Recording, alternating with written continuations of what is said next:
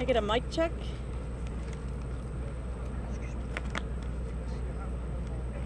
Can everyone hear me? I can speak louder.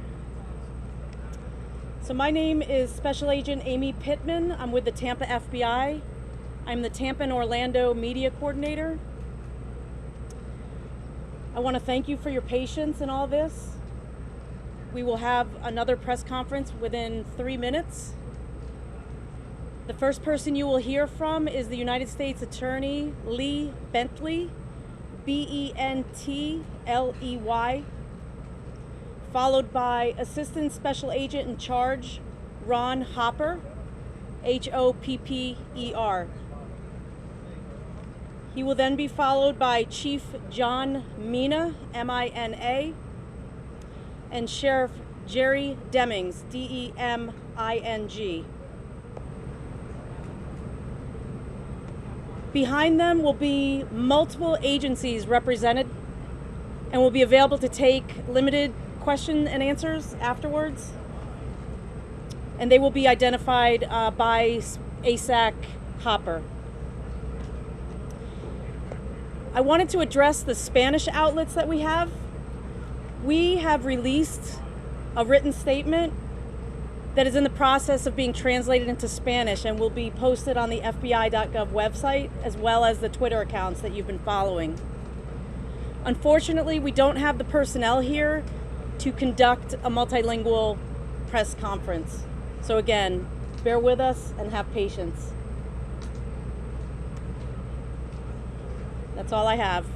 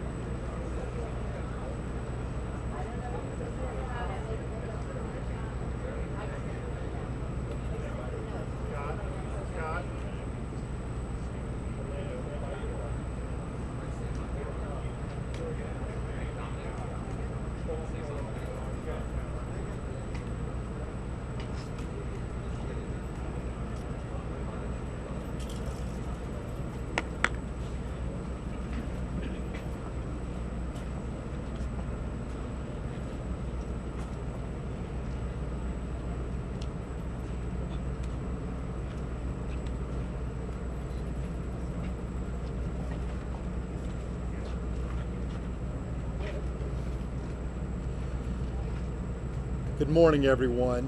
I'm Lee Bentley, the United States Attorney for the Middle District of Florida. This press conference was called to release partial transcripts of calls that the shooter, Omar Mateen, had with 911 operators, as well as with crisis negotiators with the Orlando Police Department. As the Attorney General announced yesterday, these are partial transcripts. Redactions have been made to avoid re-victimizing those who were in the Pulse nightclub during the early morning hours of June 12th. We wanted to release the transcripts at this time so that the public would have a better idea of the timeline during the morning hours of June 12th, and also so that you would have a better idea of what the law enforcement officers on the ground were dealing with when they made the decision to enter the nightclub. The brave men and women of the Orlando Police Department, the Orange County Sheriff's Office, the FBI, and others should not be second-guessed. They performed valiantly during those early morning hours. Lives were saved because of their heroic work. I'd like to say that today there will be no questions answered regarding the investigation. It's been 1 week since the shooting. As you all know, this is a very thorough and comprehensive investigation of the largest mass shooting we've had, the most significant terrorist act since 9/11. No stone is being left unturned. I know that you're impatient for more information. It will be forthcoming in due course. But today, again, no questions about the investigation. Today, there will be no questions answered about the investigation. We're focusing only on the timeline of what occurred during the early morning hours of June 12th. Tomorrow, the Attorney General is going to be in Orlando. She's going to be briefed on the ground by me, the others at the U.S. Attorney's Office, by the FBI. She's going to have a chance to speak to the victims, and it's my understanding that unless things change, she will be speaking to the press tomorrow afternoon. You'll have a chance to ask her questions then. But for now, I'd like to turn it over to my colleague at the FBI, Assistant Special Agent in Charge, Ron Hopper, and he can give you more details. Thank you. Thank you, United States Attorney Bentley. Good morning. My name is Ron Hopper, and I'm the Assistant Special Agent in charge of the FBI here in Orlando, also in charge of the Joint Terrorism Task Force, which is conducting this current investigation. This investigation is 1 week and 1 day old, and it may last months and even years. But I want you to know that we will endeavor to bring justice to the victims who survived, as well as the family of the deceased who were so viciously murdered. As many of us celebrated Father's Day this past weekend, several were reminded of their lost one and the tragic events that happened on June 12th. Before I provide an update in the investigation, I'd like to acknowledge my partners that are here with me today. I'd like to recognize Chief John Mina with the Orlando Police Department, who will provide remarks following my comments.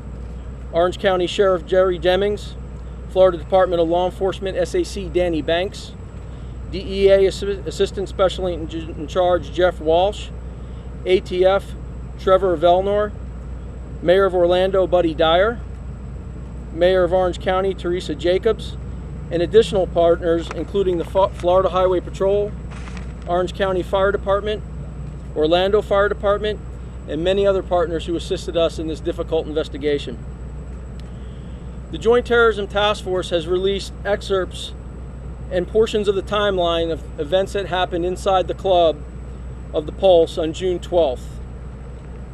You've been provided with a general timeline of the Orlando Police Department's radio communications, as well as a 50-second conversation between the killer and the Orlando police dispatcher.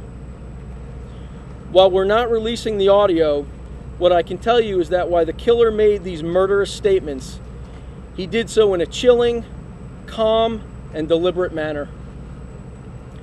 Finally, a summary of the communications between the crisis negotiator and the shooter have been provided to you, and the Chief will take your comments and questions after my formal remarks.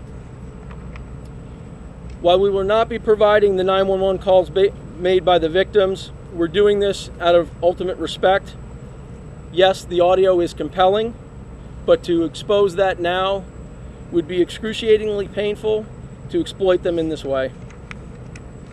This is an active investigation. It remains an active investigation, and while we understand your interest, we appreciate your patience as we find the facts methodically and carefully. As you will see from the transcripts that we provided just a few moments ago, the killer of 49 and the shooter of 53 others identified himself as an Islamic soldier who pledged allegiance to a terrorist organization which was bent on killing Americans. He does not represent the religion of Islam, but a perverted view which, based on what we know today, was inspired by extremist killers. We currently have no evidence that he was directed by a foreign terrorist group, but was radicalized domestically. As you can see from the information we provided just a few moments ago, the killer stated that he had an explosive device, but none was found. I also want to point out the heroic actions of not only the first responders, but the victims who were inside the club that morning. They were under the most inconceivable stress, and they bravely assisted law enforcement in bringing it to a resolution. There's no doubt that their actions saved lives. Our investigation into the motives behind the killer and anyone who may have conspired with him or supported him continues. Please also keep in mind that the investigation of the shooting exchange between police and the killer is ongoing. I would point out that some have mistakenly rushed to judgment regarding the actions of these brave men and women. What they did that evening and those early morning hours was nothing less than extraordinary. To give you an idea of the scope of the investigation to date, I want to provide you with a few facts. The Joint Terrorism Task Force has conducted over 500 interviews as we sit here today. 117 vehicles were released to owners and registrants of family members of the victims who were at the Pulse nightclub, and we have approximately 10 left to return. More than 600 pieces of evidence were obtained and processed from the crime scene. We've received thousands of tips based on our appeal to the public, and we ask that you continue to call us at 1-800-CALL-FBI or visit FBI.gov. In closing, I want to advise that we're nearing the conclusion of our processing of the crime scene here outside the Pulse nightclub, and that we hope to restore the area and the outside perimeter to the community within the early part of this week. I want to point out special and extraordinary devotion to the effort here by the Christ Church of Orlando, the Salvation Army, and countless businesses in the Orlando area that have supported law enforcement and our efforts tremendously as their way of paying respect to the victims of this horrendous act. I'd also like to recognize the tremendous efforts of the FBI's evidence response team, who spent the last week processing the most devastating crime scene under circumstances that were very difficult. It's a life-changing experience for all of us, and they've done their duty quietly and among the most noble law enforcement professionals. As I mentioned earlier, this area is expected to be restored to relative normal business early this week, and we do not expect to hold any further press conferences from this location. Thank you. I'd now like to turn it over to Chief John Mina. Thanks, Ron. Good morning. First, I want to say we appreciate the incredible patience that our community has. We know there are many questions, and people want to know what happened that night. The timeline released based upon radio communications clearly shows our officers were within the club within minutes and engaged the suspect in gunfire. And that's important because that engagement and that initial entry caused him to retreat, stop shooting, and barricade himself in the bathroom with hostages. So it's important to note that this started as an active shooter situation. Our officers took action and then transitioned into a barricade gunman hostage situation. So after that second exchange of gunfire, upon that initial entry of our officers, there was no other gunfire until the hostage rescue operation took place. So during that 3 hours, I just want to make sure everyone's clear on that, there was no gunfire. So during that time, our officers were intermittently in and out of that club, saving people, rescuing people from inside the club. That's another misconception. We were inside the club along with our fellow agency partners. And at some point during, as you see on the timeline, our officers were able to push an air conditioning through to one of the dressing rooms, and I believe saved 8 people out of that room. So I'm extremely proud of the heroic actions of our officers, and I am very confident they saved many, many, many lives that night. We continue to concentrate on the security of the crime scene, and eventually we'll open up roadways and businesses, but we ask that people please be patient with us on that. We're also concentrating on the many vigils and events and providing security for everyone and making sure everyone feels safe as well. And also our top priority at the City of Orlando is making sure our residents are safe and the reduction of crime. Again, I want to thank everyone for their patience as we go through this process, and I also want to thank the community for the huge outpouring of support for our local law enforcement who did a tremendous job in this situation. I'm going to turn it over to Orange County Sheriff Jerry Demings at this time. Thank you, Chief. Good morning. You've now heard about the timeline of events during the early morning hours of June the 12th. As you've heard, that this has been a collaborative effort from the very beginning. I must say that the response of the Orlando Police Department and those initial responding law enforcement officers has been nothing less than short of being extraordinary.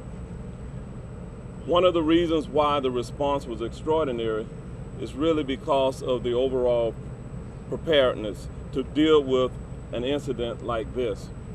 Prior to this crisis, our federal, state, and local law enforcement agencies have been preparing for this event. In fact, for years now, we have prepared to respond to a terror event. In recent months, our agencies have been involved in training our personnel to be able to rapidly respond to an active shooter incident. In terms of our overall preparedness, I want to talk a little bit about our partnership with the Department of Homeland Security. In September of 2014, in fact, on September the 9th and September the 10th, we participated in a joint counterterrorism exercise that was held here in Orlando at the Orange County Convention Center. That exercise was designed to prepare us to respond to an active shooter situation involving mass casualties. On October the 28th of 2014, Department of Homeland Security Undersecretary General Francis Taylor visited our Central Florida Intelligence Exchange, which we refer to as our Fusion Center here locally. This is a tremendous asset to our region because our Fusion Center, the Central Florida Intelligence Exchange, has our federal, state, and local law enforcement partners who work daily regarding counterterrorism efforts in this community. During the events of June the 12th, the CFIX activated and was successful in disseminating substantial information to our law enforcement partners here within our region as well as across our nation. The Fusion Center has continued to be and play a vital role in the effort since that time. They have been involved in providing daily updates and situation reports to law enforcement partners.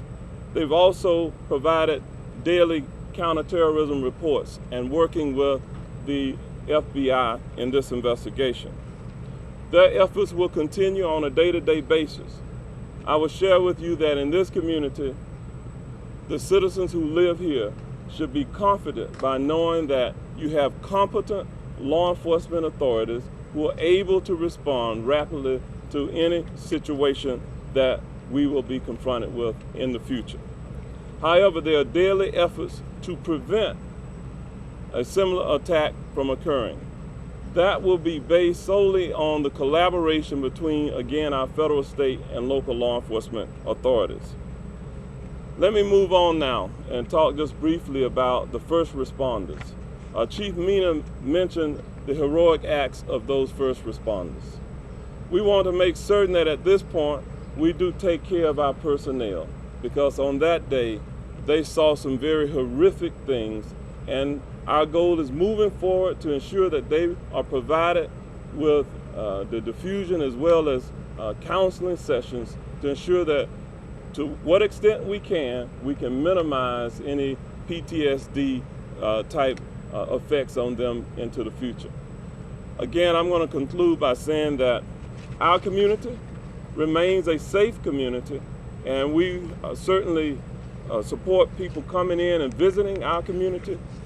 It is a vibrant community, a resilient community, and much of what you have seen in the last few days and hours has been a reminder that this community is still here and willing and working together to make this a safe place for our families and our visitors here.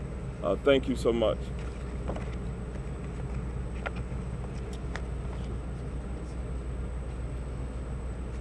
Now we'll take questions. Could you clarify something in the timeline? You say that there was no shooting after the gunman retreated to the boundary. People died in the boundary. There was no shooting for that 3-hour period until the commencement of the hostage rescue operation. Special Agent Hopper. At 4:29 a.m., you said that you learned, or at least according to the timeline, you learned that several witnesses that said that the gunman threatened to put several explosive vests on the victim within 15 minutes. The decision to treat was not made until 5:02. What happened during that time? Well, during that time, we were ensuring that our explosive entry team had set the charge and everyone was ready for an explosive entry, so that does take time. Special Agent Hopper, at your last update, you asked the public for help trying to figure out the most complete picture of the shooter and why he did it. These transcripts show he told you why he did it. He did it for the Islamic State. What good does it do redacting all of the mentions to ISIL? Part of the redacting is meant to not give credence to individuals who have done terrorist acts in the past. We're not going to propagate their rhetoric, their violent rhetoric, and we see no value in putting those individuals' names back out there. We're trying to prevent future acts from happening again, and for cowards like this one, people like that influence them, so we're not going to continue to put their names out front. Does the FBI redact a lot of redact things from transcripts in many investigations, or is this? I'm not familiar with the other investigations you may be referring to, but for this one, we think it's highly important. Outside of 3 hours, there were shots fired at 2:08, exchange between the shooter and the police officers that responded, and then there were shots fired at 5:14 after the breach of the wall. During those two instances of gunfire, were there any casualties? Repeat your question. Outside of the 3 hours where there was no gunfire in the club, at 2:04, when there was initial exchange for the backup officers inside the club, and at 5:14 after the breach of wall, the final gunfire that killed the shooter, were there any casualties that resulted from that gunfire besides the shooter? That's all part of the investigation. All of that is being reconstructed at this time. The tone of your voice seems very defensive as to responding to criticism. Can you explain what is it that you're responding to exactly? I don't understand what you're saying. You all sound like you're responding to criticism of the response. You sound like there's something very specific that you're addressing. I'd like to know what that is. Oh, absolutely.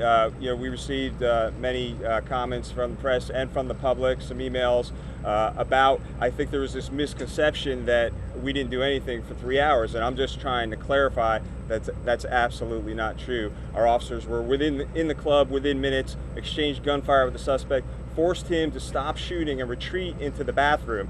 From there, we let our negotiator take over and try and negotiate this to a peaceful resolution in an effort to save lives while our SWAT team set up. So that's the issue for the clarification. Was there any actual negotiations with the gunman? Can you help us understand? Was there what? Were there any actual negotiations back and forth with the gunman? Some of that was released this morning. Yes. Some of that was released earlier. Yes, there was. Our negotiator was talking with him. Chief, how likely is it that some of the victims may have been shot and killed by police gunfire and the the initial attempt to save lives? That's all part of the investigation, but here's what I will tell you. Those killings are on the suspect, and on the suspect alone, in my mind. All that will be investigated. By our officers acted heroically and did as they were trained in an unbelievable circumstances and did a phenomenal job. Look at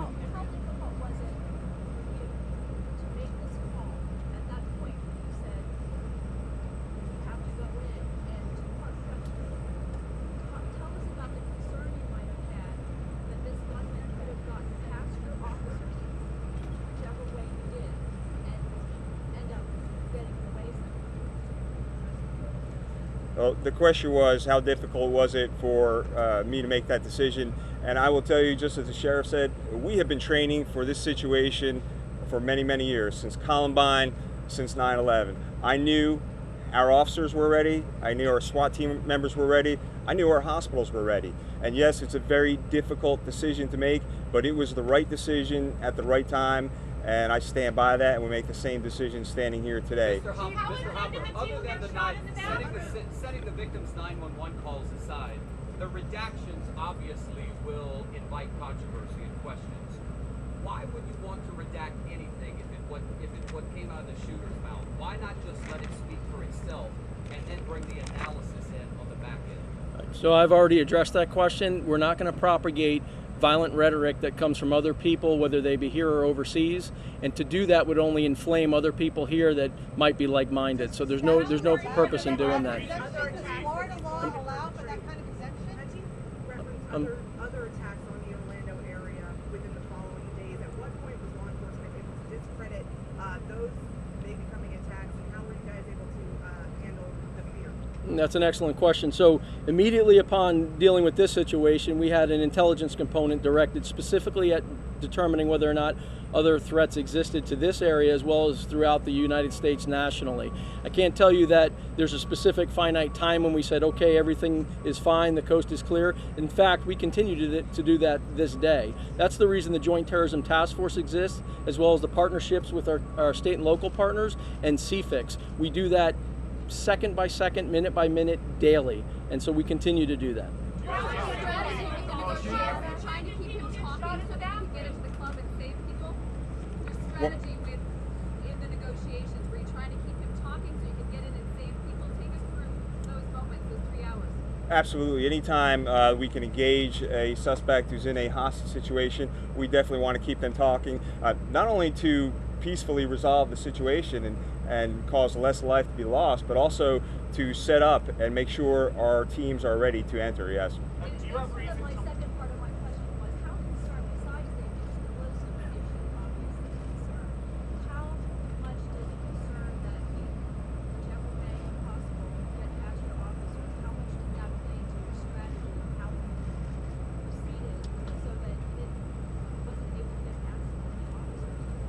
There was never a concern that he was going to get away. We were going to take him into custody. Do you have any evidence You that sent the the call motive out at was 2:20 anything for but? the What's SWAT that? team. You sent the call out for the SWAT team about 2:18 according to the timeline. How soon was the SWAT team able to assemble there? And why didn't they go in before, say, around 3 o'clock, where it looks like on the timeline, the gunman first mentioned anything about bombs? Well, like I said, our SWAT team responded and set up for all situations, and part of that, I'm not going to go into all of our tactics, but I will say, it takes time to set up explosives and do an explosive entry. Those things take time. Those calls with the witnesses that were inside the club during those 3 hours, can you talk about some of the information that they may have given you, the officers, to help them? Absolutely, those calls were very vital, and that's how we received the information about the explosives. So very vital to receive that information from people inside of the club. Do you have evidence that the motive would have been anything other than radical Islamic terror? As you look through things about his life, people in his family, things that he was up to, do you have any reason to think that he could have gone in to attack for any reason other than acting as an Islamic fighter? Yes, absolutely. We're actually looking into any potential motive. We're not limiting ourselves to coming up with just one motive. We're looking at a myriad of things right now, and that actually is ongoing as we speak, both through social media, friend contacts, people that had only met the individual for one time, and that's why we're asking for anybody and everybody that's had any contact with this individual to come forward so we can piece that information together for potential other motives as well. Did you corroborate any reports that he was gay, that the gunman was gay? Those allegations are still being vetted out as we speak, and there's no determination been made at this time. Hey, Chief, witnesses said there was shooting in the club of it actually happening. I wonder if your officers, when the actual shooting was happening, were able to access that video and watch the movements of the shooter inside the club. And also, please answer the question. No, I can't talk about any video. That's all part of the investigation. Shannon, do you have a question? Chief, from speaking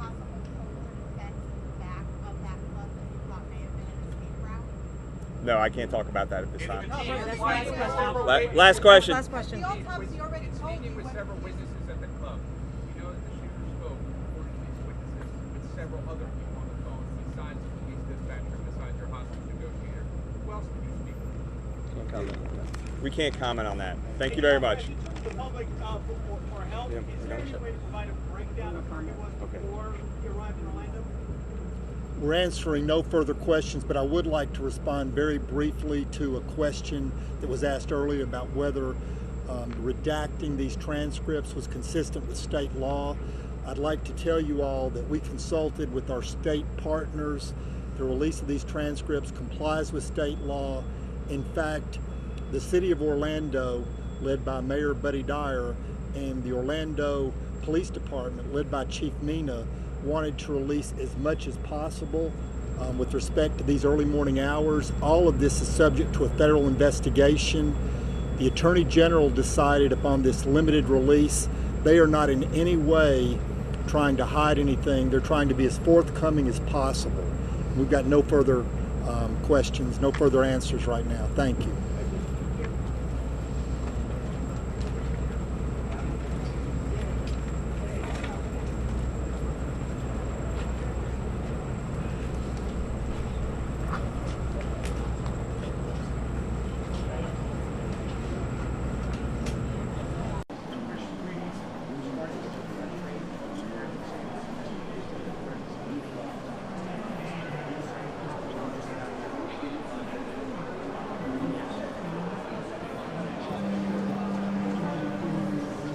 All right, and that was out of Orlando. FBI wanted to give us an update on their investigation.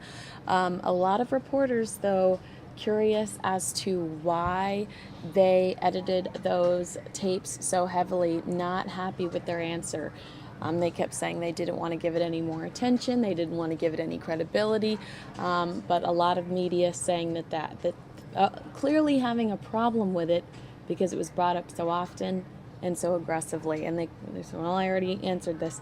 But I know just by judging online by some of the comments that people aren't happy about it either. Why take out those comments? Why not leave it in? It actually happened. So a lot of people are also upset at the heavy editing of those tapes.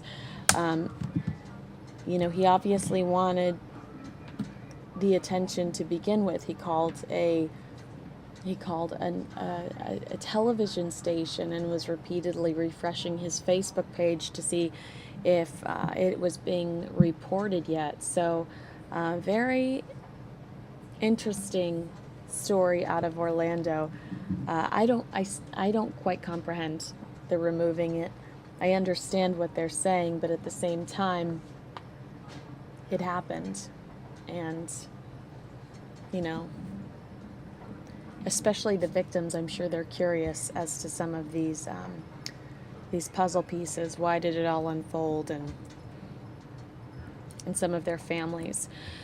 Next, I'm going to take you to Detroit. I've got live aerials out of Detroit. Let me give you a breakdown of what's going on. Authorities have locked down Detroit City Hall, an adjacent county building, while police search for a man who might have a gun. Police Chief James Craig says there's no active shooter or any specific threat, but that's an image of what could be but that an image of what could be a gun was spotted after a bag passed through a security machine on Monday. Craig says police are looking for a white male in a dark suit. Spokesman Dan Austin says Mayor Mike Duggan is not at City Hall. The building is formerly known as the Coleman A. Young Municipal Center. City Hall and a county building are connected with a common lobby. There are courtrooms and other public offices on the Wayne County side. So again, no active shooter at downtown Detroit Municipal Building. Scene is now cleared. Oh, we just got this update limit, but I'll give you some aerials from Detroit anyway so you can get an idea of what's been going on over there. Just take a look.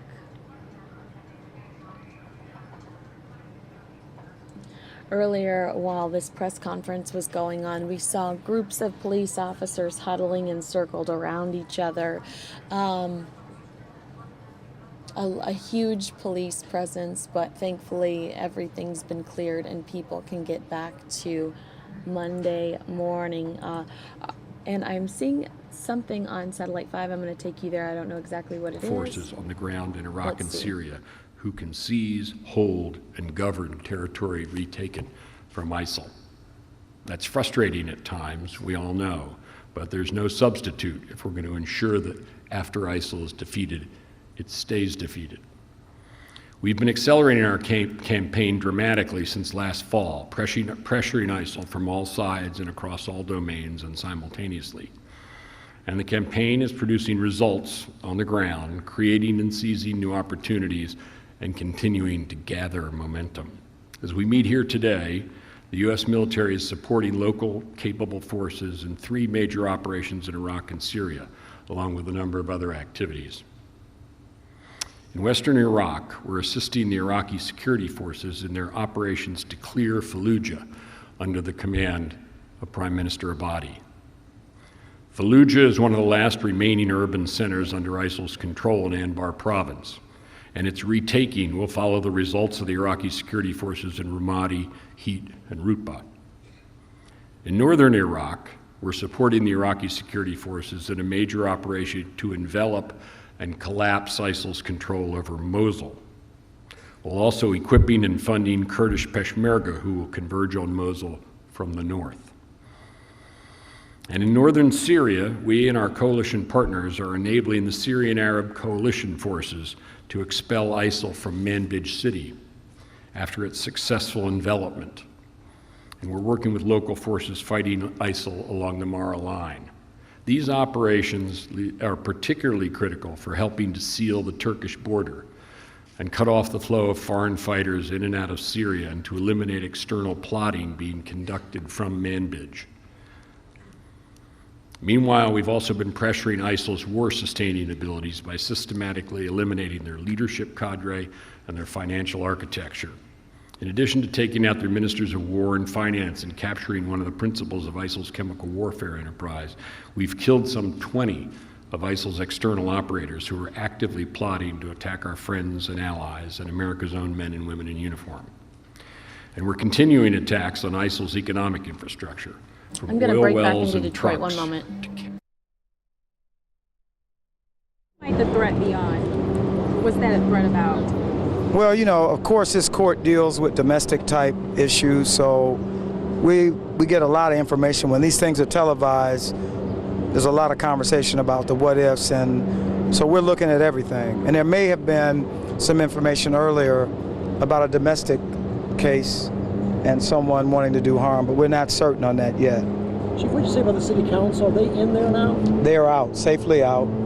And so I've had conversation with them, and the judges, I believe most of them are out now too.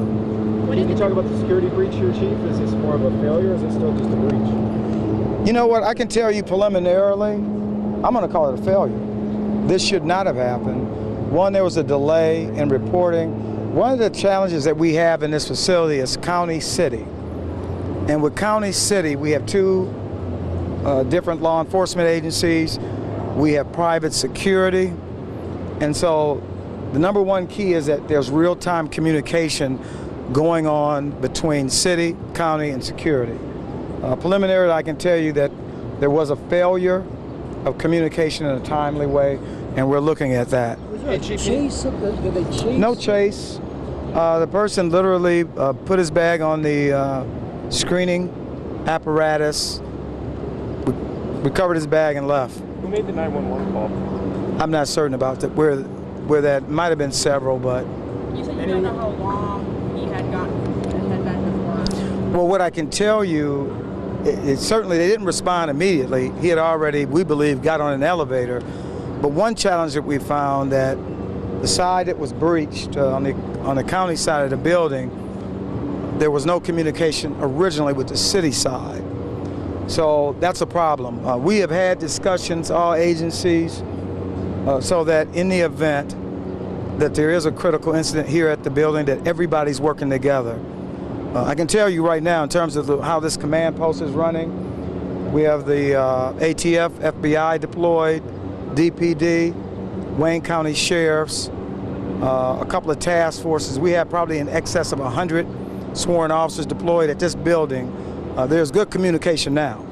Chief, what side of the building did this individual enter on? Do we know that? The county side. We do know that. And Chief, what happened? Forgive me, I could hardly hear back there. Was the weapon picked up on the X-ray and the individual already gone? And how did he get away? I shouldn't say get away. How was he not stopped prior to that notification? You know, Kim, that's a great question. We do know that at some point in looking at the X-ray machine, you could see the weapon, but by the time the security staff was alerted, the suspect and the bag were gone. We know that the suspect recovered the bag. It could be any number. It could have been an attorney. It could have been someone here for a case. We have a number of cases that are going on, so it could be any number of reasons. But again, we're methodically checking each floor, each room. People are being safely removed, and as they're being removed, they're being vetted. And so certainly this is an opportunity to adapt some new practices.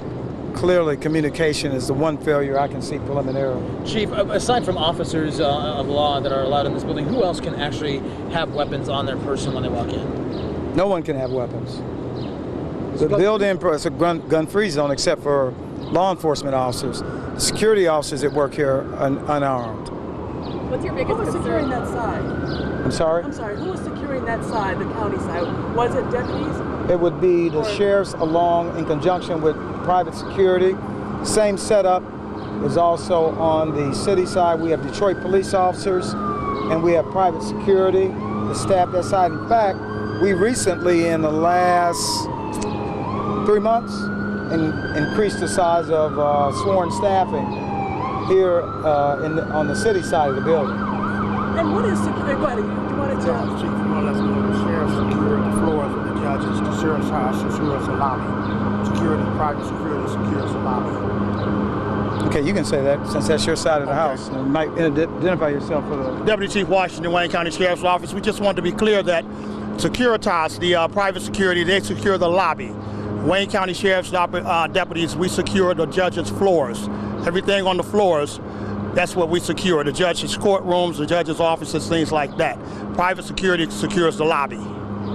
Okay? Are they under contract with the county, with the Wayne County Sheriff?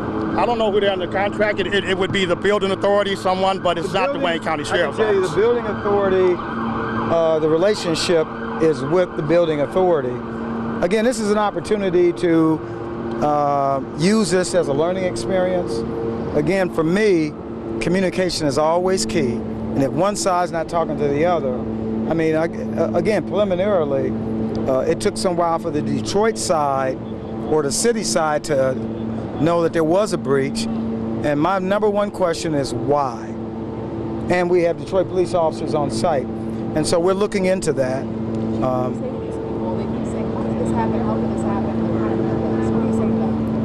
We're doing our best. As I oftentimes like to say, we're in a constant state of readiness.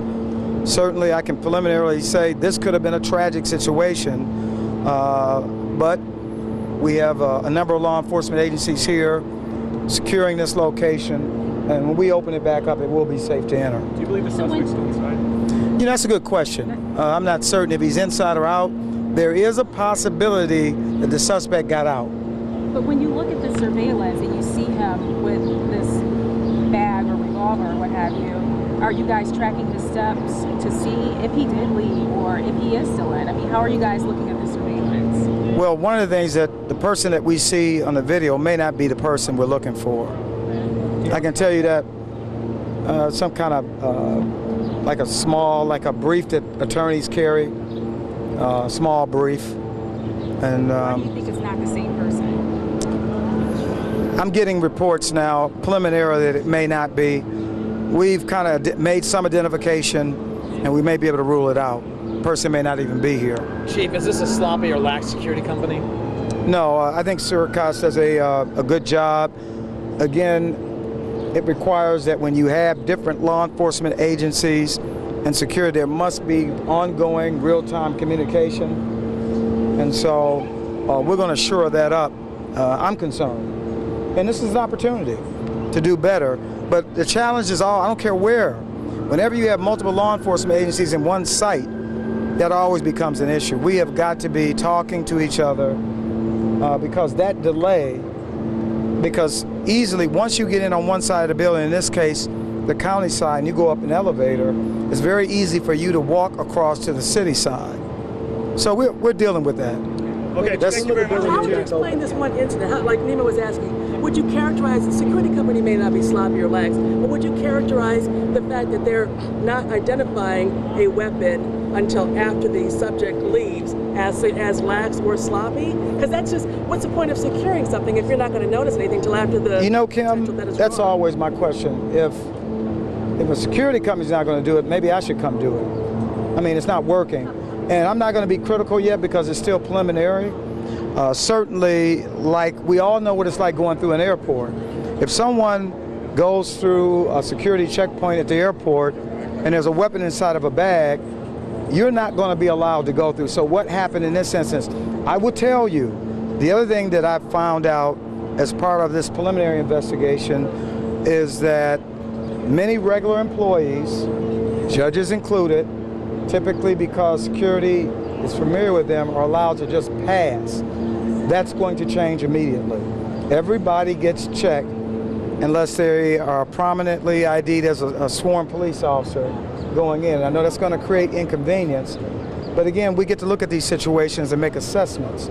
I get that the person's a regular person that comes through, but this shouldn't happen. And I'm not suggesting that a judge had the weapon. We don't know, or an attorney.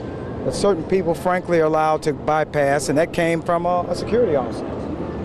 We're good. Thank you, sir. Right, thank you. Hey, Woody, did you get my text? So we'll update you again as we have more information. Is there going to be another update shortly? Yeah, I say we should update you within 15 to 20 minutes. Okay, thank you, Chief. Okay, no problem. And I met your sister? Yes. Very nice. Thank you. I appreciate you. Take care. And my mom.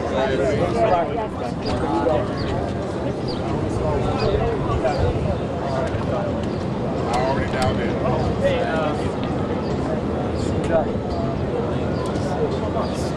Learn as quickly as they'd like to.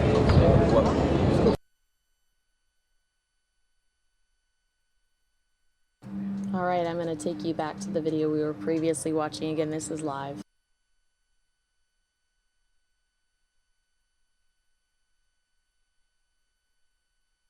Security forces. Recently, the President authorized us to use American forces to strategic effect in support of Afghan forces during this fighting season. And we're very pleased that other NATO nations have committed not only to provide forces to that mission beyond this year, but also to provide funding to sustain the Afghan forces through 2020, as the United States has also done. Meanwhile, NATO is also providing support to partners like Ukraine and Georgia, helping build the capability of these former Soviet states and strengthening their capabilities and defense institutions, something that's particularly important in the face of Russian aggression. To help address the migrant and refugee crisis, NATO is complementing the EU's work in the Mediterranean Sea with its own NATO activity in the Aegean Sea, and the United States is sending the USNS Grapple to support that. And NATO will soon play a more direct role as an alliance in the counter-ISIL campaign. First, by contributing AWACS and conducting training and defense capacity building for Iraqi forces inside Iraq rather than in Jordan. Hopefully that will be the start of more to come. In conclusion, all of this networking demonstrates that whether in Europe, around the Middle East, or across the Asia Pacific, these inclusive, principled security networks will continue to contribute to national, regional, and global security and help uphold the principled international order. And because of the investments, reforms, and changes we're making at the Defense Department, the United States will not only remain the most powerful military and underwriter of stability and security in every region across the globe, will also continue to be the leader and enabler of these networks for decades to come. As a result, we will do more than meet the 5 challenges of this new strategic era. We will ensure that this time of historic change is also one of historic progress. To ensure it is, we may further change how we invest, how we operate, how we fight, and how we network, but we'll never change why we're networking with friends and allies and what we're networking and willing to fight for our security and interests, for the principles that have benefited so many for so long. That's what many of you in this room have spent your careers working for. I thank you for that dedication. But we're not finished yet. We still have work to do. And as we continue to pursue that mission, I look forward to collaborating and networking with each of you at CNAS. Thank you very much.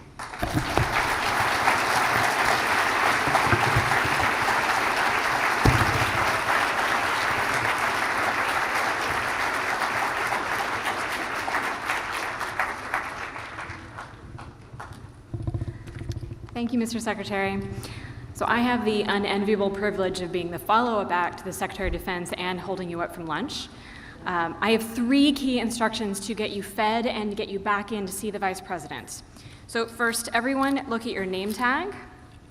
If you have no color code, we would love to have you join us in our networking lunch out here in the foyer.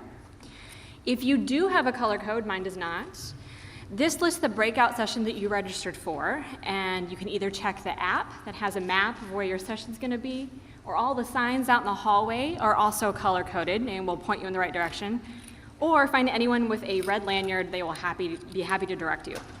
We are fully booked. We are in fact overbooked, so we cannot swap or add folks at the last minute, and I'm sorry about that.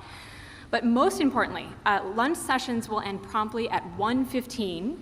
If you plan to stay for the Vice President's remarks, you have to return to the main hall as soon as possible. We will have to close the doors before 1:30.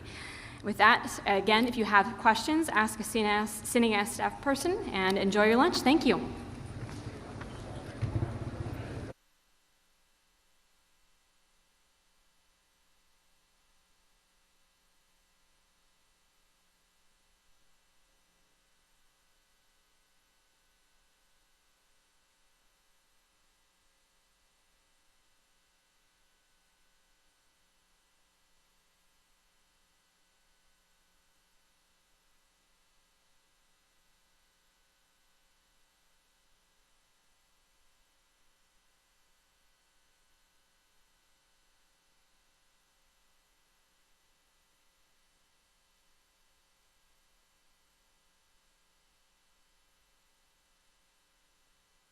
All right, and that's a wrap. Next, I'm going to take you, in case you missed it, to Donald Trump in Phoenix. Did you see him? He was here on Saturday. He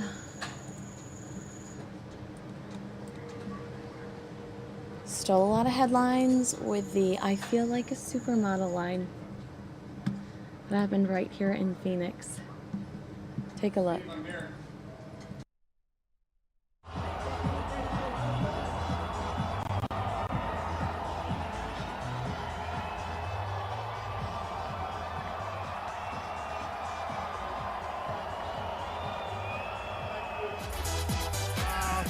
Thank you, everybody.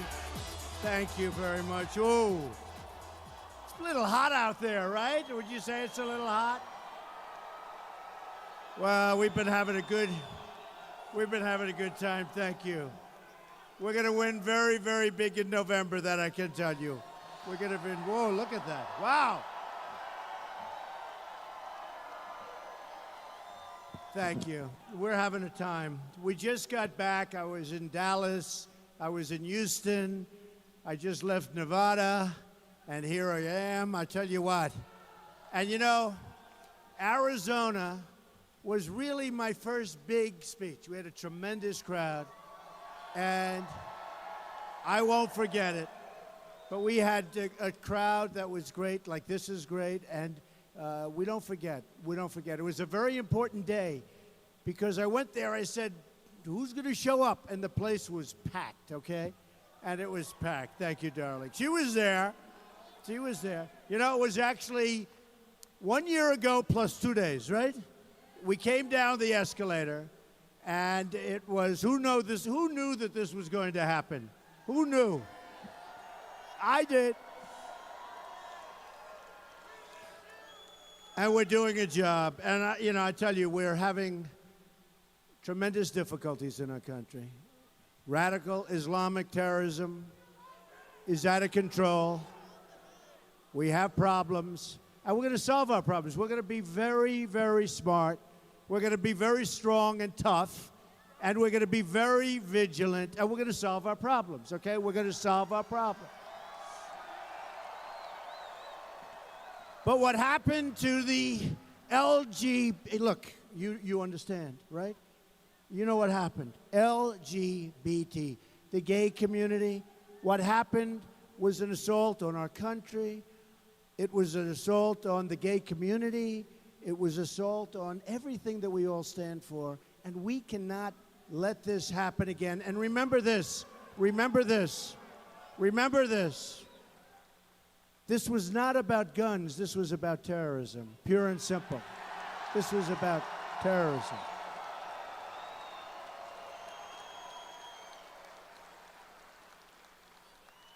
And we are going to protect 100% protect our Second Amendment.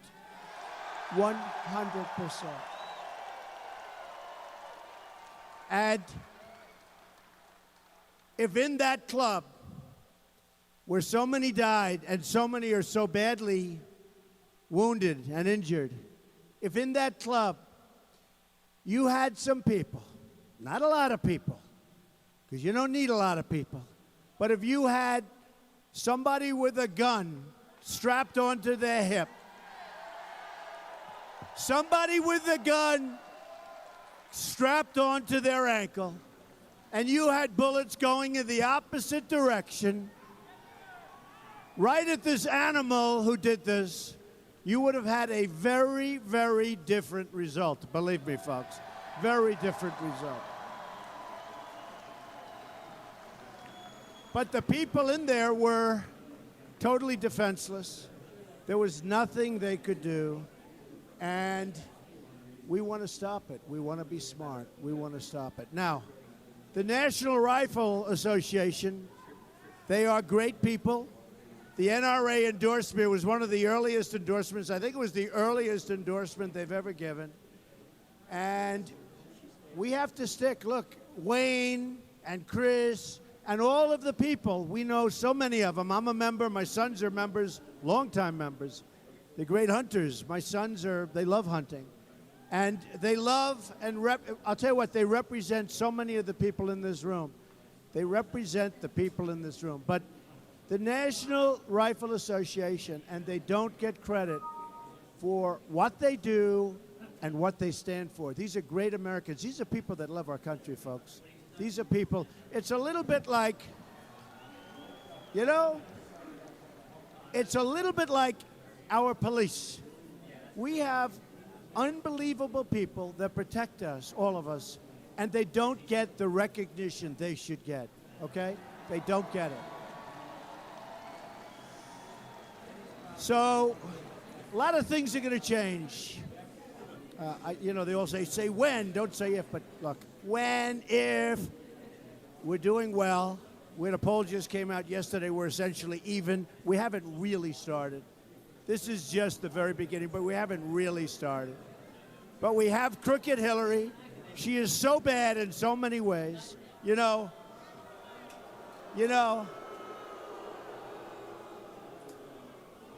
Crazy Bernie said that about Hillary.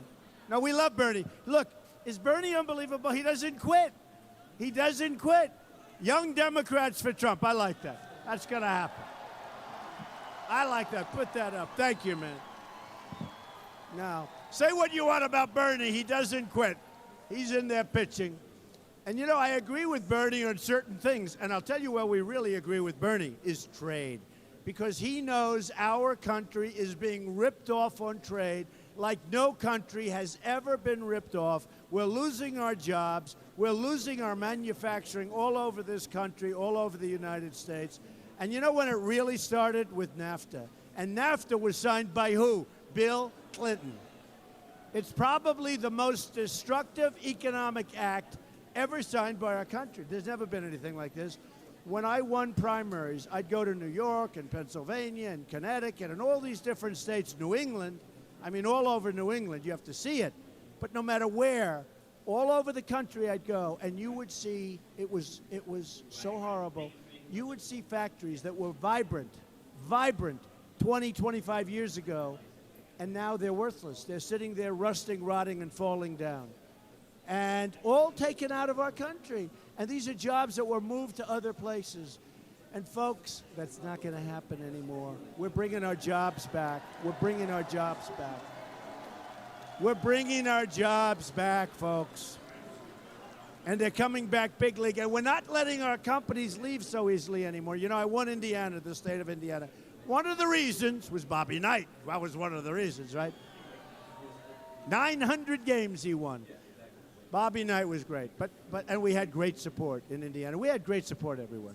But I will say this, in winning Indiana, as you know, Carrier Air Conditioner announced they were leaving Indianapolis, right? And it just worked out that the timing, they let 1,400 people go, and we can't let this kind of stuff go any longer.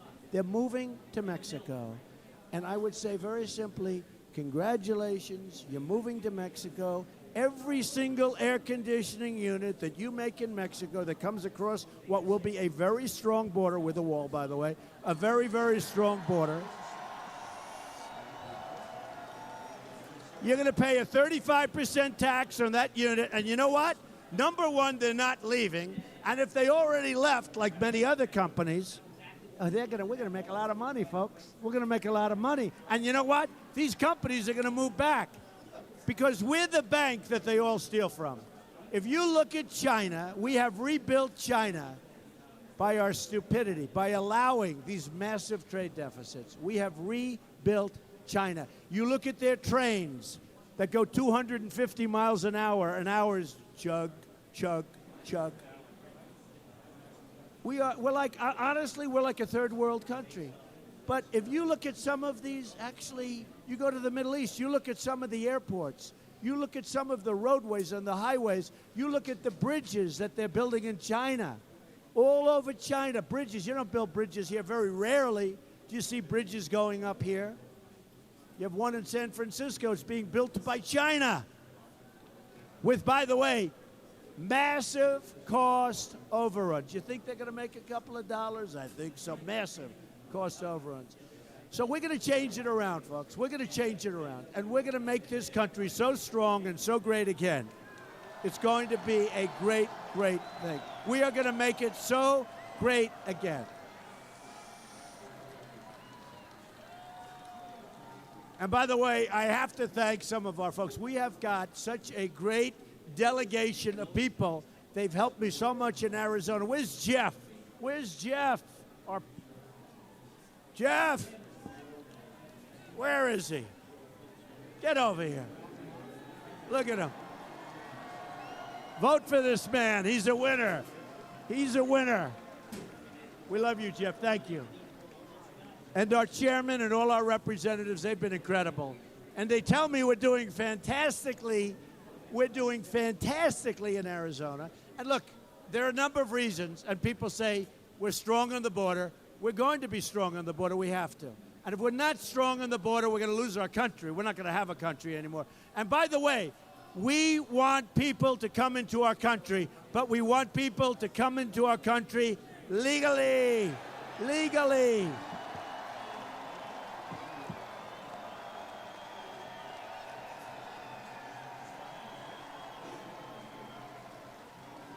We want them here legally, folks, and it's going to happen. Now, people talk about the wall. Has anyone ever heard about the wall?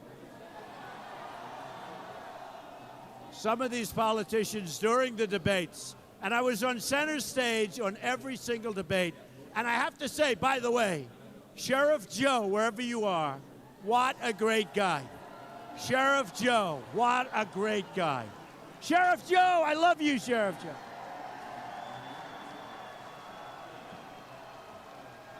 What a great guy. So, Sheriff Joe endorsed Trump.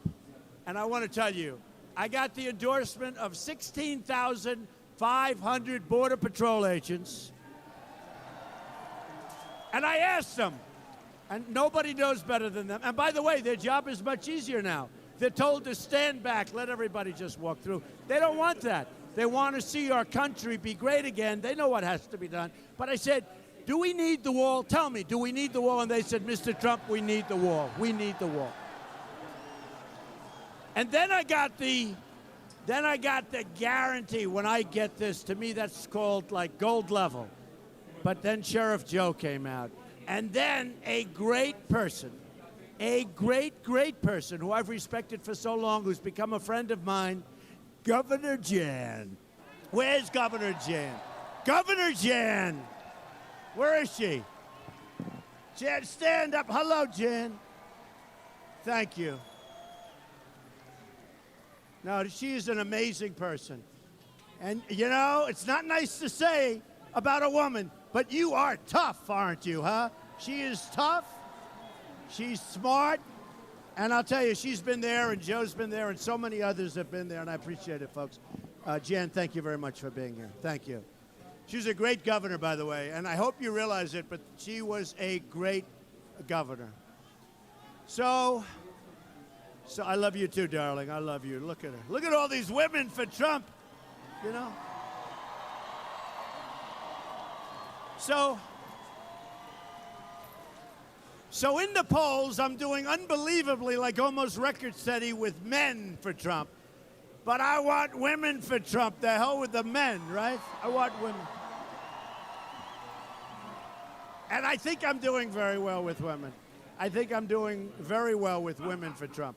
We have so much in Las Vegas, just having left Las Vegas. Thank you very much. Thank you. Just having left Las Vegas, we had so many women with signs up, women for Trump, women for Trump. And I'm trying to figure it out, what's with these polls, but they're getting better. Number one, they want to see a strong military. Number two, they want to see a strong border. Number three, they want to see people that love our country come into our country, not people that hate us, okay? Not people that hate us.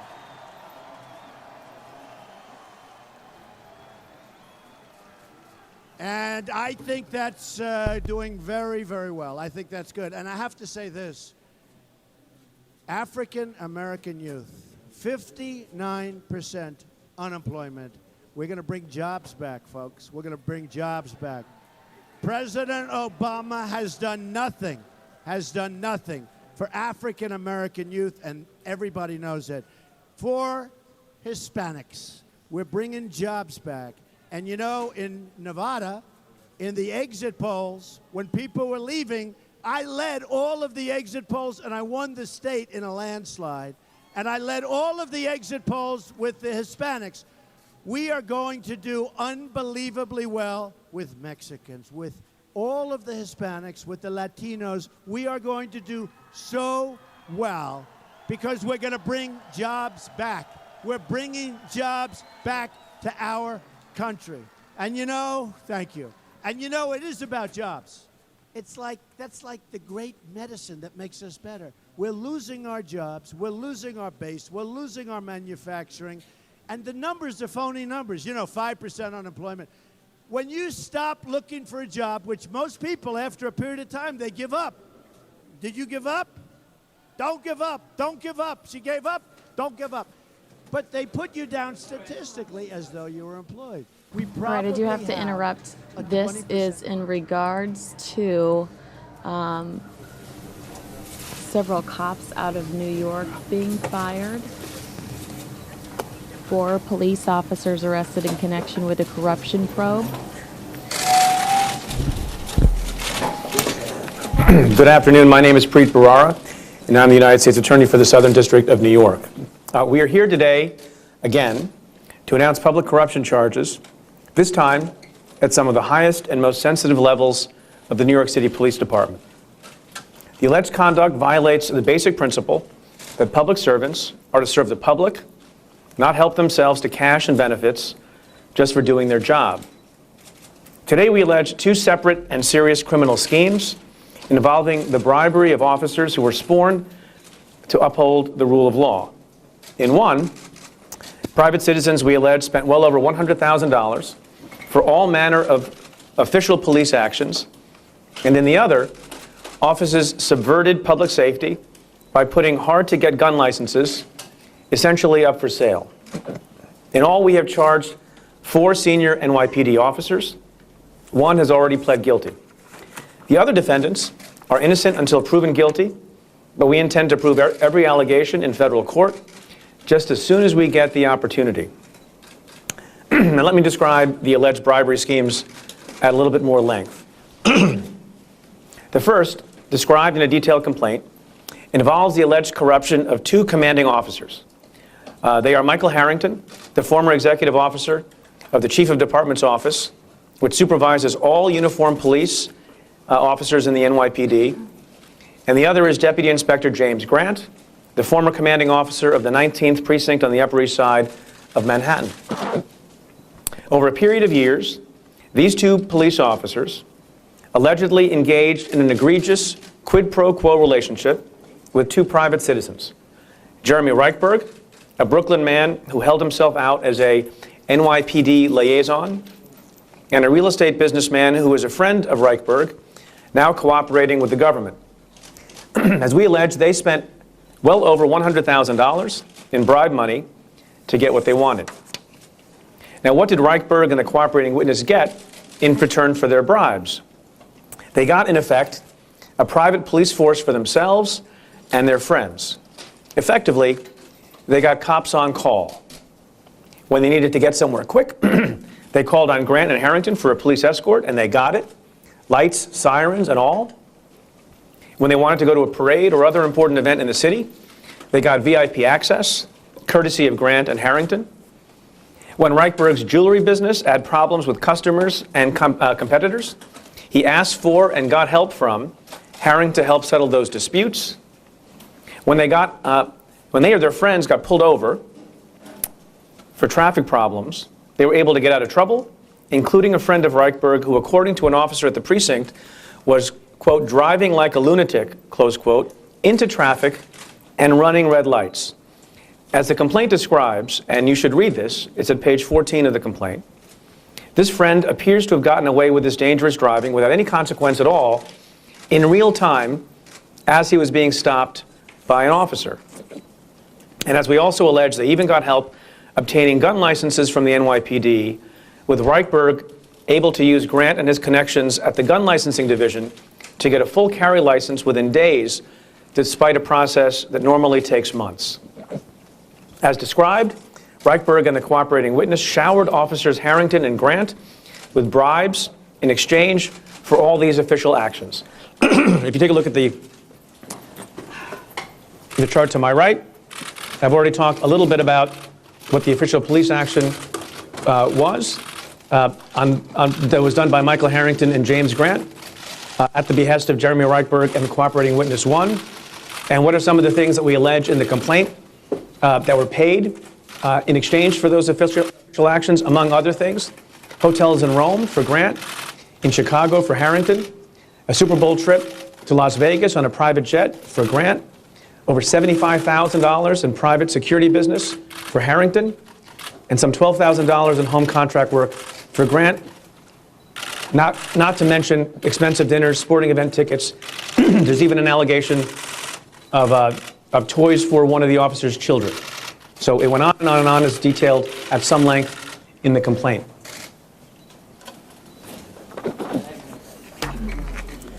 By the way, as also alleged, Officer Grant got so used to these lavish gifts that when they didn't come quickly enough or often enough, he was not shy about making demands.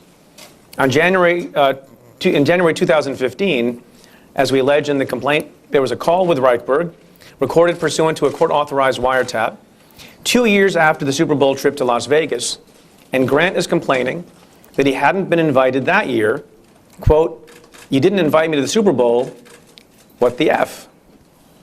Grant also complained that his two elves, referring to Reichberg and the cooperating witness, had not come by with gifts that Christmas as they had done in prior years. For their roles in bribing officers Harrington and Grant, Reichberg was also charged and arrested this morning. His friend, the real estate businessman, has pled guilty and is cooperating with the government.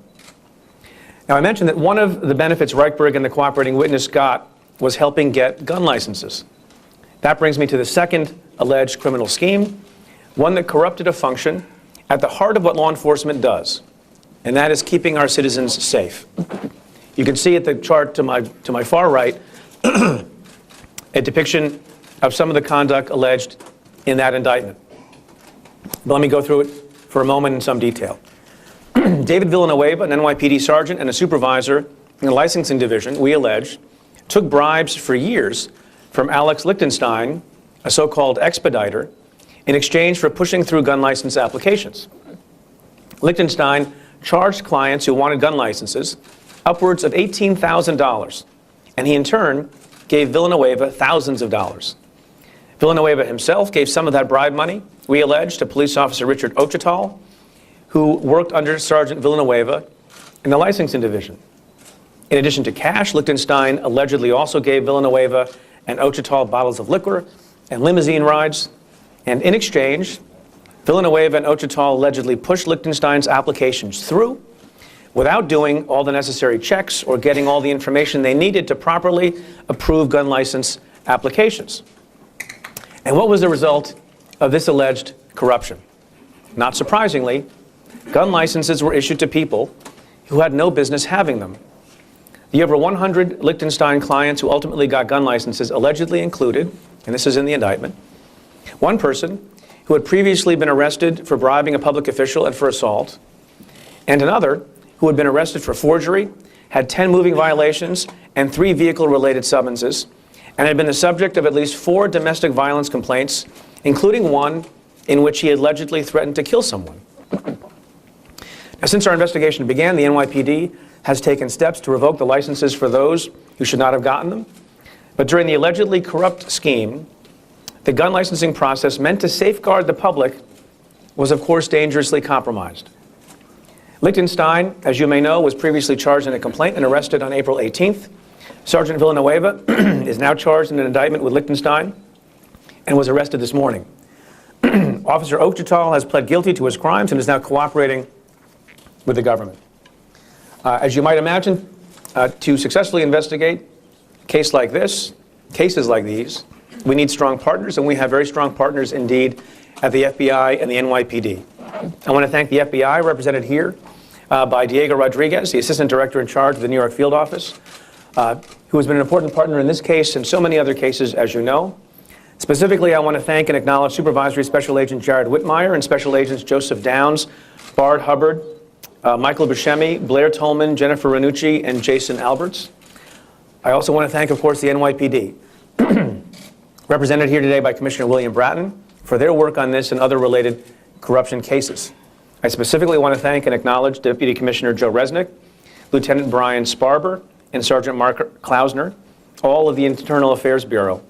And finally, I want to thank the investigators and career prosecutors in my own office who have worked on this case, Assistant U.S. Attorneys Martin Bell, Russell Capone, and Con Nawade, supervised by their chief, Andrew Goldstein, of the Public Corruption Unit.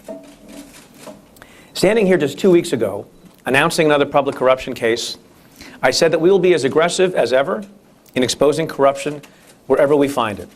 And I said that it was too bad we seem to find it everywhere we look. And unfortunately, that now includes within the NYPD. When corruption subverts public safety, that is especially tough to take. It can tear at the very fabric of society. It makes people wonder whether those entrusted to protect and serve them are in fact doing that. That is why cases like this are so important, and that is why we pursue and prosecute public corruption vigorously wherever we find it. Now, let me end by saying that days like today are not pleasant or easy for people in the business of law enforcement. It is not pleasant to investigate, arrest, prosecute, and punish your fellows in law enforcement who took the same oath that you did. And it is not easy to see police officers bring dishonor to an institution deserving of the greatest honor. It is a heartbreaking thing, but it is our duty to enforce the law and to uphold the rule of law, and to do so perhaps most unflinchingly when we come across people who have chosen to breach that sacred duty, because an officer who betrays his badge betrays every honorable officer as well as every member of the public. The NYPD is, in my view, the finest police force in the world and has done more to protect our city and keep us safe than any comparable force in any city, anywhere. And I am especially proud to work with a police department and with a commissioner that has the courage to police itself, as it has shown today, which is a lot more than I can say for some other institutions. Now I'd like to bring to the podium my friend and partner, Diego Rodriguez.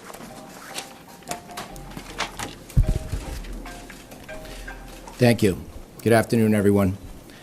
At the FBI, we have no higher criminal priority than public corruption. This case, U.S. Attorney Barara just detailed for you, shows you just how dangerous the abuse of power can be. Public servants should be above reproach, and none more so than those law enforcement officers who swear an oath to protect and serve. As alleged in the indictment, David Villanueva set aside that duty for nothing more than his own financial gain. In some instances, his alleged dereliction of duty in conjunction with so-called expediters like Alex Lichtenstein enabled the worst among us, including convicted felons and individuals with domestic violence complaints, to obtain gun permits, giving them unfettered access to firearms. This kind of corruption puts the lives of all New Yorkers in danger. The alleged pay-for-play schemes involving Jeremy Reichberg and officers James Grant and Michael Harrington involved Reichberg allegedly providing Grant and Harrington with lavish gifts in exchange for services and favors. Reichberg didn't allegedly provide these gifts just to get his friends out of tickets, as alleged in the complaint. He was grooming Grant and Harrington to be his pawns, attempting to ensure his ability to exert undue influence over high-ranking officials in the NYPD for officers and to the officers to come. And Grant and Harrington allegedly went along with it, again for nothing more than financial and personal gain. Those abuses of power are not victimless crimes. The victims are the citizens of New York, who rely on their public servants to fulfill their sworn duty. The victims are the upstanding police officers who do everything in their power to uphold the law and protect the public. The victims are the public trust and confidence in law enforcement, both critical to ensuring public safety. The FBI, along with our partners, will continue to root out this kind of decay in every level in order to protect our citizens from the devastating consequences of corruption that undermines safety and erodes the trust between law enforcement and the public. I'd like to thank, as always, our partners, including U.S. Attorney Preet Bharara and Assistant U.S. Attorneys Martin Bell, Russell Cabone, and Khan Nuaday, Commissioner Bratton, and the NYPD Internal Affairs Bureau. I would also like to thank and congratulate the FBI's Public Corruption Investigative Team for their dedication and the hard work they put in bringing this case to its conclusion. Thank you very much. Thanks, Diego. Now, let's hear from Commissioner Bratton. Thank you. I'd like to acknowledge the U.S. Attorney, head of the FBI, and thank them for their close collaboration and leadership during the course of this investigation over the last several years. I think I can safely say it's probably been unparalleled in the sense of collaboration and cooperation in this very important matter. These are never good days, never easy days, as the U.S. Attorney referenced. But what I see here is that the system works, the system where we seek to proactively go where the truth takes us, no matter what the consequence. This case began with a call to IAB 3.5 years ago in the pre-dawn hours. Kicked off a case. When that investigation crossed with an FBI case, the investigations merged.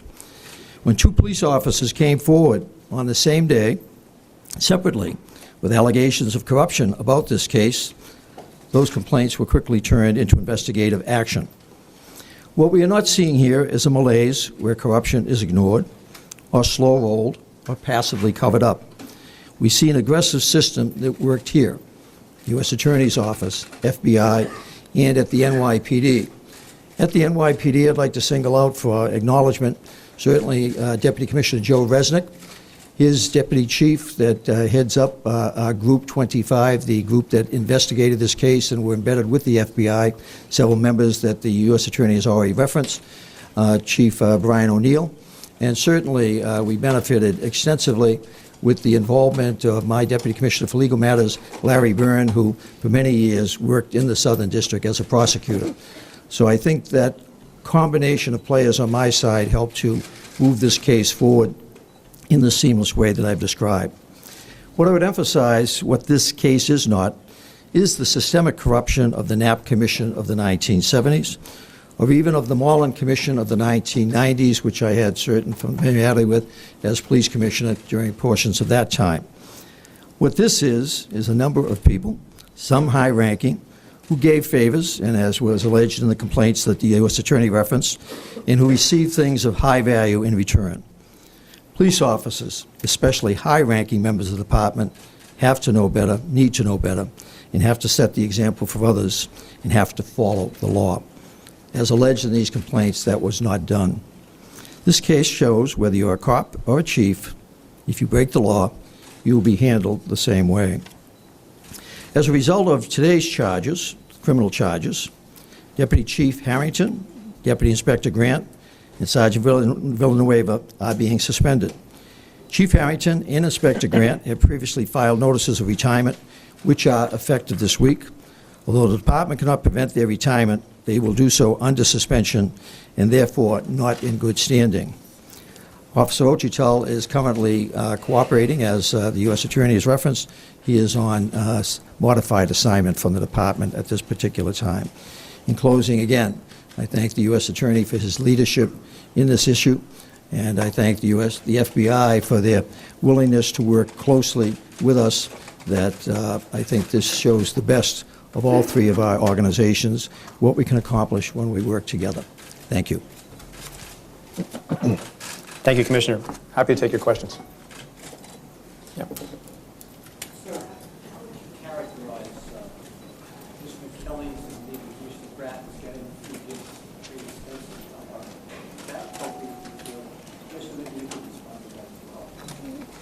I'm not going to comment on anything that's beyond the case. A question for Commissioner Brett. Part of the complaint mentioned that Officer Harrington had dinners with the chief of the department and the cooperating witness. What is happening, if anything, with the chief of the department at the time, who I believe at the time is still practicing? I'm sorry, the last part of your question? The chief of department at the time, I believe, was... Okay. I can't speak to anything as it relates to former Chief of Department Philip Banks. So Harrington, you said, is retiring effective this week, but not in good standing. So what does that necessarily mean for his benefits, retirement? Effectively, his retirement benefits, which are separate from the department, will be intact. What he does not get from the department would be the permission to carry a firearm, the good guy letter, which is a letter that indicates that he retired in good standing, which would be helpful in future employment opportunities that he might seek. So effectively, he is retiring under criminal indictment, which are allegations at this time. But as far as the department is concerned, that he is leaving the department not in good standing, both he and Inspector Grant. I may have missed it, but what about Mr. James Grant? What's his position? His status is the same. In other words, he has already filed for retirement. He will be retiring, I think, as of tomorrow. Similarly, he will not receive the so-called good guy letter and will not be retiring in good standing with the department. For U.S. Attorney Bahar, or perhaps Commissioner Bratton, you talked about a cops on call situation that this indictment sort of underscored. How do you repair the perception or the cynicism of some members of the public and probably some rank and file of the department that it depends on who you know and who you can pay to get access to police services? Well, a good place to start is by arresting the people who we arrested, and by showing not only that it's important to hold people accountable criminally, every individual, no matter how high-ranking you are within the department, you're not above the law, but also I think it's important for the police commissioner himself to be here, and the head of IAB to be here, with the FBI, to stand up here jointly and say, as we've been saying for a long time, that corruption cannot stand, and no one is beyond and above the law. And over time, you hope if swift action is taken and decisive action is taken, in case after case, administratively, criminally, civilly, whatever tools are available to you, that people understand that kind of favoritism will not be tolerated, whether it's at the NYPD or any other institution.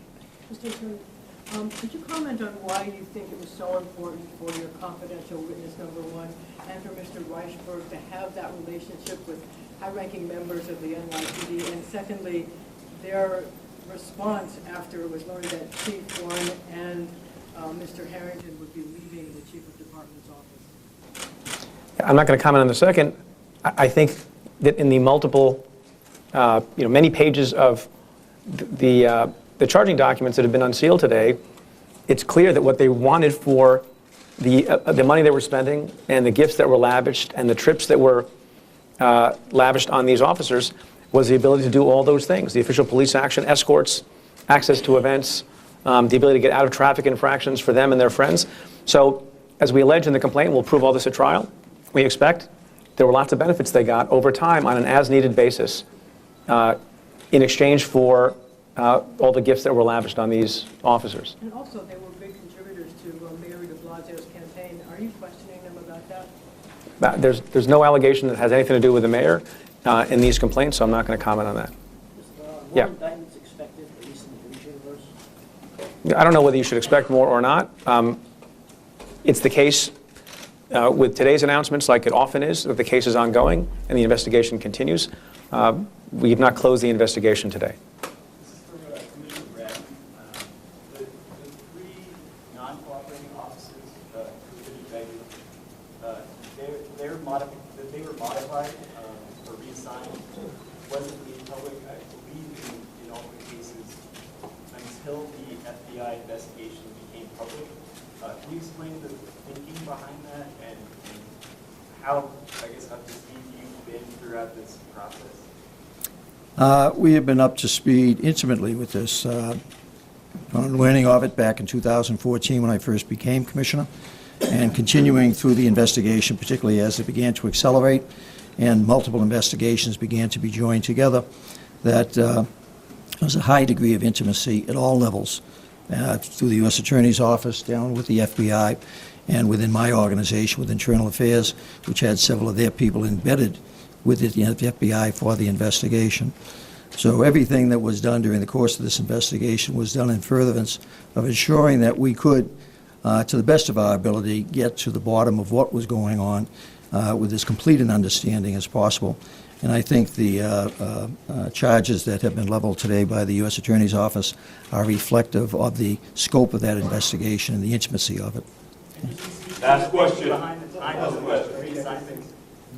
Can I ask, what's your message to other chiefs who say, in their course of business, they have to meet with community people, they have to go with dinners to them, and they're nervous now to do that sort of work because if you go out to a dinner with someone, you can be looked at as corrupt? Well, there is an irony involved here in that we strongly encourage, and it is essential, that at all levels of the department, civilian ranks, police ranks, high level, low level, whether it's neighborhood coordinating officers on up to precinct commanders to bureau chiefs, borough chiefs, that we encourage that they develop relationships with their communities. But there are laws, criminal laws, there are conflict of interest guidance issues, there are department policies that need to be cognizant of and need to adhere to. We have been making an effort over the last number of months since learning of the scope of this issue to educate our personnel relative to their duties and responsibilities, certainly as it relates to the law. It's fairly clear cut. The conflict of interest issues, department administrative policies, oftentimes a little more complex in some respects.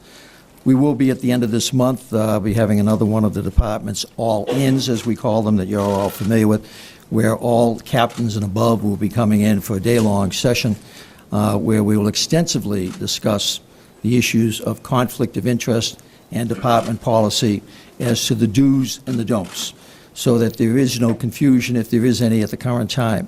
It's our obligation as a department to, if there are policy deficiencies that may have emerged as a result of this investigation, to ensure that those deficiencies are addressed.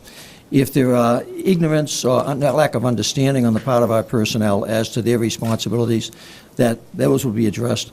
And then also to the public, reminding the public that in certain instances, what we would need from them is their understanding, what we can do, what we can't do, when we can do it, why we can do it, or why we can't do it. So it is an issue that is going to require more work on our part, certainly, but as all things coming out of these investigations, that you learn from them and then you move forward with what you've learned from them. Thank you. Thank you.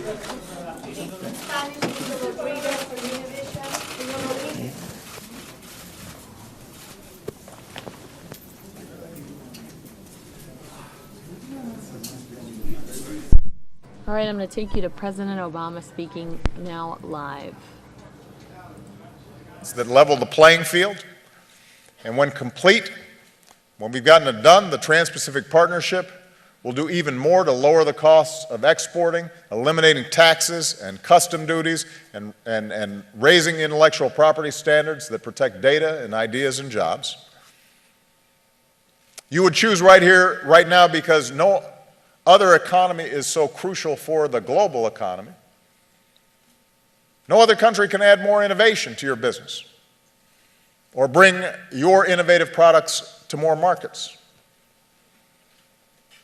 No country has as many top universities, and no country invests more in research and development than we do.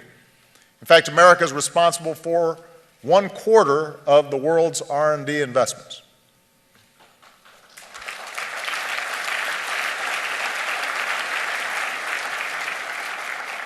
No country can match our competitiveness in cutting-edge manufacturing.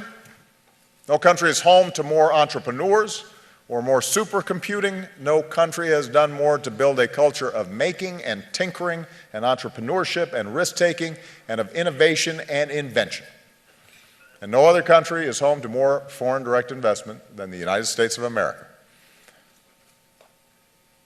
Over the last 4 years, no other country has been named by CEOs around the world more frequently as the best place to invest with confidence. And all of this is for a very good reason. In large part because the decisions we've made since the financial crisis to build our economy on a new foundation for the future, there is no country on earth that's better positioned for the long run than the United States. We've doubled our production of clean energy, even as we continue to produce traditional energy sources at an extraordinary pace, which means energy costs are lower here than they are in many other places around the world. Our rule of law, our mature capital markets, all these things contribute to an extraordinary place to do business. Now, that's a pretty good sales pitch. I don't mind being America's pitch man. And in 7 months or so,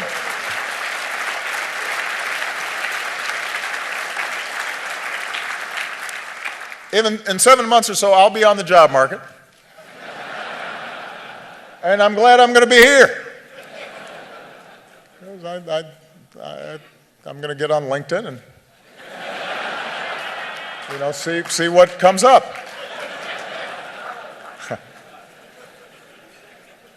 But the truth is, it's easy to make the case. And it's one each of the economic development organizations represented here can make just as well, because behind it are the most talented and most innovative workers in the world, American workers. That's why several years ago we took the advice of the CEOs on my Jobs Council and started SelectUSA, a team that wakes up every morning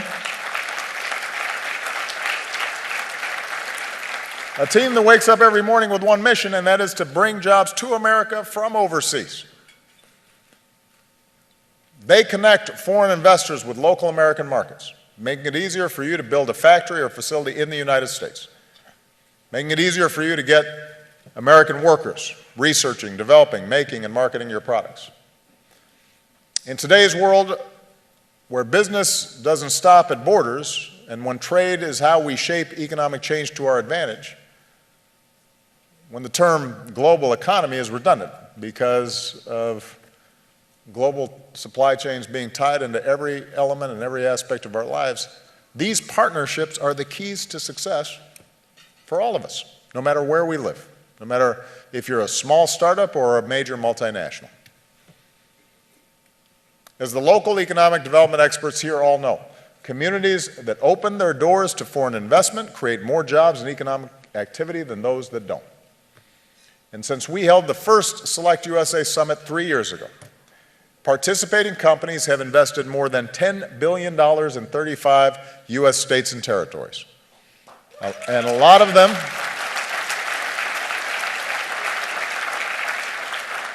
met at this event, in the exhibition hall, or through SelectUSA's online matchmaking program. At last year's summit, an Italian tissue company started a conversation with folks from Central Ohio, and next month, they're breaking ground in the town of Circleville on a manufacturing facility that will create hundreds of jobs in a part of the American Midwest that needs them. It'll be the largest private sector investment in Circleville in decades, and it started right here at SelectUSA.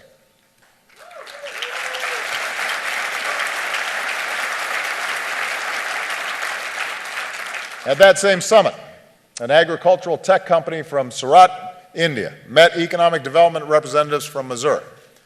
And within a year, the company established its U.S. headquarters in St. Louis.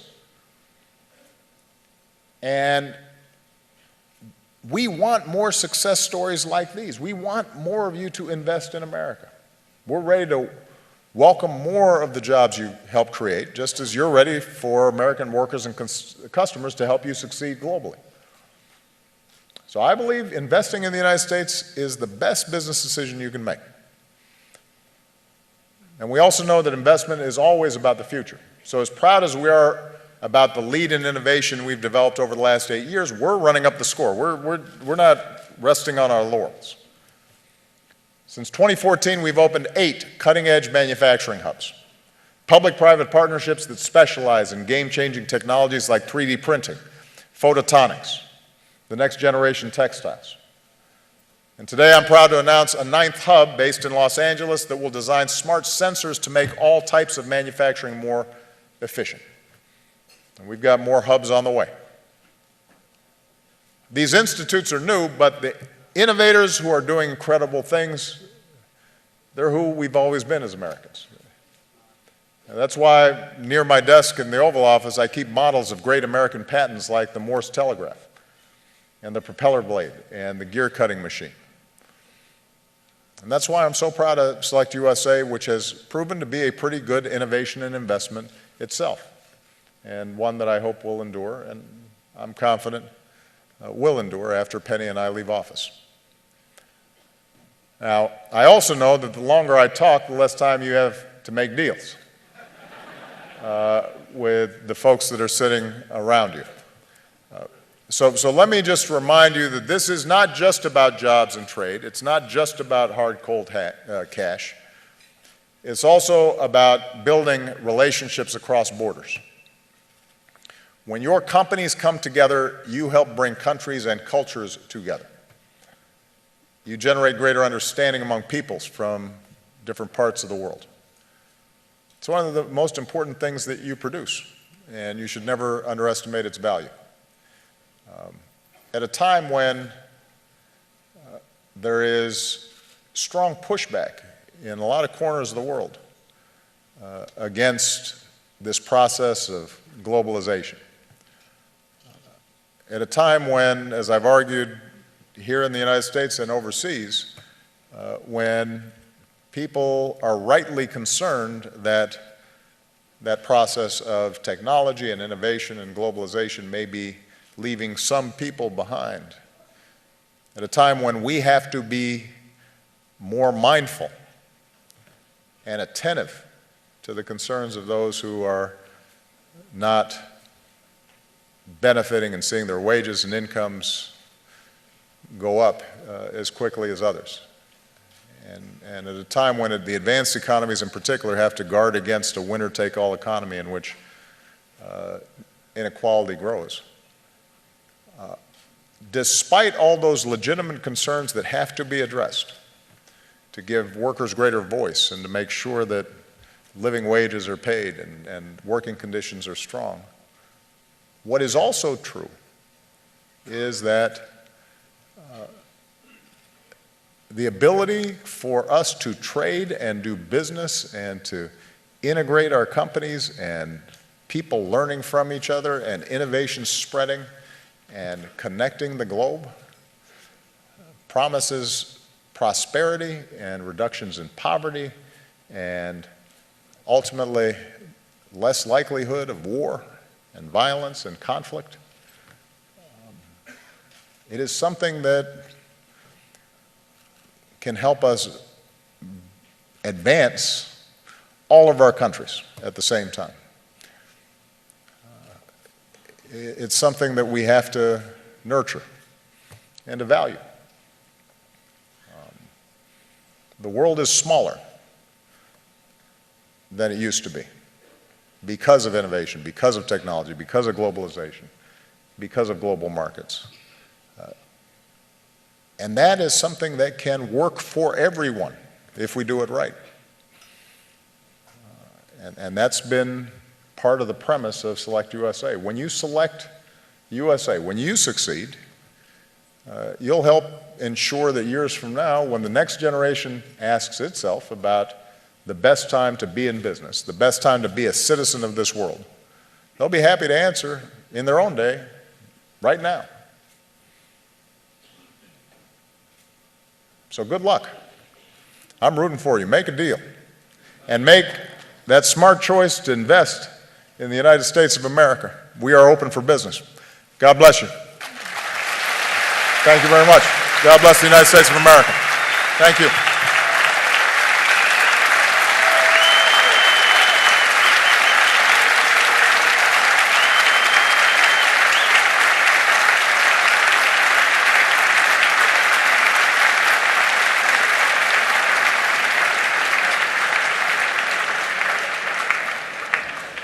Ladies and gentlemen, please take your seats and remain seated while the President leaves the room. Your lunch will be served shortly. All right, and I am seeing something on, I don't know what this is. Let me take you there. See that? I don't know what that is. Looks like someone hopping on an airplane.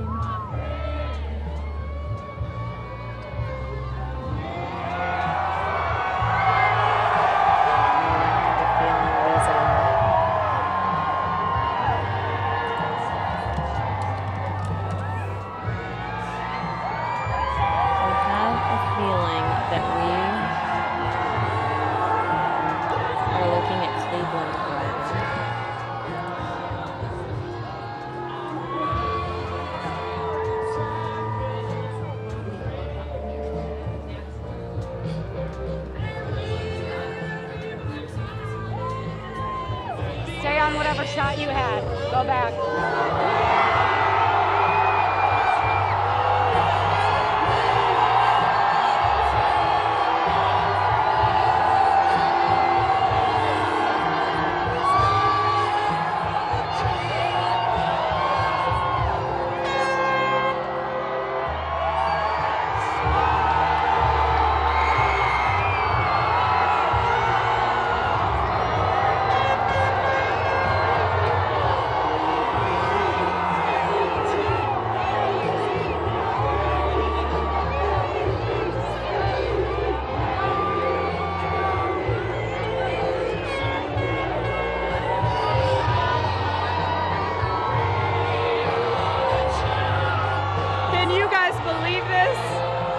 can talk if you want me to, Leah.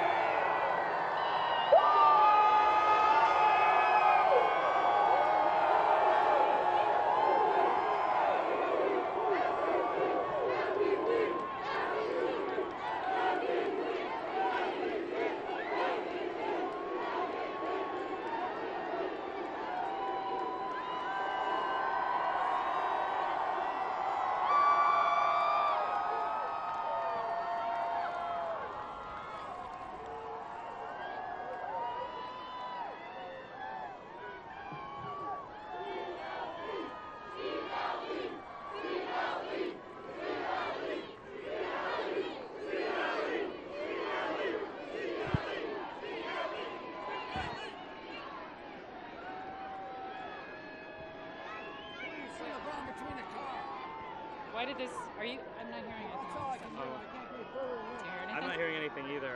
Oh, now I do. Tell me if you see the trophy, all right? Oh, the trophy came out. Ladies and gentlemen, if you see it again. I proudly present to you your 2016 NBA World Champion.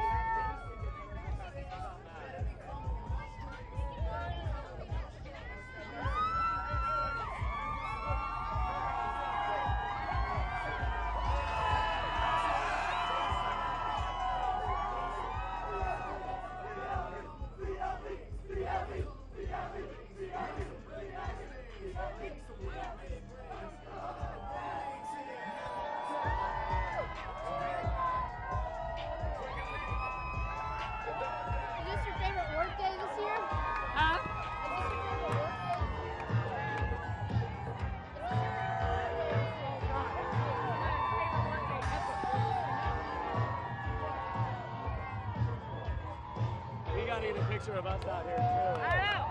Steve will take it. You able to claim it about that or is it you want to take it?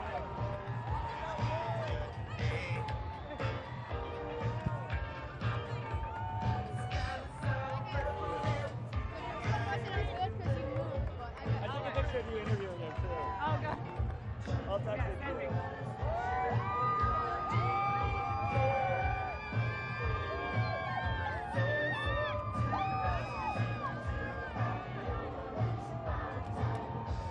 I wonder what scars is LeBron's. That car that was over there looks like a Bentley or something.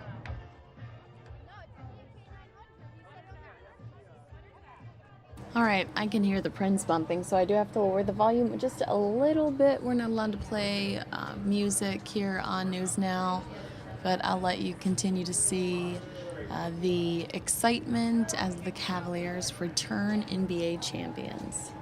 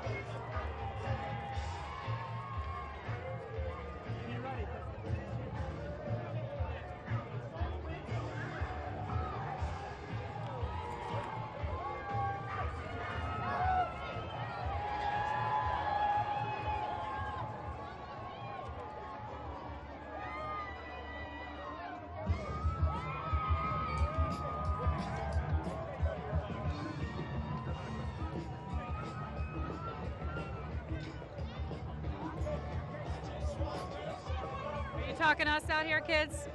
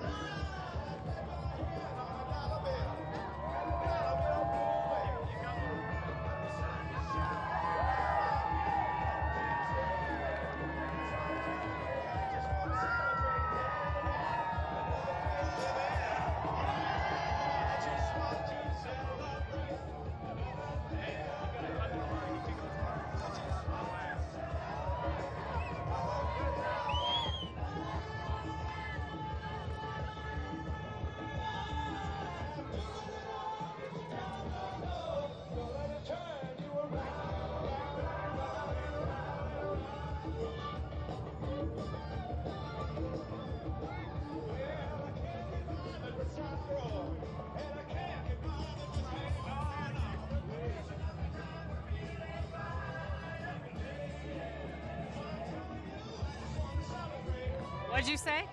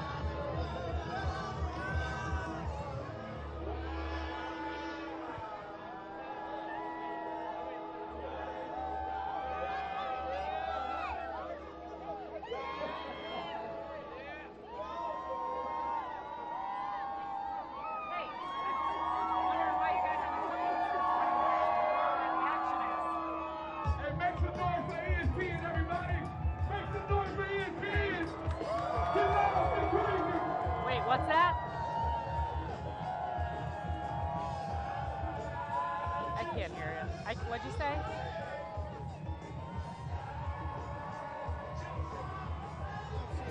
I don't know what he said. Who, Mark? Yeah. I have no idea what he said. I'm like, I don't know why you haven't come to us for 20 minutes. What else we got? I don't know what he said. They're coming to you whenever you're ready, they just said. Okay. Well, we have stuff to talk about. Now what am I doing? What? Now we have stuff to talk about.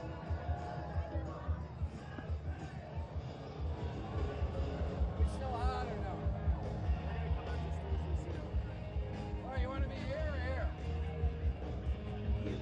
Probably here, right? All right, I'll start on you and then I'll zoom in. I'm ready. I've been standing here for 20 minutes. You gotta back up a little. So just to No, you wanna back up a little? No, you want to zoom that? Okay. I want to get through the fence. Okay, got it. You want to both do it together or not? We can. Do you want to be over there a little bit and I'll walk over to you? Or? More details. It will be this Wednesday. Watch your TV station. Go to cam.com to get all the information you need. We're standing by. Hold on. A parade in the city of Cleveland, Ohio for our world champion Cleveland Cavaliers, baby.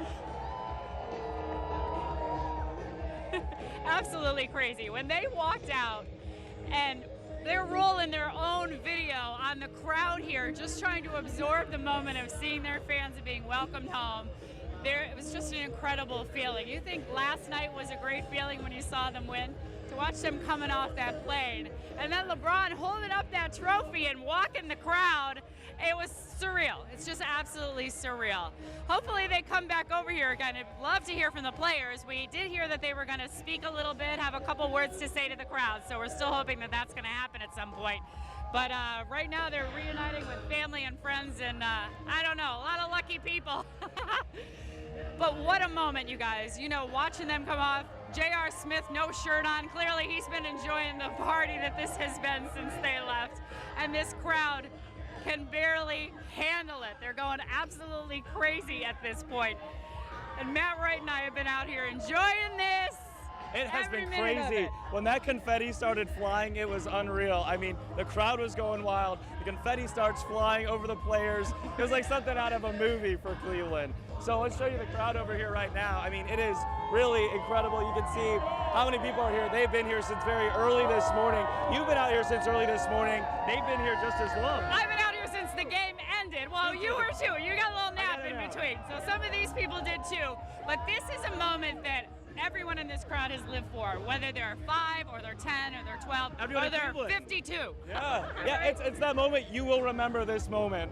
And last night, wherever you are, for the rest of your life. Absolutely. Let me ask these guys, what was it like to finally see that trophy? Amazing. Absolutely incredible. Incredible. I can't speak. Did you cry a little? A little bit. A little bit. Grown men crying over the trophy, right? There's nothing wrong with that. You girls, it was worth the wait. Yeah, I cried. I went to the watch party last night, and when we won it, When you saw those players coming out here and taking video of all of you, what does that say? that they think we're the best fans. You are! We are, You're the best fans, right? How about it? It's amazing. It's so exciting. Glad to be here. Are we glad LeBron walked over with the trophy? Yes, I was. He came like right here and was right in front of us. It was awesome. It was like not real. Yes, it really was insane. Like last night was unreal almost. All right, we're a little bit happy, huh? Yeah. Oh my God, guys, off the hook out here, absolutely. Again, I'm hoping they come back over and talk to us or get out a microphone or something. I know we'll eventually hear from them, but obviously they have much appreciation for their fans when they come walking off the plane like you saw them come off, and just pausing to appreciate, take in the atmosphere that greeted them here at the IX Center. And we know this party's not going to stop. Oh no, this is going to go all day and all week, I think. We have the parade coming up Wednesday. If this is the scene here at the airport, imagine what it's going to be like Wednesday. Awesome. All right, let's see what's going on behind us over here. Got some movement. I'm not really sure what's happening. All right, well, we'll show you all the people in the crowd here, just waiting still. I see JR off in the distance, walking around without his shirt on. You can't, look at this up there. Look at that up there. All these players arriving, stepping off the plane. How about it? Is this the best? Yeah. All right, well, you got to give me more than that, girlfriend. Just, yeah, take it in. Look at this crowd of people. There's no better fans in the entire universe. Not only because they're great people here, but because they've waited so long, so patiently, and then they behaved so well last night when we actually won. We can't believe it. Look, they've got the newspapers here, the front pages of the sports pages, and it's unbelievable. So we got the crowd here. The best part, I had to say, after the players came out of the plane and walked down the stairs, they brought that trophy right over to the fence line and held it up for the fans of Cleveland, the fans who have been through thick and thin, who have been through it all, have held out hope, and that hope finally here. How does this moment feel for you? It feels absolutely amazing. I'm so proud to be from Akron, Ohio. We love the Cavs. We're so proud of all of you guys. We're hyped up. Yeah! What? Describe the mood right now. Oh Describe the mood. It's like nothing I've ever felt before. This is the city coming together. It's electric. It's a moment of pride. It's so beautiful. We're so happy to be out here. We're so proud of you guys. Have you ever felt this thrilled when you saw the trophy and you saw the players get off the plane? Not in my lifetime. No, never. From Chicago to be here. From Chicago. Are you originally from Cleveland? We're from Akron, Ohio. All right. Abroad. Worth the trip? Worth the trip. Worth it. Every minute of it. Every penny. We drove from Cleveland. We drove from Cleveland. All right, people here from all over the place. Chicago, Cleveland, Akron, having a blast right here. Guys, how you feeling? How you feeling? It's great, but it's going to be even better when the Tribe do it this year, too. All right, then we got the Cavs, now the Tribe next. Let's make it 2 Cleveland championships this year. How about that? It's going to be great. Hopefully they can do it. So are you guys going to the parade on Wednesday, too? Of course, no doubt. Yeah. I don't think anyone in Cleveland is working this week. How does this feel? Oh my God, I can't describe it. Oh my God, you have to be from Cleveland to understand. That's for sure. I live in Philadelphia now, but I couldn't go home today because I'm from Cleveland. It's amazing. Stacy, what is anything going up on the stage? Well, I'm just watching them. Some of them, it looks like they're getting escorted to their cars, which we would hate to see. We hope that they would come a little closer. Right. But obviously, these guys are pretty worn out. Not only played the game of their lives, but also been at the party a little bit. They went to in Vegas. They're a little tired. I think Partying everyone in is after Vegas. But I hear you guys getting greedy over Super Bowl. Come on, enjoy the moment. Come on. The curse is over. Now we're going to start winning. That's right. Super Bowl and World Series. So, you know what? Was it worth the wait hanging out here all night long? Yes, it was. It was. Yes? You worn out? How about that trophy? One day when I go to the NBA, I'm going to get that trophy. All right, one day when you go to the NBA. There you go. You heard it here first. Keep an eye on this kid. What's your name? Rashawn. All right. Good times, right? There's no words. There just is not words. There aren't enough adjectives in our vocabulary. Yeah, I got nothing. Except I love this team. I love this town. We've waited a long time for this. You're getting emotional. A little bit. It's hard not to, right? Very emotional day, very emotional. I know, I've been crying since last night. Well worth the day off, boss. A lot of people playing hooky today, or they were not very productive at work, for sure. I don't know how productive I was. Just feeding off the energy of all these people here. It's, wow, what a blessing. I'm just, yeah.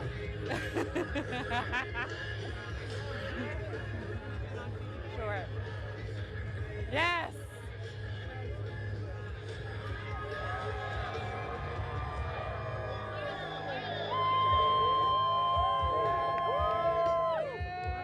Oh. Yeah, you gotta tell me clear, girl.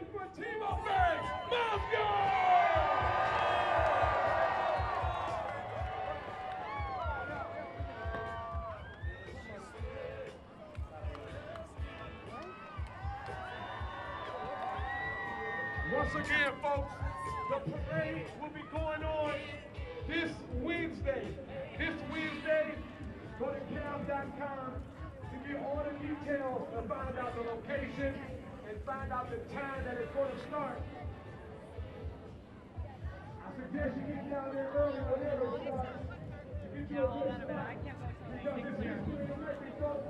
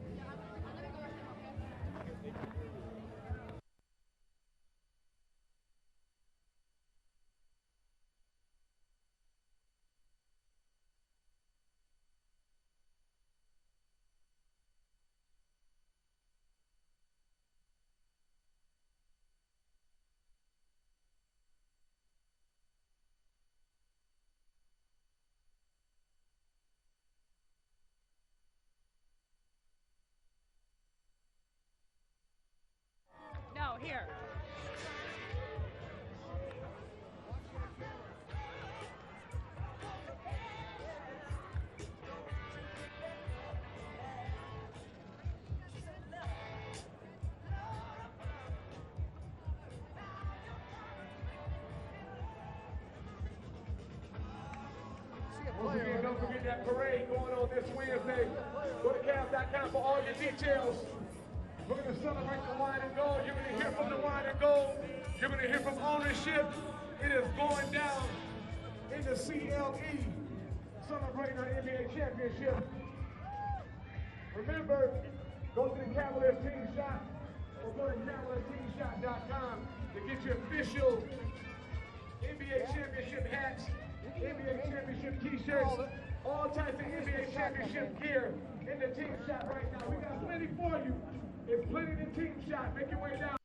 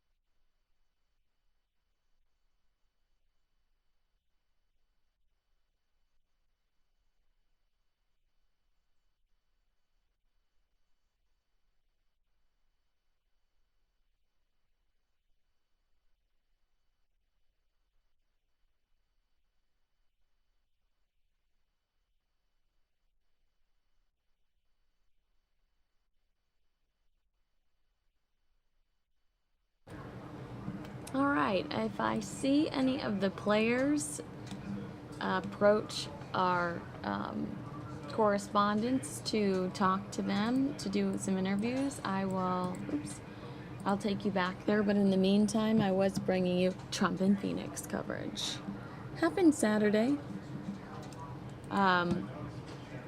Morning Joe, national media was all over his Phoenix speech early this morning because of some comments he made. Specifically, he said he feels like a supermodel. That was my favorite takeaway. So I'm gonna take you back to Trump in Phoenix. Here you go. This is from Saturday.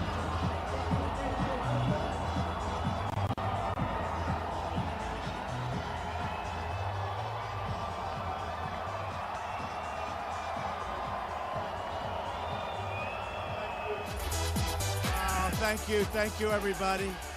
Thank you very much. Oh, it's a little hot out there, right? Would you say it's a little hot?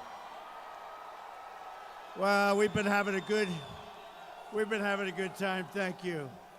We're going to win very, very big in November, that I can tell you. We're going to win. Whoa, look at that. Wow. Thank you. We're having a time. We just got back. I was in Dallas. I was in Houston. I just left Nevada. And here I am. I tell you what. And you know, Arizona was really my first big speech. We had a tremendous crowd. And I won't forget it.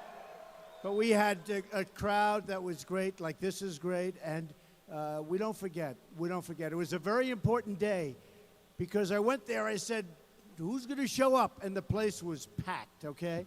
And it was packed. Thank you, darling. She was there. She was there. You know, it was actually 1 year ago plus 2 days, right? We came down the escalator, and it was, who knew that this was going to happen? Who knew? I did. And we're doing a job. And, I tell you, we're having tremendous difficulties in our country. Radical Islamic terrorism is out of control. We have problems, and we're going to solve our problems. We're going to be very, very smart. We're going to be very strong and tough, and we're going to be very vigilant, and we're going to solve our problems, okay? We're going to solve our problems. But what happened to the look, you understand, right? You know what happened. LGBT, the gay community. What happened was an assault on our country. It was an assault on the gay community. It was assault on everything that we all stand for. And we cannot let this happen again. And remember this. Remember this. Remember this. This was not about guns. This was about terrorism. Pure and simple. This was about terrorism.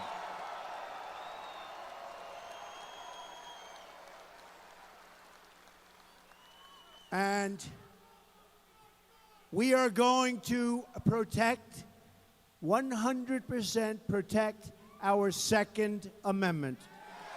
100%. And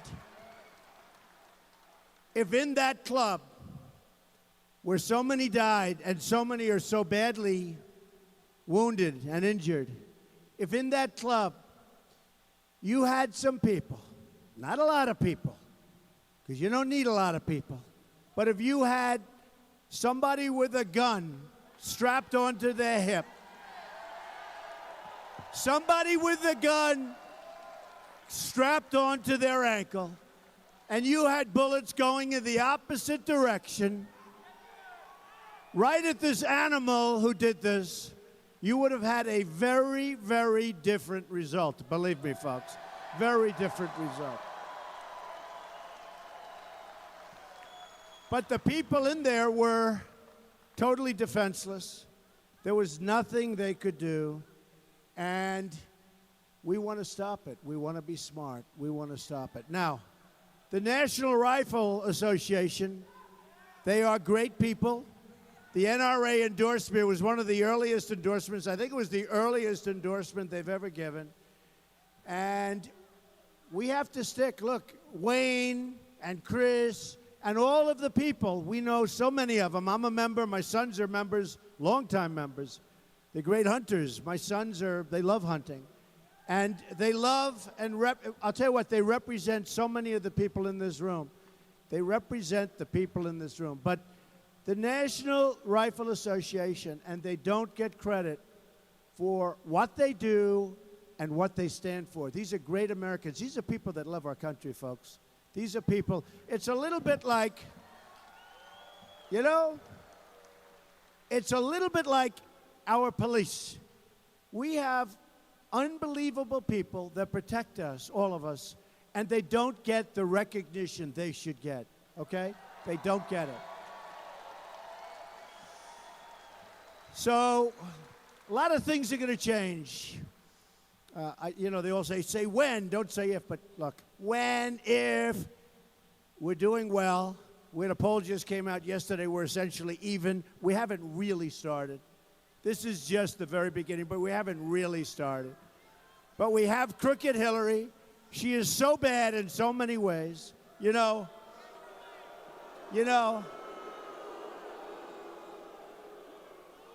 Crazy Bernie said that about Hillary. No, we love Bernie. Look, is Bernie unbelievable? He doesn't quit. He doesn't quit. Young Democrats for Trump. I like that. That's going to happen. I like that. Put that up. Thank you, man. Now, say what you want about Bernie. He doesn't quit. He's in there pitching. And, you know, I agree with Bernie on certain things. And I'll tell you where we really agree with Bernie is trade.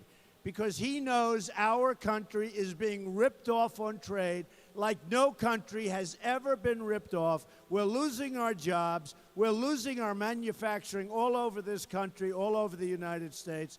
And you know when it really started? With NAFTA. And NAFTA was signed by who? Bill Clinton. It's probably the most destructive economic act ever signed by our country. There's never been anything like this. When I won primaries, I'd go to New York and Pennsylvania and Connecticut and all these different states, New England. I mean, all over New England, you have to see it. But no matter where, all over the country I'd go, and you would see, it was so horrible. You would see factories that were vibrant 20, 25 years ago, and now they're worthless. They're sitting there rusting, rotting, and falling down. And all taken out of our country. And these are jobs that were moved to other places. And folks, that's not going to happen anymore. We're bringing our jobs back. We're bringing our jobs back. We're bringing our jobs back, folks. And they're coming back big league. And we're not letting our companies leave so easily anymore. You know, I won Indiana, the state of Indiana. One of the reasons was Bobby Knight. That was one of the reasons, right? 900 games he won. Bobby Knight was great. And we had great support in Indiana. We had great support everywhere.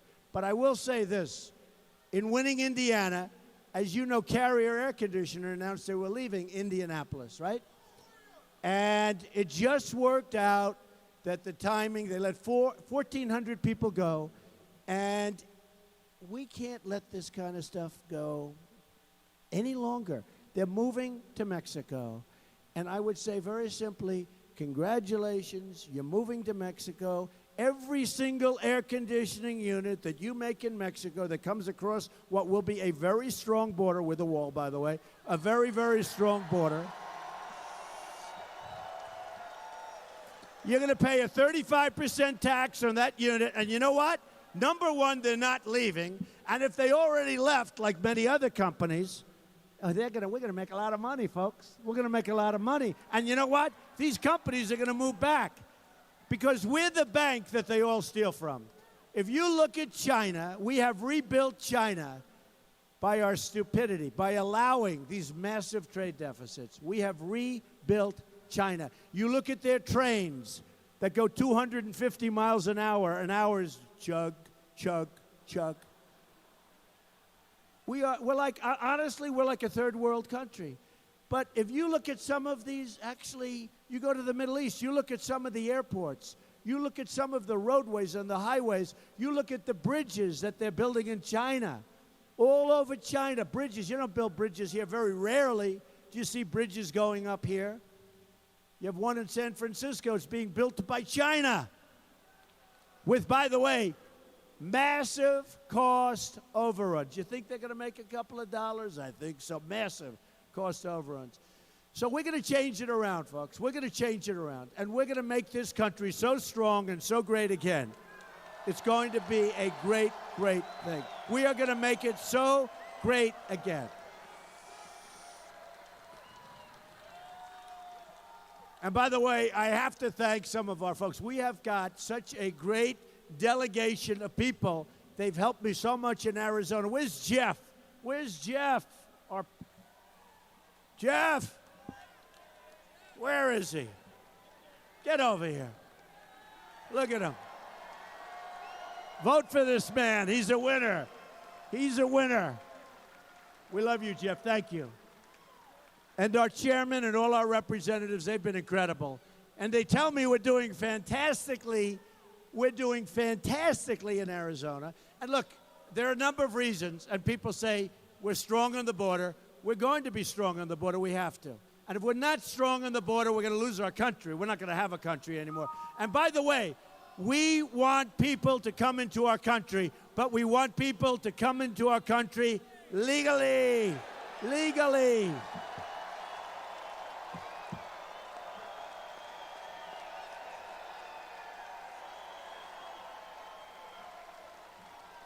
We want them here legally, folks, and it's going to happen. Now, people talk about the wall. Has anyone ever heard about the wall? Some of these politicians during the debates, and I was on center stage on every single debate, and I have to say, by the way, Sheriff Joe, wherever you are, what a great guy. Sheriff Joe, what a great guy. Sheriff Joe, I love you, Sheriff Joe.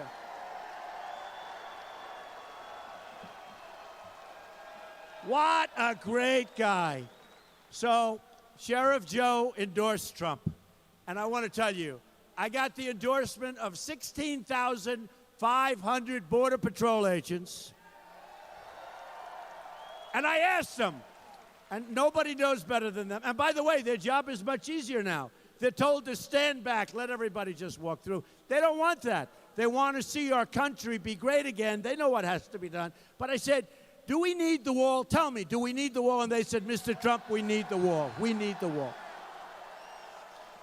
And then I got the guarantee when I get this. To me, that's called like gold level. But then Sheriff Joe came out. And then a great person, a great person who I've respected for so long, who's become a friend of mine, Governor Jan. Where's Governor Jan? Governor Jan! Where is she? Jan, stand up. Hello, Jan. Thank you. No, she is an amazing person. And, you know, it's not nice to say about a woman, but you are tough, aren't you, huh? She is tough. She's smart. And I'll tell you, she's been there, and Joe's been there, and so many others have been there, and I appreciate it, folks. Jan, thank you very much for being here. Thank you. She was a great governor, by the way, and I hope you realize it, but she was a great governor. So I love you too, darling. I love you. Look at her. Look at all these women for Trump, you know? So in the polls, I'm doing unbelievably, like almost record-setting with men for Trump. But I want women for Trump. The hell with the men, right? I want women. And I think I'm doing very well with women. I think I'm doing very well with women for Trump. We have so much in Las Vegas, just having left Las Vegas. Thank you very much. Thank you. Just having left Las Vegas, we had so many women with signs up, women for Trump, women for Trump. And I'm trying to figure it out, what's with these polls, but they're getting better. Number one, they want to see a strong military. Number two, they want to see a strong border. Number three, they want to see people that love our country come into our country, not people that hate us, okay? Not people that hate us.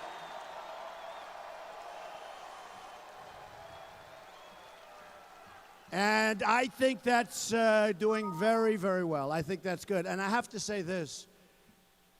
African American youth, 59% unemployment. We're going to bring jobs back, folks. We're going to bring jobs back. President Obama has done nothing for African American youth, and everybody knows it. For Hispanics, we're bringing jobs back. And you know, in Nevada, in the exit polls, when people were leaving, I led all of the exit polls, and I won the state in a landslide. And I led all of the exit polls with the Hispanics.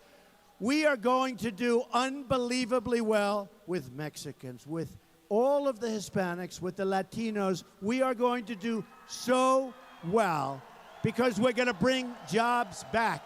We're bringing jobs back to our country. And you know, thank you. And you know, it is about jobs.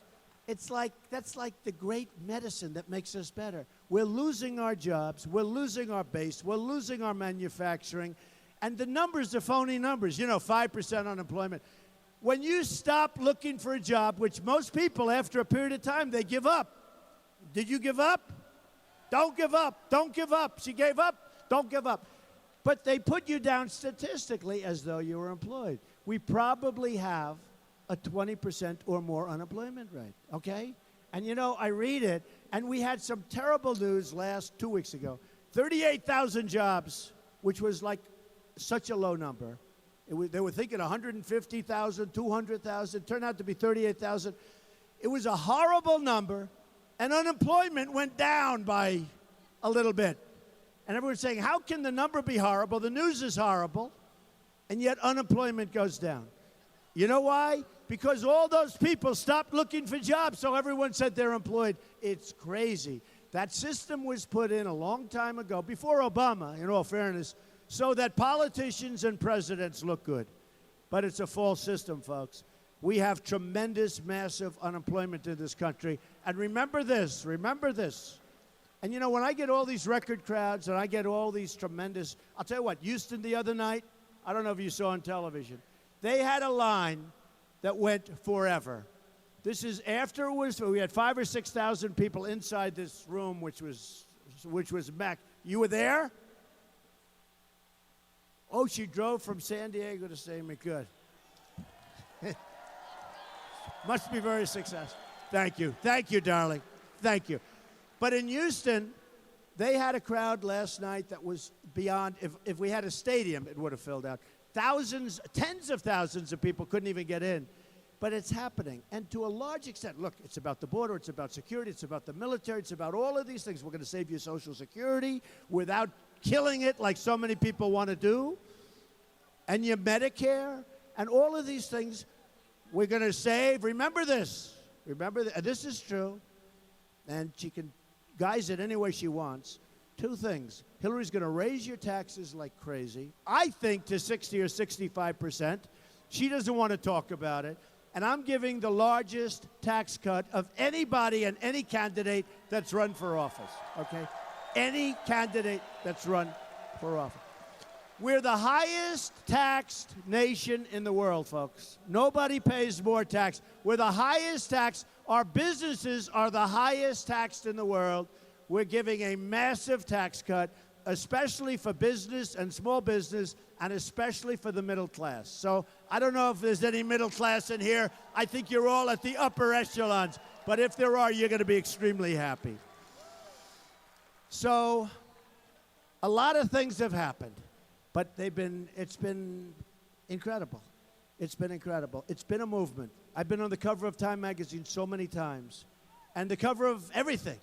I feel like a supermodel, except like times 10. Okay? It's true. I'm a supermodel. I'm on the cover of these magazines. I'm on the cover of the biggest magazines. I don't even know about it. I can't even read the story, because if I did, I wouldn't get any work done. I have never seen anything like it. And it's not about me. I'm doing a good job as a messenger, but I'm a messenger. People are making less money than they made 18 years ago, and they're working harder and they're working longer. And it's supposed to be the opposite, because our jobs are being taken away, and we're not letting that happen. But people are making less money than they did 18 years ago in terms of real wages. And you know what? That can't be, folks. And you know what? They're also bad jobs. They're considered bad jobs. They're not good jobs anymore. Our good jobs are in other countries. Our good jobs are disappearing. These are bad jobs, and even the opponents, my opponents, admit they're not good jobs. And then you have a lot because of Obamacare, which we're going to terminate, by the way, 100% and replace. But because of Obamacare and other things that they have messed up, but because of Obamacare, you have so many part-time jobs. People that never had a part-time job in their life, they always had jobs. And companies are taking people that have been with them for 20 years and more, and they're saying, I'm sorry, I love you, you're great, I have to make you part-time. Because they want to get away from those horrendous Obamacare rules and regulations. Speaking of rules and regulations, the taxes are high, but people tell me, and small business people and everybody tell me, if they had a choice between taxes, big cut, which we're doing, and getting rid of some of these massive regulations, they will take getting rid of the regulations. It's even more important. They can't even go to work anymore. The regulations are so stifling. So that's another thing we're going to do. We're going to get rid of a big, big percentage of the rules and regulations. We're going to get rid of Dodd-Frank to a large extent so that the banks can loan you money, which right now they don't loan businesses money. You know, the banks, you go to the banks, folks, you go, unless you have more money than you're asking for, they don't want to loan you money because the regulators are running the banks. And you need money to start businesses. You can't start businesses anymore. So many of my friends that started businesses, became very successful, employed a lot of people. So many of my friends tell me it's just so sad. They can't do it. They can't do it. And they would never be able to do today what they did 10 and 20 years ago. Would never be able to do it. So we're going to bring it back. We're going to bring it back. Now, let me just tell you. So there's one thing that came up because it's sort of interesting. So in the history of the Republican Party, we got the most votes ever. More than Ronald Reagan, who we love. More than Richard Nixon. More than Dwight Eisenhower, who, in all fairness, he did win the Second World War, you know, I mean. So we got more votes. We won 37 states. We won the primaries in a landslide. I'm proud to say, by the way, I spent my own money, but I spent $50 million, my own money, won the primaries, and let me just tell you, I spent less money than anybody and had the best result. Isn't that what we want as the president, right? But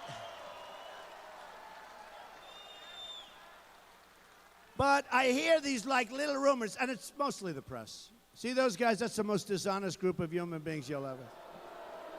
The most, by the way,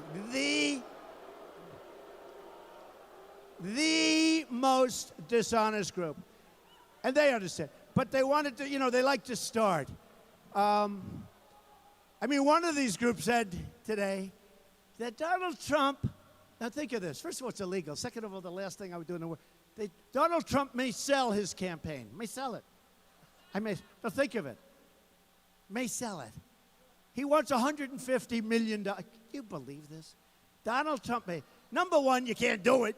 Number two, you could offer me 5 times that amount, and I wouldn't do it. One of the people was supposedly quoted, he might do it for $5 billion. Now, for $5 billion, I guess we have to think about it, right? But this is Politico, which is a total rag, which you have never seen. They quote people. It's always anonymous. An anonymous source said. The anonymous source doesn't exist. I'm telling you, CNN is terrible. Terrible. Honestly, CNN is no, CNN. CNN, you know, they always do the breaking news, right? Breaking news. Trump may sell his thing. You know, you got to see. But the new one is this. So we win with the largest number of votes ever, almost 14 million. Over a period of like almost a year, spend a lot of our money and our guts, right? We go through this really tough primary season. I'm competing against 16 other very bright people, senators and governors, and, you know, Charles Krauthammer said, prior to my getting it, he said, this is the most talented group perhaps ever assembled or since the Second World War. And I'm saying to myself, maybe I shouldn't run. Then I ran and boom, boom, boom, boom. I don't know, this talent with these politicians, other than my politicians that are here with us today, like Jan, other than that. But so what's happened? So we go in and boom, boom, boom. We knock one after another after another. It's a beautiful picture, right? Don't we love it? We love it. But yesterday with CNN and a couple of the others that there may be a movement to try at the convention. You got to stand. Remember, I could never, they all said, he will never be able to get 1,237 delegates. I think we got 1,550, right? I think we got 50. And remember this, folks. It's all made up by the press. Remember this. Remember this. When I get 1,550, or when I get even the 1,237, I'm running against 16 people. It's the largest field, they think, in the history of politics, either party, Democrat or Republican. So I'll never forget, I won New Hampshire, and I won these other states, and I was getting good numbers, like 28, and then 32, and then 34, and 30, and I had many people that I was running against. I wasn't running against one person, like Hillary. She's running against, you had crooked Hillary versus crazy Bernie, right? That's it, right? Crooked Hillary against crazy Bernie. So you got one person. So whoever wins picks up all. I'm running against 16 people that are governors, senators, and talented people, like Ben Carson, who's a great guy who endorsed me, and Chris Christie, great guy, endorsed me. Chris and Ben endorsed me. But, so I remember I'm watching the pundits saying, I think we had like 12 or 13 people left, and I had a state where I got about 34%. And they said, he has not cracked 50%. How can you crack 50% when you have 14 people that you're running against? I blew them away. I had 34, and they had like peanuts. And you add them all up. One had 2, one had 1, one had nothing, one had 3. But when you have all these people, and then anyway, when we got to New York, and you know, we had a tremendous victory in Florida, landslide victory. I won 66 out of 67 counties. Nobody's ever done that before. And won in a landslide. Won in a landslide against a good guy and a number of people. I mean, there were a number of people. And then we came into New York, and we had a massive... Isn't it nice to know that New York knows me probably better than anybody? I'm in there all the time. Isn't it nice to know that the people that know me best gave me a massive, huge victory? I mean, it was like... In New York, I won almost everything. Cleared the board, upstate, down, so we won almost everything. And then the next week, thank you, the next week it was Pennsylvania, and we went to Connecticut. And by the way, we're doing great in Connecticut. You know, a lot of these states are not supposed to be like Republican states, except numbers are coming in that are so good, we're going to make them Republican states. Connecticut is one of them. Connecticut's one of them. Because people are tired of stupidity. They're tired of the Iran deal, where we give them we give them back $150 billion. We get nothing. We get nothing. We get nothing. And by the way, before we negotiated that deal, we should have had those prisoners released, not years later. Not years later. And now they're about ready to take over Iraq because of our stupid leaders and our stupid policies. And they're about, which, by the way, blows the Iran deal away, because Iraq has among the greatest oil fields and oil reserves in the world. Okay? They're going to get the whole thing. What have we done, folks? What have we done? You know, for years they fought and fought and fought, and then they rest. And then they fight and fight, but they were the same militarily, right? They didn't move. They go 10 feet, 10 feet, 10 feet, rest. And we gave them everything. We blew out one of them, and now we don't know what the hell's going on. We don't know what's going on. And now you have the migration, and now you have people coming into our country and coming into all of the European countries. And you look at Germany, what a mess Germany is. I have friends from Germany. We're so proud of Germany for so many years. And they say, we love our country. Very, very proud. Members of clubs that I have. All right, Florida, I am going to interrupt Mar-a-Lago. because I see Vice President Joe Biden on my satellite feed. This is a live video. So please be seated. Welcome back, everybody. The laughter was because I said that wasn't for me. Just no, the laughter was they said the vice and then didn't say president. I thought, I know I'm a lame duck, but God almighty, I said, oh, quick. So, welcome back. Before I turn to my introduction of the Vice President, I wanted to take a moment. The Washington Post has been an incredible partner to us today as part of this conference, and we're very excited and honored to have a special guest with us in the audience.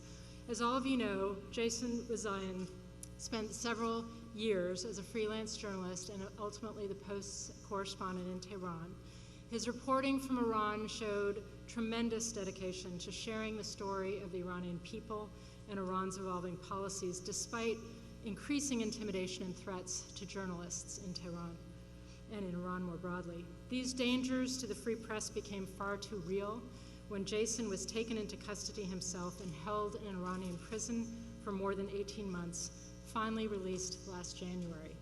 I want to recognize Jason for his courage throughout his ordeal and for his true commitment to the values that we all share. Jason, thank you for being with us today.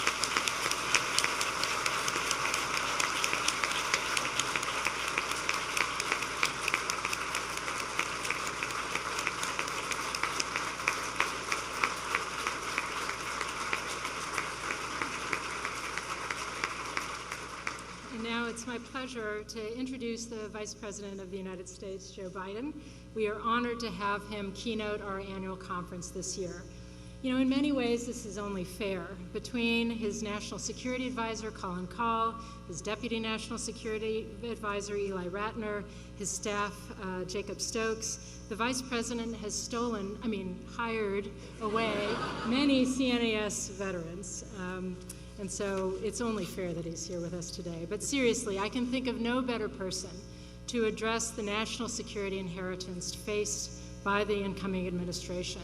With his decades of experience at the heart of American foreign policy, both as Vice President and as a Senator, his candor in offering unvarnished advice, whether it's in the Situation Room, the Oval Office, or to countless foreign counterparts with whom he's formed invaluable, indispensable relationships over the years, his success in personally taking on impossible foreign policy challenges, from Ukraine to Cyprus to Iraq, his commitment to bipartisanship, and his ability to work across the aisle to coax an increasingly dysfunctional Congress into action. His dedication to holding us all accountable to uphold our national interests and our values, and his willingness to drive real debate inside the administration and with all of us when others would shy away. Above all, his loyalty to the men and women who serve in uniform. These traits make him the ideal keynote for us to hear from today. Sorry.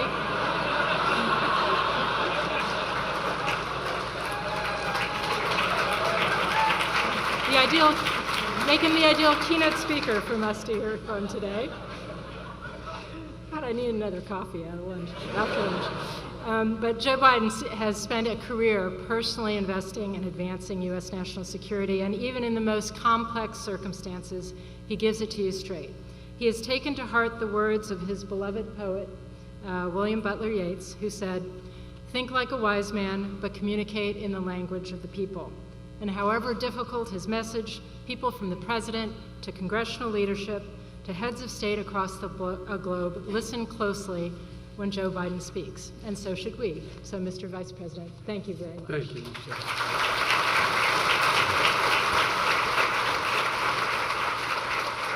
Well, Madam Secretary, I mean, I don't know. I'm writing a recommendation for her, though. You know, Joe, my friend Joe Lieberman, I see out there, I was tempted to start off by, in light of the topic of the day, to say to the next president, whoever she may be, to say, we left you a perfect world, now don't screw it up. Remember that graduation speech? Well, look, I'm honored to be here, and I want the record to show that I do have 3 extremely talented people working for me who work for this organization, but they wrote me a speech that was 1,000 words longer than the one I'm about to deliver, so you should thank me, because I spent a lot of time cutting it, and all the stuff I cut out was important, but I didn't want to keep you here for the better part of 45 minutes to an hour. Ladies and gentlemen, in less than a decade, CNAS has built something impressive. It's growing stronger and it's getting more influential year by year. And today, I'm here to speak about a question that's paramount in all of our minds.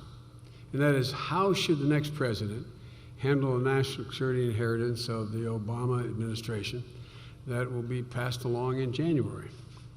I want to say at the outset, you'd expect me to be more optimistic than maybe others you'll hear from or have heard from.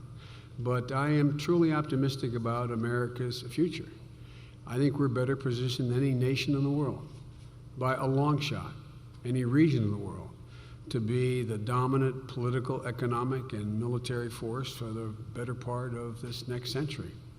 And the choices the President and I have made over the past 7.5 years, they have been, to quote the topic, the title of a book, very hard choices. Choices that have required very difficult trade-offs. We positioned the United States at the forefront of, though, I think, of tremendous opportunity. You know, to divert just a second, you know, Michelle said I like Yeats, and I do. Well, this is the 100th anniversary of the Rising of Easter Sunday, and there's a line in his poem called Easter Sunday 1917 that goes like this, and he's trying to describe his Ireland at the moment. He said, all's changed, changed utterly. A terrible beauty has been born. This is one of the most informed audience I could possibly be speaking to on this topic.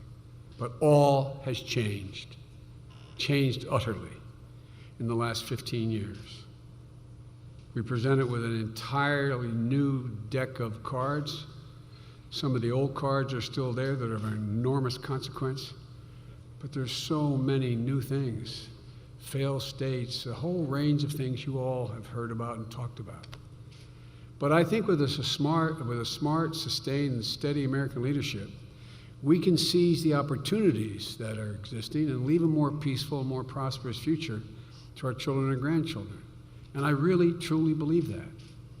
But if we turn inward, if we undermine our most important relationships or seek soundbite solutions to defined by complexity, issues defined by complexity, if we forget who we are, if we begin to portray our values and embrace intolerance, I think we'll squander all the hard-earned progress and we'll squander the opportunities that exist for us today. So today I'd like to take a little bit of time to describe the world from where I sit 100 feet from the Oval Office and the stakes of the choices that lie ahead. Let me start by making a couple things clear. One, the world in which we live today is considerably more complex and interconnected than it was a quarter of a century ago when the Cold War ended, to state the obvious. It is arguably more complex than it was even 15 years ago after 9/11. But at the same time, despite the complexities and the proliferation of new challenges, by almost any measure, the United States is stronger and more secure today than when President Obama and I took office in January 20th, 2009. We steered the economy that was in collapse through an arduous recovery, and we're poised to enter a period of significant resurgence. We've gone from crisis to recovery to on the verge of genuine resurgence if we seize the moment. We remain the world's leading economic power, and we will for some time. The next president has a tremendous opportunity to finish what was started, to amp up our rate of economic growth and bring economic resurgence home to Americans all across the nation. We know how to grow the economy. We've done it before. Invest in education, job training, infrastructure. I mean, it's not magic. And there used to be bipartisan consensus on almost all of those things. Joe, did you ever think you'd see a day when Republicans opposed infrastructure modernization? We're ranked 27th in the world in transportation infrastructure, the United States of America. If you want to see the eighth wonder of the world, go down and see the 2 new locks of the Panama Canal. Yet there's only 3 ports from the Gulf to Maine that can accommodate these new Super Panamax ships. But a strong economy, I'll never forget, I've been around so long, the first 2 years I served, Stuart Symington was still in the Senate. God, I'm getting old. But he had a refrain. He always talked about our entire foreign policy rests on a strong, growing economy. It's an obvious thing. A strong economy is the foundation of our unrivaled military, part of the layered defense we've built to keep America safe. And we are so tragically reminded again in Orlando, where I visited last week, of the dangers that exist. We have to remain vigilant against an increasingly diverse range of threats. Throughout our administration, we've kept laser focus on Homeland Security. Our intelligence and law enforcement professionals are coordinating and sharing information at an unprecedented level. We've invested billions of dollars since 9/11. And everyone wondered whether or not we really had made the progress we say we have made. All you got to do is compare it to what it is in Europe now, and compare what they're now beginning to grapple with. Our partners around the world are now sharing considerably more intelligence with us about the threats emanating from the region and from Europe, and coordinating all of us in terms of things as basic as, I won't go into the list in the interest of time, but just passenger records. Prior to Paris, we didn't have access. But our greatest strength, ultimately, and I want to get back to this, is not just the example of our power, but the power of our example. Standing up for the values protects us better than any barrier we could build between ourselves and the rest of the world, because our values are what draws the world to our side. And that's vital, because the unrivaled network of alliances and partnerships that we have enables us to be an effective global leader, but only if we act consistent with our values. As we continue to urge our allies to do more, denigrating our closest partners as liabilities is a serious and tragic mistake. The United States built the basic architecture of international order after the devastation of World War II, and it has served us very, very well, and the world very well, for the past 7 decades. That's why we've invested so much energy to defend and extend the international rules of the road. It matters. We've signed historic arms control and non-proliferation agreements. We've led worldwide efforts to lock down nuclear materials, expand trade, protect the environment. Because of the steps we've taken, no country is better positioned to be followed, not just need to be followed by the rest of the world, than we are. Now, the next administration will make its own choices about how to wield American power and how to direct our resources. But as I look forward to what they will inherit, I see three major areas that will define our engagement with the world in the coming decades. And that's what I'd like to spend a few minutes talking about with you today. First, seizing the possibilities that exist on both sides of the Pacific. We are a Pacific power. I have spent more time, I'm told, than any world leader with President Xi. I've had over 25 hours of private dinners with him, just he and I and an interpreter, because of the arrangement that former President Hu and President Obama set up for us to get to know one another. I remember him asking me why we were doing what we were doing in the Pacific. I said, because we are a Pacific power.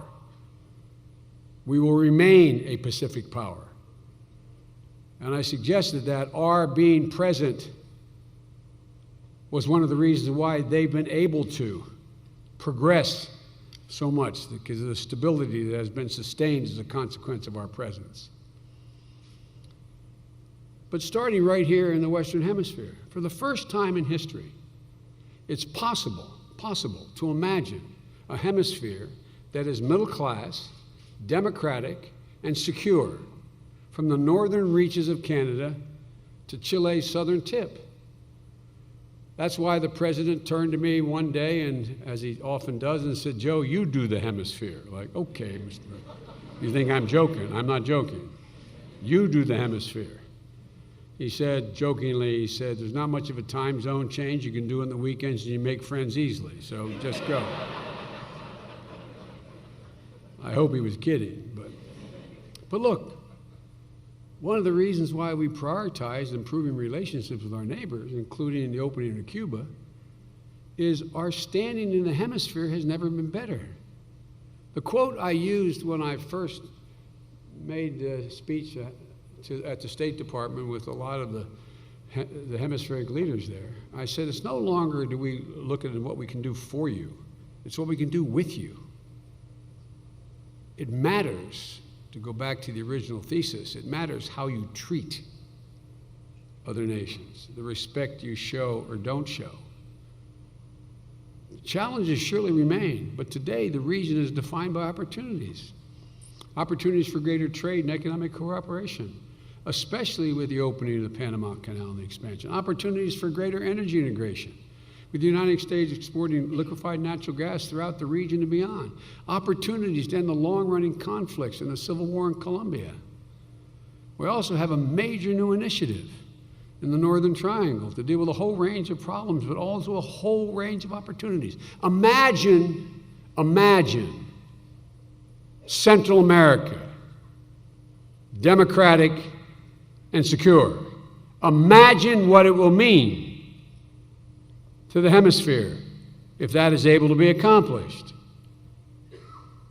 And we finally move beyond the stale ideological divides. The nations of our region are ready to work with us as never before to tackle shared challenges like stemming migration from Central America. The next administration should harness this momentum and build on it. But if we build walls and disrespect our neighbors, we'll quickly see all this progress evaporated, replaced by a return of anti-Americanism, a coercive rift throughout our hemisphere.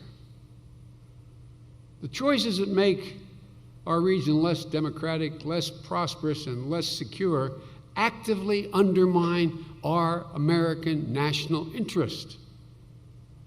On the other side of the Pacific, we recharged our engagement with Asia, the world's most consequential region. The next administration is going to inherit treaty alliances with Australia, Japan, South Korea, the Philippines, and they're stronger than they've ever been. Maintaining our alliances isn't always easy, to state the obvious, but the United States is wealthier and safer because the world's strongest democracies are in our corner.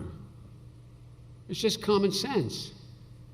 But we've also seized historic opportunities to build relationships beyond our traditional allies, fostering democratic transition in Burma, deepening our ties with Vietnam, managing relationships with Cuba, expanding our partnership with India, working with ASEAN to advance rules-based order. These relationships complement our alliances and further support economic, political, and military foundations of America's Pacific power, America's being a Pacific power through the 21st century. As home of half the world's population and many of the world's fastest growing economies, we cannot afford to ignore the opportunities that exist in Asia. That's something every single CEO in America knows. And that's why securing a Trans-Pacific Partnership has been our top priority in this administration. It is as much a foreign policy initiative as it is an economic initiative. We're not there. China will fill the vacuum just by the sheer weight and size, and it will not be in our interest. And thanks to American leadership, the deal includes provisions that raise international standards for the protection of workers' rights, the environment, intellectual property. But to be frank, this deal has a long way to go to get passed through the United States Congress. Because whether in trade, maritime security in the South China Sea, or nuclear nonproliferation in Northeast Asia, the United States has to lead by writing the rules of the road in this vital region. Otherwise, we leave a vacuum that our competitors will rush to fill. That leads me to the second key point I'd like to make. The next president will have to manage complex relationships with regional powers. Powers that have the capacity to contribute to the international order or to challenge it. Nowhere is this more poignant than in our relationship with China. As the world's two largest economies, our fates are unavoidably intertwined.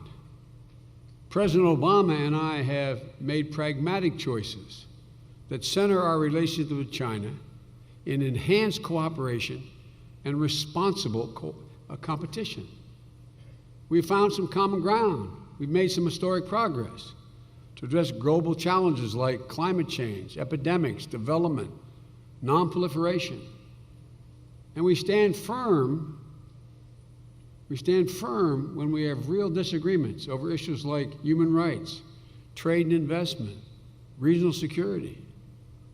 The next administration will also have to navigate the relationship with China, marked at times by breakthrough cooperation and intense cooperation and competition.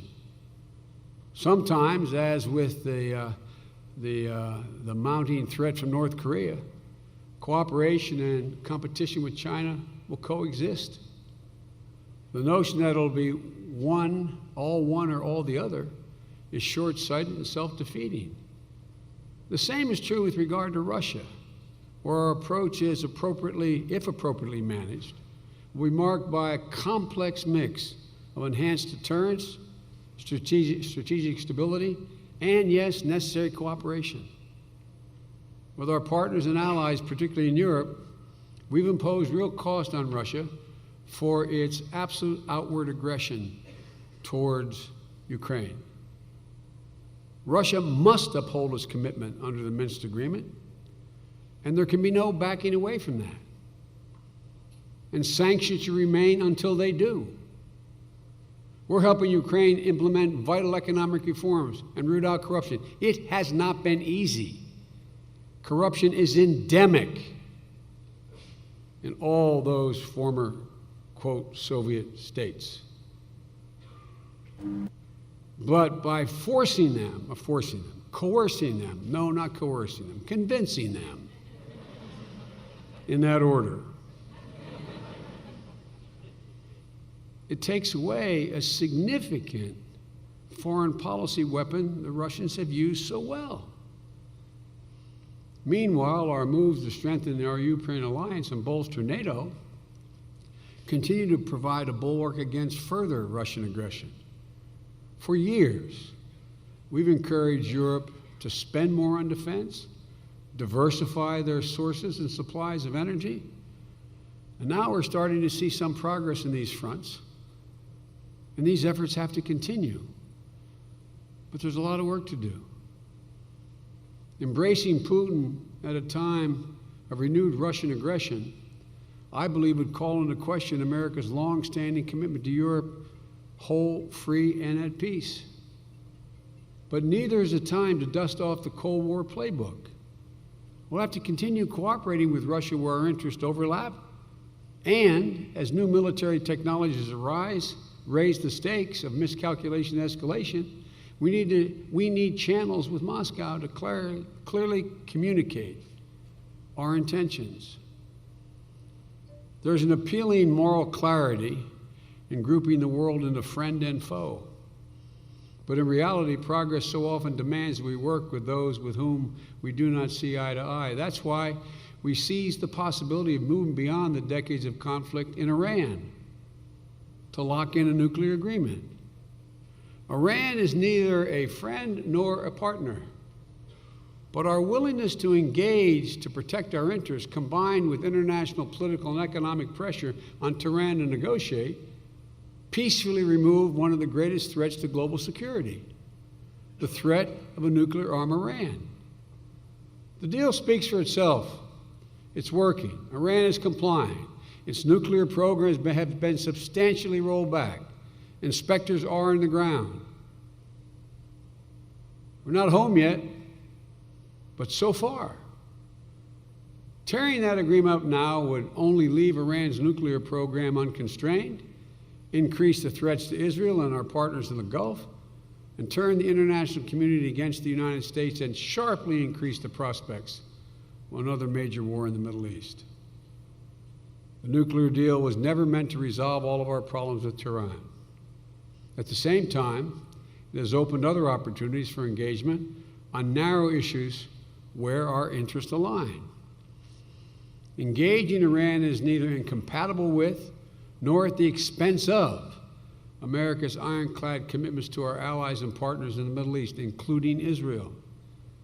And we continue to counter Iran's destabilizing activities in the region, and we will.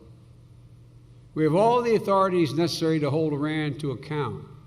Our targeted sanctions against their ballistic missile program, their support of terrorism, their human rights violations remain firmly in place. The past 7.5 years has shown, time and again, that a forward-leaning engagement with the world pays huge dividends. This brings me to the third and final point I'd like to make. The imperative for the next president to deal with complex transnational threats. Because in our hyper-connected world, events anywhere can impact everywhere. Environmental disruptions, pathogens, computer viruses, malicious ideologies.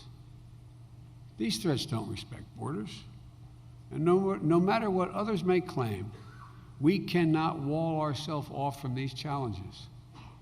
Even in simpler times, isolation never offered more than a false sense of security. True security reminds us to grapple with, and requires us to grapple with, globalization in an interdependent world to find common solutions that span borders. That's what we did when we rallied the world to address Ebola, the Ebola epidemic in West Africa last year. We rejected historical calls for quarantines and travel bans and build our response instead around hard facts and science. We drew on all our strengths, from our military to our health and developmental professionals. With tireless diplomacy, we brought the world along with us, and we saved hundreds of thousands of lives. We took a similar approach toward climate change, harnessing science, technology, and relentless diplomacy to forge the Paris Agreement. And in the process, we created a historic opportunity to head off a truly existential danger, an opportunity to head it off. We laid the foundation for a global transition toward clean, renewable energy through unprecedented investments at home and bold initiatives like Power Africa Abroad.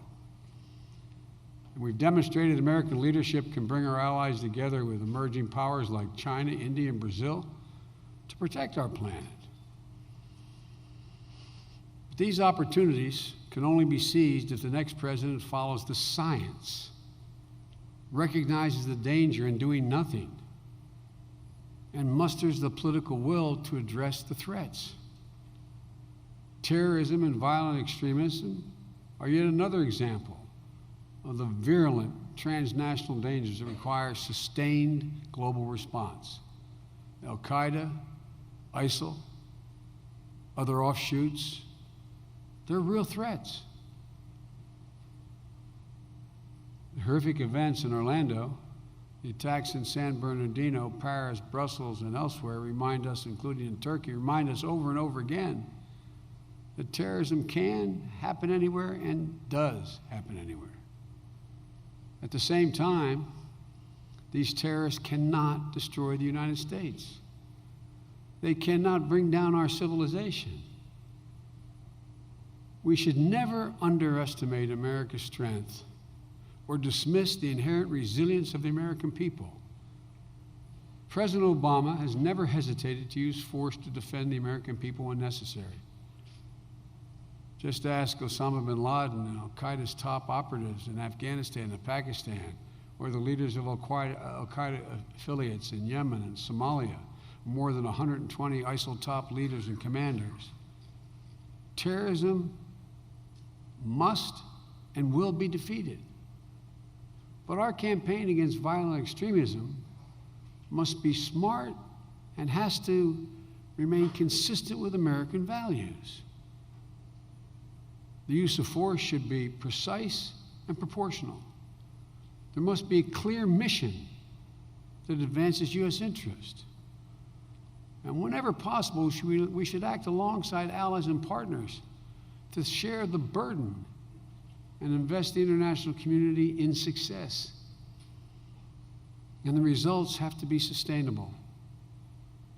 Lasting victory against Al-Qaeda and ISIL requires viable local forces to hold liberated areas, rebuild shattered communities, and govern effectively.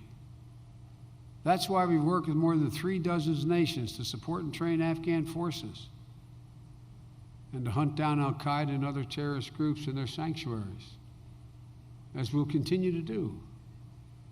That's why we partner with African nations, from Nigeria to Somalia to Tunisia, to go after Al-Qaeda and ISIL affiliates.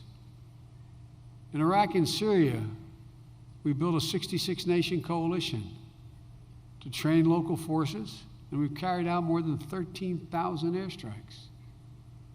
We provided afflicted communities with billions in humanitarian and reconstruction assistance. And our active diplomacy continues to encourage inclusive governance in Iraq and to try to identify a path to de-escalate the war in Syria. The results? Well, we're winning and ISIL is losing. Over the past 2 years, ISIS has lost 47% of the territory it once held in Iraq and more than 20% in Syria. We've taken out thousands of frontline fighters on the battlefield. Foreign fighters' flow is down 50%, and they've lost millions in revenue. But to be sure, ISIL is resilient and barbaric, fueled by a bitter ideology of destruction.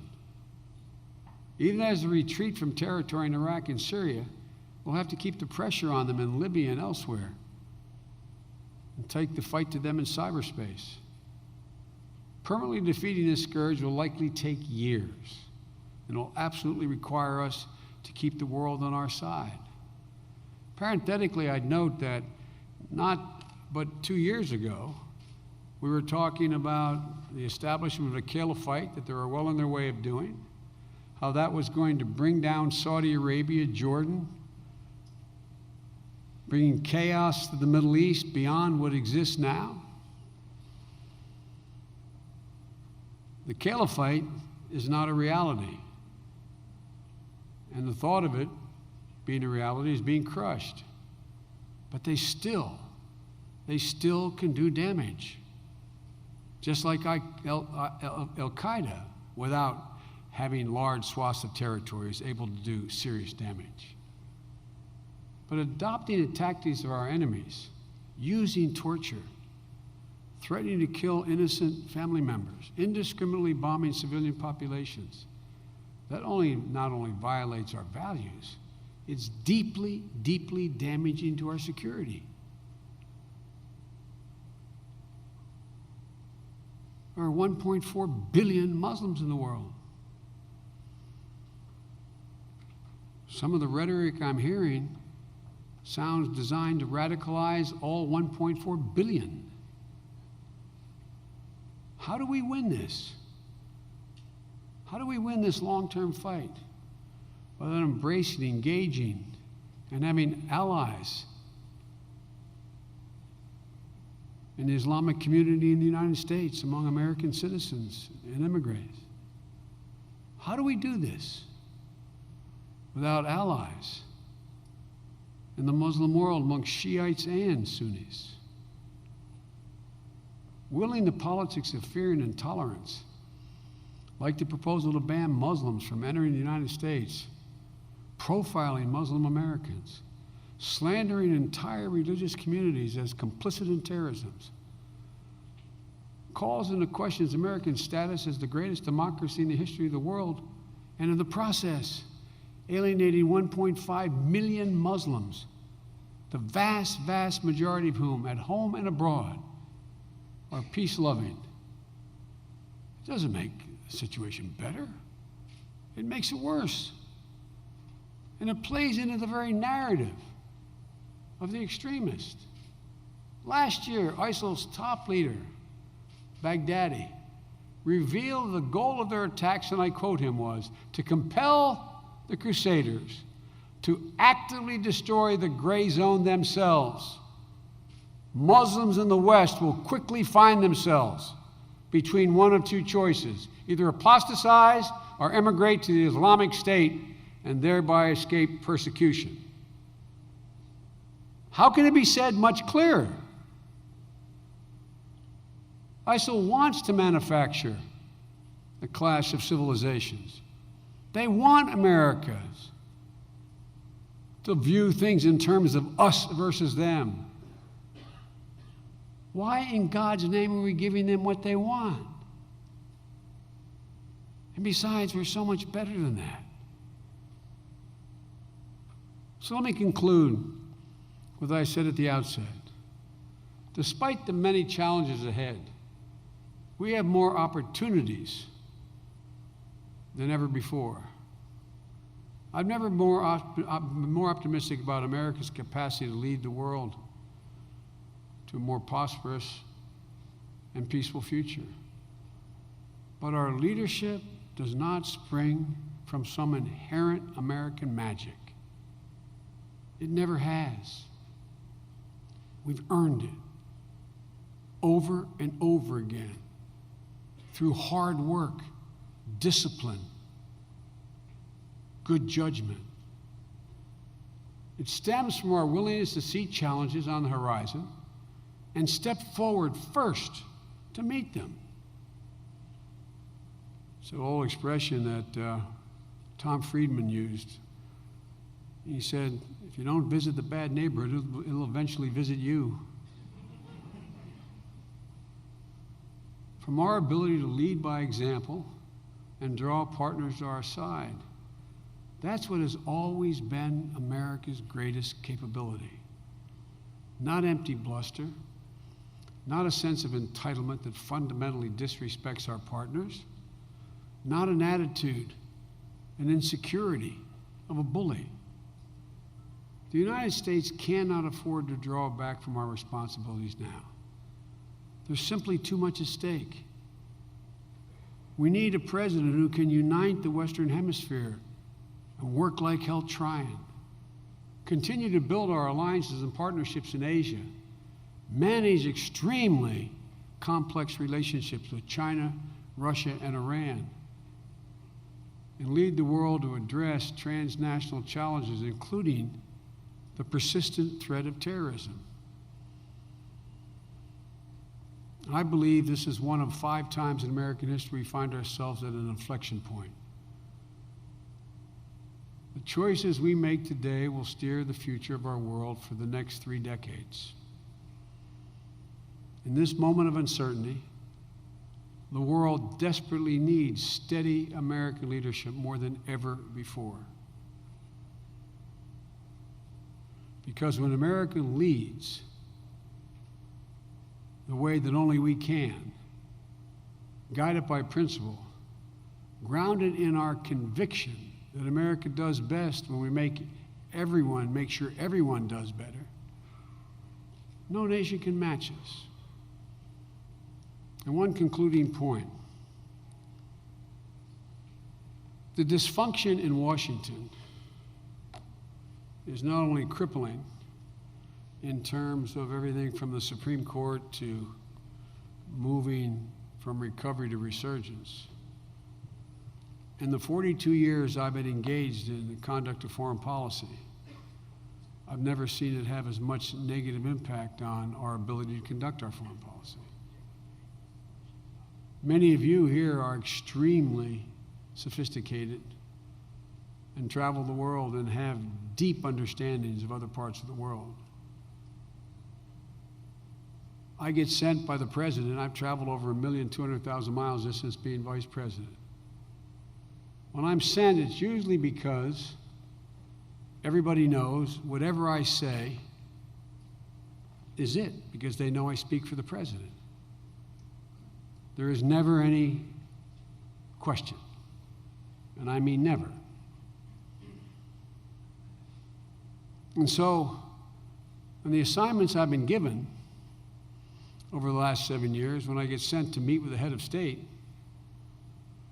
trying to convince him of a particular position, if we reach agreement, I literally, and Joe's with me a lot and I've been with Joe a lot, I reach across the table and shake hands. And here's the response I get the last 4 years that I never ever got before. I grab my hand and say, Mr. Vice President, can you deliver? Let me say it again. Can you deliver? Because every single time, friend, foe, or agnostic with whom we deal, when you make a deal, it requires them to take a chance. Translated into everyday English from Wilmington, Delaware, it's, look, don't ask me to walk out on this limb and take a political hit, even in a dictatorship, unless you assure me, I don't doubt you, I don't doubt the president, but can you get it done in Washington? They understand our systems much better than Americans understand theirs. So folks, my hope is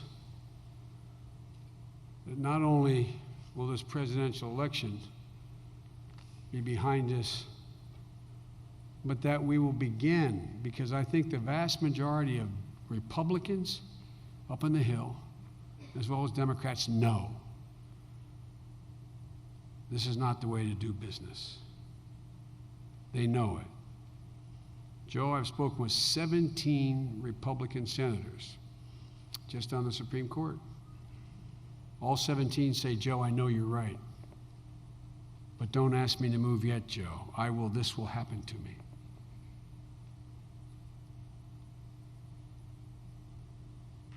The American public is sick and tired of the dysfunction. The instinct is to throw all the rascals out. But I'm convinced that we are at a domestic inflection point too. That my colleagues are beginning to listen more closely to the pattern of the cadence of the political process out there. So my hope is these next 4 years will be much better positioned with a president who understands and a Congress that can vehemently disagree, but ultimately concludes there has to be compromise.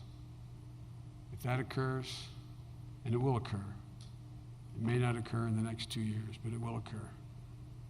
There is not a single thing that we can't do as a country. I thank you all for being so gracious and listening, and I'm really, there's so much talent out here. I just, if you're ever going to be involved, man, this is the moment. This is the moment. Thank you all so very, very much.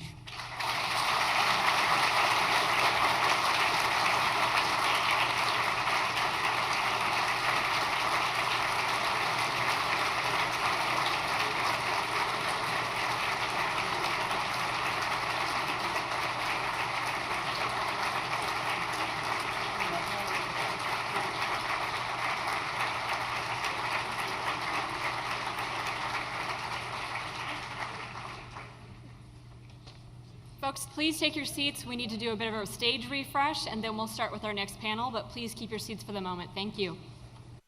All right, now I'm going to take you to Josh Earnest, already in progress, the White House press Is briefing. unquestionably qualified for the job. So this underscores, I think, a little of the frustration that we have about this particular case, because the law, or the way that it's been interpreted by some courts, essentially suggests that individuals can't do the job if they haven't been confirmed by Congress. But yet, when you have as many examples as we have of a Congress refusing to confirm individuals that are unquestionably qualified, you start to see the process break down. And it means that critically important functions like implementing sanctions against terrorist organizations or managing the human resources of the entire federal workforce are undermined by dysfunctional Congress. So we'll make our arguments before the Supreme Court, but we certainly would appreciate a more conscientious Congress fulfilling their basic responsibility to ensure that our government can work. Okay, Bill. Was the executive branch consulted in any way by the Justice Department about the release of the 9/11 transcript?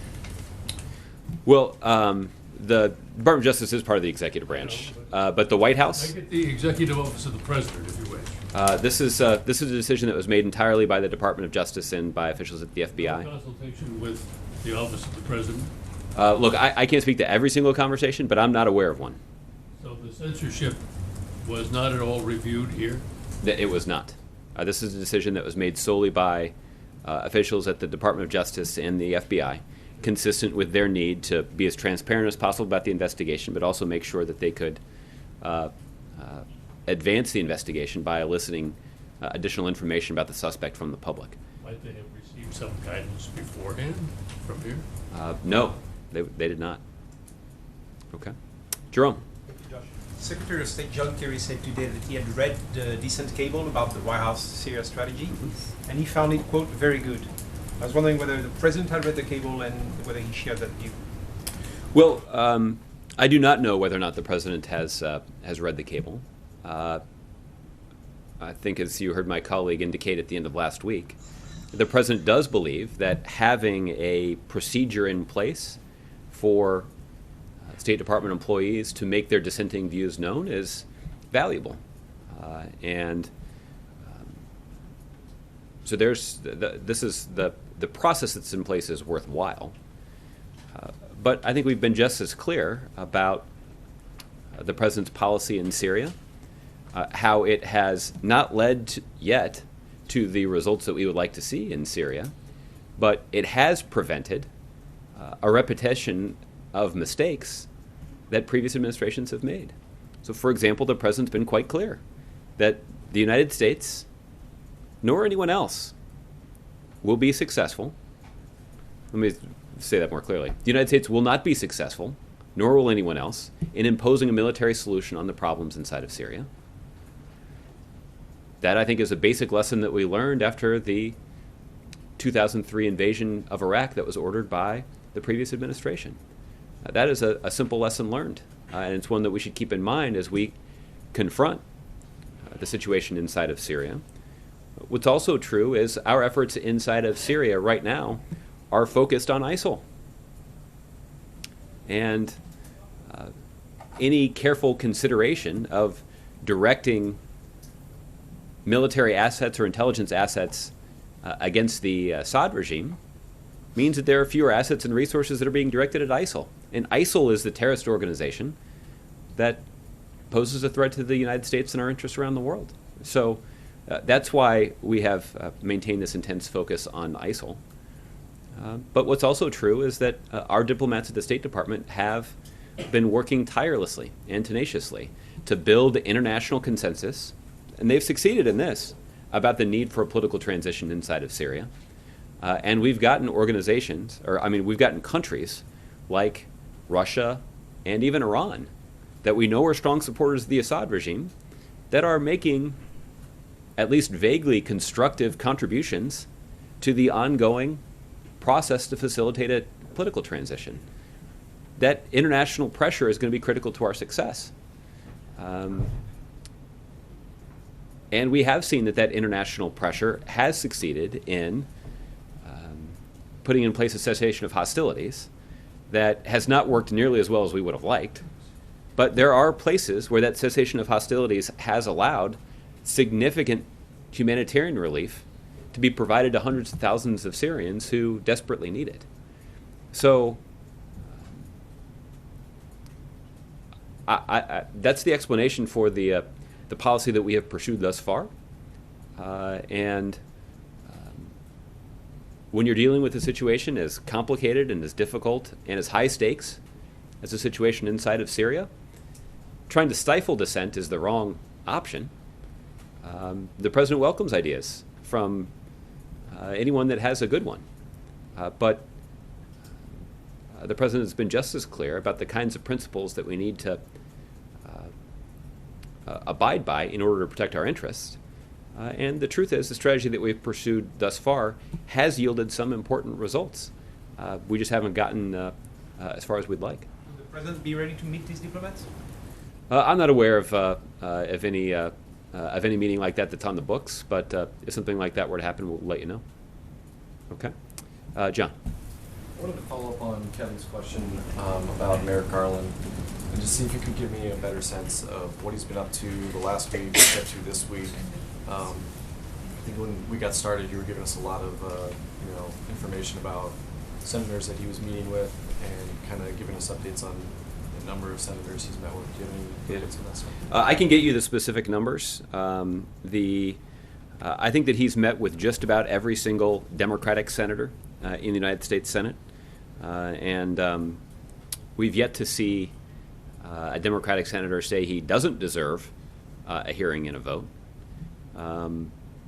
And he's met with a number of Republican senators, at least a couple of them, who've indicated that he does deserve a hearing and a vote. So this is a situation that we find ourselves in right now. And we're going to continue to make up a public case that Republicans in the Senate should stop blocking the most experienced Supreme Court nominee in American history. And I say he's the most experienced Supreme Court nominee in our history because he's spent more time on the federal bench than any other Supreme Court nominee in history. So this is the current situation. We've got Republicans in the Senate who are refusing to do their job. And in this case, it has unfortunate and significant consequences for the successful functioning of our democracy.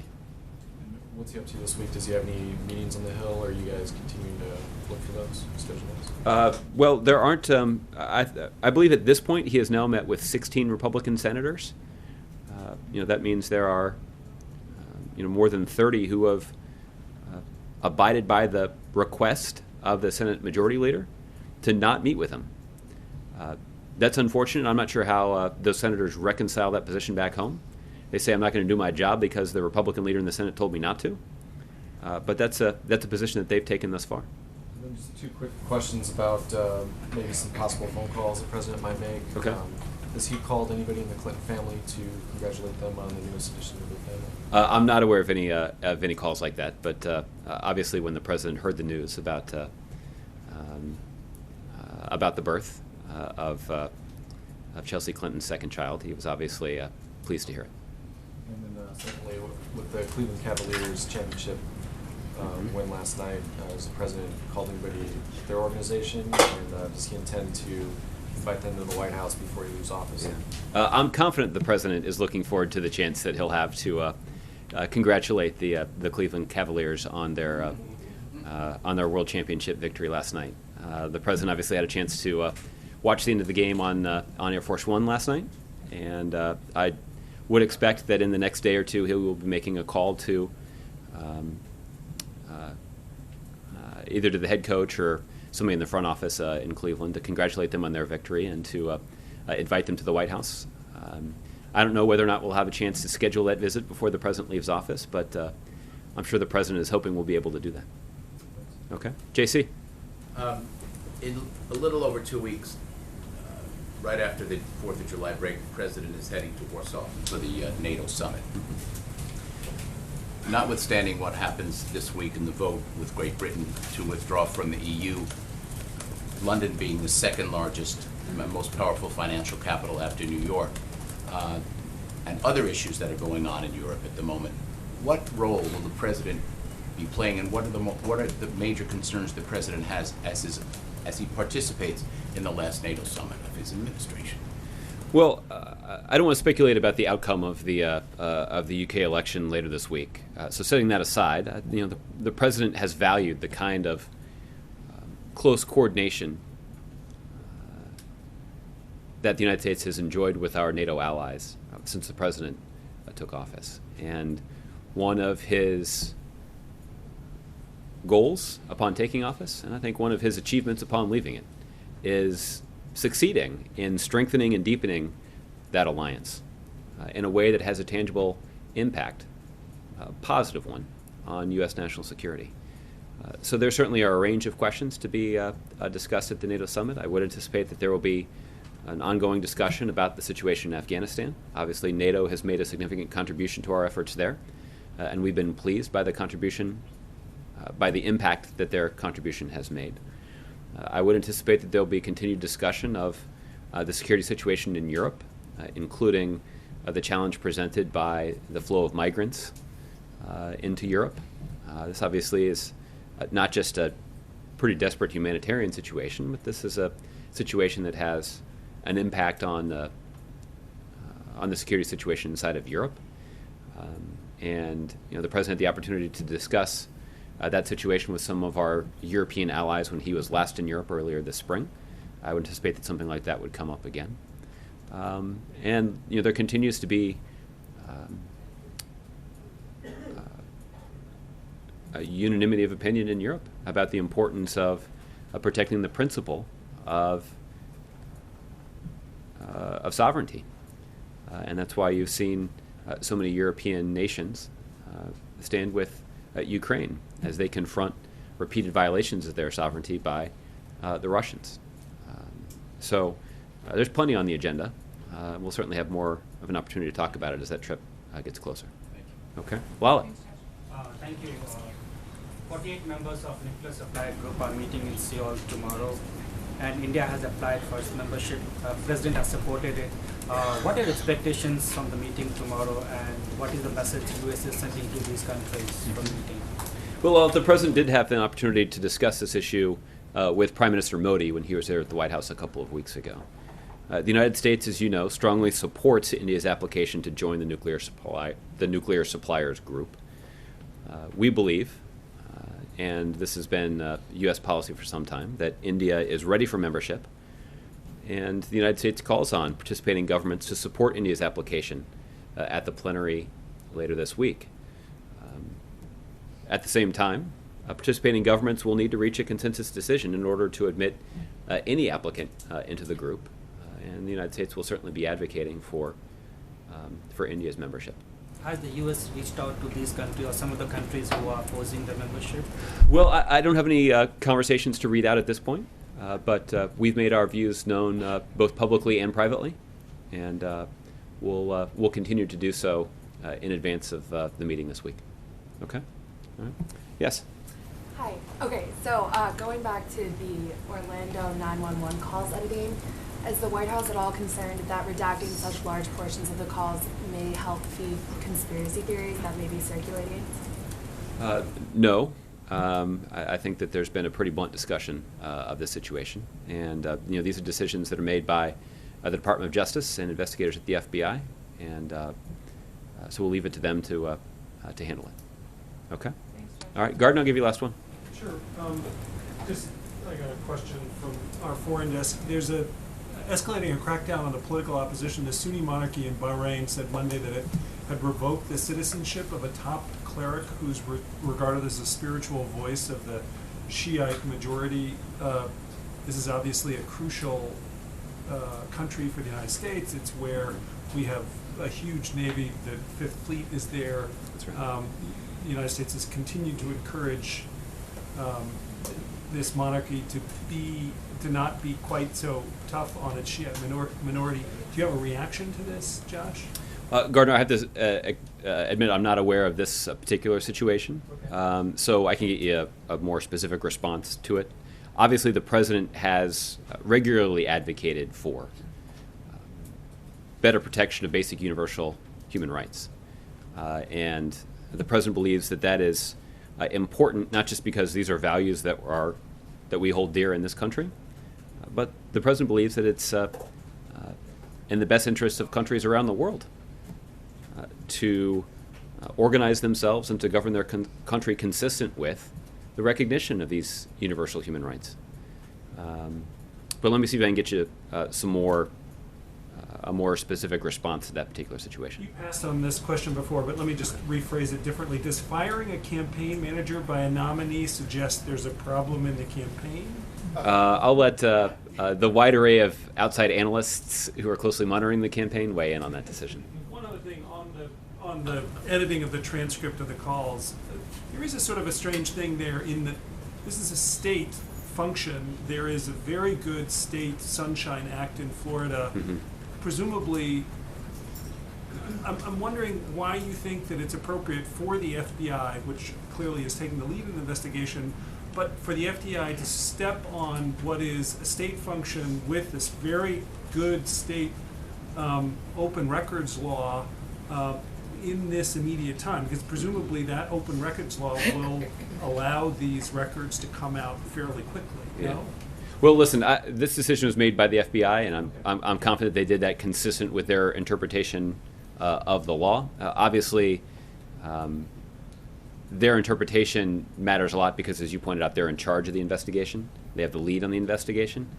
And this particular transcript obviously is central to that ongoing investigation.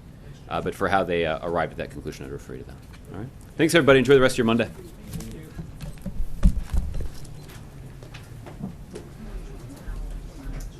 A report by the agency on Iran's past nuclear activities, which echoed our own long-standing assessment about Iran's pre-2003 weaponization work and assessed that weaponization activities took place. So there's nothing new here. I mean, we already had made our determination about past work. And in that report, back in December, it says right in a quote from it, the results identified 2 particles that appear to be chemically man-modified, particles of natural uranium This small number of particles with such elemental composition and morphology is not sufficient to indicate a connection with the use of nuclear material. So while the particles appeared to be man-made, as the Director General reported, their own analysis could not conclusively establish this as fact. Thus, the nature of the report precludes treating them as technical evidence.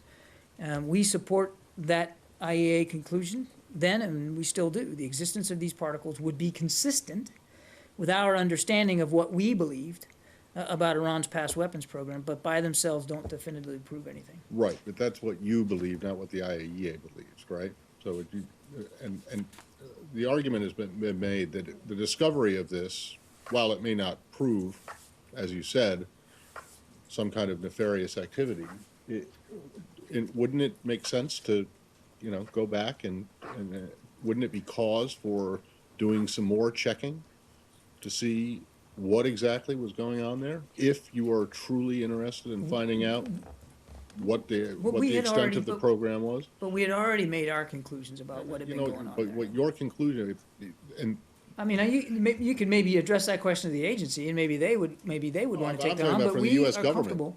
So the U.S. government isn't curious, or wasn't curious at the time, about what the discovery of these particles actually meant. We believe that the existence of them, as I said, are consistent with what our own understanding was of what we believed to be Iran's past weapons program. I mean, they reaffirm what we had already said we thought was going on. Okay, and so there was no interest in going beyond that to find out exactly what was going on there? In terms of the United States, again, yeah. I understand in terms of the IAEA, they closed it, but they did it because but they did it because you essentially allowed them to. You and the other members of the I don't know that I would characterize it as allowing them to do that, Matt. But we're comfortable that the existence of these particles, again, reaffirms what we already believed to be the case. All right, but you don't find it to be any alarming. You don't find it to be of more concern than the non-concern that you apparently had in December because it comported with what you thought was going on. As a matter of fact, I mean, more important than the two articles was the agency's thorough discussion in the report of technology and structures uncovered by the investigation, which appear relevant to a former nuclear weapons program, and in some cases appear relevant to little else. So the report reaffirmed our view that the agency is a highly skilled professional institution and is well positioned to carry out its monitoring and verification responsibilities.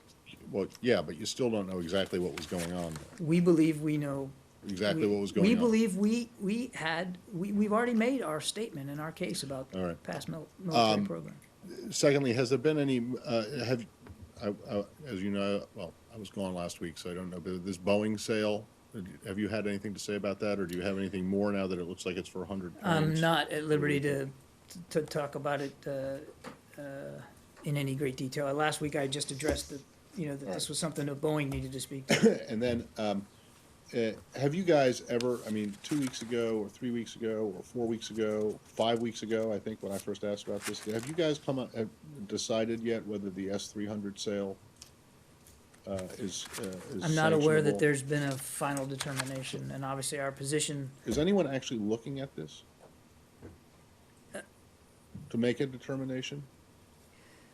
We have, obviously, we've made our concerns known about this potential sale, and we are still examining what the repercussions would be on our end of that.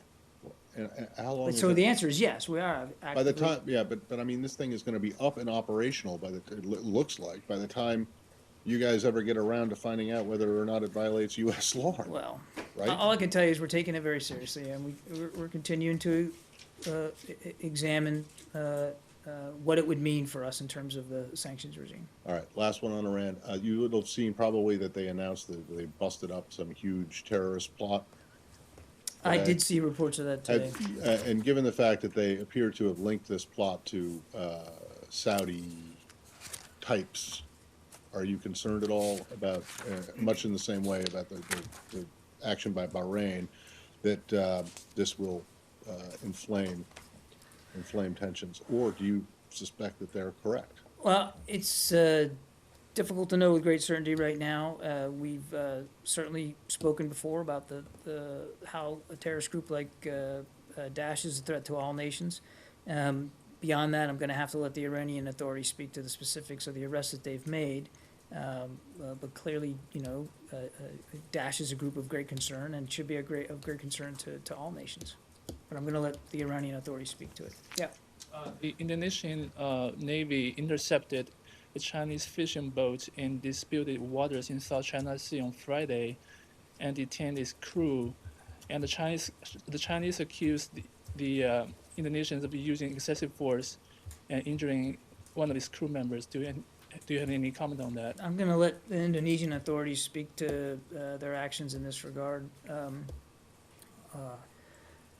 All I'll say about this is what we've said about other tensions in the South China Sea. We want these issues resolved peaceably, and we want them resolved in accordance with international law. But I'm going to let Indonesia speak to its own actions. Do you condemn the use of force in this case?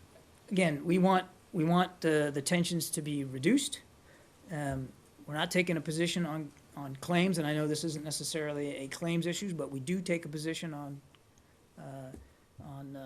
coercion, and we want the tensions reduced, and we want them done peacefully in accordance with international law. I'm just not going to wade into this particular incident. Okay? Yeah.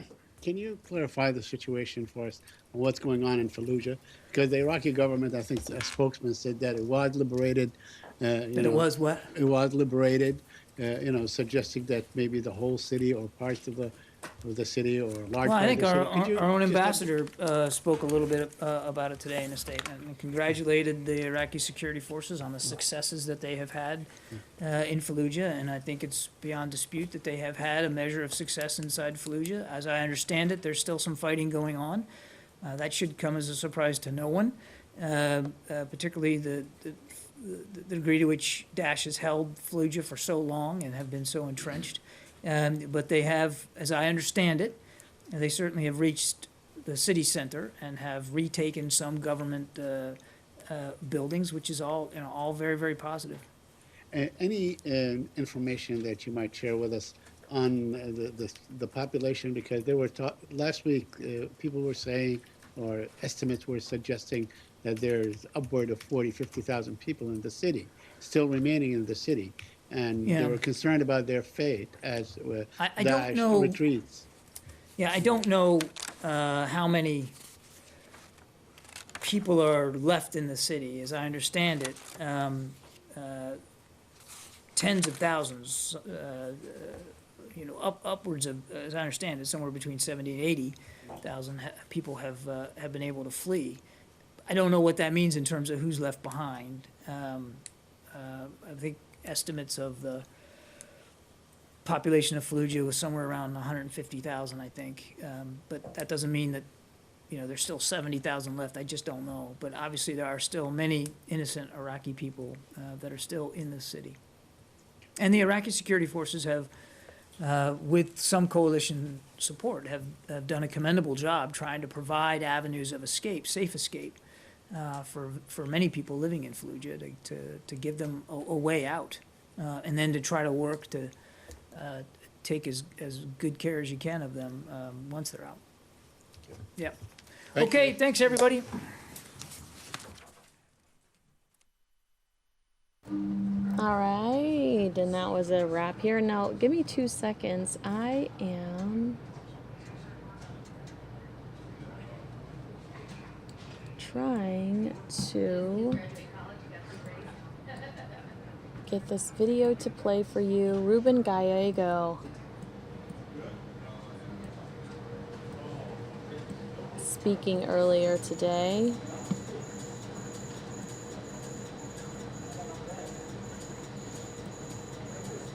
Let me make sure the volume works on this.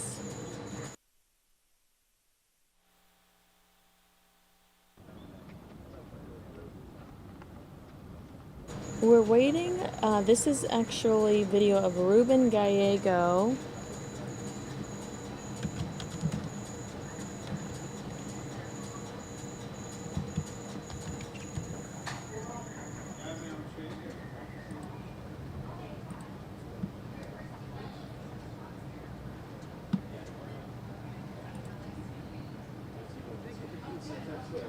Congressman Ruben Gallego endorsing the initiative to regulate marijuana like alcohol in Arizona. Rep. Gallego will join campaign leaders for a news conference on the House lawn of the Arizona State Capitol. Phoenix Congressman Ruben Gallego will join leaders of the campaign to regulate marijuana like alcohol at a news conference on Monday to announce his support for the initiative to end marijuana prohibition in Arizona. He represents Arizona's 7th congressional district, which includes Central and South Phoenix, as well as Western Maricopa County communities. At least it won't fall off.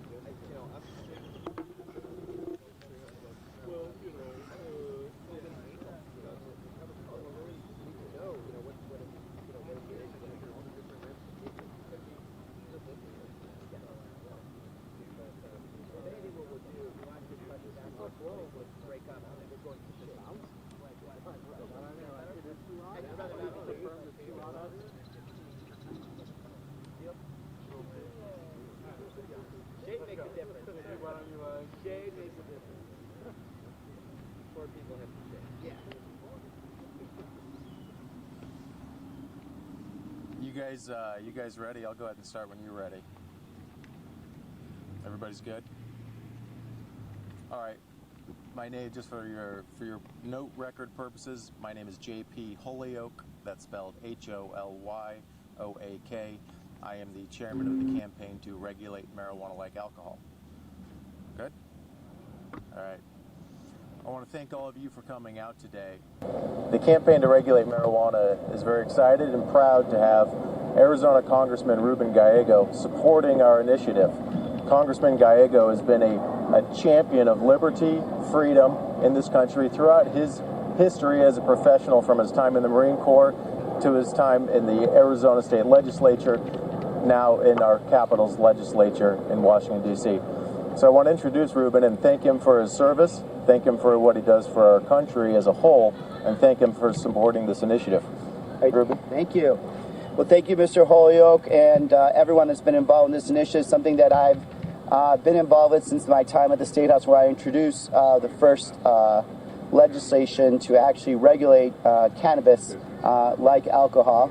I unfortunately did not go anywhere in the legislature, but it did spur a conversation, and I'm glad that we have this initiative going on right now. But why am I supporting this? I am not a partaker. I do believe, though, in the rule of law, and I do believe in individual liberty. So let's focus on what this does. One, we know it makes our communities safer. Regulating marijuana will replace a dangerous underground market that does exist. A dangerous underground market that exists in the neighborhoods I live in South Phoenix, West Phoenix, and areas that I represent. The products will be tested, packaged, and labeled to ensure marijuana is not contaminated and consumers know what they're getting. And the criminal element of who sells marijuana will finally have less economic incentives to be operating, at least when it comes to marijuana. It bolsters our economy. Right now, we've been talking about education and the lack of education funding. Our estimates say that this would add an extra $123 million just to education funding per year.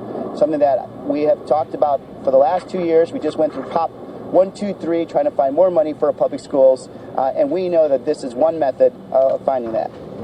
And it just makes sense overall. Marijuana is objectively less harmful than other regulated products. When used properly by adults, it is less addictive and less damaging to the body, and does contribute less when it comes to violent and reckless behavior. Any adult who uses this responsibly will act responsibly. Lastly, for me, something that's extremely important considering who I represent and what my personal beliefs are. I do believe that marijuana prohibition has played a major role in filling our prisons and has contributed to expansion of prisons. If you look at this objectively, minority men, African American men, Latinos men do not use marijuana disproportionately more than white males. Yet they are incarcerated at a higher level than white males. Only 11% of Americans who have used marijuana are black, 12% are Hispanic, and 73% are white. A rough match with each group's share of the U.S. population. But just look at the statistic numbers of this. African Americans represent almost 31% of all drug arrests, and 38% of those are incarcerated for those drug arrests. Hispanics are incarcerated for drug crimes at a rate nearly 3 times that of whites. 17% of Hispanics currently incarcerated in a state prison are there for a drug crime. And even though blacks and whites use marijuana at about the same rate, African American males, or African Americans in general, not males, are 3.73 times more likely to be arrested for marijuana possession than our Anglo brothers. And black males are 8 times more likely to go to jail for drug offenses than whites. So clearly there's a disparity. Clearly marijuana and marijuana drug laws are being used in a manner that is disproportionately affecting our working class communities and our communities of color. I believe that this law is a first step in what I believe is a long process for criminal justice reform, and I hope that the residents, the voters of Arizona will support this initiative. Thank you. All right. Yeah, if you want to take questions, how about we all just take a break and go into the shade? Anybody want to do that? Let's do that. All right. It's smarter that way. I won't run away, I promise. Oh, I don't know. Thanks, Ben. I thought you wanted me in. No.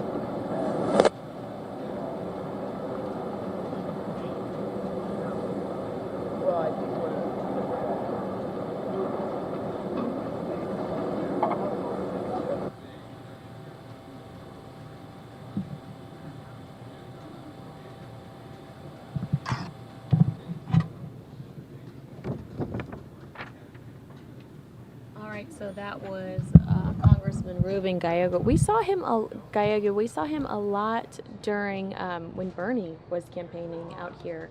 He is a Bernie Sanders supporter. So if he looks like a familiar to you, it might be because of his affiliation with Bernie Sanders. If you're not watching us from Arizona, we have a lot of viewers that aren't from Arizona.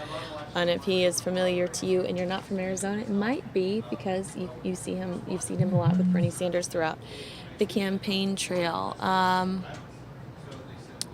going to take you to a fire I see on my satellite feed. I believe this is in California. I'm not 100% sure. So I'm going to take you to the fire and I'm going to find out exactly where it is for you. Thanks so much.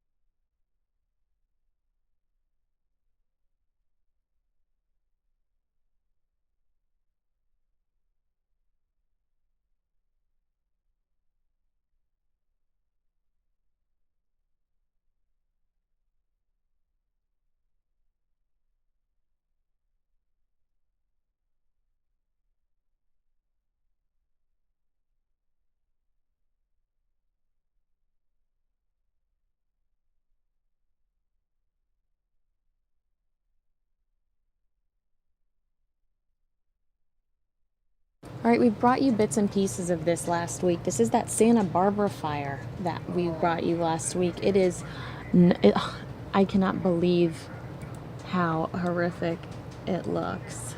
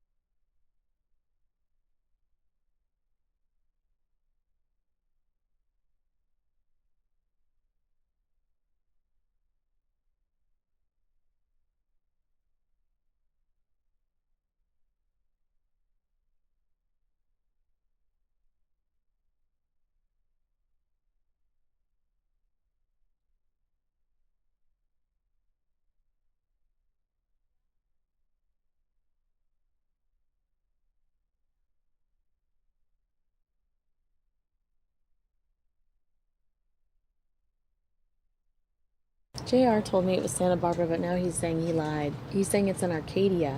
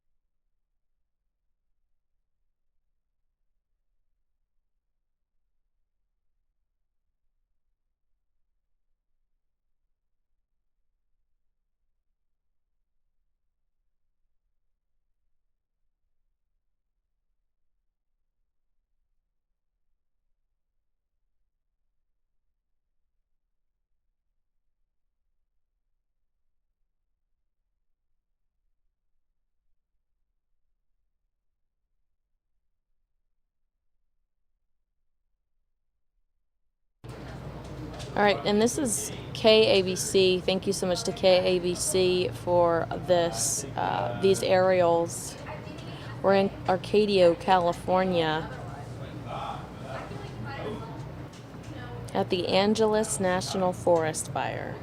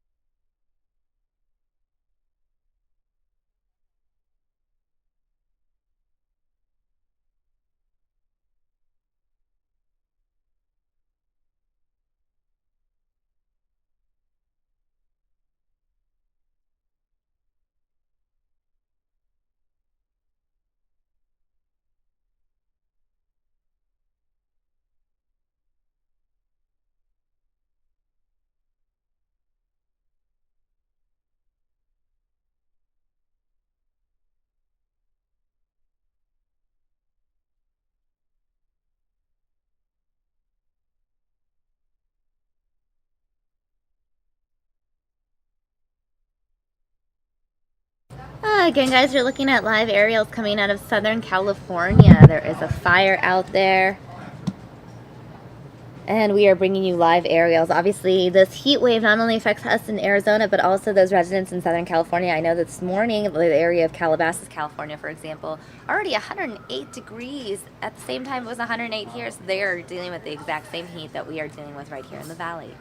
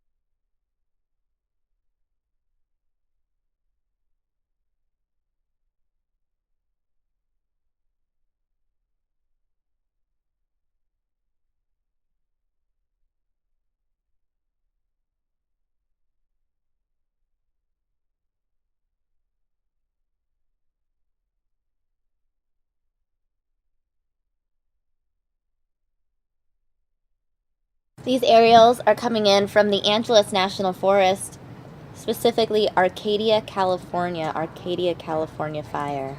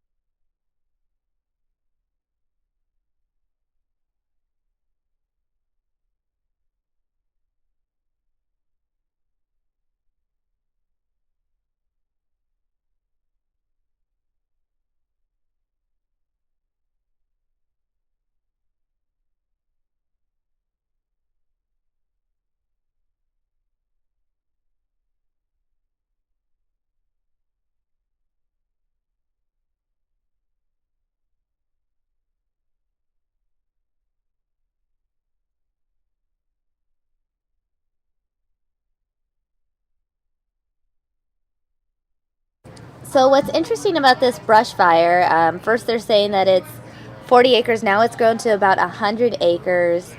We were told Arcadia, California, but I'm looking at Twitter now, and it may be Azusa. Either way, this is east of Pasadena, the Angeles National Forest, typically in that area, those hills right above the 210 freeway, for those of you familiar with the Southern California area.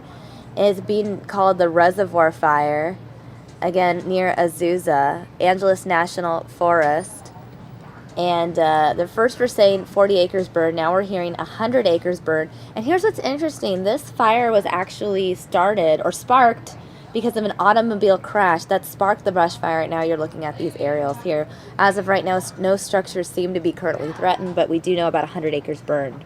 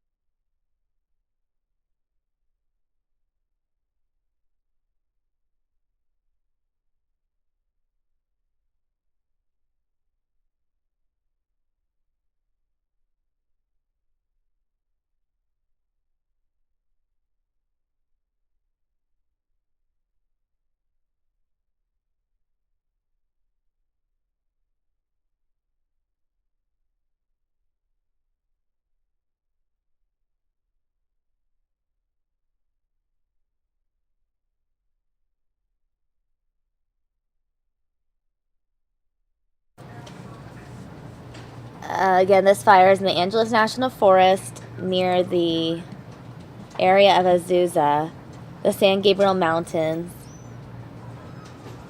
The fire erupted around 11:15, so about an hour and a half. Initially, it was reported to be about 5 acres, but now it's spread. I'm hearing reports of 100 acres, 200 acres. Interestingly enough, there's a couple of fires, is what I'm seeing online. 2 brush fires. So, again, obviously this heat wave isn't helping the cause.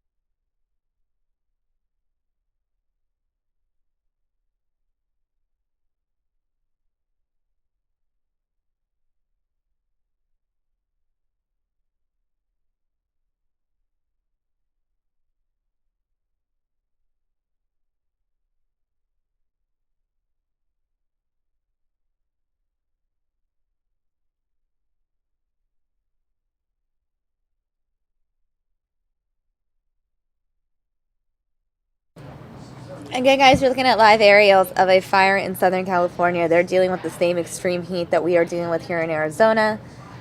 But Arizona, I guess here we typically expect highs in the hundreds to 110s.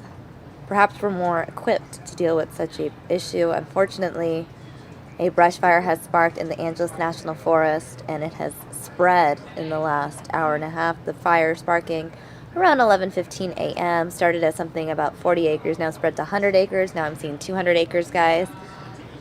We are going to continue to bring you these live aerials for as long as we have them.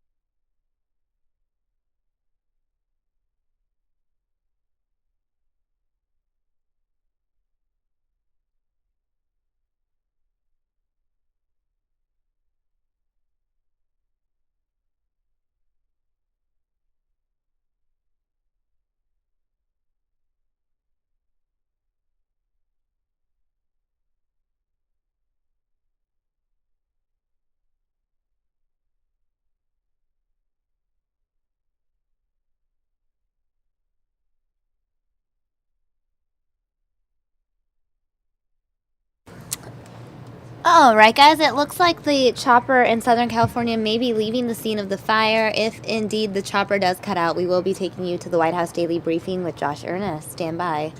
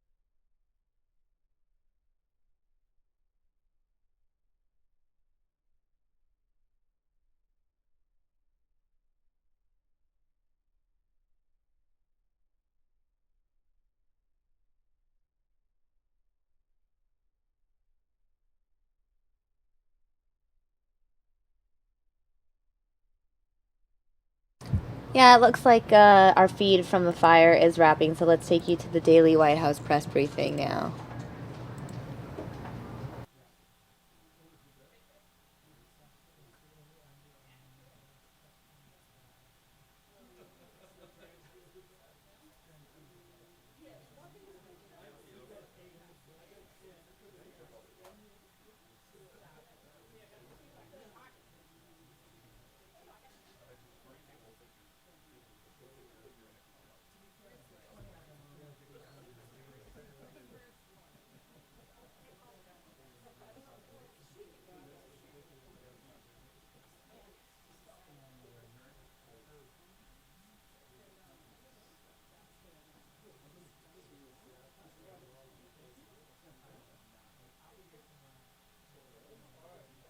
Alright guys, looks like we may have fire aerials again, so let's take you back there actually.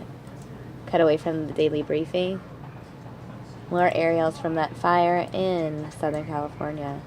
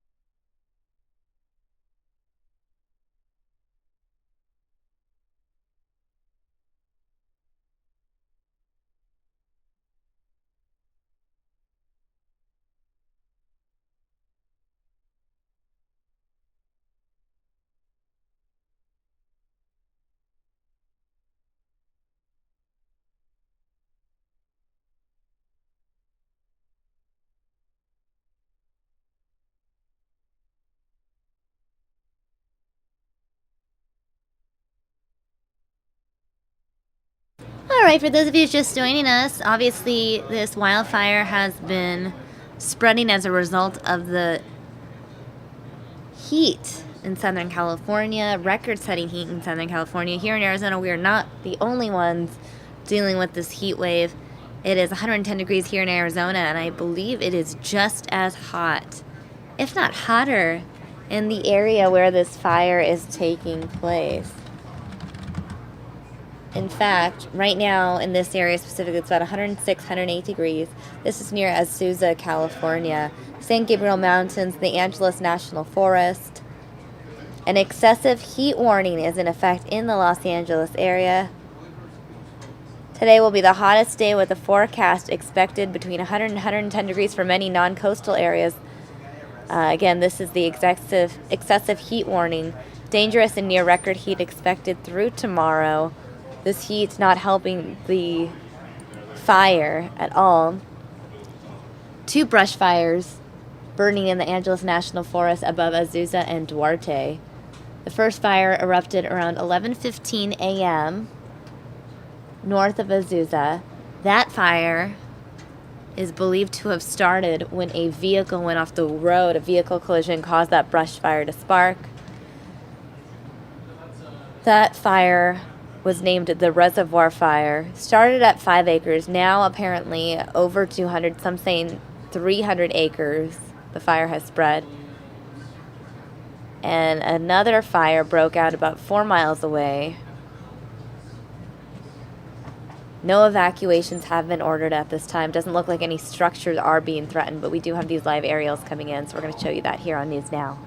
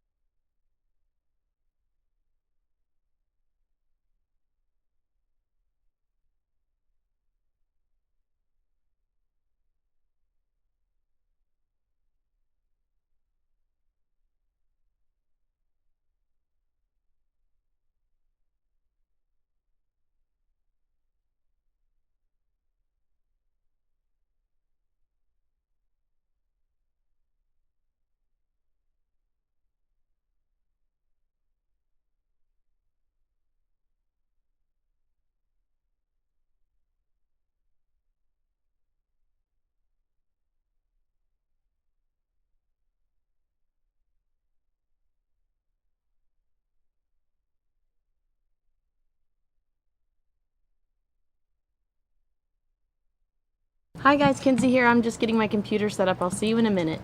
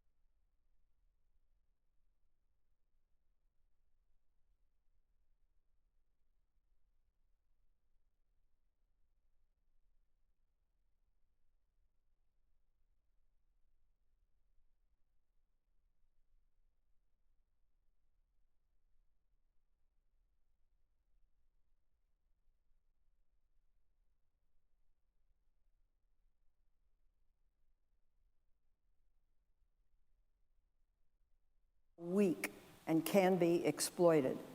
So, Madam President, we can't continue to do nothing in the face of this potential death and even potential devastation. I've been fighting to reduce gun violence throughout my career, since my days as a county supervisor and as mayor of San Francisco. I know how difficult it is to make changes because the opposition is so extreme and opposes any measure to curtail gun violence, no matter what it is. And so it was against all odds that the assault weapons legislation passed in 1994. And the gun lobby fought hard, not only to defeat the amendment, which succeeded, but to defeat those in the House who supported it. And that started its own reign of terror. When the Brady background check passed in 1993, multiple cloture motions on the bill failed before it ultimately passed with 63 votes. But that bill did not cover sales at gun shows, private sales, or internet sales, which have increased significantly. After the Newtown shooting, I thought we would do something to stem the tide of these weapons. We tried to. The senator's time is expired. I am just about finished. If you just could give me another minute or so. We tried to renew the ban on Without assault. objection. Thank you. We tried to renew the ban on assault weapons. That failed. We tried to expand the background checks, even through a compromise offered by Senator Manchin. That effort failed. I remember when the vote on the background checks failed, the New York Daily News put the photos of the Newtown victims on the front cover. There were 20 young children, aged 6 and 7, and their educators. And the headline read right across it, "For shame." So it's time for us to stand up. It's time to force elected representatives to take action. We must expand background checks. We must make sure the government can stop a gun from being sold to a known or suspected terrorist. And that's not too much to ask. I thank you, Madam President. I appreciate it. I yield the floor. Madam President. Senator from Texas. Madam President, the two main amendments that we will hear tonight regarding the no-fly list or the watch list, known as suspected terrorist list, in both instances, we agree, terrorists should not have guns. Terrorists should not have guns.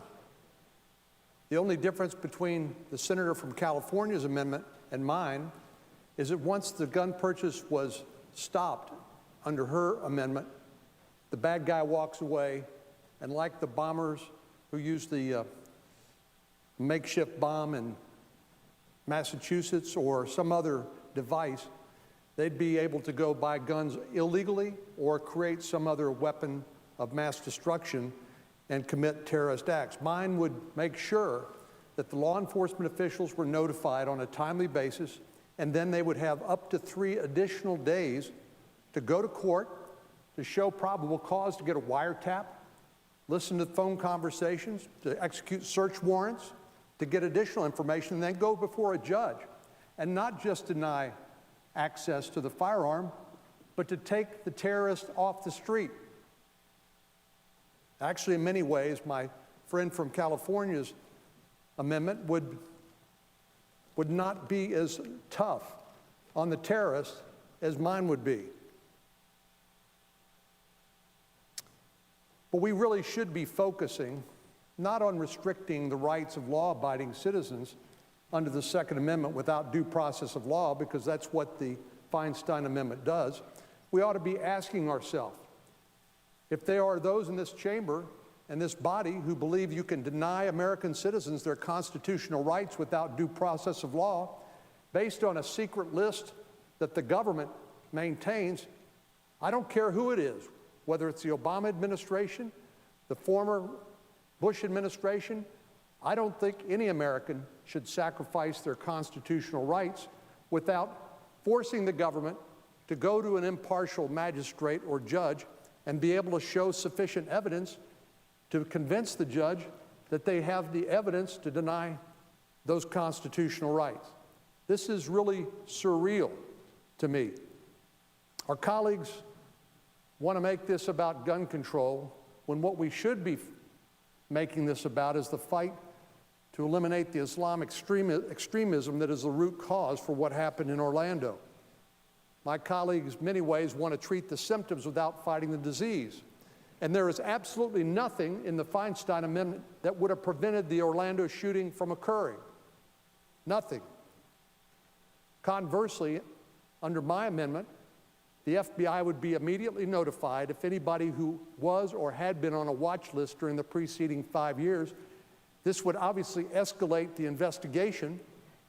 The FBI could go to court, get a search warrant, get a wiretap upon appropriate legal showing, and get the sort of evidence necessary to detain, arrest, in other words, the terrorists, rather than just deny them access to a firearm, because if they're too dangerous to buy a firearm, they are too dangerous to be loose on our streets.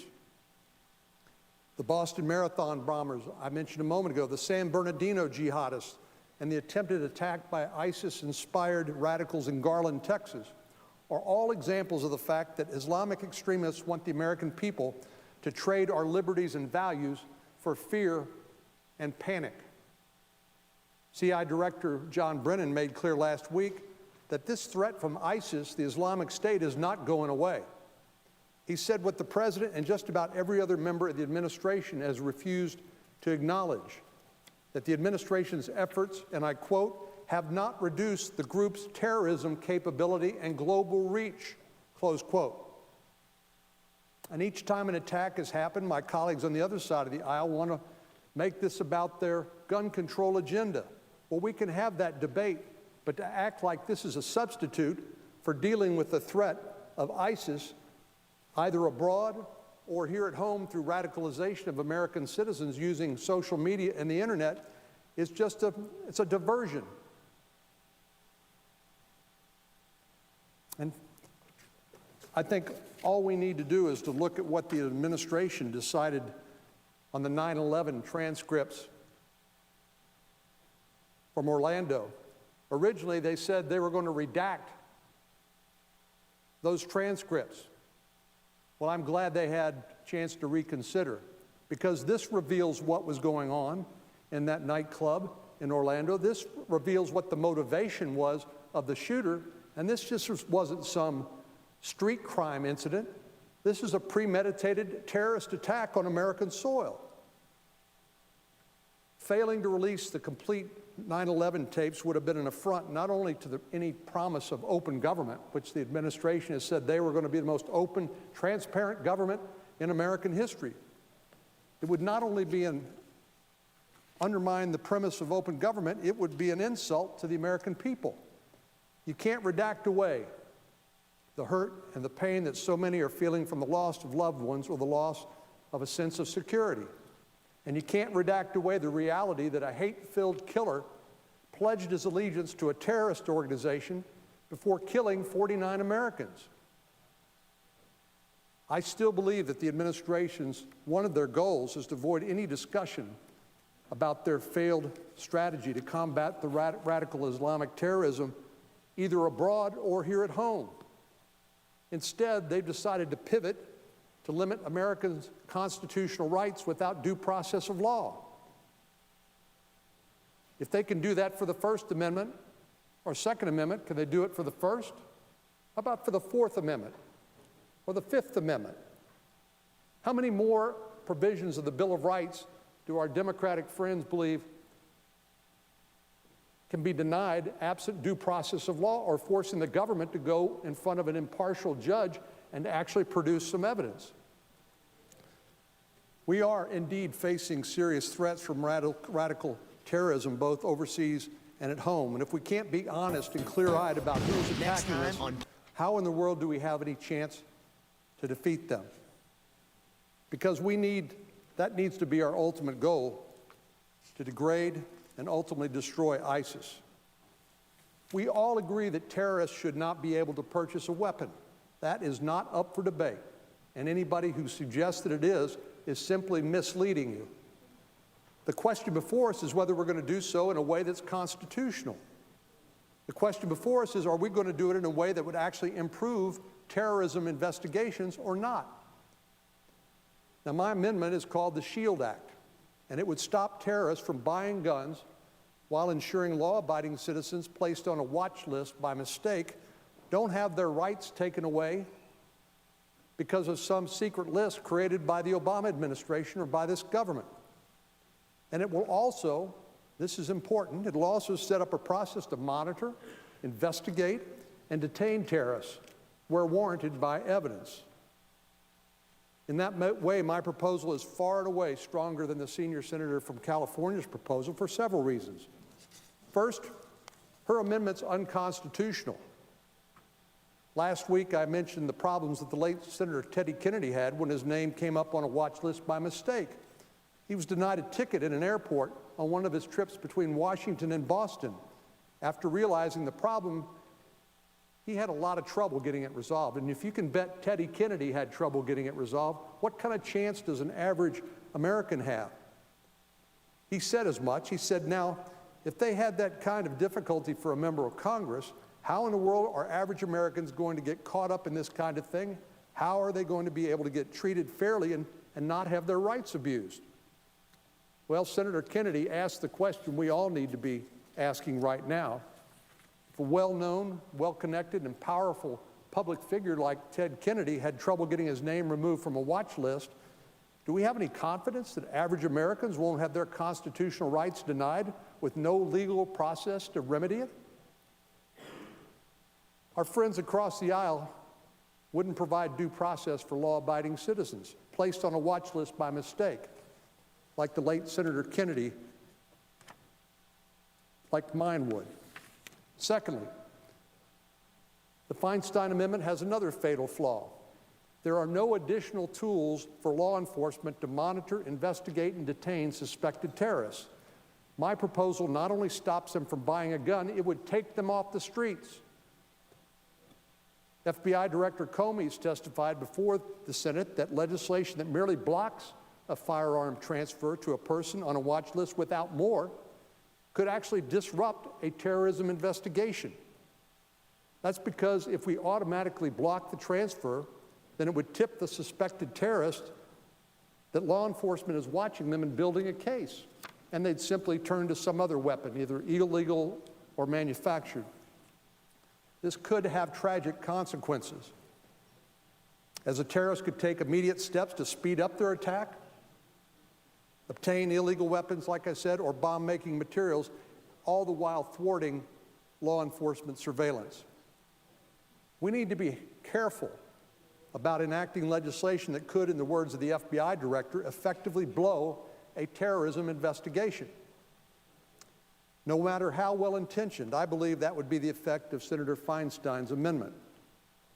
The truth is, under that amendment, a motivated terrorist could buy a gun, be denied, then walk out of the gun shop and find another avenue to carry out a terrorist attack. By letting a dangerous terrorist roam free on the streets, the proposal of our Democratic friends would make us less safe, not more. My legislation, in contrast, would not only block that person from buying a firearm, because the FBI would be immediately notified, and they wouldn't be able to take it with them. They'd have to wait at least 3 days while the FBI conducted additional investigation. But it would allow the authorities the opportunity to carry out that investigation, followed by an expedited court hearing where a judge could block the sale and authorize the arrest of the terrorist if, in fact, there was some evidence to prove that that was the case. If the judge deems there's probable cause to block the sale, the terrorist can be immediately detained by law enforcement. I repeat myself, if you're dangerous enough not to own a firearm, aren't they also dangerous enough to be taken off the streets? But the senator from California's amendment would let the bad guy go. In this way, my proposal goes much further than our Democratic friends. We've got to do more to prevent terrorists from buying guns, and we've got to lock them up and stop them before they kill innocent Americans, too. Importantly, my amendment would apply to anyone who is previously under an investigation for suspicion of terrorism within the last 5 years, like the Orlando attacker. The Orlando attacker wasn't even on a watch list, so I don't know what our friend from California, what she is trying to propose here by saying that if you're on a watch list, you ought to be denied a gun, but I guess she's saying even if you're not on a watch list, you ought to be denied a gun. Madam President. But we have said that if you were on a watch list for the last 5 years, then the FBI would be provided notice. Senator, would you yield for just one four-word comment? Our bill does the same thing. I'll yield to the senator after my remarks. I'm almost through. When similar proposals were offered in December, the amendment from the senior senator from California didn't even get a majority of votes in this body. My related proposal back in December was bipartisan and garnered 55 votes. I'm glad the junior senator from Indiana and junior senator from West Virginia, both Democrats, supported that bill then, and I hope they'll do so again. Both made the decision to do what was right instead of what was politically convenient. And the Due Process Clause of the United States Constitution is more than just a convenience. It is, after all, our Constitution. Something senators pledge to uphold and defend, the Constitution of the United States, but then to vote for an amendment to deny constitutional rights without due process of law sure seems in tension with that oath. We must advance common sense legislation to defend ourselves against Islamic extremism.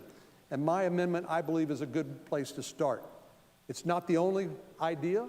The senator from Maine, Senator Collins, senator from Pennsylvania, Senator Toomey has some interesting ideas that I know they would like to develop and have a chance perhaps to have a vote on.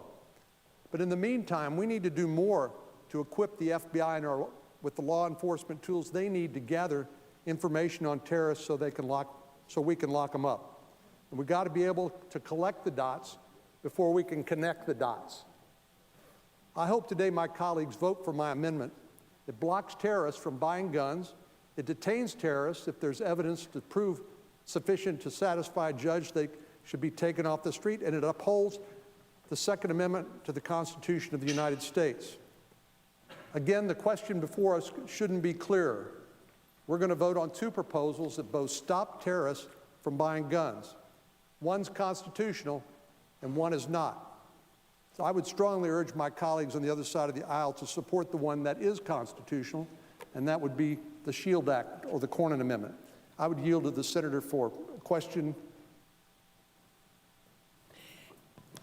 It is my belief that our amendment does cover Senator Leahy and Senator Nelson submitted to us an amendment which is incorporated, which does cover, excuse me, the Orlando killer. I want you to just know that. Thank you very much. And I would say to my friend from California, the problem in this instance is this shooter was a licensed security guard. He was guarding a courthouse. He also had a firearms license from the state of Florida. So there's nothing about her amendment that would have prevented him from purchasing a firearm. Indeed, the only thing that might have happened would be that the FBI would be notified under the 5-year look-back provision, but the FBI had already conducted 2 investigations of this particular shooter and had cleared him, notwithstanding all the troubling signals we see now in retrospect. So I still believe that there's nothing in the Feinstein Amendment that would have prevented this shooter from purchasing firearms because he had a firearms license already and had previously been cleared by 2 FBI investigations and taken off the watch list. Madam President, I yield the floor.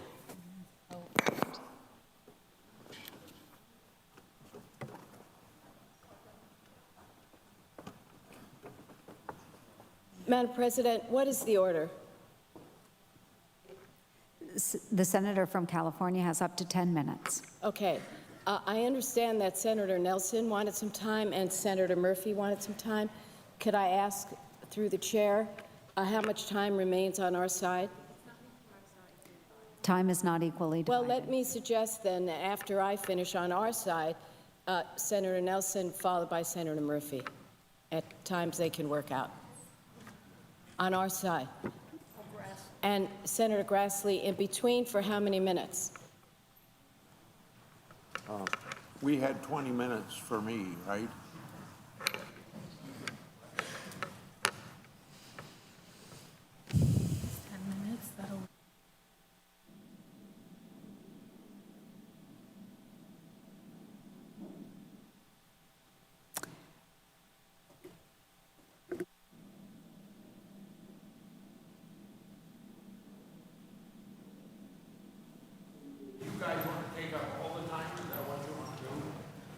I didn't say that, no, sir.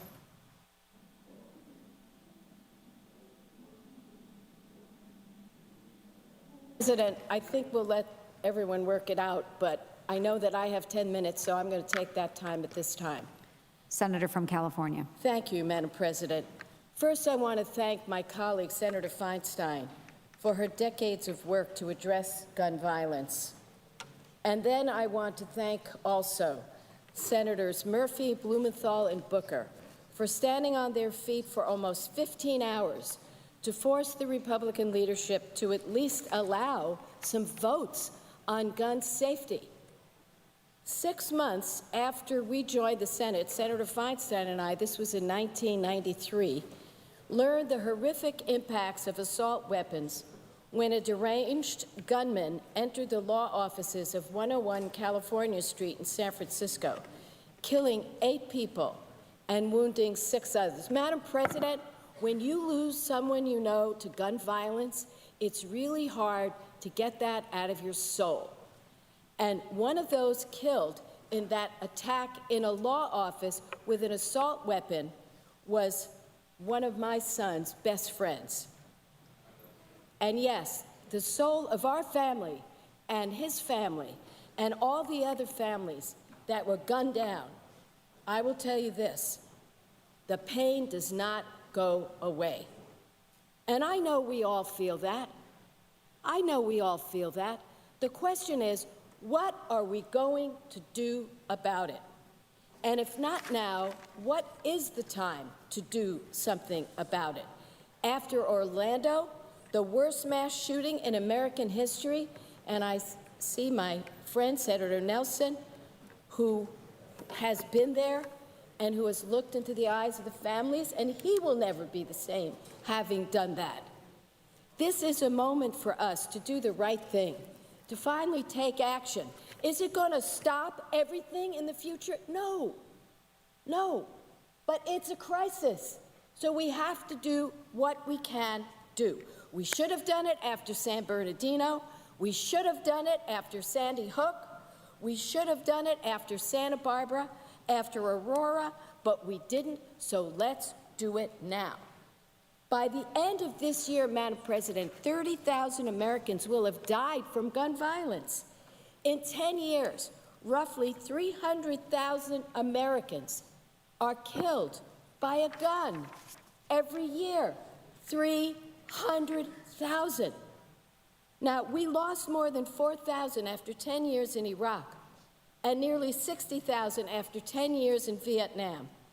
losing those incredibly large numbers of soldiers, 64,000 roughly, in 10 years of those two wars, tore our nation apart. Tore our nation apart. But 300,000 Americans we lose from gun violence over 10 years, and my Republican friends do nothing. That's the hard, cold truth. They claim they want to do something, but as Senator Feinstein pointed out, when you look at the bottom line of their proposals, they essentially do nothing. And the gun epidemic continues. How many times do we come to the Senate floor to send our thoughts and prayers to the families, but we don't do anything of substance to back those prayers up? Not since my colleague got through her assault weapons ban. Since then, we have done nothing, and that was in the 90s. Now, unfortunately, I was just on the floor in December after a mass shooting at a holiday party that killed 14 people and wounded 17 others in San Bernardino. I stood right here, and I begged for us to come together and pass sensible laws to prevent another community from the gut-wrenching heartbreak my state was going through. That was just 6 months ago. We did nothing. I was here on the floor after a mass shooting in Santa Barbara in 2014, where I called for us to pass a pause that gives family and friends who fear that a loved one is going to use a gun in a dangerous way, give them a way to temporarily stop that loved one from obtaining a gun and do it legally through a court hearing. California passed that law. We did nothing. No action. When is it finally going to happen when we're going to do something? I would urge every single person watching this debate to watch the votes. The only two proposals that do anything are the Feinstein proposal and the Murphy proposal. One deals with keeping guns out of the hands of terrorists. The other makes sure that people who buy a gun at a gun show or a private transaction get a background check. Should terrorists have guns? Every one of us says, oh no. Do we need to defeat ISIS? Yes. One of the most brutal, vicious terrorist groups, and that's why I support the president's action to take them out. And I was glad to see the Iraqis recapture Fallujah from ISIS. But that doesn't stop the lone wolves over here. We need to make sure those lone wolves don't get a gun. Should mentally unstable people have guns? No. We need to address that. Should weapons of war be allowed on our streets? Even the inventor of the assault-style weapon, his family said he never meant it to be used on the streets. It was a weapon of war. Those weapons have no business being in civilian hands. Now, today we had some good news out of the Supreme Court. They refused to take up a case that challenged the assault weapons ban in Connecticut. That is good news. And it follows the legal opinions that we've seen from the courts that says, yes, there is a right to bear arms, but yes, you can have common sense gun laws so that people who could be trusted get a weapon and those who don't do not. Responsible people should be able to get a gun and pass a background check. Now, what happened in the world?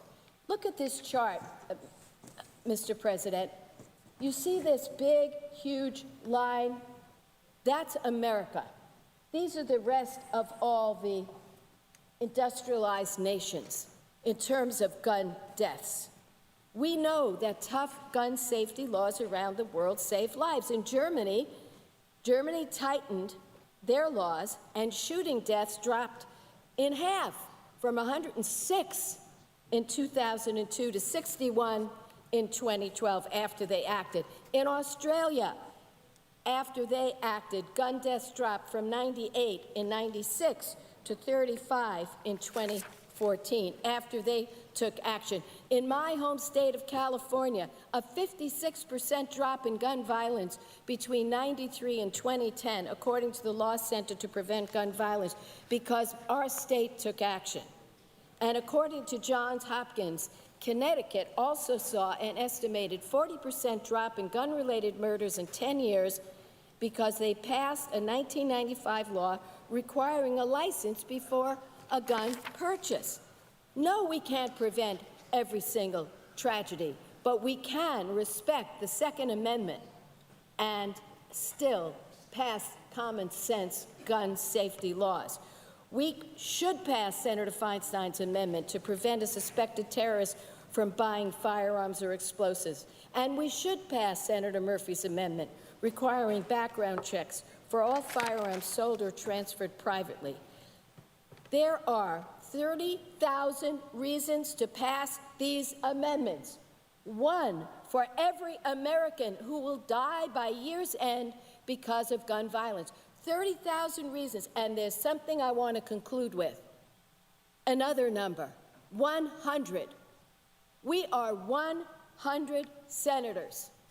We have the honor and the privilege of being here. We can do something about those 30,000 deaths a year. No, we're not going to cure it all with 2 measures. It's going to take more time than that. But people deserve to be safe at work, safe at school, safe at a shopping mall, at a movie theater, at a restaurant, at a health care clinic, and yes, at a nightclub. So it is up to us to act. 100 of us can look at the fact that we lose 300,000 Americans over 10 years, and we have done nothing since the 90s. And today, we can change all that, and I do thank so much my colleague, Senator Feinstein, for her work on this legislation, and Senator Blumenthal. And I would retain the time for the debate on our side. Mr. President, Senator from Iowa. before I speak, I ask unanimous consent that I be permitted to speak for up to 20 minutes, to be followed by Senators Nelson and Murphy for 5 minutes each. Is there objection? Without objection. Okay. Mr. President, would you please tell me when I've used 17 minutes, and then I want to reserve 3 minutes for Senator from Pennsylvania to follow me with his 3 minutes. Chair will do so. Okay. I want to express my unwavering support for those who were killed and wounded in Orlando, and for their families, friends, and loved ones, and community members. This terrorist attack represents a great tragedy and an affront to our way of life and very existence as Americans. I will do all I can as chairman of the Judiciary Committee to support and give the FBI the tools the FBI needs to investigate the circumstances of this attack by a radical Islamist terrorist. All Americans have every reason to be upset and even furious over the deadliest attacks since the awful events of September the 11th. We should all be addressing the real problem of radical Islamic terrorism. But the Democrat leadership has taken their eyes off the ball and is trying to turn this tragedy into another debate about guns. Well, we will gladly have that debate, but very soon we'll refocus back on terror threats. On Wednesday, many misleading or incomplete statements occurred, and they must be corrected. For the minority leader, we heard erroneous statements on the law on guns purchasing by those who would commit terror. He cited comments from a jihadist that would-be terrorists can go to gun shows and buy fully automatic weapons without a background check. Well, they can't buy those guns. Even the Washington Post fact-checker gave the minority leader 2 Pinocchios on that claim. No one can buy a fully automatic weapon without a background check. The gun used in Orlando was semi-automatic, not a fully automatic weapon. That a radical Islamic terrorist would lie about the law is not a reason to change the law. The minority leader and the senator from Connecticut, whose amendment is before us, also invoked the so-called terror loophole. This is nonsense. No one convicted of terrorism can legally buy a gun. What the other side means when they say terror loophole is someone who might be on any number of flawed terrorist watch lists. Time and again, the other side says they support Second Amendment rights. We have every reason not to believe them. The terrorist watch list amendment that they now propose violates the Second Amendment right to keep and bear arms, and it violates the Fifth Amendment's due process clause. The amendment violates the Second Amendment because a fundamental constitutional right cannot be infringed upon without due process of law. The other side has offered the Feinstein Amendment with the same kind of constitutional flaws that it contained when it was first proposed. To be sure, the Bush administration proposed similar wrong-headed ideas, but that was before the Supreme Court recognized that the Second Amendment protects an individual right of gun ownership. Gun control supporters are prominent voices against the terrorist watch list amendment. For instance, in an editorial, the Los Angeles Times asked and answered the question this way: should people on the no-fly list be able to buy guns? Yes. The editorial pointed out correctly that people on the various no-fly lists and terrorist watch lists are not convicted of any crime. The vast majority of the people on the list are foreigners already prohibited from buying guns. And the Los Angeles Times accurately stated that since the Second Amendment is a fundamental right, the reasonable suspicion standard in the Feinstein Amendment is too weak.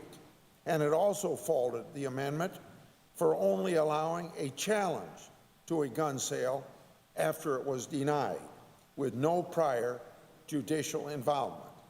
The editorial also noted that the San Bernardino shooting would not have been stopped had the amendment been in place at the time. It would not have done so in Orlando either, I will note. This past week, the New York Times ran an opinion piece by UCLA law professor Adam Winkler.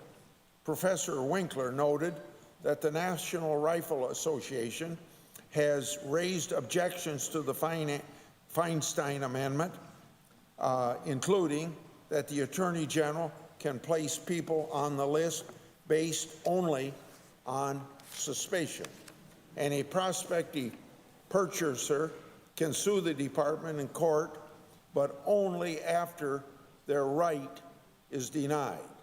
But unlike many other gun control supporters, Professor Winkler wrote, quote, "We should take the NRA's criticism seriously," end of quote. He also wrote, quote, "If the Attorney General believes a suspected terrorist should be added to the list, she should have to go to court first and offer up evidence." Continue to quote, "Only after concluding that the Attorney General has probable cause should the court approve the denial of a suspect's right to own a gun," end quote. The ACLU also opposes the Feinstein Amendment on civil liberties grounds. Supporters of this amendment would not prohibit a person in this database from exercising their First Amendment rights or the right to vote or the ability to have an abortion with the same absence of due process. The FBI takes action now when a person in a terrorist database tries to purchase a gun. The senator from Connecticut's amendment requires universal background checks Last week, the senator from Connecticut contended that there is less gun crime and fewer homicides in states that have passed strict gun control laws like his state. But homicide rates are higher in Connecticut than in many states that provide greater protection of gun rights, such as my state of Iowa. All you need to do is to look at Maryland to refute the claim that imposing tougher gun control reduces crime. Despite enacting very stringent gun control, murders in Maryland, and particularly in Baltimore, have increased dramatically. The other side wants it both ways. Heads I win, tails you lose.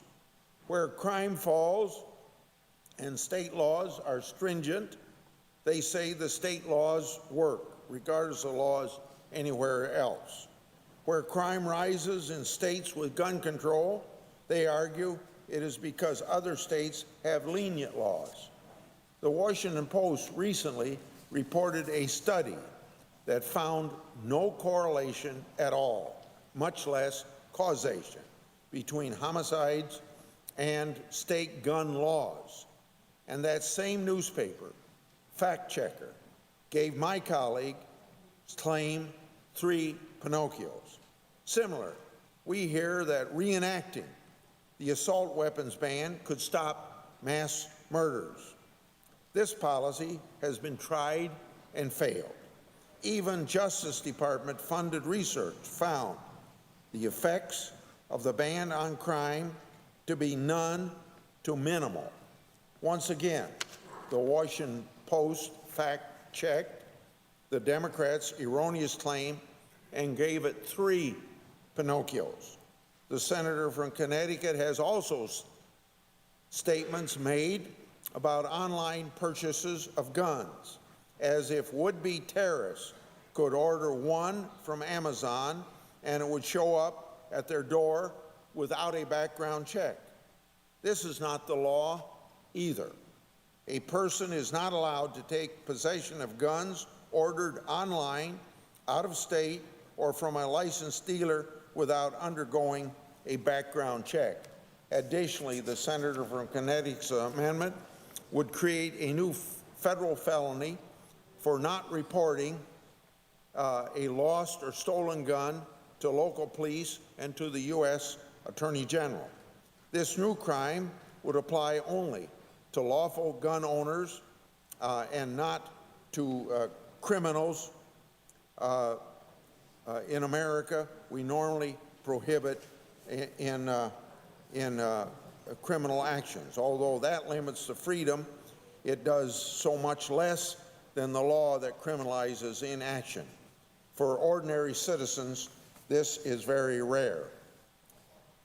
The senator from Connecticut and others invoked the so-called gun show loophole. Anyone watching the Senate floor would think that people who buy a firearm at a gun show aren't subject to a background check. Mr. President, well, I thought the senator from Connecticut was here. If you're an individual and you want to sell your gun to another individual, you may do so, assuming you don't know or have a reasonable cause to believe that such a person is prohibited from owning a gun. Just as there is no background check required in your driveway, there is generally no background check required when that private peer-to-peer sale happens to occur at a gun show. And to hear my colleague discuss it, you would assume that these gun shows were lawless free-for-alls for felons and terrorists to obtain their newest illegal weapon. I'm going to, you can have the rest of my time regardless of how much time it is. Well, I want to thank the senator from Iowa for yielding to me. And let me just take a moment, Mr. President, to really what I want to do is express my deep frustration that we're here with what is about to happen on the Senate floor, because we're talking past each other. We've got a system, we've got a series of votes designed to all fail. We're going to accomplish nothing. That's what we're making sure of tonight. And it doesn't have to be this way. This is what is so maddening about this. I'll give you just one aspect of this briefly, is the background check legislation we're going to vote on. is the version that goes further than the bipartisan compromise that Senator Manchin and I worked out a couple of years ago. What are the chances that that's going to pass? I would say pretty close to zero. And we know that. If we're going to have a vote on background checks, it ought to be the only bill that I am aware of that's in recent time that's had bipartisan support. It may not pass, I understand that, but at least it would have a chance. But we're not even going to have that vote. Let's talk about the other big controversial issue that we're going to vote on, and we already know the outcome of this vote, Mr. President. And that's about terrorists and whether or not terrorists can buy guns and what do we do about this. So let me start with what ought to be a pretty simple goal that we ought to be able to agree on. Number one, terrorists shouldn't be able to buy guns legally. That shouldn't be terribly controversial. But it also shouldn't be controversial that if an innocent American is denied his or her right to buy a gun because they're alleged to be a terrorist, they ought to have an opportunity to clear their name. Because guess what? Governments make mistakes. The federal government makes mistakes all the time. The mere fact that they have a list almost guarantees that somebody's on that list wrongly. That's not a reason to do nothing, but it's a reason that you have to have a meaningful process whereby people could challenge their status of the list. Well, the bills we're going to vote on tonight, I think, have serious flaws. First, the Feinstein Amendment. There's no due process at all, nothing to speak of. Think about the way this is designed, the way this bill is designed. And by the way, we've already had this vote, and it failed overwhelmingly. But under the Feinstein approach, the Attorney General can put anyone he or she wants on the list. There's no judicial review. There's no kind of review. She can create the criteria. She creates her list. And now all of a sudden anyone on that list is denied the opportunity to buy a gun. Now, they will argue, proponents will argue that there's an opportunity for the gun buyer. But the problem is that person has to go to court. The burden is on the buyer to prove his innocence, and he doesn't even get to see the evidence. How can you possibly prove the evidence against you is flawed if you're not allowed to see the evidence? So clearly that is not a serious attempt to give someone who's wrongfully placed on the list the chance to clear his name. The Cornyn approach. Cornyn approach is better than what we have now because it creates a new tool. It provides a new tool that the AG does not have, the Attorney General doesn't have, and that is a 3-day period during which the Attorney General would have an opportunity to make and win a case. Now, I think that's a difficult thing for an Attorney General to do, and I have suggested that this legislation is flawed because of that. It's better than what we have now, but it's probably not enough in many circumstances, which is why we shouldn't be just talking past each other and re-voting things we know are going to fail. I've got legislation. Senator Collins is working on legislation, and what we both have tried to do with different mechanisms is to make sure that a terrorist can't buy a gun legally, but also make sure that the people on the list are put there properly, and if there's a mistake, a law-abiding American citizen has a reasonable opportunity to litigate that, to get his or her name off the list. And my approach, the Attorney General can come up with the list, but it has to be vetted by a court. And if someone is not on the list, there's an emergency mechanism available to the Attorney General that would block the sale if the Attorney General says so, and then provide a reasonable and manageable amount of time during which this could be litigated. In other words, if the buyer says, wait a minute, I'm not the John Smith you think I am, I shouldn't be denied my Second Amendment right. Under my approach, and I believe under Senator Collins' approach, that innocent American would have a chance to have his or her day in court, which is denied under the Feinstein approach. But the bottom line is, we know the Feinstein bill is going to fail. We know the Cornyn bill is going to fail. They're both going to fail tonight. There's nobody disputes that. Why aren't we working on something that could actually get done, something that actually would stop terrorists from being able to legally buy guns and would at the same time give a law-abiding American the opportunity to clear his name if he's wrongfully put on the list? That's what we ought to be doing here. I'm not saying that I've got the only way to get this accomplished. I think Senator Collins' legislation is going to be unveiled soon, and I know she's been working on this very constructively with a group of folks. But one or the other of these approach, either the Collins approach or mine, needs to get a vote in this body, because it's the only kind of approach that really is a serious way to balance these two important priorities and has a chance to earn bipartisan support. I yield the floor. Senator from Florida. Mr. President, yes, this senator's from Florida. This senator's from Orlando. Mr. President, this is an AR-15. It is the civilian version, semi-automatic of the military version M16. This is what the killer in Orlando a week ago took in. It's the same caliber, .223. It's a collapsible stock. It's the Sig Sauer MCX. Do we think that a person that is on the no-fly list ought to be able to buy one of these lethal killing machines? I've been a hunter all my life. I grew up on a ranch. I own numbers of guns. But my guns are for hunting. These guns are for killing. And that's what exactly that weapon did to 49 people just a little over a week ago. And so if we have a list, and it is approximately 1,000 American citizens or American people that are here legally, both not Americans, that category is called American persons, roughly 1,000 on the no-fly list. If they can't get on a plane to fly, should they be able to go out and buy one of these? Now, there's another 1,700 folks that are on a selectee list. And those are the ones that are close to credible evidence that they are a terrorist. 1,700. Close to credible evidence that they are a terrorist, and do we want them to go and buy this kind of weapon? And then there's another category, and that's those that we call the terrorist watch list. And in this country, that's about 5,000 people,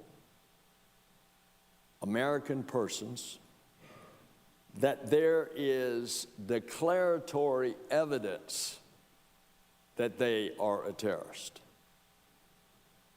Do we want them to be able to purchase these weapons?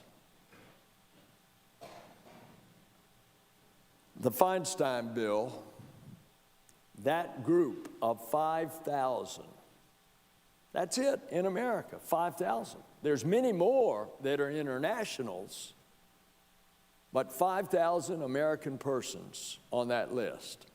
I don't think we want them to be able to buy this. Now, even if that had been the law, it would not have caught Mateen.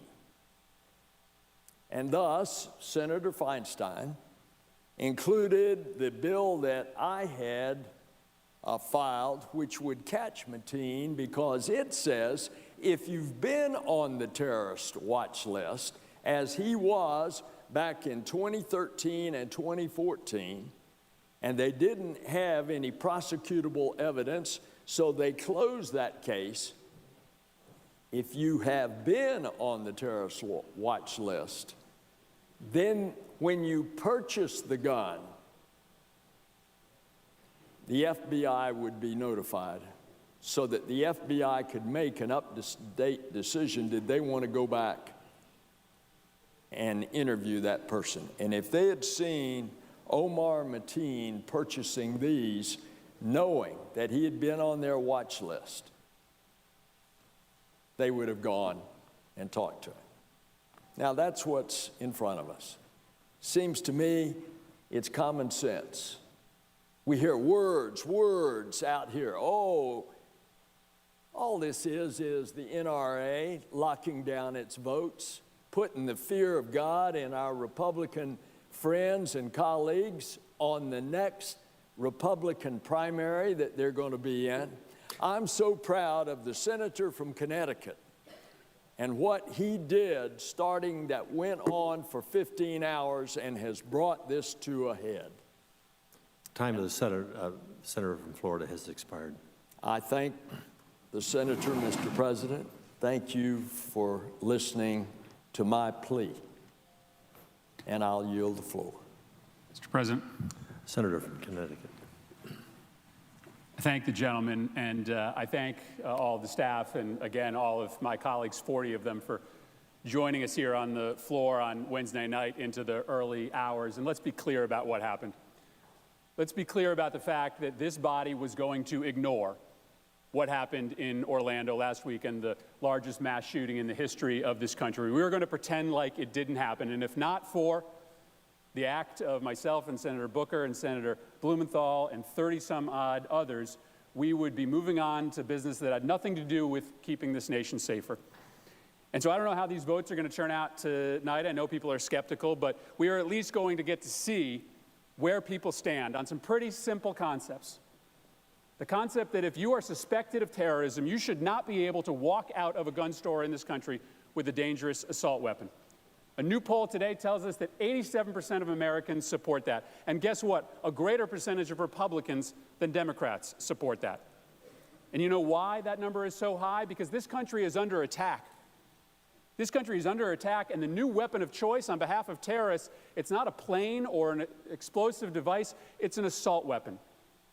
After September 11th, we made a decision. We made a decision to stop terrorists from getting onto planes because they were using them to kill Americans. Well, today, terrorist recruiters are specifically instructing would-be terrorists to go into gun shops and to gun shows and walk out with assault weapons that, as we saw last weekend, can kill 50 people in an instant. So why wouldn't we apply the same careful protection? Make sure that people who are suspected of terrorism can't get on a plane, but they also can't get an assault weapon. And second, why don't we make sure that that protection exists whether they are walking into a gun store or into a gun show? That same poll that came out today suggests that an even greater percentage of Americans, 90%, support expanding background checks so that you have to prove that you are not a criminal, you are not a potential terrorist before you buy a weapon. These two measures are not controversial anywhere else in the American public except for here. And the amendments offered by Senator Grassley and Senator Cornyn aren't even half measures. Senator Grassley's amendment would take people off the background checks list, would take people who were leaving a psychiatric institution and allow them to buy a weapon the next day. Senator Cornyn's bill would force the Department of Justice to go to court to stop a suspected terrorist from getting a weapon. They're just shields. They're just shields for members who don't want to stand up and do the right thing. The reason that I came down to the floor on Wednesday, Mr. President, didn't leave for 15 hours is because I know at a deep personal level what Orlando is going through now. I don't know what the families are going through. That's something that's unique to losing a loved one. But I know what that community is going through. And I believe that for all of the scarring psychological harm that comes with losing a loved one or a neighbor, more harm is piled on when you find out that the people that you elected to run your country just don't care. It hurts something awful when you lose someone. But it gets worse when your leaders are silent, are totally silent in the face of your personal horror. Long after all of the moms and dads had left the firehouse in Sandy Hook after learning that their boys and girls were lying dead on the floor of that school, there was one father who was left who wouldn't leave, who couldn't leave. His name was Neil Heslin, and he came to this Congress to tell us his story. And as we head into this vote, I will leave you with his words. In speaking about his son, Jesse, He was a divorced dad with one son, his best friend, his son was dead. He said before he died, Jesse and I used to talk about maybe coming to Washington someday. He wanted to go up to the Washington Monument. When we talked about it last year, Jesse asked if we could come and meet the president because Jesse believed in you. He learned about you in school and he believed in you. And I want to believe in you too. I know you can't give me Jesse back. Believe me, if I thought you could, I'd be asking for that. But I want to believe that you will think about what I told you here today. I want to believe that you'll think about it and you'll do something about it. Whatever you can do to make sure that no other father has to see what I've seen. My friends, we need to have an answer for Neil and the 80 other fathers every single day who join the ranks of those who know his pain. I'd urge the adoption of the Murphy and the Feinstein Amendment, and I thank you for your time. I yield back. Clerk will now report the motion to invoke cloture. Cloture motion. We, the undersigned senators, in accordance with the provisions of Rule 22 of the Standing Rules of the Senate, do hereby move to bring to a close debate on Senate Amendment Number 4751 to the instructions of the motion to commit H.R. 2578, an act making appropriations for the Department of Commerce and so forth and for other purposes, signed by 17 senators. By unanimous consent, the mandatory quorum call has been waived. The question is it the sense of the Senate that debate on Amendment Number 4751, offered by the Senator from Kentucky, Mr. McConnell, for the Senator from Iowa, Mr. Grassley, to the instructions of the motion to commit H.R. 2578 shall be brought to a close. The yeas and nays are mandatory under the rule. The clerk will now call the roll. Mr. Alexander, Ms. Ayotte, Ms. Baldwin, Mr. Barrasso, Mr. Bennett, Mr. Blumenthal, Mr. Blunt, Mr. Booker, Mr. Bozeman, Mrs. Boxer, Mr. Brown, Mr. Burr, Ms. Cantwell, Mrs. Capito, Mr. Cardin, Mr. Carper, Mr. Casey, Mr. Cassidy, Mr. Coates.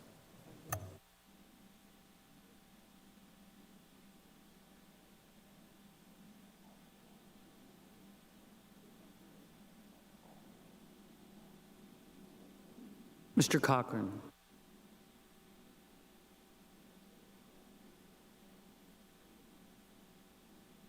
Ms. Collins.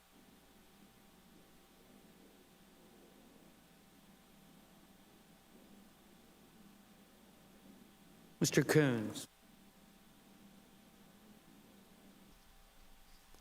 On the Senate floor, the first of 4 votes, cloture votes, in other words, votes to bring a debate to a close on 4 gun-related amendments to the Commerce, Justice, and Science Spending Bill for 2017. The amendment by Chuck Grassley of Iowa would address gun violence and improve the availability of records to the National Instant Criminal Background Check System by reauthorizing and providing funding for NICS. It would provide incentives to share mental health records and bolster federal record sharing. This and the other 3 votes, the cloture votes on the amendments, will need 60 to pass.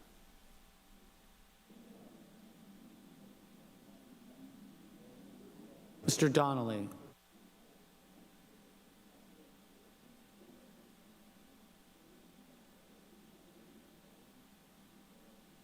Mr. Durbin.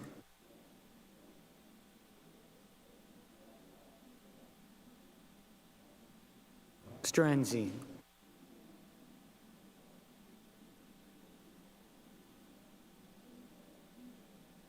Mrs. Ernst.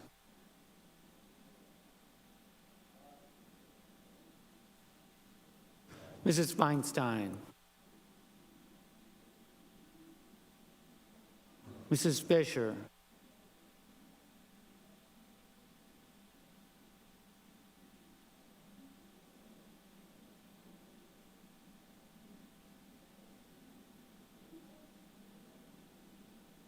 Mr. Flake.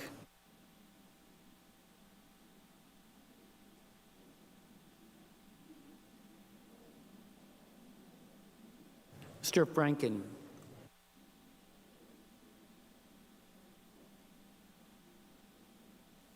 Mr. Gardner. Mrs. Gilliram.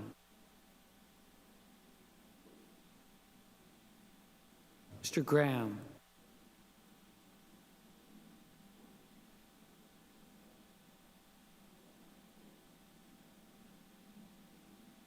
Mr. Grassley. Mr. Hatch. Mr. Heinrich.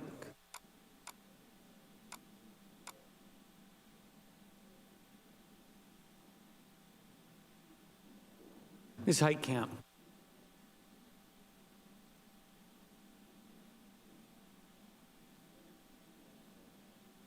Mr. Heller.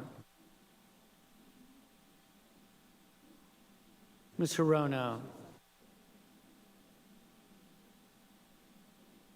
Mr. Hoven.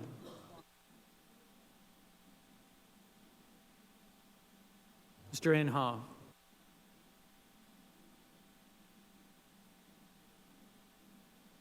Mr. Isaacson.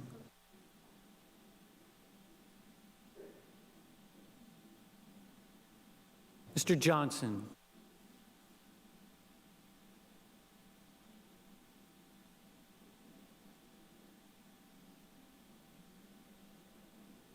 Mr. King.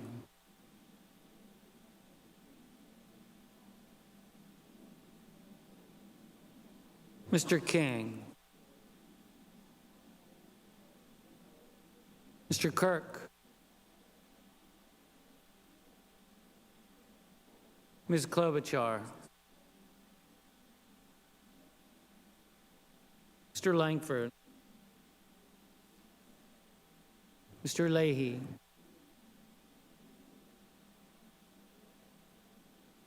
Mr. Lee.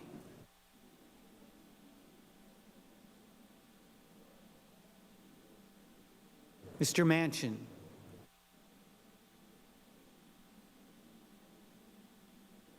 Mr. Markey.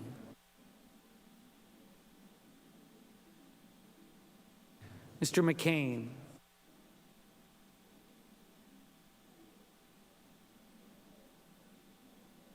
Mrs. McCaskill. Mr. McConnell.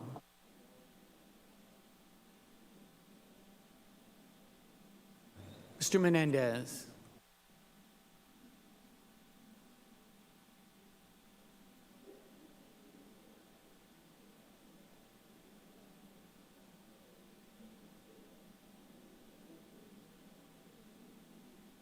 Mr. Merkley. Ms. Mikulski.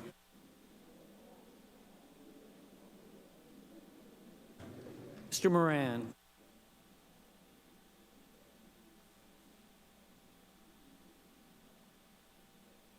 Ms. Murkowski. Mr. Murphy.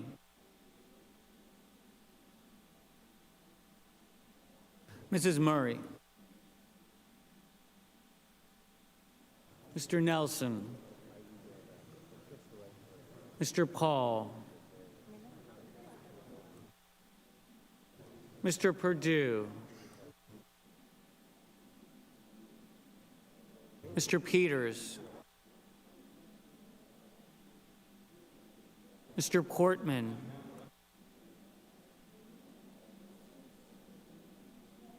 Mr. Reed of Rhode Island. Mr. Reed of Nevada. Mr. Risch.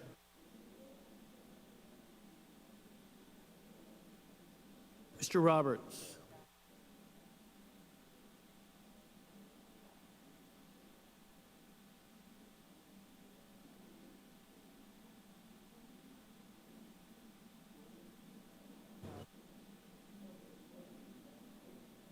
Mr. Rounds.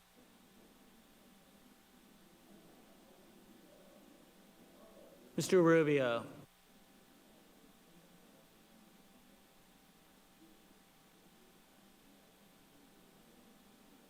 Mr. Sanders.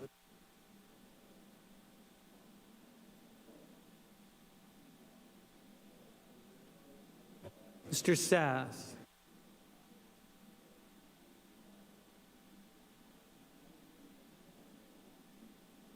Mr. Schatz.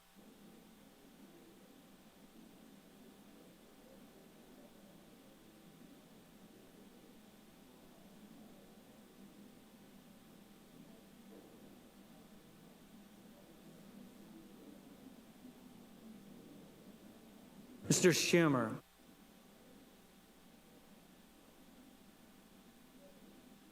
Mr. Scott. Mr. Sessions. Mrs. Shaheen.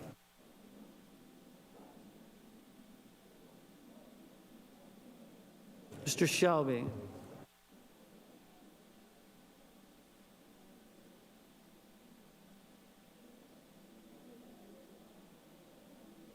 Ms. Stabenow.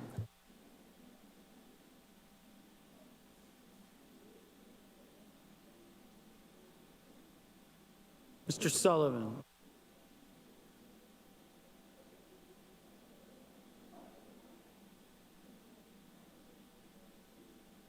Mr. Tester.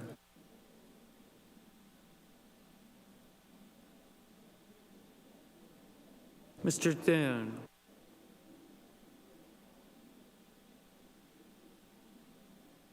Mr. Tillis. Mr. Toomey.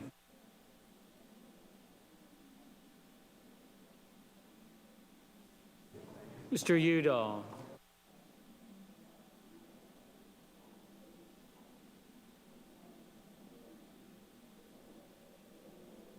Mr. Vitter. Mr. Warner. Ms. Warren. Mr. Whitehouse. Mr. Wicker.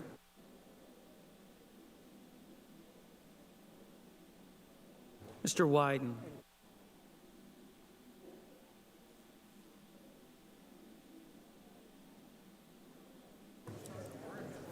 Senators voting in the affirmative: Barrasso, Blunt, Bozeman, Capito, Coates, Cornyn, Crapo, Fisher, Flake, Grassley, Hatch, Isaacson, Johnson, McConnell, Hall, Portman, Risch, Roberts, Rounds, Scott, Shelby, Thune, Toomey, Wicker. Mrs. Ernst, aye.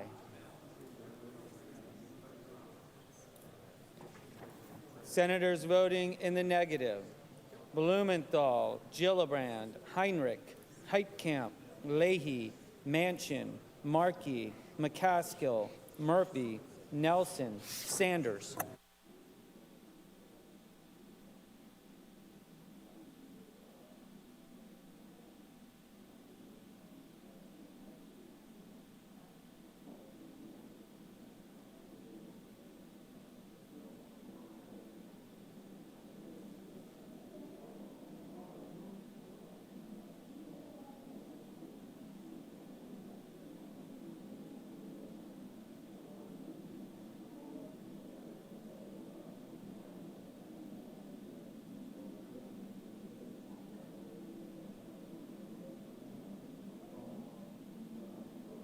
Mr.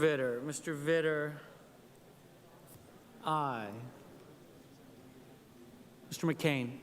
McCain, aye.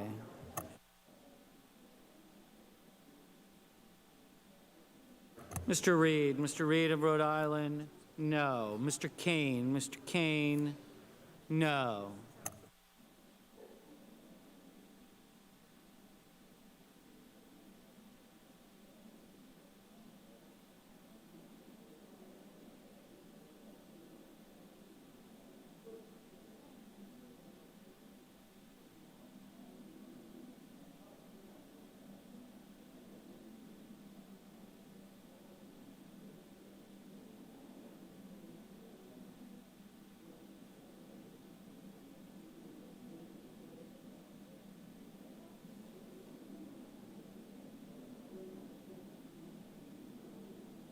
Mr. Mr. Wyden, aye. Mr. Sass. Mr. Sass, aye.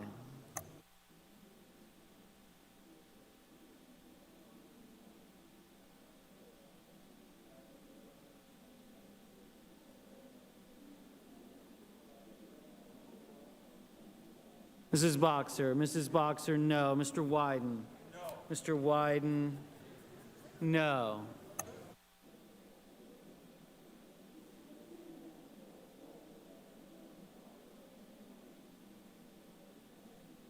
Mr. Menendez, no. Mr. Bennett, no. Ms. Collins, aye.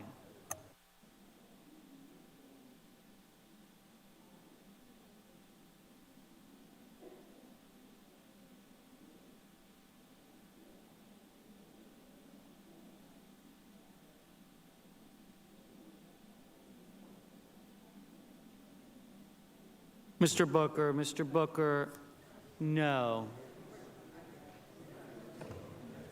Mr. Graham,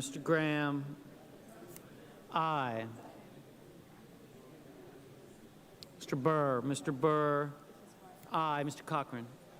Cochran, aye.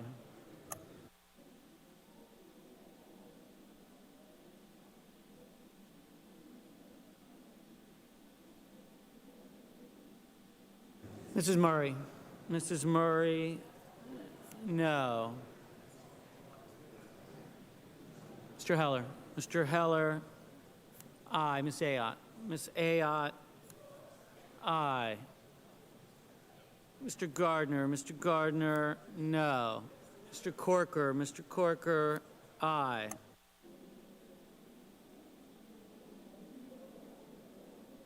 Mr. Cassidy, aye. Ms. Warren, no.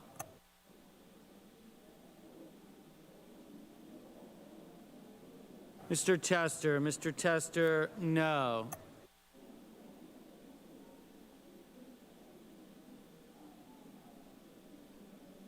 Mr. Franken, no. Mr. Tillis, aye. Ms. Mikulski, no.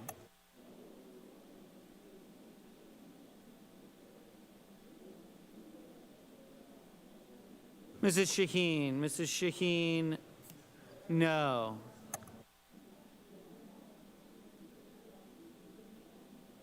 Mrs. Feinstein, no.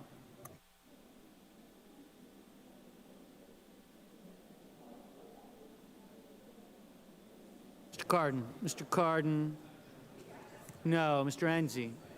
Enzi, aye.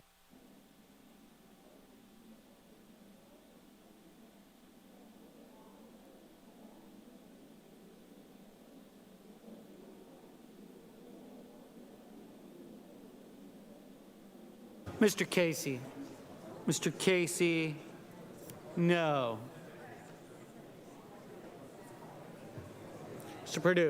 Mr. Perdue, aye. Mr. Durbin, no. Mr. Donnelly, aye. Ms. Klobuchar, no. Mr. Cruz, aye. Ms. Hirono, no.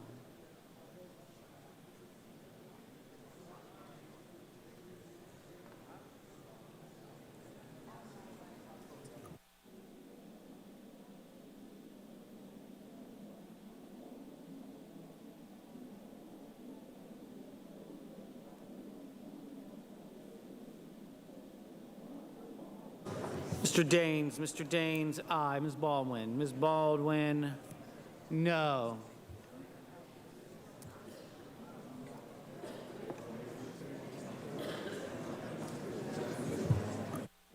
Mr. Reed of Nevada, no. Mr. King, no. Mr. Rubio, aye. Mr. Schatz,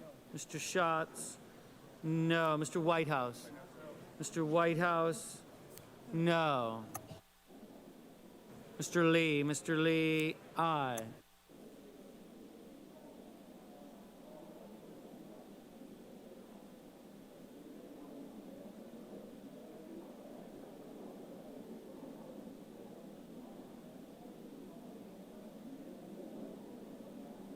Mr. Sullivan, aye.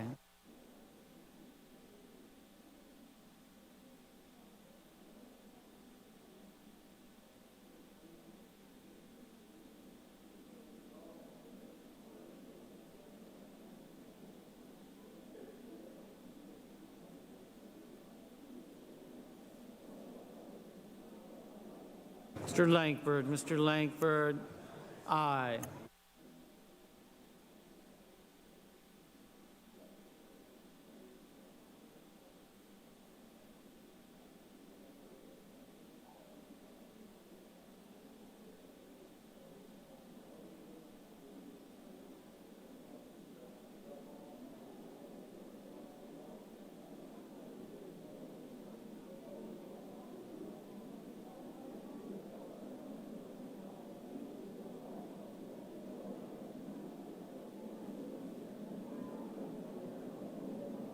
Mr.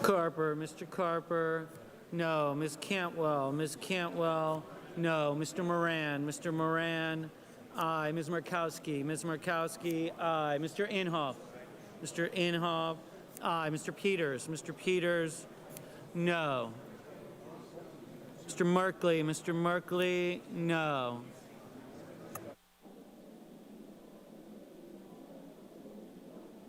Mr. Hoven, aye.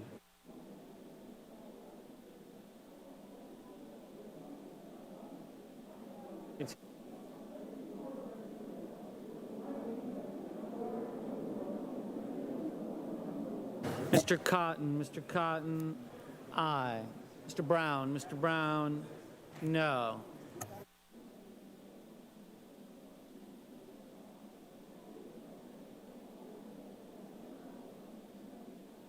Mr. Warner, no.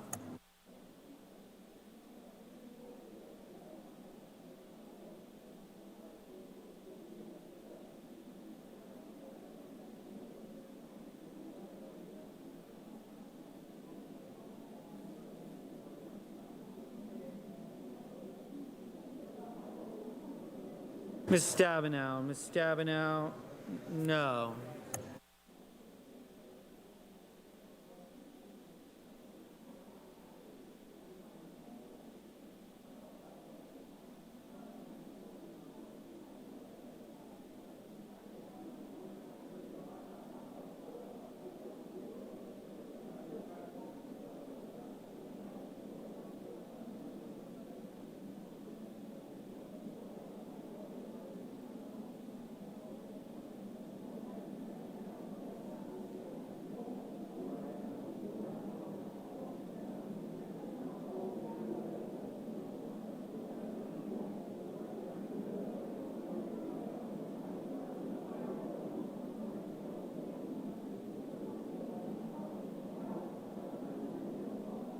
Mr. Sessions, aye. Mr. Schumer, no.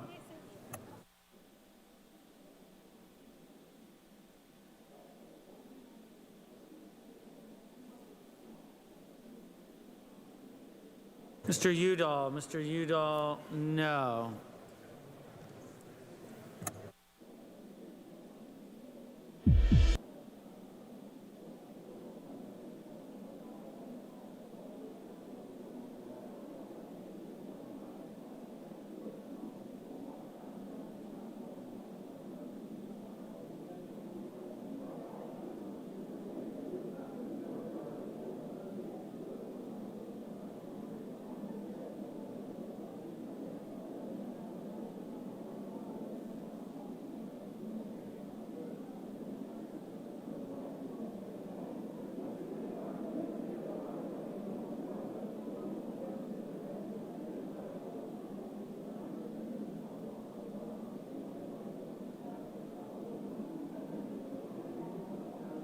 Mr. Coons, no.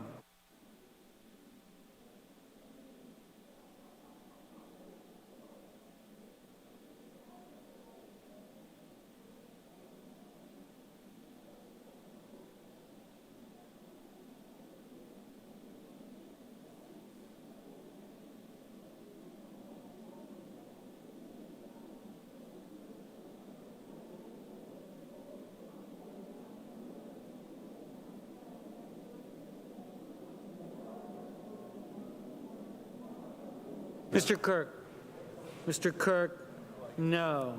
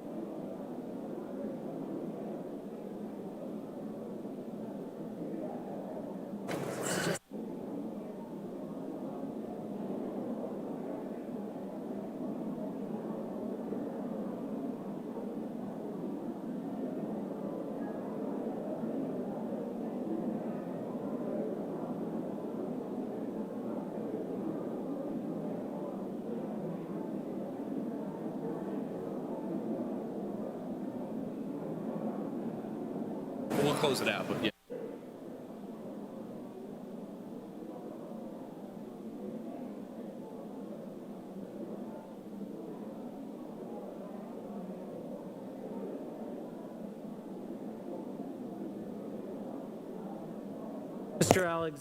Mr. Alexander, aye.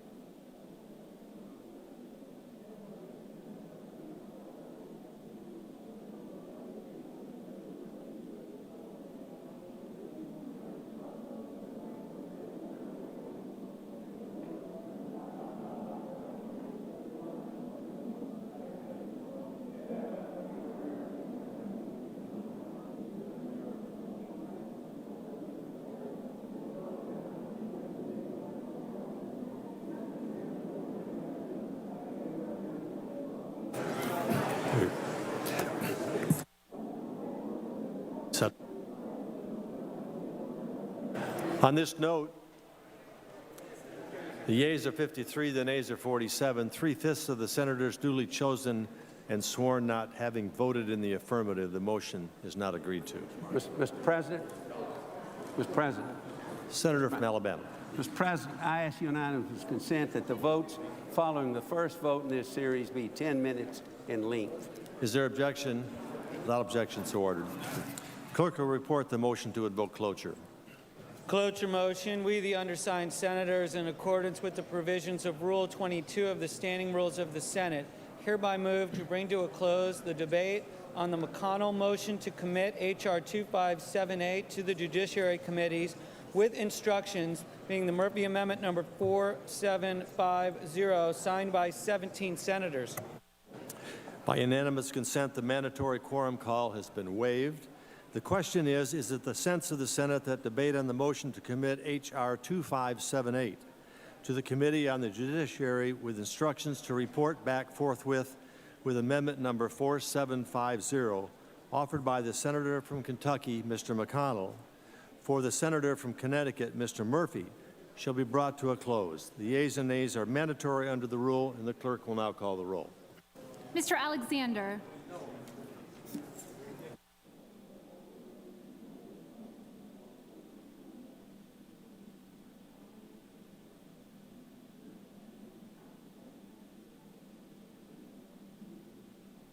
Ms. Ayotte.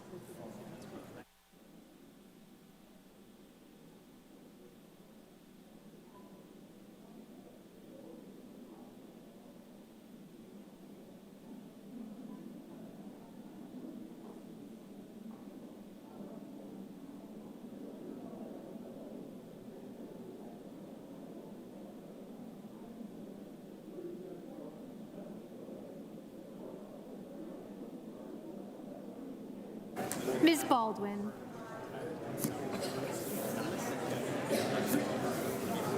Mr. Barrasso.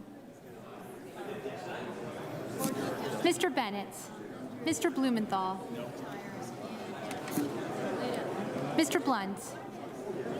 Mr. Booker. Mr. Bozeman. Mrs. Boxer. Mr. Brown.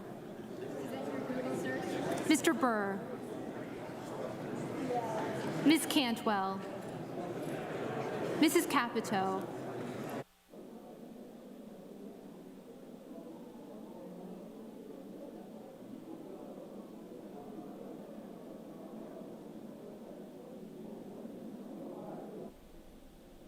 And the Senate entered the second of 4 amendment votes, gun amendment votes, the cloture votes rather, to bring debate to a close. The Grassley amendment failing 53 to 47.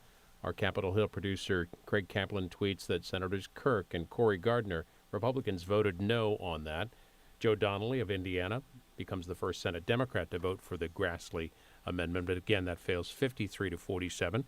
This is Chris Murphy, senator from Connecticut. His amendment would ensure that all individuals should be prohibited from buying a firearm or listed in the National Background System and requires a background check for every firearm sale. Senator Murphy's 15-hour speech on the floor, some called it a filibuster last Tuesday and Wednesday, that accelerated the votes we're seeing this evening.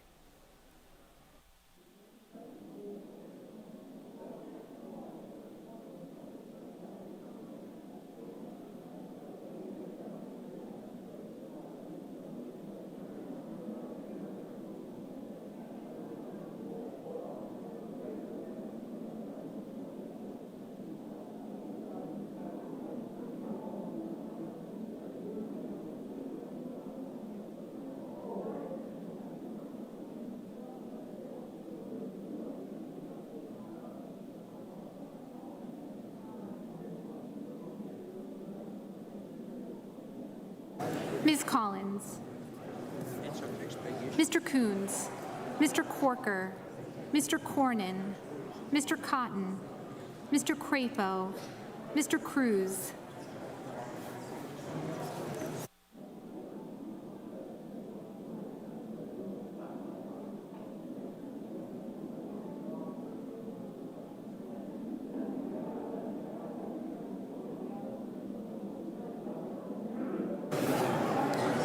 Mr. Daines.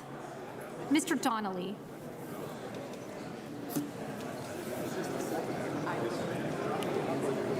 Mr. Durbin. No.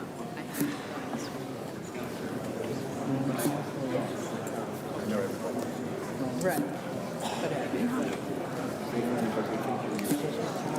Mr. Enzi. Mrs. Ernst.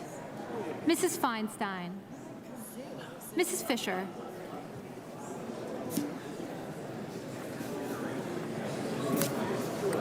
Mr. Flake. Mr. Franken. Mr. Gardner. Mrs. Gillibrand. Mr. Graham.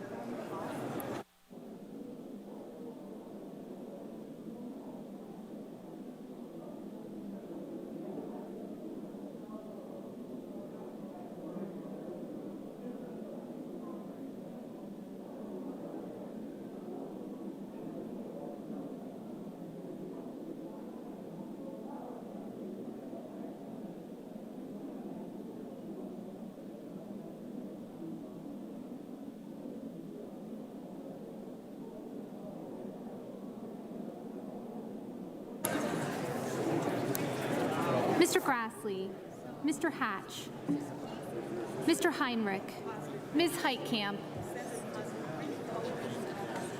Mr. Heller, Ms. Hirono, Mr. Hoven, Mr. Inhofe, Mr. Isaacson, Mr. Johnson,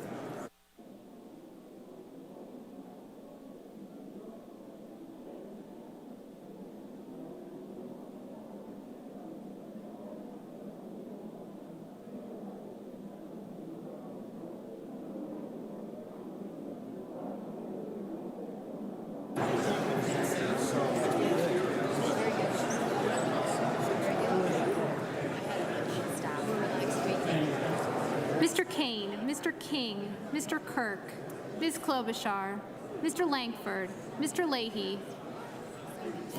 Mr. Lee, Mr. Manchin, Mr. Markey, Mr. McCain, Mrs. McCaskill, Mr. McConnell, Mr. Menendez, Mr. Merkley, Ms. Mikulski, Mr. Moran, Ms. Murkowski, Mr. Murphy, Mrs. Murray,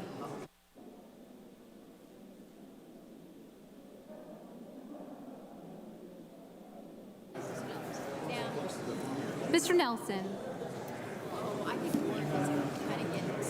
Mr. Paul, Mr. Perdue, Mr. Peters, Mr. Portman, Mr. Reed of Rhode Island, Mr. Reed of Nevada, Mr. Risch, Mr. Roberts, Mr. Rounds, Mr. Rubio, Mr. Sanders, Mr. Sass, Mr. Schatz, Mr. Schumer, Mr. Scott, Mr. Sessions, Mrs. Shaheen, Mr. Shelby, Ms. Stabenow, Mr. Sullivan, Mr. Tester, Mr. Thune, Mr. Tillis,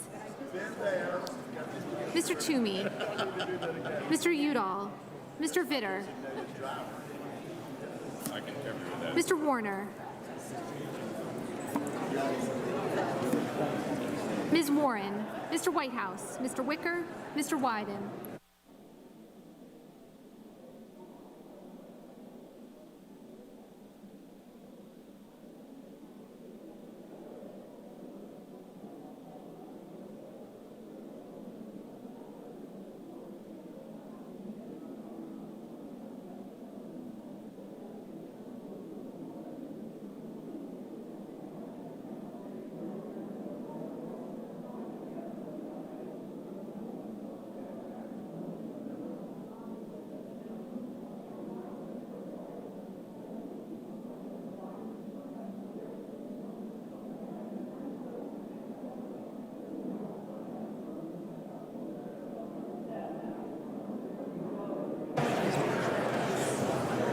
Senators voting in the affirmative: Baldwin, Bennett, Blumenthal, Booker, Boxer, Cantwell, Cardin, Carper, Casey, Coons, Donnelly, Durbin, Feinstein, Franken, Gillibrand, Heinrich, Kane, King, Kirk, Klobuchar, Leahy, Markey, McCaskill, Mikulski, Murphy, Murray, Peters, Reed of Rhode Island, Schatz, Schumer, Shaheen, Stabenow, Warner, Warren, and Wyden. Mr. Tillis, Mr. Tillis.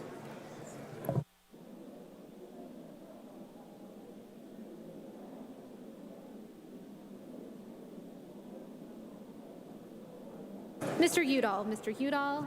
Aye. Mr. Merkley, Mr. Merkley. Aye. Ms. Hirono, Ms. Hirono. Aye. Mr. Sanders, Mr. Sanders. Aye.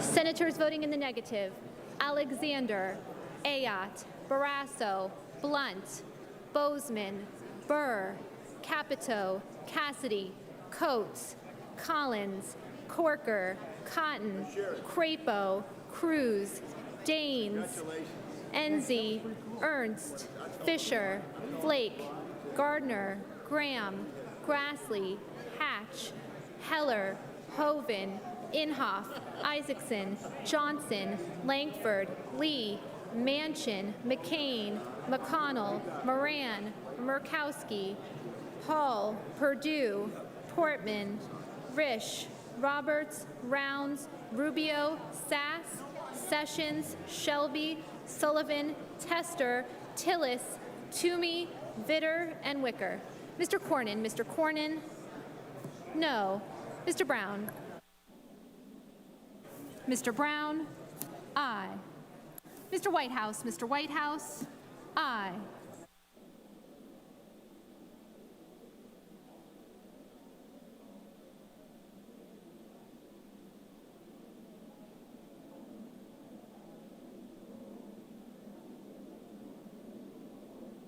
This is killing me. So if you're not following along, they were voting to require background checks at gun shows. It failed to get the 60 votes needed. I am disappointed and surprised at this.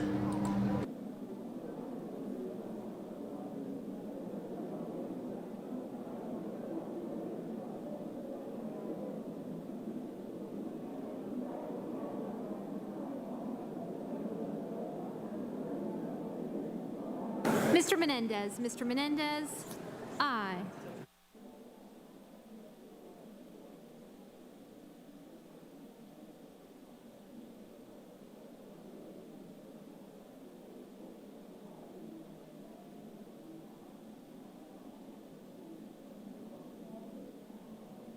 Mr. Cochran. Yes. Mr. Cochran. No. Mr. Thune. Mr. Thune. Okay. And do a record correction. No.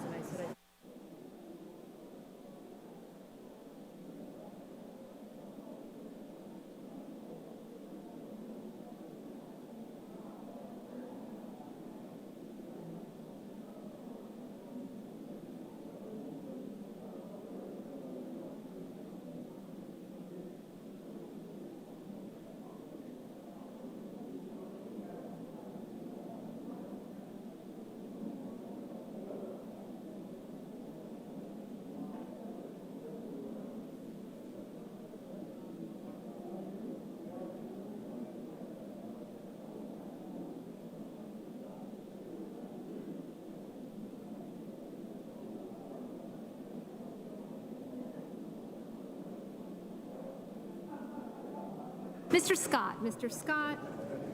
No. Mr. Nelson. Mr. Nelson. Aye. Mr. Reed. Mr. Reed of Nevada. Aye.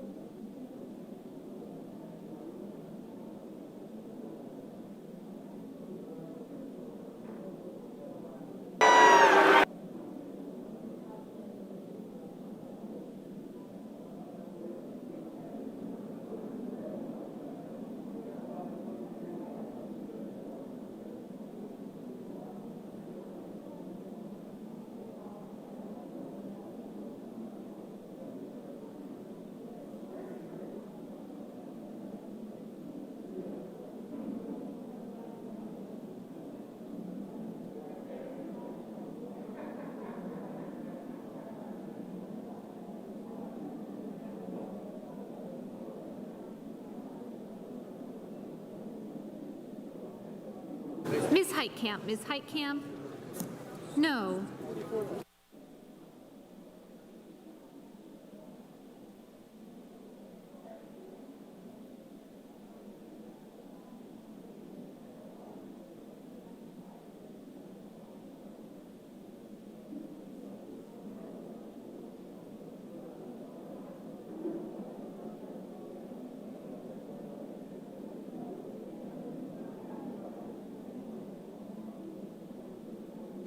Any senator wish to vote or change their vote?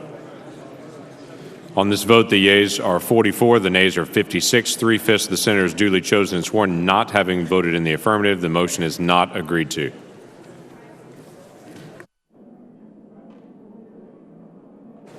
Clerk will report the motion to vote cloture. Cloture motion. We, the undersigned senators, in accordance with the provisions of Rule 22 of the Standing Rules of the Senate, do hereby move to bring to a close debate on Senate Amendment numbered 4749 to Amendment numbered 4720 to Calendar number 120, H.R. 2578, an act making appropriations for the Department of Commerce and Justice, Science, and related agencies for the fiscal year ending September 30th, 2016, and for other purposes, signed by 17 senators. By unanimous consent, the mandatory quorum call has been waived. The question is it the sense of the Senate that debate on amendment number 4749 offered by the senator from Kentucky, Mr. McConnell, for the senator from Texas, Mr. Cornyn, to amendment number 4720 to the amendment number 4685 to H.R. 2578 shall be brought to a close. The yeas and nays are mandatory under the rule. The clerk will call the roll. Mr. Alexander, Ms. Ayotte,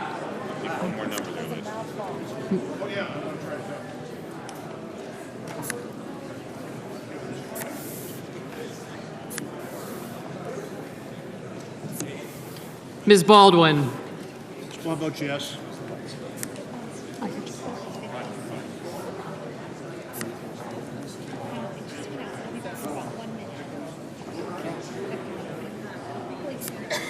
Mr. Barrasso,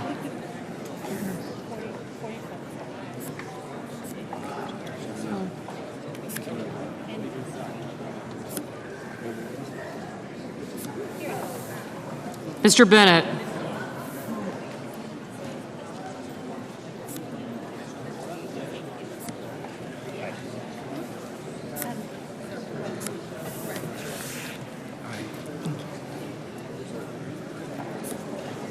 Mr. Blumenthal,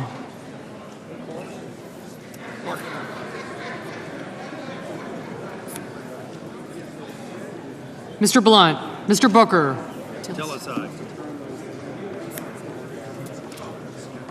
Mr. Bozeman, Mrs. Boxer, Mr. Brown,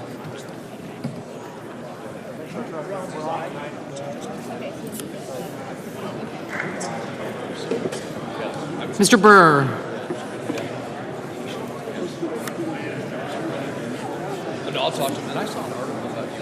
Ms. Cantwell, Mrs. Capito, Is this Cornyn?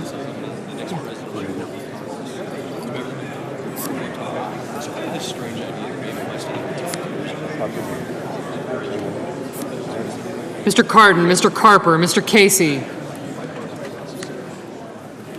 This is the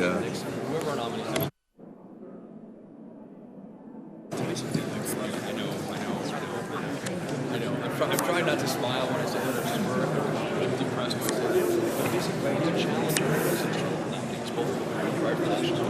Mr. Cassidy, Mr. Coates, Mr. Cochran, Ms. Collins, Mr. Coons, Mr. Corker, Mr. Cornyn, Mr. Cotton, Mr. Crapo, Really in a San Francisco stage. Mr. Cruz, Mr. Daines, Mr. Donnelly, Hoven, Burr, Inhofe.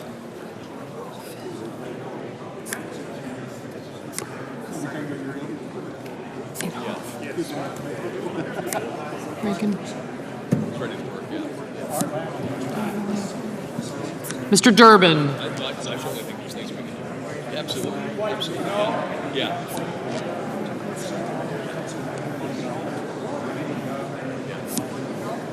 Mr. Enzi.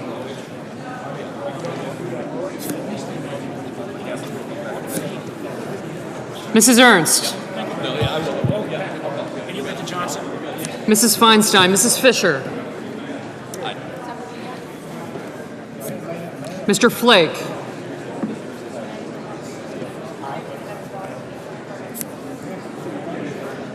Mr. Franken, Mr. Gardner, Mrs. Gillibrand.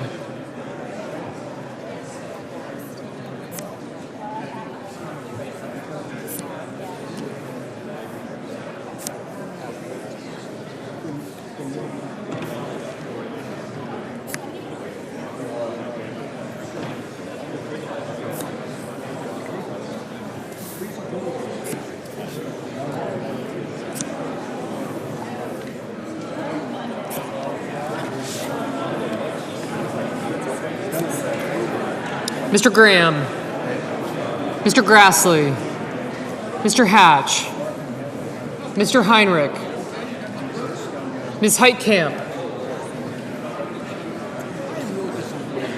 Mr. Heller, Ms. Hirono, Mr. Hoven, Mr. Inhofe, Mr. Isaacson,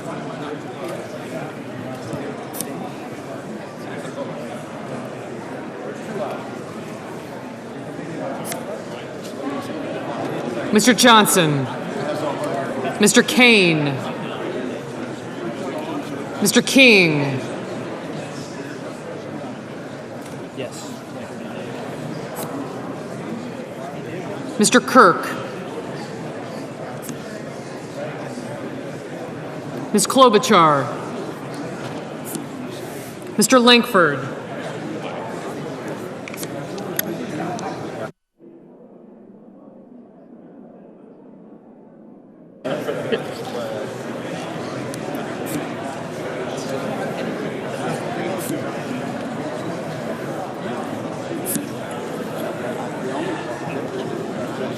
Mr. Leahy, Mr. Lee, Mr. Manchin, Mr. Markey, Mr. McCain, Mrs. McCaskill, Mr. McConnell, Mr. Menendez,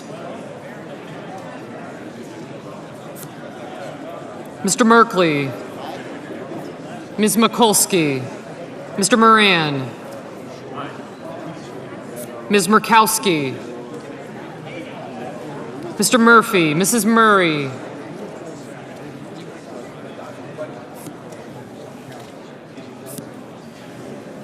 Mr. Nelson, Mr. Paul, Mr. Perdue, Mr. Peters. Not yet. Mr. Portman, Mr. Reed of Rhode Island, Mr. Reed of Nevada, Mr. Risch, Mr. Roberts, Mr. Rounds, Mr. Rubio, Mr. Sanders, Mr. Sass, Mr. Schatz, Mr. Schumer, Mr. Scott,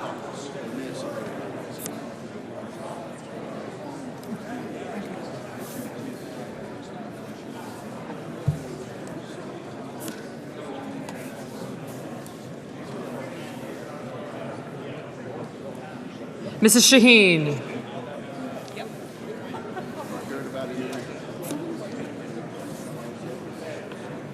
Mr. Shelby, Ms. Stabenow, Mr. Sullivan,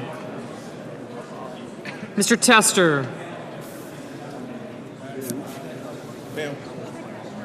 Mr. Thune, Mr. Tillis, Mr. Toomey, Mr. Udall, Mr. Vitter, Mr. Warner, Ms. Warren, Mr. Whitehouse, Mr. Wicker, Mr. Wyden. It was a little hard if I thought.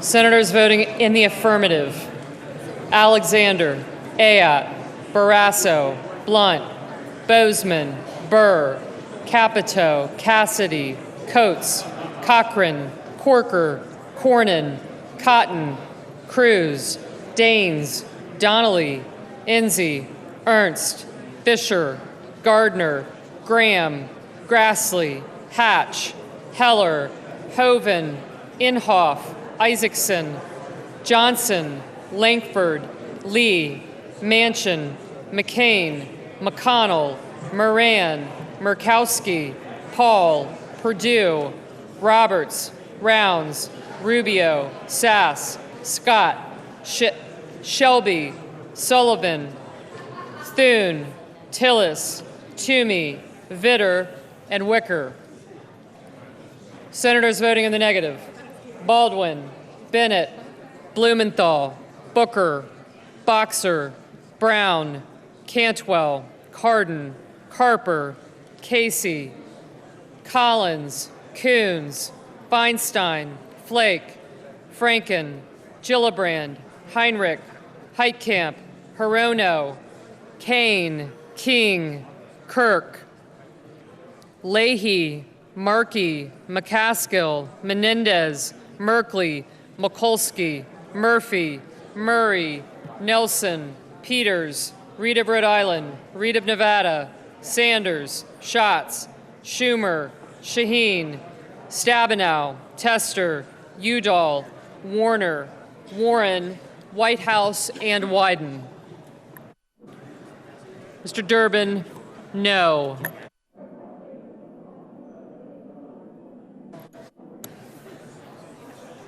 Mr. Risch, aye. Ms. Klobuchar, no.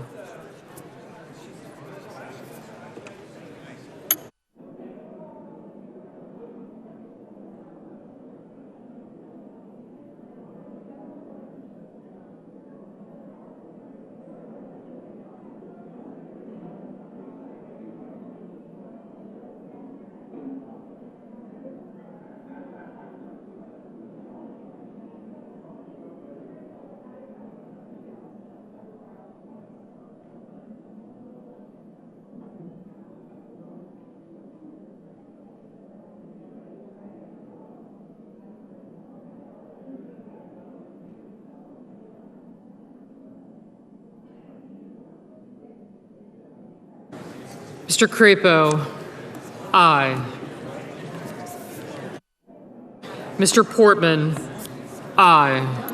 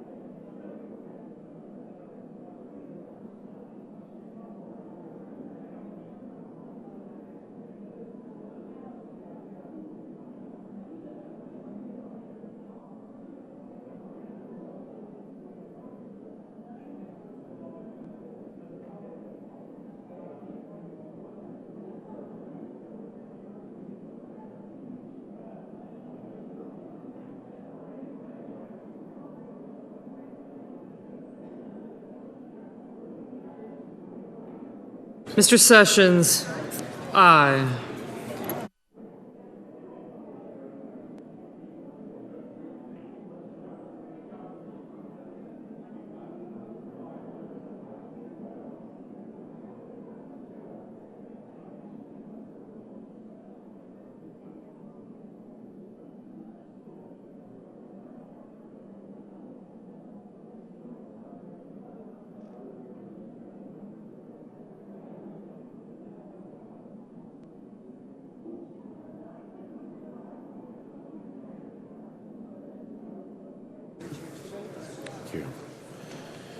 All senators voted. Any senator wish to vote or change their vote? On this vote, the yeas are 53, the nays are 47. 3/5 of the senators duly chosen and sworn not having voted in the affirmative. The motion is not agreed to. Clerk will report the motion to invoke cloture. Cloture motion. We, the undersigned senators, in accordance with the provisions of Rule 22 of the Standing Rules of the Senate, hereby move to bring to a close the debate on the Feinstein Amendment numbered 4720 to Shelby Amendment numbered 4685 to H.R. 2578, signed by 17 senators. By unanimous consent, the mandatory quorum call has been waived. The question is it the sense of the Senate that debate on amendment number 4720, offered by the senator from Kentucky, Mr. McConnell, for the senator from California, Mrs. Feinstein, to amendment number 4685 to H.R. 2578, shall be brought to a close. The yeas and nays are mandatory under the rule. The clerk will call the roll. Mr. Alexander. Ms. Ayotte.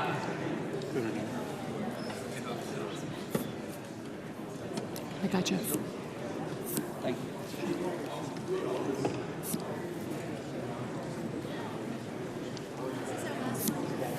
Ms. Baldwin.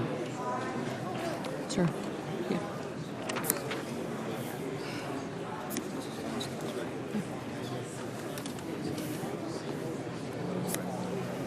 Mr. Barrasso. Mr. Bennett.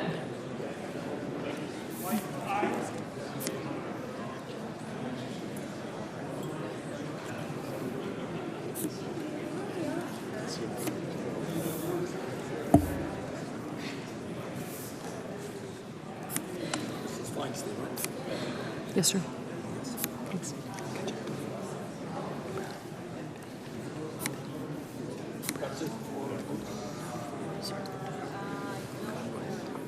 I got you.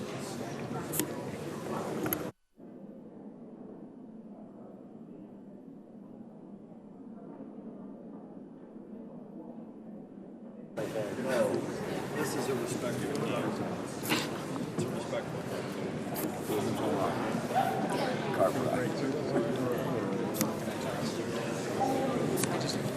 No.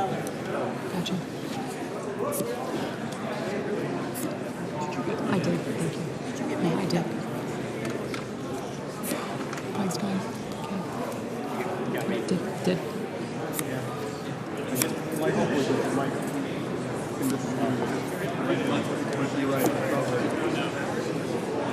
Sullivan, no. Thank you. This is number 4. Danes, no. Thank you. No.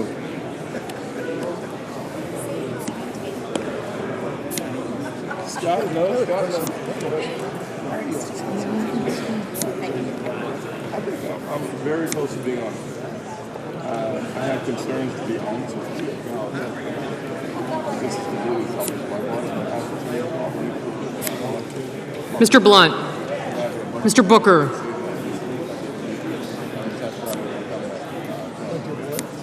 TBS, things I did, something I didn't do. So we could have missed Mr. Bozeman. Mrs. Boxer. Mr. Brown. Mr. Burr. Ms. Cantwell.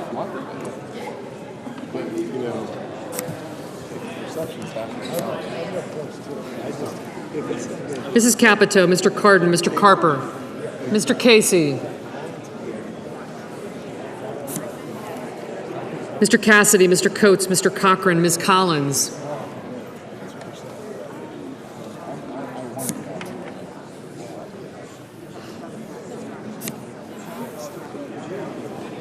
Mr. Coons,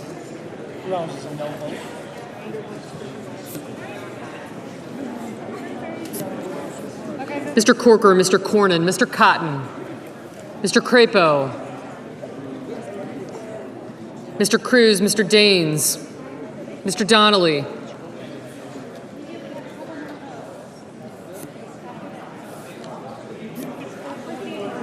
Mr. Durbin,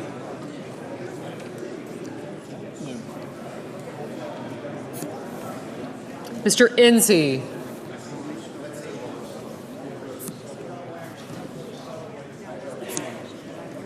Mrs. Ernst, Mrs. Feinstein, Mrs. Fisher, Mr. Flake.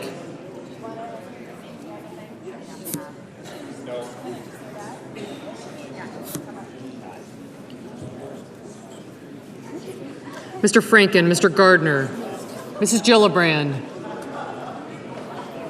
Sorry. Mr. Graham, Mr. Grassley, Mr. Hatch, Mr. Heinrich, Ms. Heitkamp, Mr. Heller, Ms. Hirono,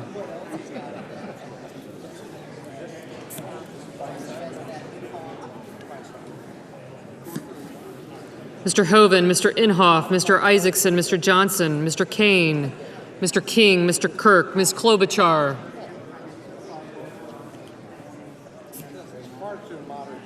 Mr. Langford, Mr. Leahy, Mr. Lee, Mr. Manchin, Mr. Markey, Mr. McCain,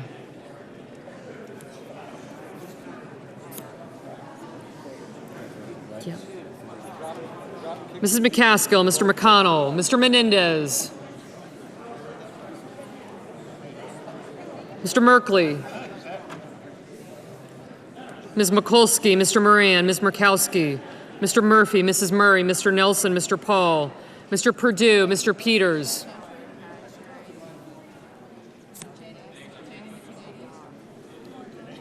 Mr. Portman, Mr. Reid of Rhode Island, Mr. Reid of Nevada, Mr. Risch, Mr. Rounds, Mr.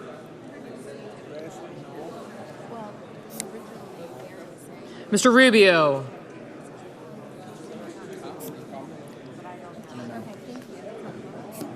Mr. Sanders, Mr. Sass,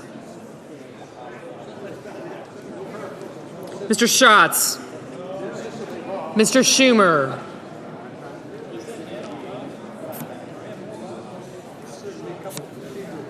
Mr. Scott, Mr. Sessions, Mrs. Shaheen, Mr. Shelby, Ms. Stabenow, Mr. Sullivan, Mr. Tester, Mr. Thune, Mr. Tillis, Mr. Toomey, Mr. Udall, Mr. Vitter, Mr. Warner, Ms. Warren, Mr. Whitehouse, Mr. Wicker, Mr. Wyden,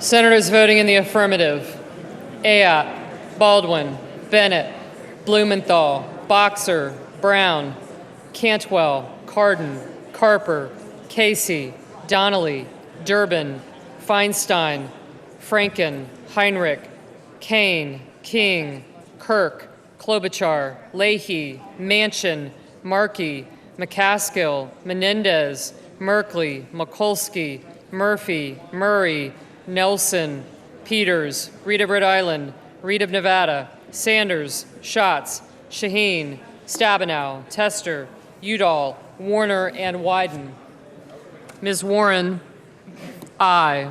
Senators voting in the negative: Alexander, Barrasso, Blunt, Bozeman, Burr, Capito, Cassidy, Coates, Cochran, Corker, Cornyn, Cotton, Crapo, Cruz, Daines, Ernst, Fisher, Flake, Gardner, Graham, Grassley, Hatch, Heitkamp, Heller, Hoeven, Inhofe, Isaacson, Johnson, Lankford, Lee, McConnell, Moran, Murkowski, Paul, Perdue, Portman, Roberts, Rounds, Rubio, Scott, Sessions, Shelby, Sullivan, Tillis, Toomey, Vitter, and Wicker.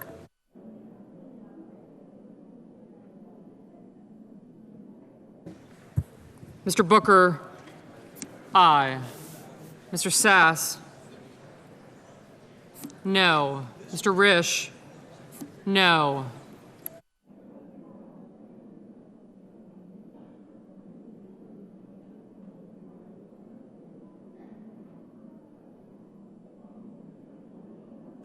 Mrs. Gillibrand, aye.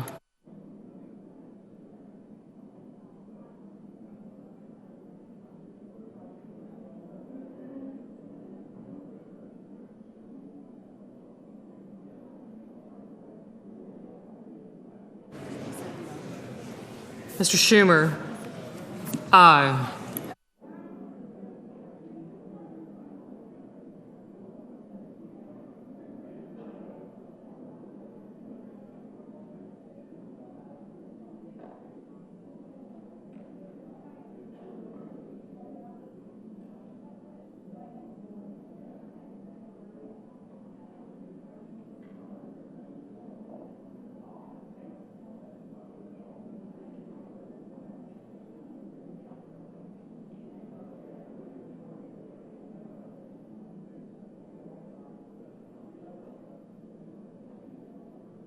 Ms. Collins, no.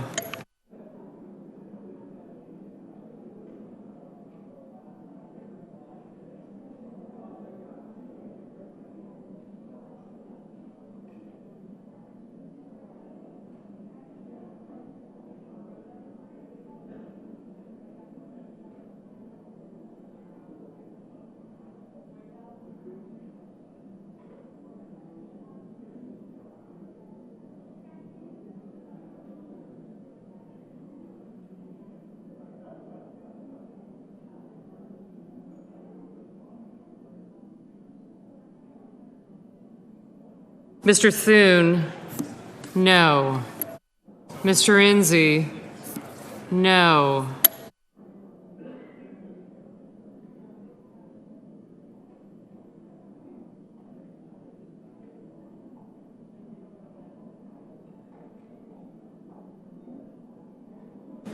Mr. Coons, aye.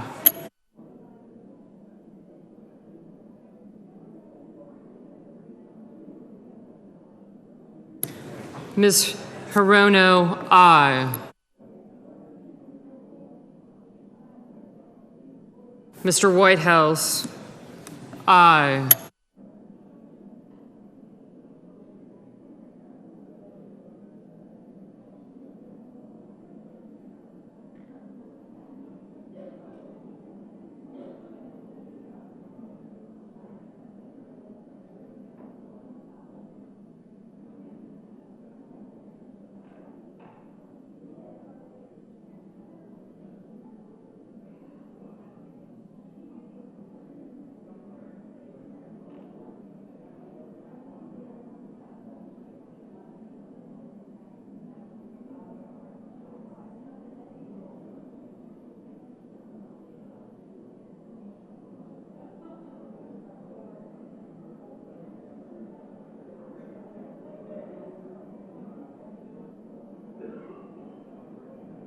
Mr. McCain, no.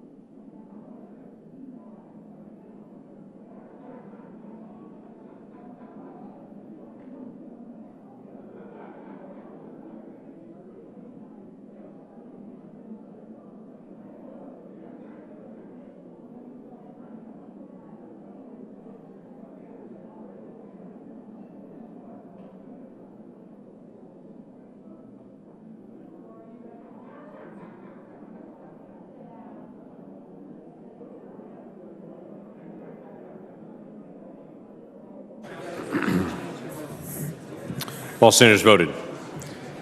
Any senators in the chamber wish to change their vote? On this vote, the yeas are 47, the nays are 53. 3/5 of the senators duly chosen and sworn not having voted in the affirmative, the motion is not agreed to. Mr. President, Majority Leader of the Senate. I move to table the motion to commit with instructions. Is there a sufficient second? There appears to be. The clerk will call the roll. Ms. Ayotte, Ms. Baldwin, Mr. Barrasso, Mr. Bennett, Mr. Blumenthal, Mr. Blunt, Mr. Booker, Mr. Bozeman, Mrs. Boxer,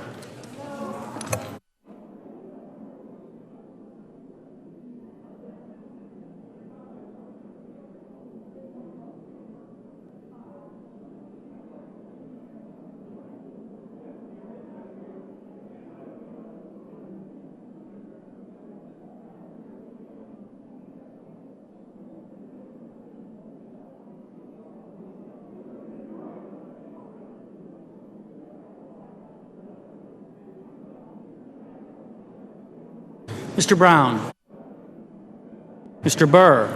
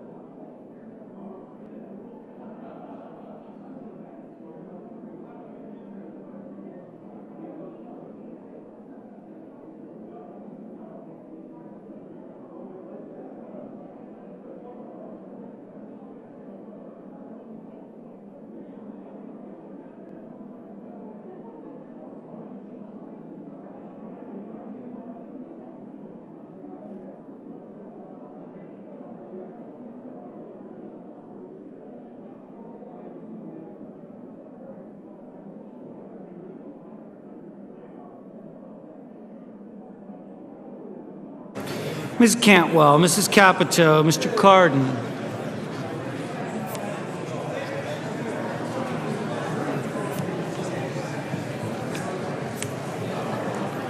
Mr. Carper, Mr. Casey,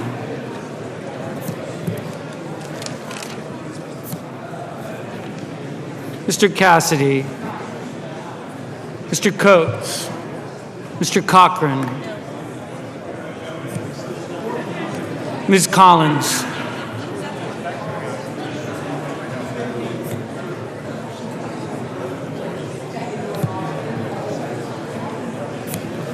Mr. Coons, Mr. Corker, Mr. Cornyn, Mr. Cotton, Mr. Crapo,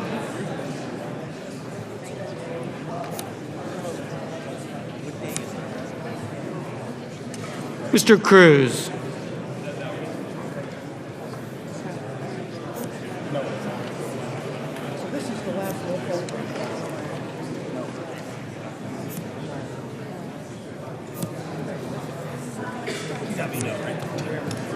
This is almost the last roll call.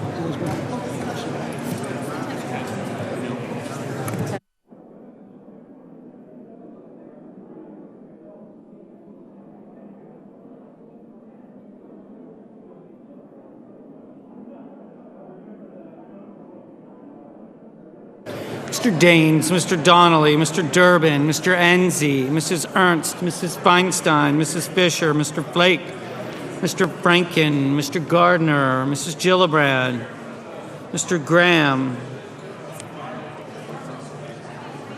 Mr. Grassley, Mr. Hatch,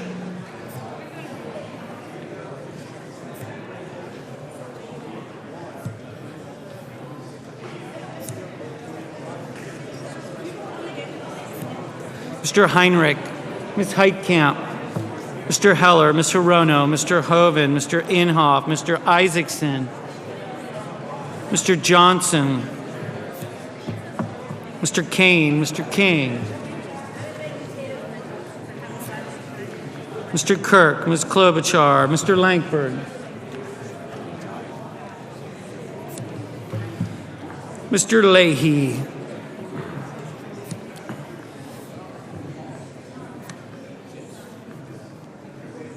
Mr. Lee, Mr. Manchin,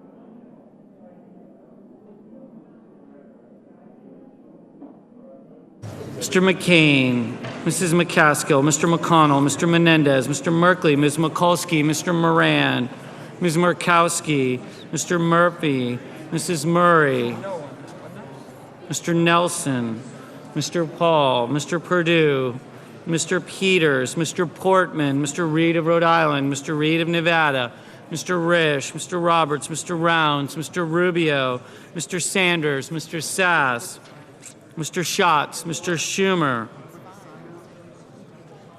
Mr. Scott, Mr. Sessions, Mrs. Shaheen, Mr. Shelby, Ms. Stabenow,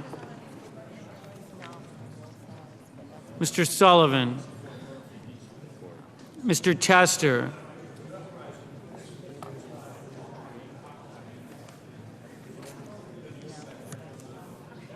Mr. Thune, Mr. Tillis, Mr. Toomey, Mr. Udall, Mr. Vitter, Mr. Warner, Ms. Warren, Mr. Whitehouse,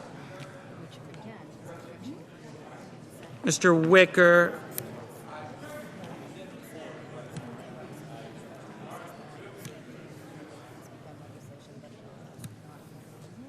Mr. Wyden.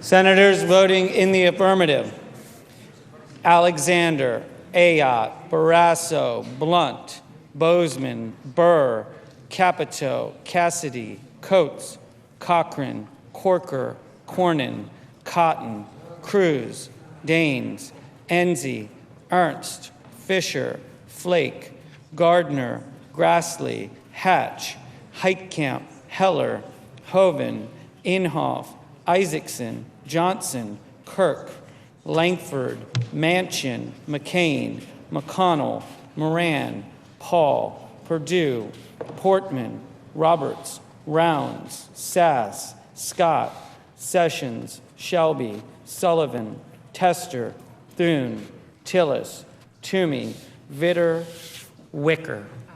Ms. Collins, aye. Mr. Graham, aye.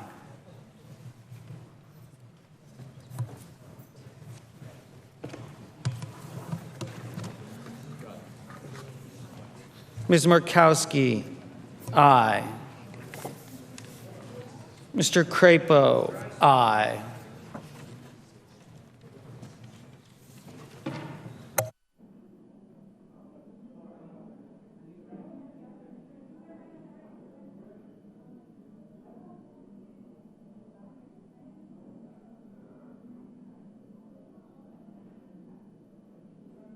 Mr. Risch, aye.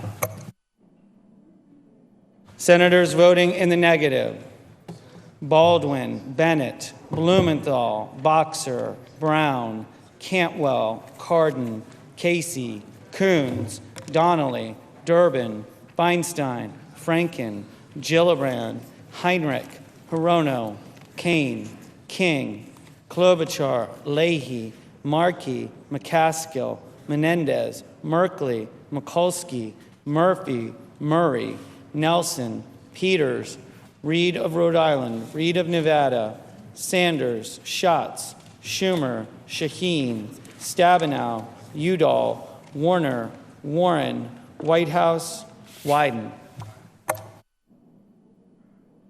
Mr. Rubio, aye.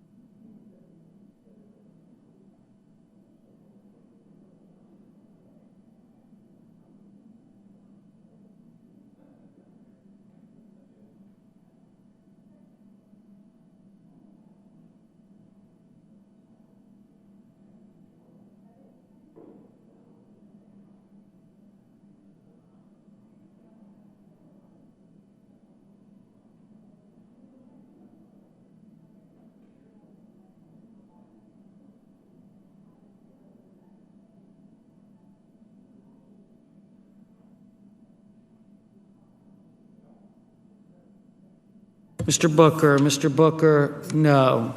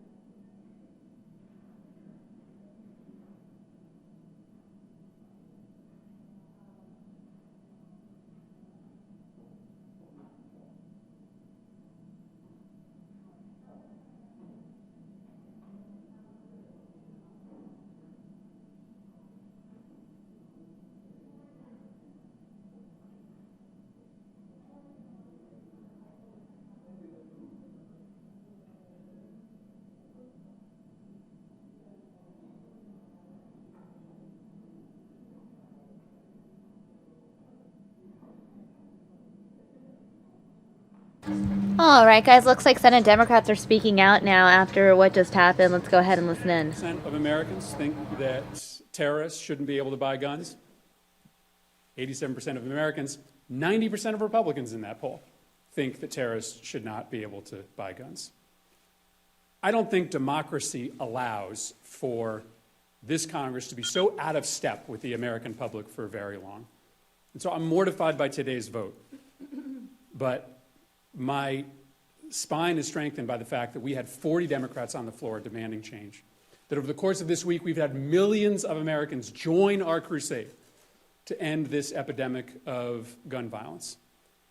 And as Republicans scramble as we speak to try to find some way out of this mess, as they try to find some way to show that they understand that 90% of Americans don't want terrorists to get guns, we are closer than ever before to breaking the NRA's grip on this place. Let's be honest. Terrorists today are using assault weapons rather than IEDs or airplanes to attack Americans. After September 11th, we decided that we weren't going to allow terrorists to get a hold of airplanes in order to kill civilians. Well, today they've moved on to assault weapons. They specifically recruit lone wolf attackers to go to gun shows to buy assault weapons. And we should take the same tact. So we're not giving up. The American people aren't giving up. We'll watch how these negotiations play out over the next few days, but I will tell you this. They are simply evidence of the fact that Republicans know they are on the wrong side of the electorate. Democracy doesn't allow for this place to be this far out of step with 90% of Americans for very long. With that, let me introduce my partner in all of this work, representing Sandy Hook, and on the floor this week, Senator Blumenthal. Thank you. Well, first let me thank Senator Murphy for his leadership, and of course Senator Booker, part of the team that went to the floor, and all of our colleagues last week who joined us in a rare moment of history that brought us here today. For the Republicans to say that they have alternative proposals, there would be no debate, let alone any amendments or proposals, but for our forcing them to address this issue. My reaction to this vote today is exactly what I heard from the gallery 3 years ago when this body failed to adopt common sense, sensible measures. Shame on you. That's what was shouted from the gallery that day. Shame on you. That's what the American people are shouting at the Senate of the United States today. Diane expressed the hope that cooler heads may prevail. I think what we need is more courageous heads. And those heads will come when our Republican colleagues not only look at themselves in the mirror, but have to look at their constituents in the eye between now and November and afterward. The political dynamic of this nation has changed. It is a sea change. And the American people have turned a chapter because the terrorists have turned a chapter. This fight is no longer about the 30,000 individual people who are lost every year to gun violence. It is now about making America safe against our enemies like ISIS, who would inspire and support extremist violence here. We need to take the fight to ISIS, but also harden our defense at home. And that means common sense, sensible measures like keeping guns out of the hands of terrorists with really effective measures. I urge our Republican colleagues not just to talk tough, but to act tough. The Cornyn proposal was described as a wolf in sheep's clothing. I think it was really a sheep in wolf's clothing. It lacked the toughness and the wolf-like toughness that we need in such a measure. So the Republicans are now indeed scrambling. They can't figure out how to stay on the good side of the NRA. To tell 49 grieving families. What am I going to tell the families of those that are still in the hospital fighting for their lives? What am I going to tell the trauma surgeon whose blood-stained shoes have been shown in a picture on so many news programs, and who said he didn't know in the midst of the screams and the cries if they were black or white or gay or straight, as they brought in over 40 all at one time into that trauma operating room? What am I going to tell the community of Orlando that is trying to come together in the healing? Sadly, what I'm going to have to tell them is the NRA won again.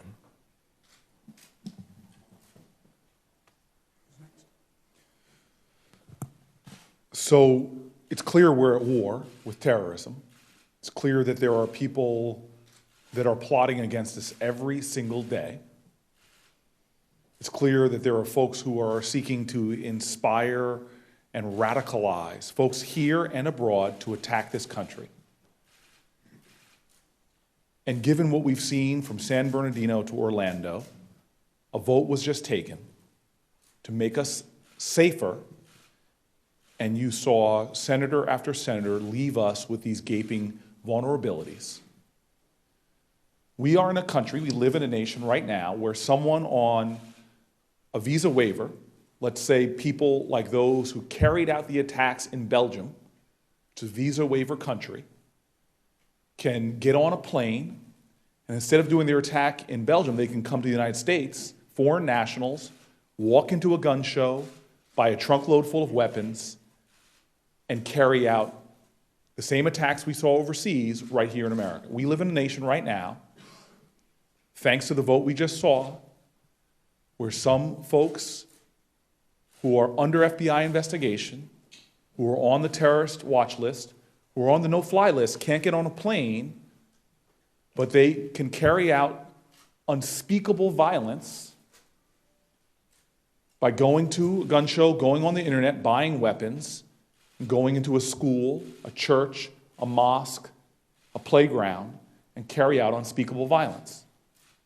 We now still live in a nation, thanks to the vote that was just taken, that someone can be a criminal, could have made terroristic threats, could have stalked their ex-girlfriend, been arrested for that,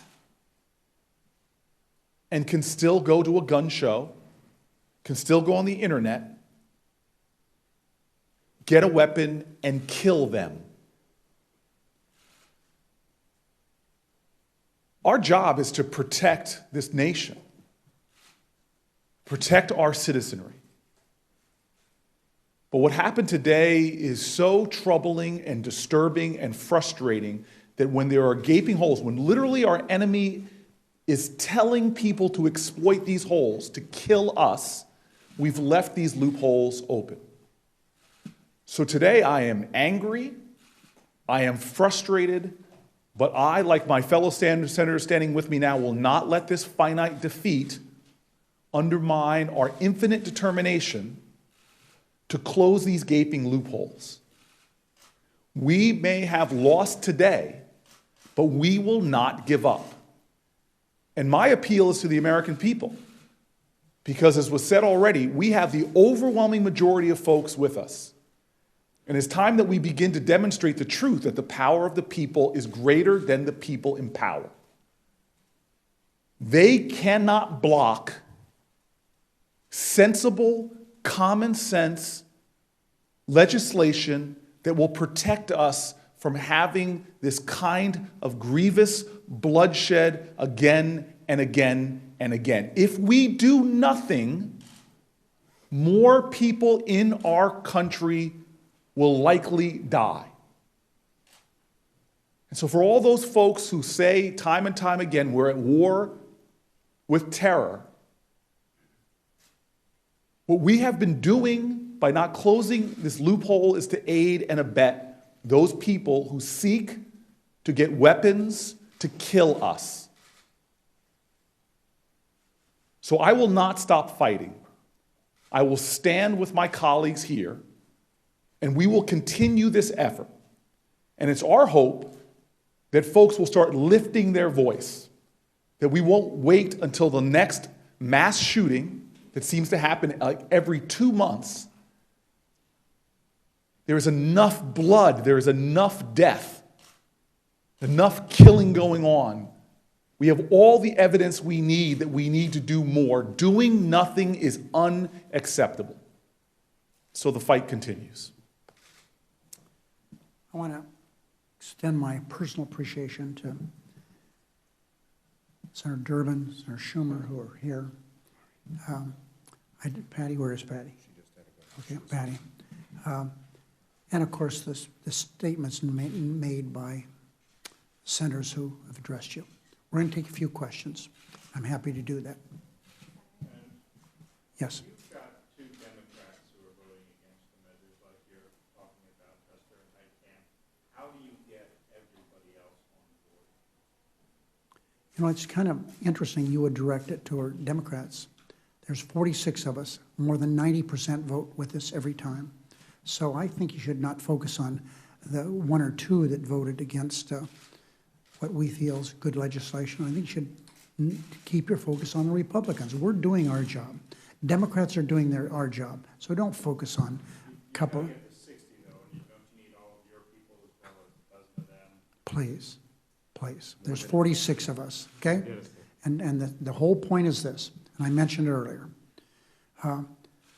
Republicans are just about as phony as anyone could be.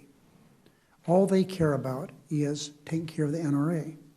You get somebody that's in a difficult situation, like the senator from New Hampshire, junior senator from New Hampshire.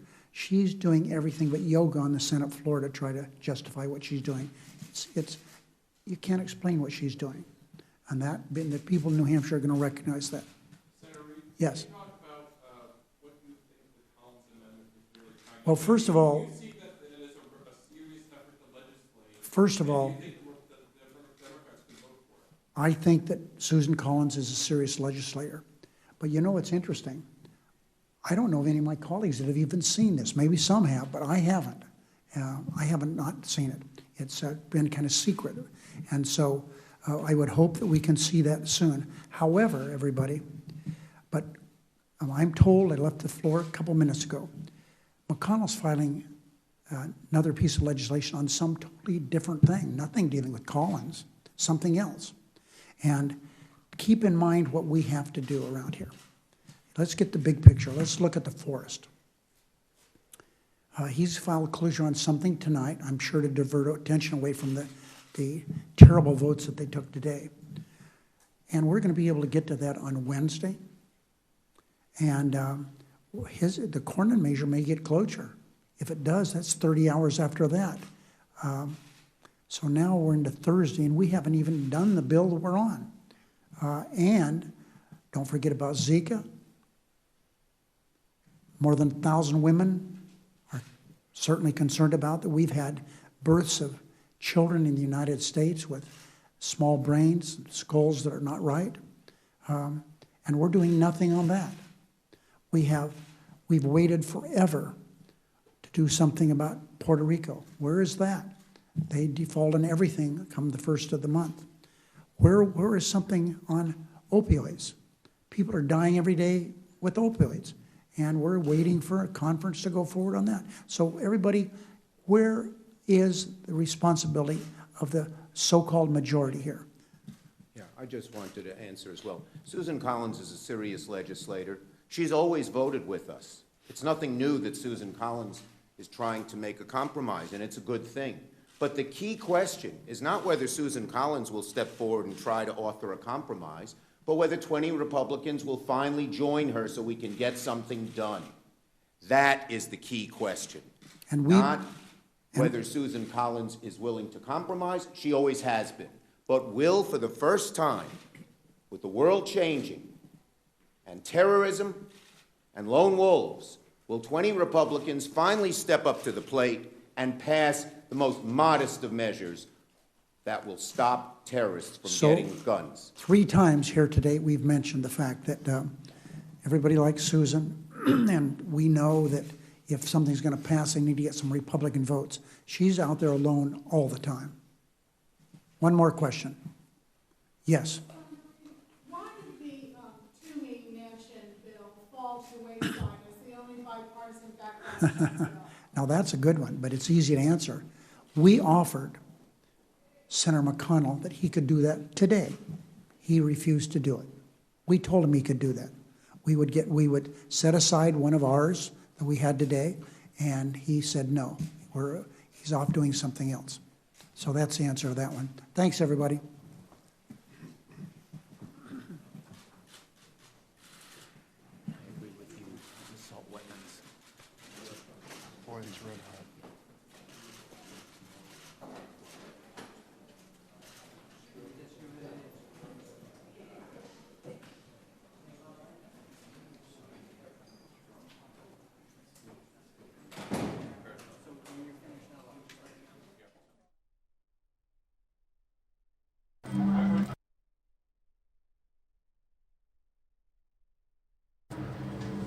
All right, guys, so it looks like that wraps up that press conference. Not sure if we're going to hear from anyone else at this podium. I'm going to continue to bring in this feed for as long as we have it. We also have a feed from the Senate floor as well. There's a look at the Senate floor.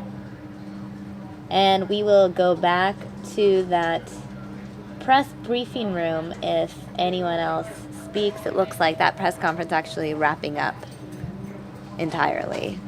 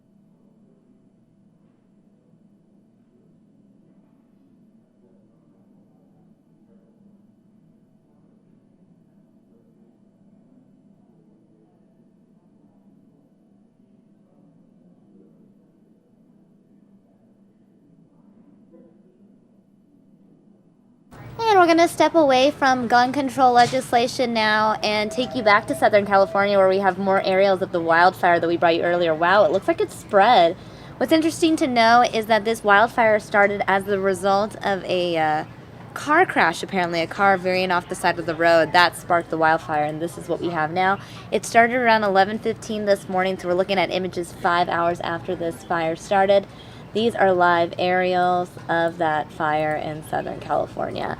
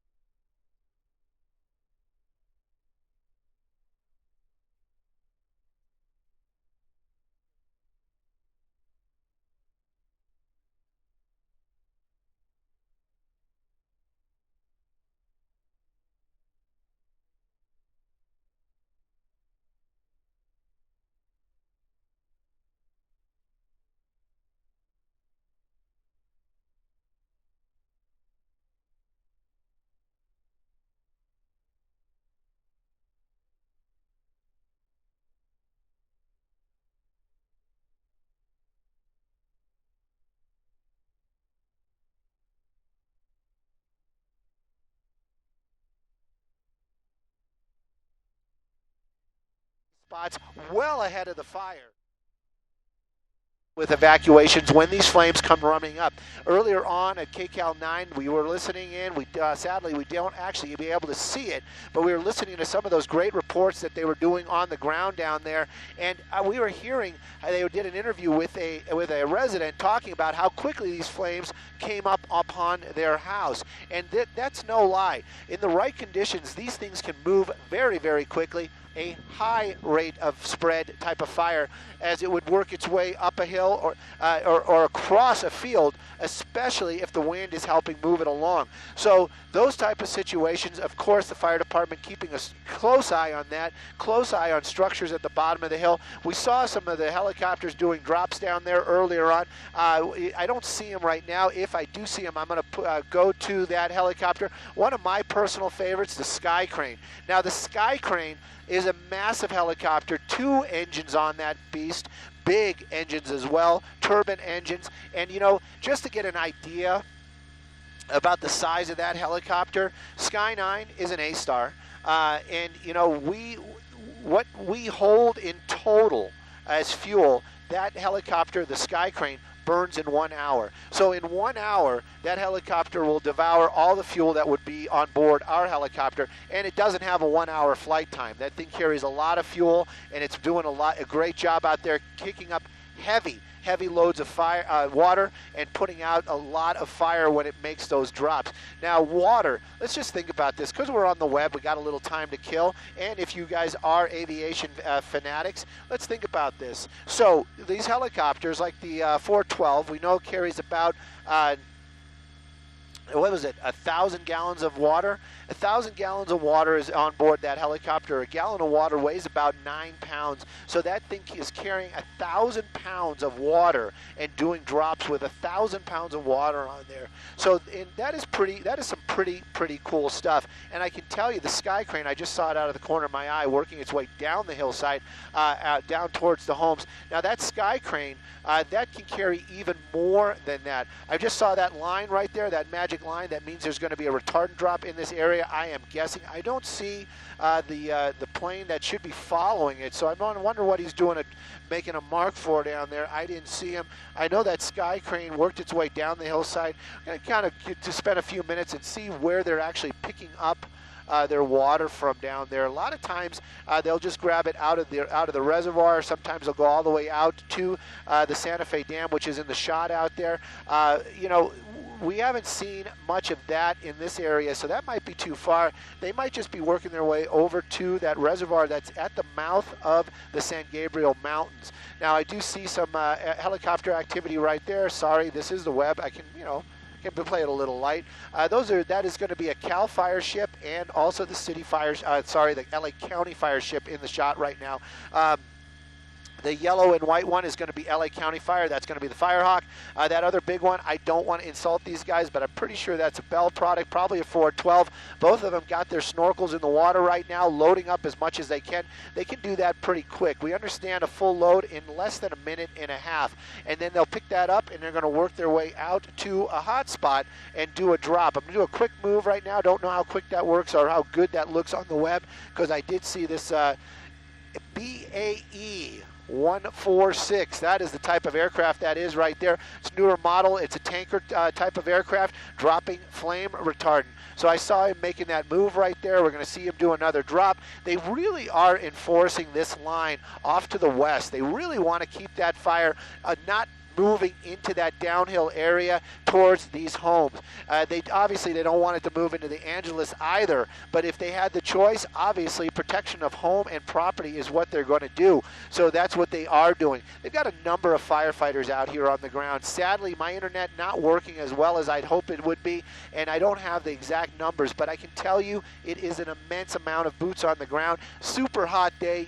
Keep these guys in your minds right now. They're working out here in the fire areas, in those thick smoke areas, and also high heat. You got to remember that as well. heavy packs on their back, and they are not just taking a nice walk. These guys are climbing rugged terrain to get to areas to try to build fire lines and also to do mop-up. They're actually, some of these guys are actually behind the fire, the areas that have burned, and basically just making sure that the hot spots are out so that when the winds pick up later on, embers don't start blowing around and create other fires. So these guys working extremely hard. Those are like the, you know, the guys that you really got to keep, you know, keep in your hearts right now, because they are working extremely hard. That tanker basically moving around the area right now, working to hook up with a lead plane, and then they're going to make a turn. They're going to drop down real low, and we're going to see them paint that hillside. You can see some of that flame retardant on that hillside right there right now, and that is the area that they are really want to paint heavily to keep the fire from working its way down that hillside. And why, may you ask? We know why. There's homes down there. We don't want any of these homes threatened. We don't want those people having any problems. Right now, that lead plane still kind of moving around pretty quick. The tanker still up here. The lead plane already down by those homes. The tanker going to be making another big sweeping turn out here. There is flame out here on the low part of the foothill area. You can see some of it right there. Now, the helicopters have been working their way in these areas. They've been dropping water over here. It's basically opportunity. They see these areas. They find these hot spots. They drop the waters on there. There we go. There's the sky crane. I just love this beast. That one right there working its way along. We probably already has done its drop, so it's probably going back to get more water. But you can see they're working the lower end of the foothill of the San Gabriel Mountains, just above the Duarte neighborhoods. And they want to keep that area safe, and especially in the evening time, the winds may change, and all this could really go south on them in a big way, in a literal way. If this starts moving to the south, it's going to create some serious problems for these firefighters. Right now, though, the flame's really starting to work its way more to the east and more towards the west. I'm sorry, more towards the north. Yeah, the east-westerly direction. That's the reason why I don't fly. Right now, though, the heavy smoke and the heavy flame working its way off to the north and into the Angeles forest itself. There's a lot of fuel out there for sure. This is some of the areas that was the station fire earlier on a couple of years ago. A lot of the area has grown back, maybe not as thick as it was before, but enough to keep this fire going. Fire department's going to be out here. They're going to put a lot of effort into keeping this fire from going well into the Angeles area. Right now, though, their big concern is the southern flank of the fire and the western flank of the fire. They don't want this near any homes, and that's what they're really worried about right now. But you can see that effort is basically from the aircraft. A lot of tanker activity out here in this area, along with the helicopters dropping a lot of water, the tankers dropping flame retardant. Still a lot of open flames out here, but the firefight continues. 0% containment. And also, right now, they are still talking about keeping structure protection, so this firefight definitely not over. 2,200 acres. I can tell you that number has probably already grown since the last time I spoke those words. It's probably jumped up at least a couple hundred acres. This fire moving out very, very quickly. The rate of spread on this, immense this afternoon. High temperatures, light winds, and rough terrain with medium fuels is what is keeping this fire alive out here in the San Gabriel Duarte area this afternoon.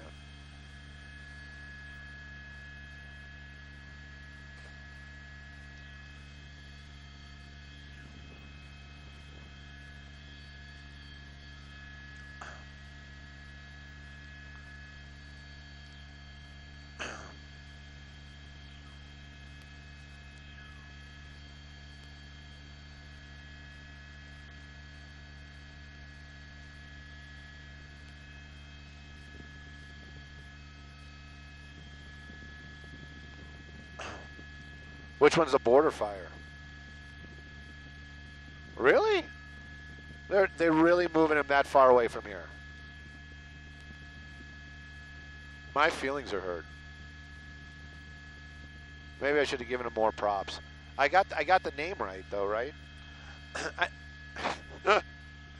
I know you guys are hearing half a conversation out there on the web. Basically what's going on is my pilot's telling me that he's talking, or he's overhearing the air boss. That's one of those planes that's keeping track of all the tankers and also coordinating the efforts of all the firefighting aircraft that are out here this afternoon, including the helicopters, basically telling me that the tankers are going to be leaving this area. We're going to keep an eye out for that, make sure maybe they're not going to send all the tankers, maybe they are sending all the tankers, but they're sending them out to the south, to the border fire. That fire definitely out of our area.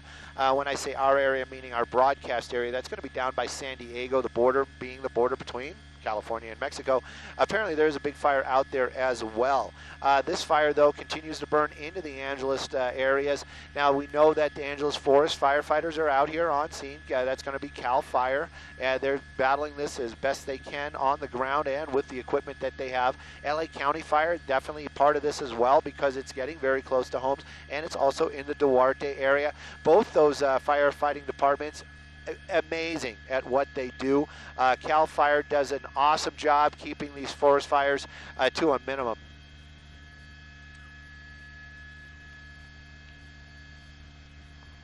Sir, go ahead.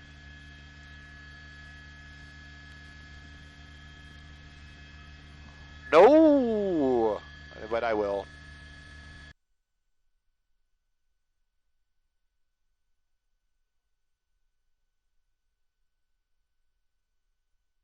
All right, guys, we no longer have the feed from the fires. I'm going to take you to Virginia. We're waiting for Secretary of State John Kerry to speak at an interfaith event in Virginia. John Kerry speaking at an interfaith event in Virginia momentarily.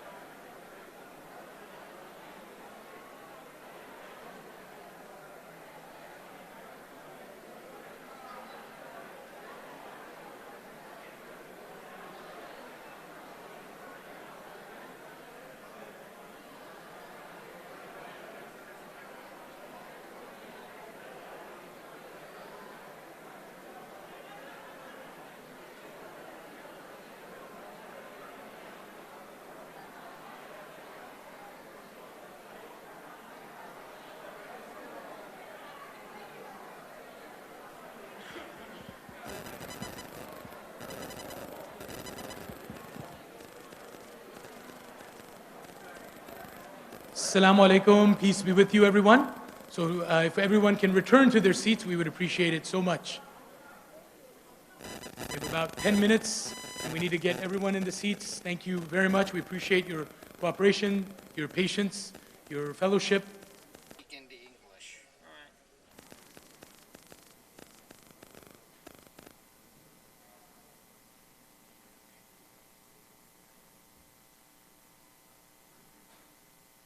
Thank you. And you can whisper with your neighbors. It's fine. Thank you.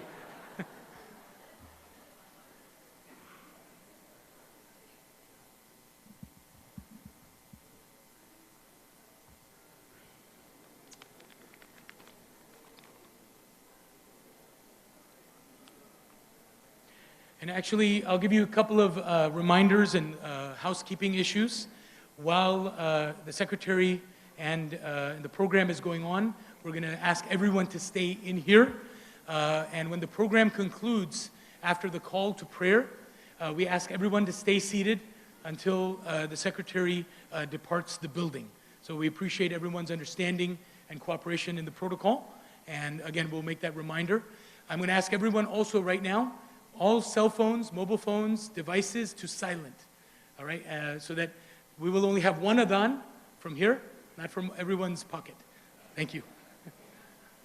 So again, all phones, please, on silent. We appreciate it. Thank you. And again, you can talk with each other, again, and join in fellowship.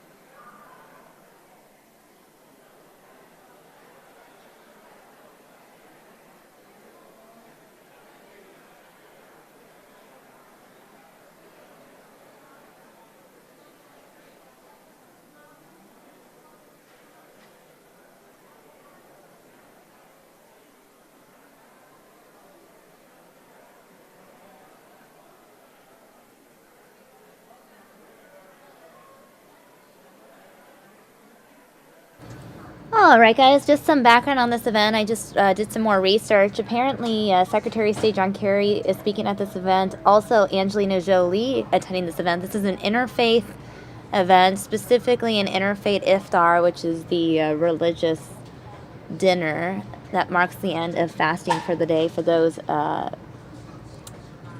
adhering to the Ramadan fasting. So Secretary Kerry will be attending this iftar to mark World Refugee Day. This event taking place in Sterling, Virginia.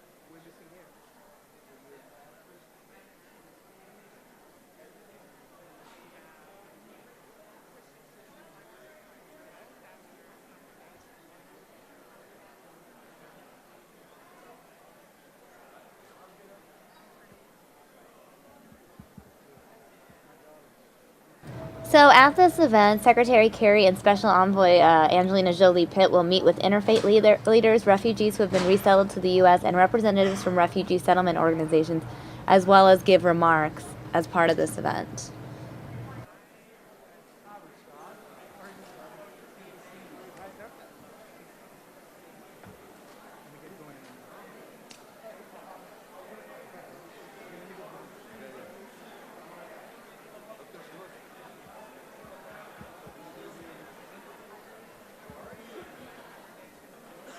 Ladies and gentlemen, we'd ask everyone to please take your seats. Our program will begin shortly. If we can please take your seats. Thank you.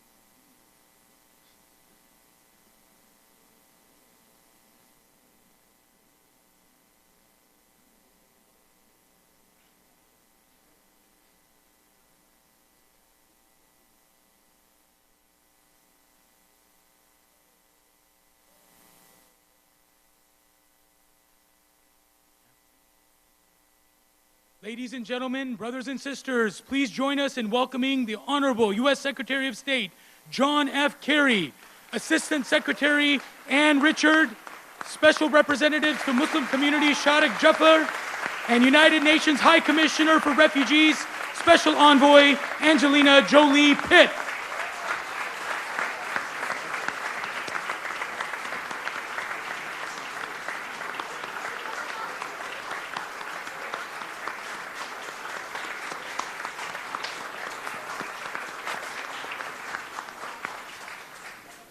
Thank you all very much. Please be seated.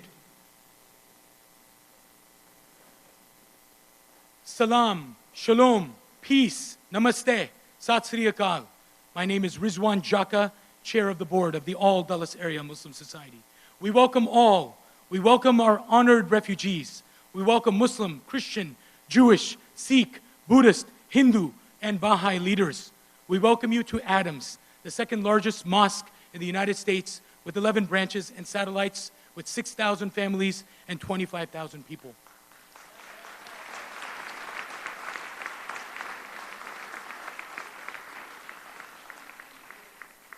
I now invite up Sister Fatiha Sayed, Girl Scout, and Sister Hidayah Martinez Jaka, a Venture Scout, to lead us off in an opening prayer and the flag ceremony and Pledge of Allegiance to the United States of America.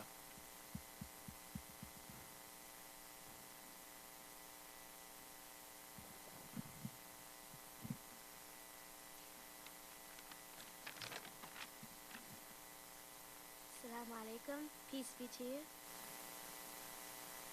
أعوذ بالله من الشيطان الرجيم. بسم الله الرحمن الرحيم. الحمد لله رب العالمين. الرحمن الرحيم. مالك يوم الدين. إياك نعبد وإياك نستعين.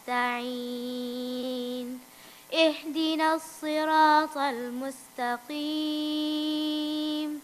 صراط الذين أنعمت عليهم غير المغضوب عليهم ولا الضالين.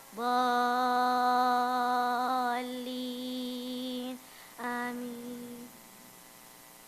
In the name of God, the most gracious, the most merciful. Praise be to God, Lord of the worlds, the compassionate, the merciful, Master of the day of judgment. You alone we worship, and you alone we ask for help. Guide us to the straight path, the path of those whom you favored, not those who earned your displeasure, nor those who have gone astray. Ameen. Thank you. Assalamu alaikum. Color guard, attention. Audience, please rise. Color guard, forward march. Salute. Those not in uniform, please place your right hand over your heart.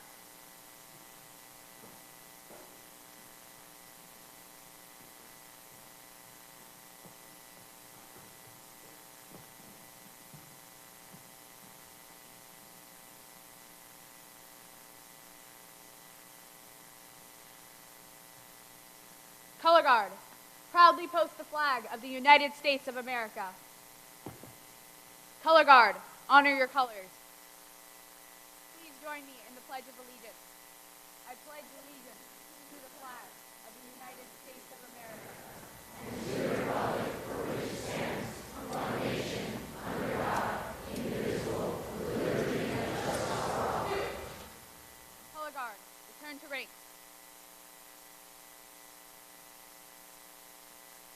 Color guard, forward march.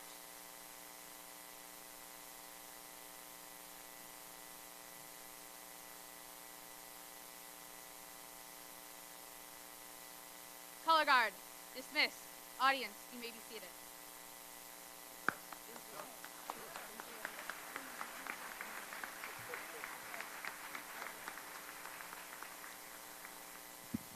Thank you to the Boy Scouts and Girl Scouts. We have over 400 Boy Scouts and Girl Scouts here at the Adams Center. We are proud of them serving God and country.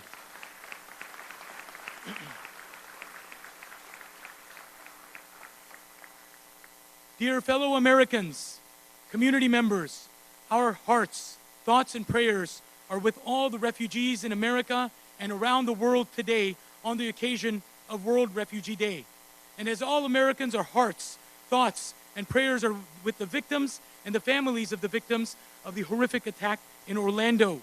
I remind us all that American Muslims are a diverse community made up of descendants of enslaved Africans that were Muslim, children of immigrants, and refugees. And we all stand together in loving our country, America. And we are partners in protecting our country for national security. We will now have a moment of silence for all the victims of the horrific attack in Orlando.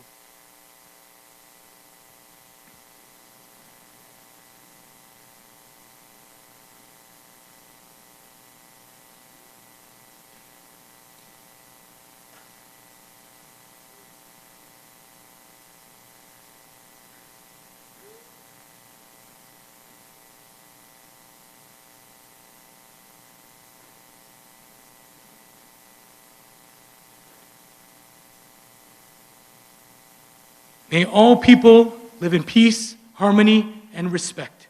Amen.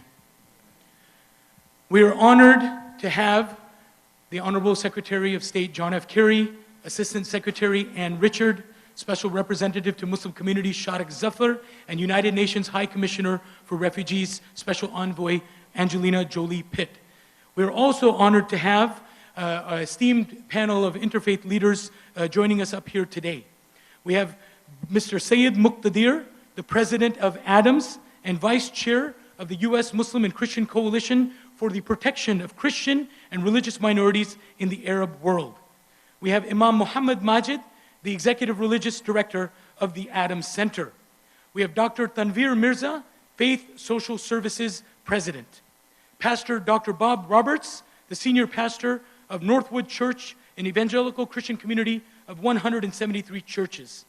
We have Rabbi Bruce Lustig, the senior rabbi of Washington Hebrew Congregation. We have His Eminence, Cardinal Theodore McCarrick, the Archbishop Emeritus of Washington. We have Pastor Joanne Bell Hayes, pastor of the United Christian Parish, affiliated with the Disciples of Christ, the Presbyterian Church, the United Church of Christ, and the United Methodist Church.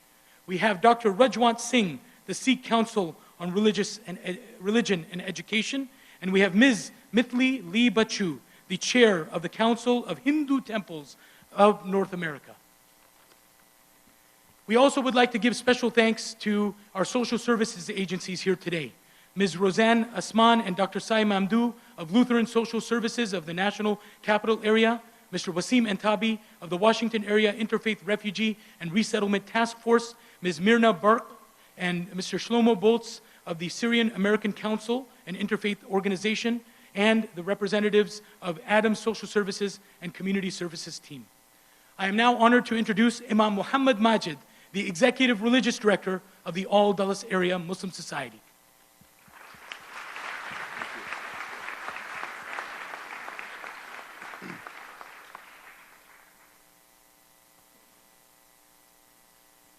Honorable Secretary John Kerry, Assistant Secretary Ann Richard, Mr. Sharik Zafar, Special Representative to the Muslim Community, Ambassador Angelina Julie Pitt, Special Envoy to United Nations for Refugees, leaders of faith communities, guests, and community.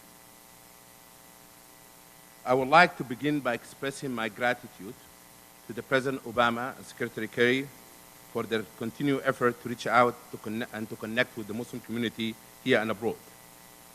And I would like to thank Secretary Kerry especially for honoring us with his presence today at ADAMS Center to highlight one of the largest refugee crises in recent history. We are here today during the holy month of Ramadan, the month of fasting that allow us to experience a small portion of difficulties people in need go through each day. Today, as we break our fast, thousands of refugees will continue to struggle with hunger long after even this month of Ramadan is over.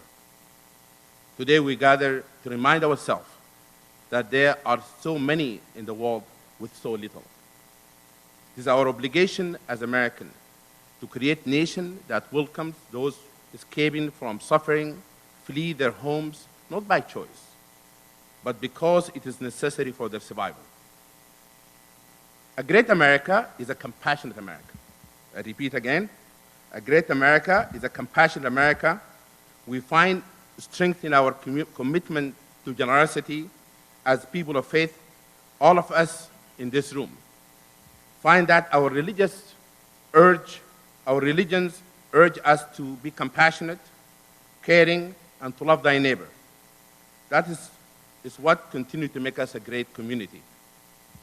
We stand in solidarity with refugees around the world.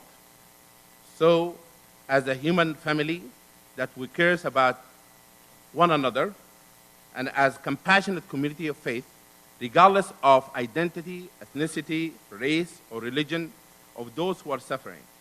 Today, Christian, Jewish, Muslims, Hindus, Buddhists, Sikhs, and Baha'i are all gathered here to show our commitment to helping refugees from all over the world.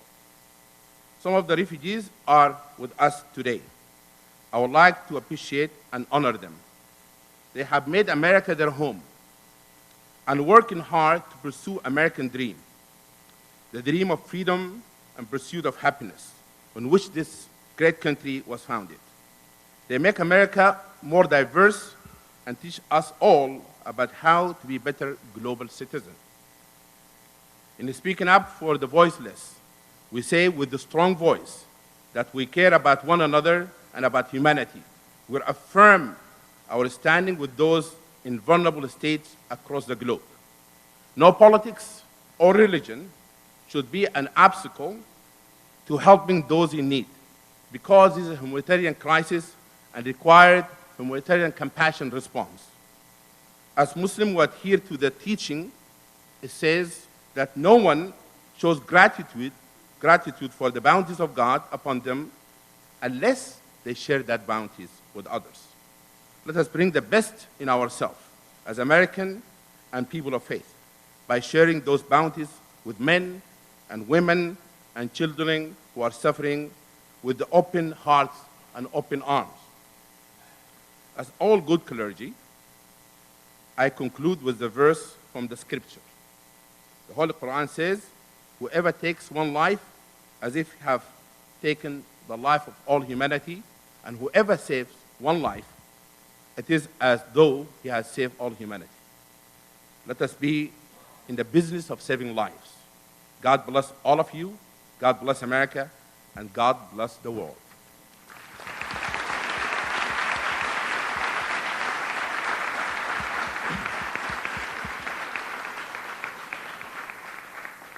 Thank you, Imam Majid, for your reflection. Thank you for your leadership. We appreciate it. We stand for protecting all human life. Dear brothers and sisters, we now invite up Pastor Bob Roberts, Senior Pastor of Northwood Church, Evangelical Christian Community with over 170 churches around the nation. I give you Pastor Dr. Bob Roberts, Jr.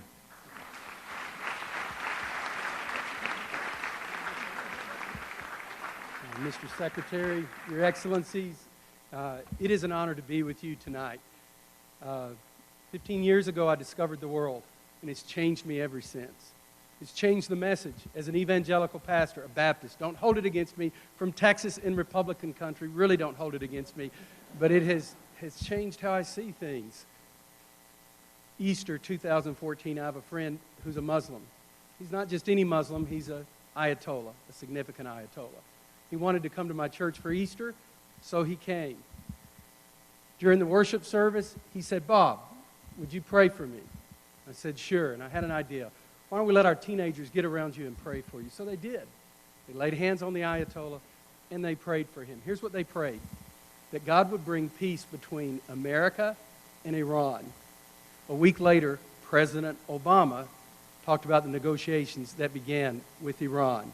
I just wanted you to understand why you were successful, because those teenagers actually believed that that was a miracle. God answered for them. But I've discovered that the reality is what we really need is not a miracle from God. We need simple obedience to do what we know our faith teaches. We're living in a strange time, very strange time. We're more afraid of our own tribes than we are evil. We're more afraid of our own tribes than we are doing right. And why is that? There's a sense of right and wrong that all of us know in our life, and we cannot watch the news. We cannot see people drown in the sea. As a follower of Jesus, I cannot watch that and be okay with that. If there's anything about Jesus that I know is this, that he loves us.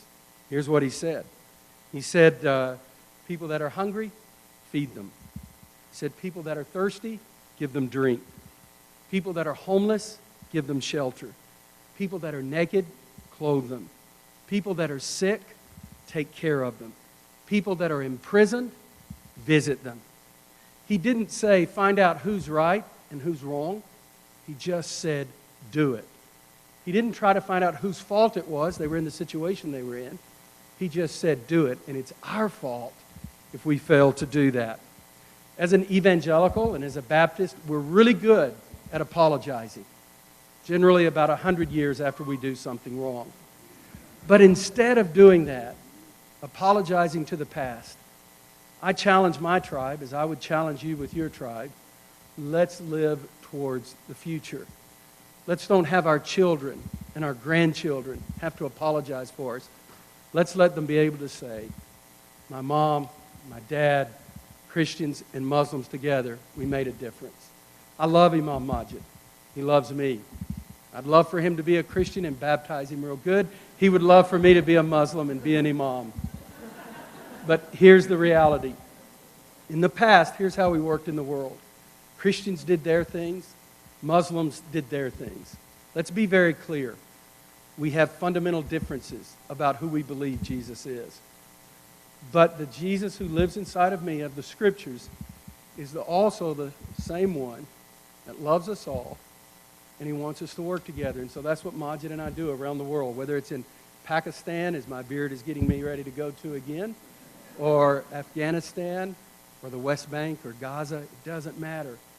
It's only when the two largest religions of the world start acting like we believe what the Quran and what the Bible says we believe, that's when faith can be a hope for our world.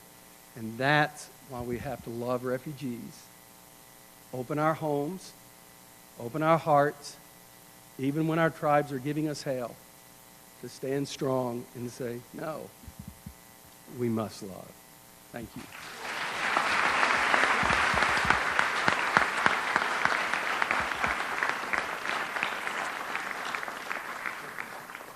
Thank you, Pastor Bob Roberts. Appreciate the love and the beautiful representation of the faith of Christianity, and thank you for your leadership. And Mr. Secretary, I can assure you that in Northern Virginia, in the Washington metropolitan area, in Maryland, DC, Virginia, the interfaith community, all the faith communities you see represented here in this room are welcoming refugees with open arms. And we appreciate that.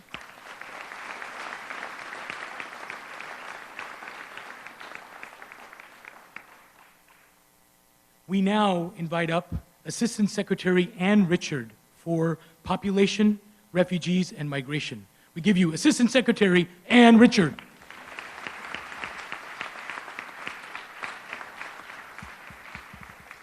Assalamu alaikum. Ramadan Mubarak. Thank you, Chairman Jaka. Thank you, Imam Majid. Thank you, Pastor Roberts. And what a wonderful atmosphere there is in this room this evening. And thanks especially to the Boys and Girl Scouts. I used to be a Girl Scout. I'm very happy to be here and share this interfaith iftar dinner with you. As already mentioned, today is World Refugee Day, and today we learn the sad news that the number of refugees and displaced around the world has hit a record high. The UN Refugee Agency reports that there are more than 21 million refugees and nearly 41 million internally displaced persons on Earth. Another 3 million are waiting to hear if they will be granted asylum from countries to which they've fled, for a total of 65 million people on the run or living in exile. Many need our help. Now, for some good news. This next speaker is a friend of the Secretary's. She's a wife and a mother with a passel of kids. She's a successful working woman. She does volunteer work in her spare time. Someone who, like many of us, has dealt with family issues and medical concerns. So it sounds like one of us, doesn't it really, ladies? Yes. I suppose some of us here could fit this description, but let me tell you the similarities end there. Because she is also an Oscar-winning actress, she's also earned 2 Screen Actors Guild Awards and 3 Golden Globe Awards. She has directed 3 noteworthy films. I think there's a 4th, maybe, on the works, including 2 that tackled themes of suffering and survival. A member of the Council on Foreign Relations, advisor to world leaders on humanitarian issues, she recently started teaching at the prestigious London School of Economics. And for more than 15 years, she's been calling the world's attention to the plight of refugees. She has traveled to the places where refugees carve out a precarious existence and sat down with men, women, and children to hear their stories. Her mighty heart is full, and yet she remains dedicated. Every June 20th, every World Refugee Day, she spends with refugees. And today, without having to leave her home country, without having to board an airplane for some exotic locale, today she did the same. I'm delighted to introduce her to you, ladies and gentlemen, the Special Envoy of the UN High Commissioner for Refugees, UNHCR Special Envoy, Angelina Jolie Pitt.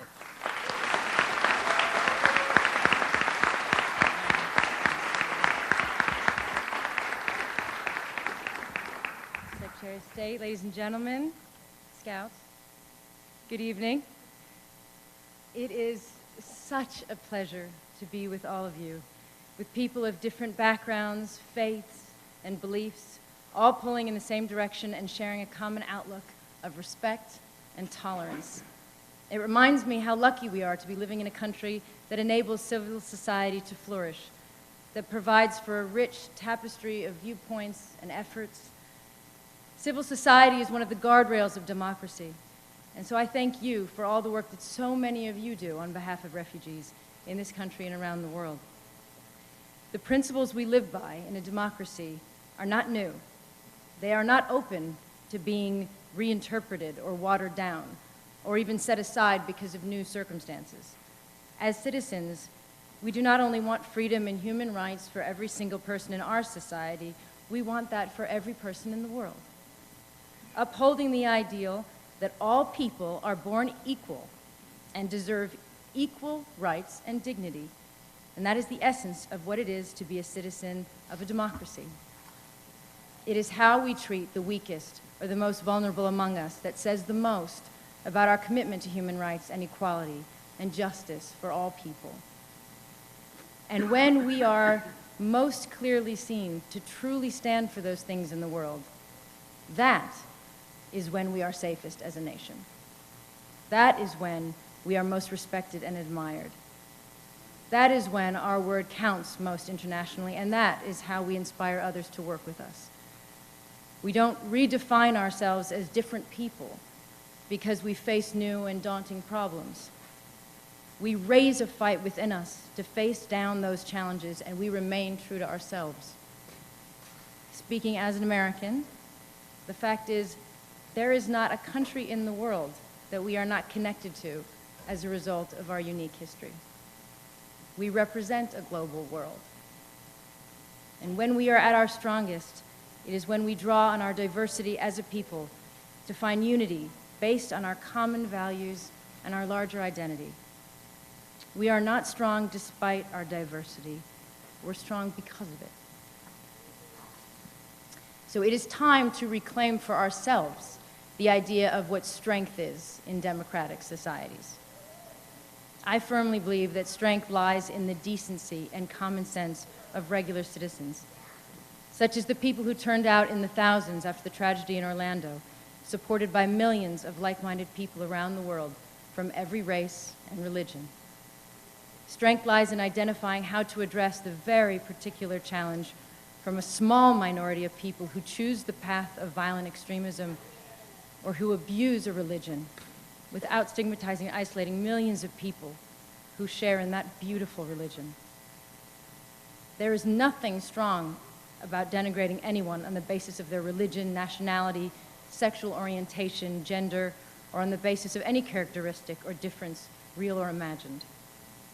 When we discriminate, when we imply by our actions that some lives are worth more than others, or when we denigrate the faith, traditions, and cultures of any group of people, we weaken our strength as democratic societies.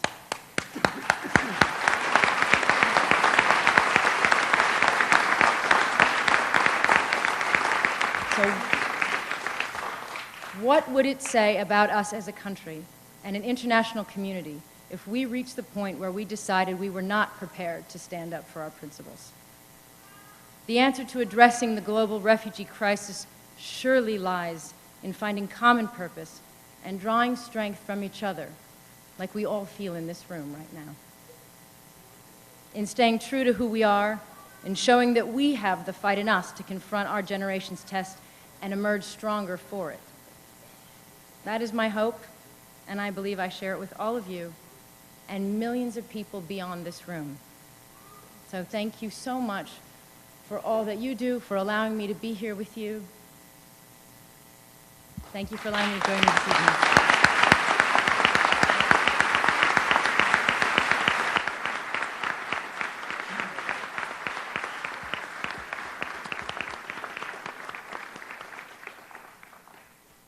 Thank you so much, Special Envoy Angelina Jolie Pitt. We appreciate your leadership, your dedication, your courage, your family's courage, in continuing to stand up for the voiceless and for all those in need around the world. Thank you again for your courage. We appreciate it.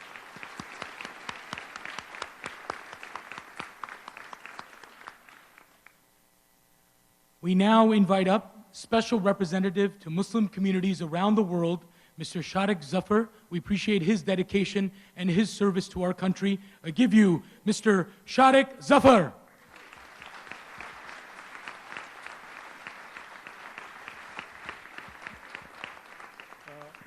Assalamu alaikum. Ramadan Kareem. All right, as we say at my house, Ramzan Mubarak, for all the Desis in the house. As Rizwan Bhai said, my name is Shadiq Zafar. I'm the special representative to Muslim communities. So my job is to drive the secretaries and departments' efforts to engage Muslim communities around the world on issues of mutual interest and support of shared goals.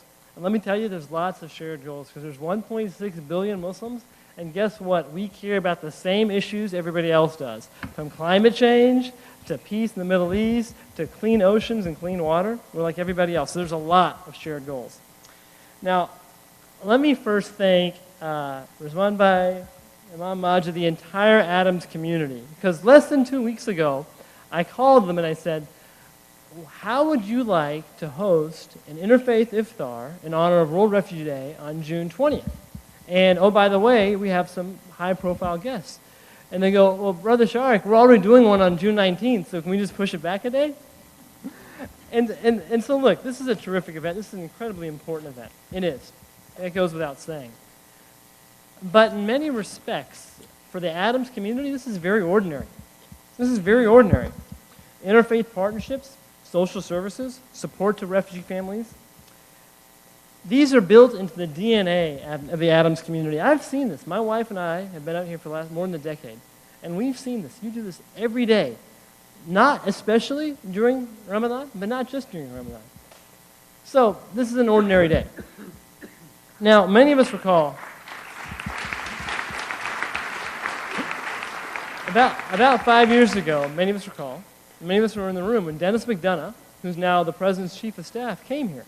And he gave a speech. And he called it a typically American place. A typically American place, and we just saw that. You know, and as President Obama, he dubbed another mosque recently. He goes, look, Adams is an all-American success story. And let me just tell you, I was there in that room when I heard my president talk about the history of Islam since this nation's founding. You know, reaching out as a father, reaching out to American Muslim young people, saying, look, if you're worried about where you fit in, let me tell you, you fit in right here. You're not Muslim or American, you're Muslim and American. Now,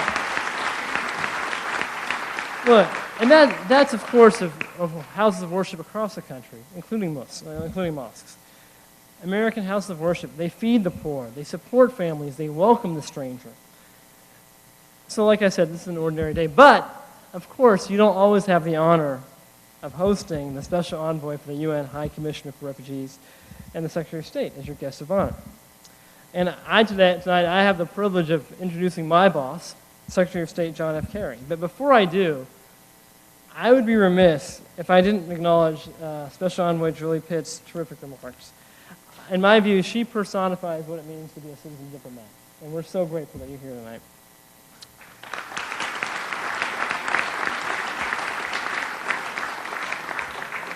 Speaking last month, she said, America's built on people from around the world coming together for freedoms, especially freedom of religion.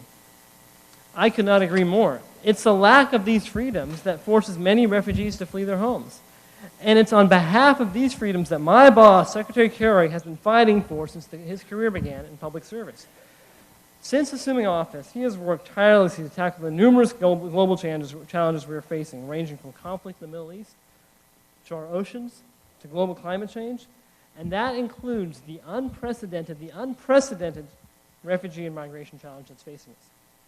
Under his leadership, the United States has agreed to nearly double its contributions to the UN High Commissioner for Refugees, making the United States, our country, the largest single contributor in the world.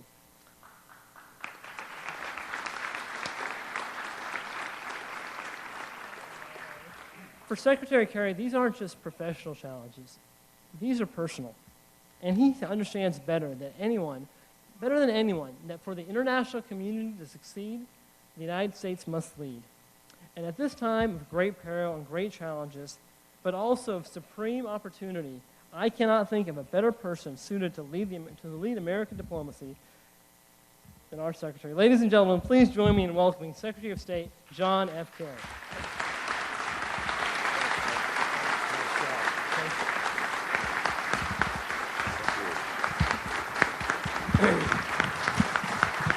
Thank you very much. If I can get this out of here. Thank you very much.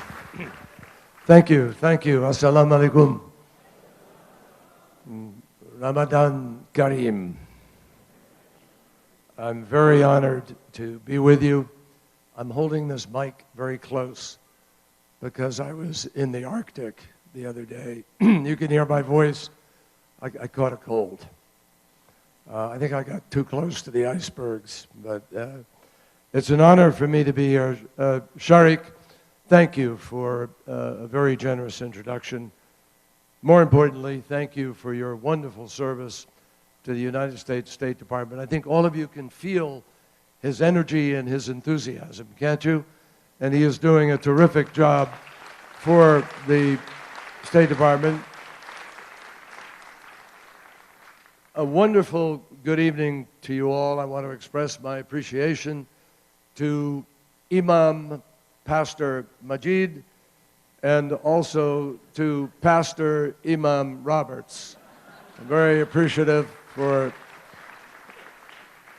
very grateful for their wonderful words of faith, their words of an expression of our common ground that brings us here, and which more and more people really need to understand. And to all of the distinguished leaders of faith who are here, particularly if you don't mind if I single out my old friend, His Eminence Cardinal McCarrick, who is such a wonderful leader here. I want to thank you all for hosting us here today. I'm looking out at this audience, and I want to know why there are more cameras focused on Angelina Jolie than me. What's going on here, guys? But I am enormously appreciative of the wonderful work that is done here at the Adams Center. I know that this Interfaith Iftar is an annual event, and it coincides this year with World Refugee Day. And it also coincides with the humanitarian crisis of mammoth proportions. What we are facing today, Angelina and I were talking about it coming over here, just place after place after place is presenting us with challenge. And many of you are all too familiar with the numbers, so I'm not going to recite all the numbers to you. But the bottom line is that today, World Refugee Day, we need to understand that there are 65 million people who are displaced from their homes. If you put them all together in one place, one country, that would make up the 22nd largest country in the world. And this has created an enormous test of our international capacity, of all of our community's capabilities, and of our compassion, which both the pastor and the imam talked about. A requirement of all religions is compassion, the golden rule. And each of us need to listen carefully to what the Special Envoy, Angelina Jolie Pitt, said about our responsibilities and think deep inside about what all of us can do. In the United States, no one has done more than non-governmental organizations, including religious groups, to raise money, to advocate for and assist in the settlement of refugees. And I know that many of you here tonight have been very active in that effort, and we thank you for that. But as a country, the United States proudly does lead the world in the more than $5 billion of assistance that we have provided to to those who have been made homeless just by the fighting in Syria, and in our annual contributions to refugees from other conflicts as well. We have almost 12 million people alone who are displaced in Syria, 4.5 million who are refugees, and the other 8 million are just displaced people. And some of them are living in Lebanon, not even in camps. Some of them in Turkey in camps. Some of them in Jordan in camps. Many of them, as you've seen, struggling to cross from Greece to Europe and find the hope of a future rather than the terrible images of a crisis, of the loss of life on the seas, or that horrible picture, moving, iconic picture of a young child listless in the arms of his father. So we here in the United States, because of this, because of our sense of responsibility, have pledged to increase the number of refugees that we resettle annually from 70,000 last year to 85,000 this year in fiscal 2016, and aiming for 100,000 in a year from now down the road. This is what we are trying to do.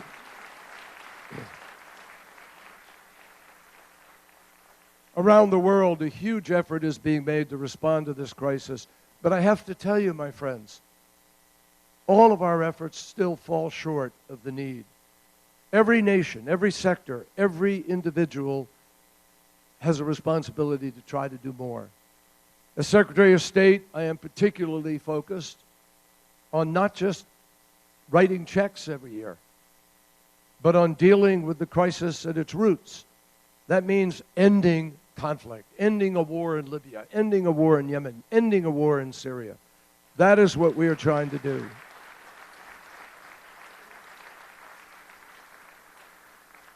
And as you know, every war and every conflict actually reflects a failure of diplomacy. Every time we prevent a war or bring an end to a conflict, we make it possible for people to live normally, not as a refugee, but in their own communities, to be able to go home and live in the place that they want to go. And that is why the pursuit of peace, the desire for peace, is so strong among people of every single faith. Our leaders have a solemn responsibility to protect the people who live within our borders, and that is precisely why our refugee screening process is so comprehensive and rigorous. It is also effective. And those who apply for refugee status have to demonstrate that they have a well-founded fear of persecution, as you know. And they will be turned down if they have a history of extremist or criminal behavior. And it's important for people to know that, because people shouldn't fear a process which is as thorough and complete and detailed as the process is here in our country. And if people make false claims or they're unwilling to answer hard questions, then, of course, they will not be allowed to come. There is absolutely no evidence, my friends, zero evidence, that refugees who make it through this arduous process pose any greater threat to our society than the members of any other group. And it is important for people to know that.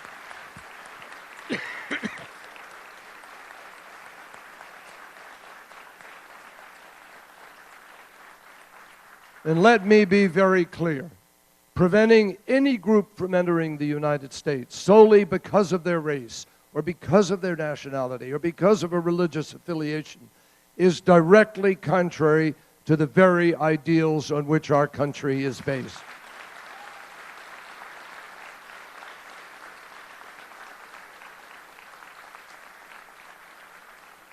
We believe in individual rights, not collective guilt.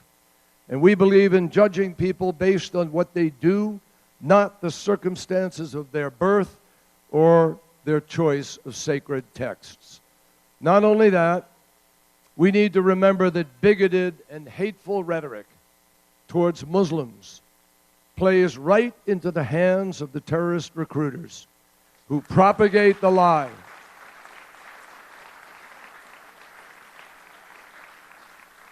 It plays into the hands of people who propagate the lie that America is at war with Islam, when in fact there is no country on earth where Muslims enjoy more freedom than in the United States of America.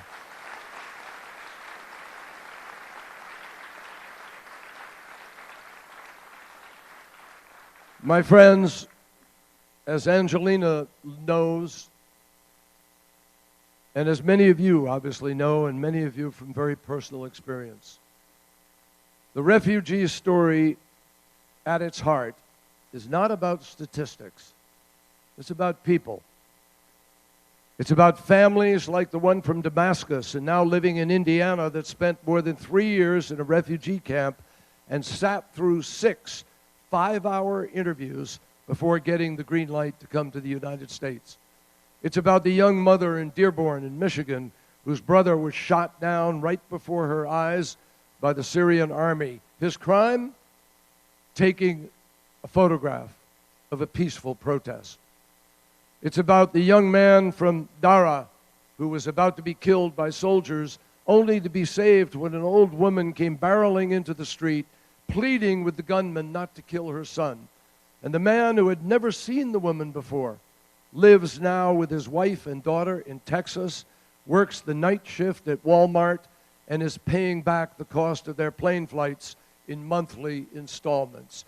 That's the story of a refugee. The refugee story... The refugee story is about thousands and thousands of families who want their new neighbors to know that they are not the perpetrators of terror or violence, but rather people who yearn just like them only to live in security and peace. Let me be clear. There is nothing ideological about coming to the aid of someone in need. In times of crisis, when the summons goes out, Americans have traditionally responded as one nation. Americans say, here we are, what can we do to help? That's who we are. That is America at its best. And that is the America that we must restore and preserve in the years and months to come. And looking around this room and looking at all of you with the excitement in your eyes about being here and being part of this journey, I am confident that together we are going to succeed. I want to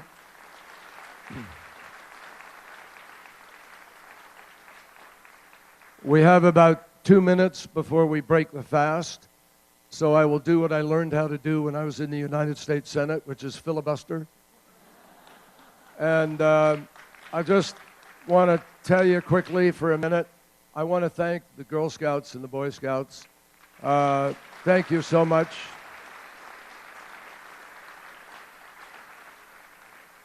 I've done public speaking a lot, and I learned a long time ago, never speak after the Boy Scouts or the Girl Scouts do anything. They steal the show. And then the second danger tonight is Angelina Jolie Pitt. She is the show. So, you know,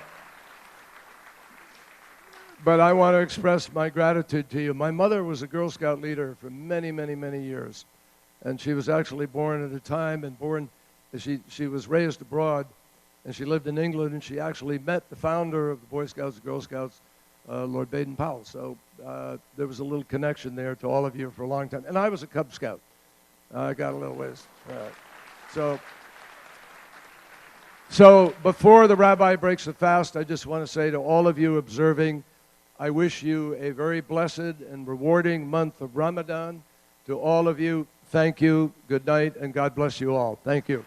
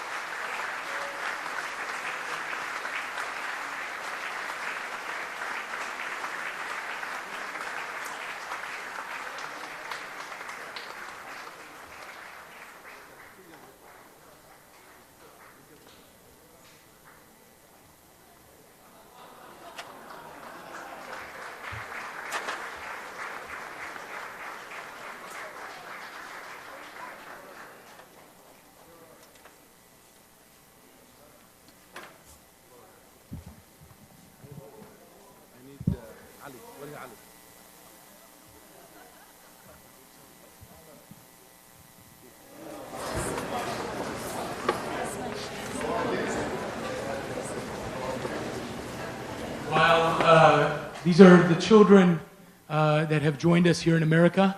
I know, they are called refugees, but we call them new Americans. We welcome them here. We are honored to have them here. May God bless them. May God keep them and help all the refugees around the world, regardless of faith or background. We will now have the call to prayer. I'm going to invite up a community member, longtime community member working in educational programs here at Adams and helping Imam Majid. He is now a specialist in the U.S. Army National Guard, joining several thousand American Muslims, serving the U.S. honorably in the military. We appreciate their defense of freedom. I give you Specialist Ali Khawaja.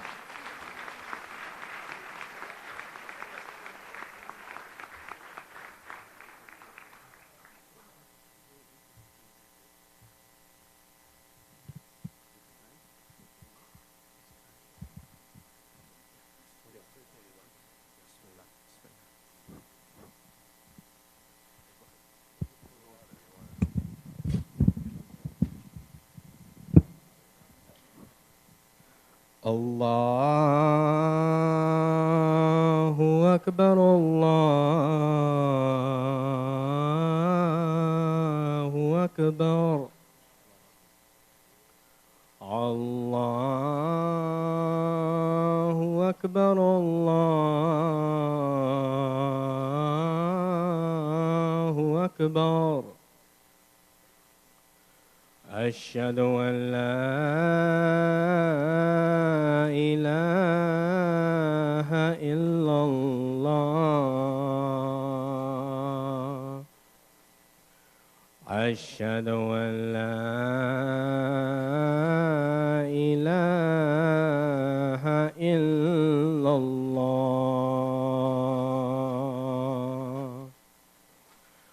Ashhadu anna Muhammadan Rasulullah.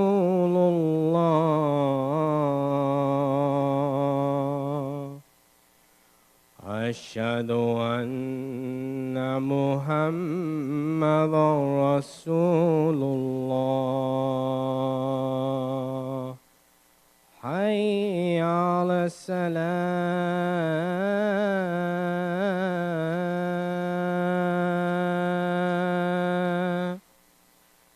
Hayya ala salam.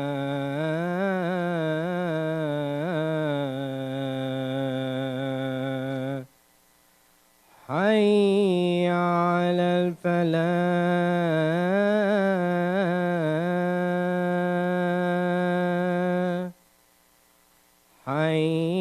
Hayya ala al-falah.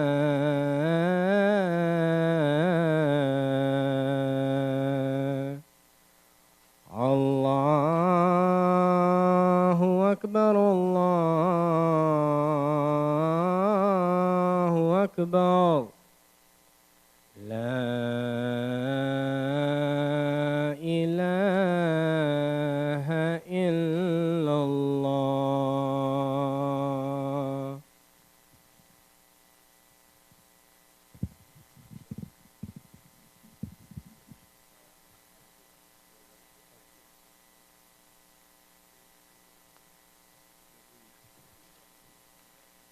Thank you, Ali Khawaja, for the recitation of the call to prayer, praising God. God is truly the greatest. Amen. Dear brothers and sisters, we would now like to invite up, as we are joining in the samosa and the dates for the breaking of the fast, we're going to invite up Mr. Zaki Berzinji. He is from the White House Office of Public Engagement, who will read a statement from President Barack H. Obama. We appreciate Zaki's leadership and his service to our country. We give you Zaki Berzinji.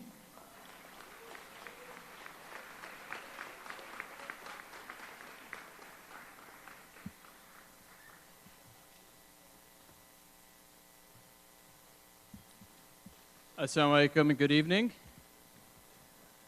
My name is Zaki Berzinji, and I have the honor of serving as the White House liaison to Muslim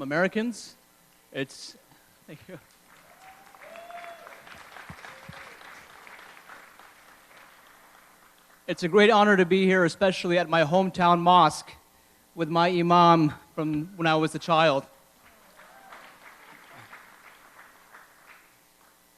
On behalf of the White House, I'd like to read a brief statement from the President on this very spectacular occasion. June 20th, 2016. I send greetings to all those attending the Interfaith Ramadan Iftar in recognition of World Refugee Day at the Adams Center. Every year, as Muslims across our country join friends and family for Iftar, we are reminded of the ways America's inherent diversity strengthens our national life. Whether through uniting people in prayer or around their favorite dish, Ramadan offers a chance for Muslim Americans to reflect on their spiritual growth, forge bonds of friendship, and give back to their communities. As a country, we must continue to uphold the spirit of compassion, camaraderie, and service that occasions like Ramadan call on people to embrace. In the aftermath of last week's tragedy in Orlando, we see once again how those who try to divide our American family continue to fail. Tonight's gathering, bringing together people of different faiths and backgrounds to safeguard rights and build greater understanding, is a powerful rebuke to those who wish to divide us. And we encourage more people to raise their voices of peace and inclusion. I am grateful to the many Muslim Americans who made their voices known this past week by hosting vigils of solidarity, donating blood, and organizing assistance for affected families. This World Refugee Day, we recognize the millions of people around the world, including many Muslims, who have been displaced from their homes. The resolve they demonstrate in the face of challenges as they wait at border crossings or risk their lives boarding boats to safety sheds a light on the unwavering hope that guides the people of our world. They endure hardships that many of us can barely imagine, and we must not allow ourselves to be ignorant of their plight. Helping those who are marginalized and oppressed is more than an act of charity. It is a matter of collective security and a fundamental principle of human decency. Occasions like Ramadan present opportunities to reaffirm our commitment to providing protection and assistance to refugees and other vulnerable populations. I commend the Adams Center and the rest of the Muslim American community for their efforts to uplift others and build a brighter, safer, and more inclusive world. Ramadan Kareem, President Barack Obama.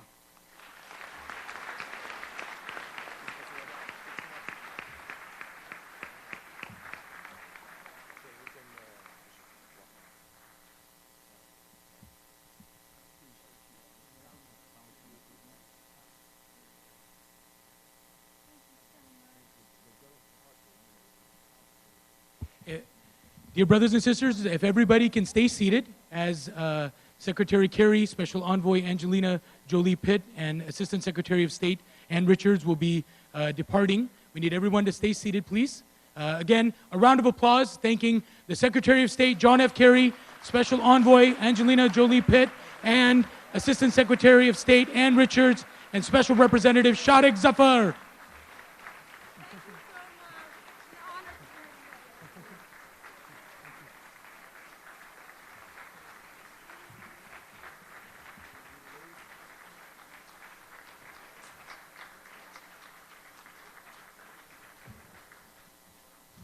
If all the scouts can come up over here. Okay, to meet. Okay, outside. The scouts will be outside. And again, if everybody can stay seated. All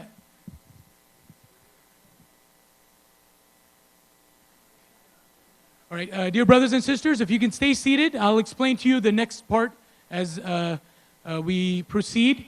After the departure, we will have the Muslim community go upstairs to the third floor for prayer.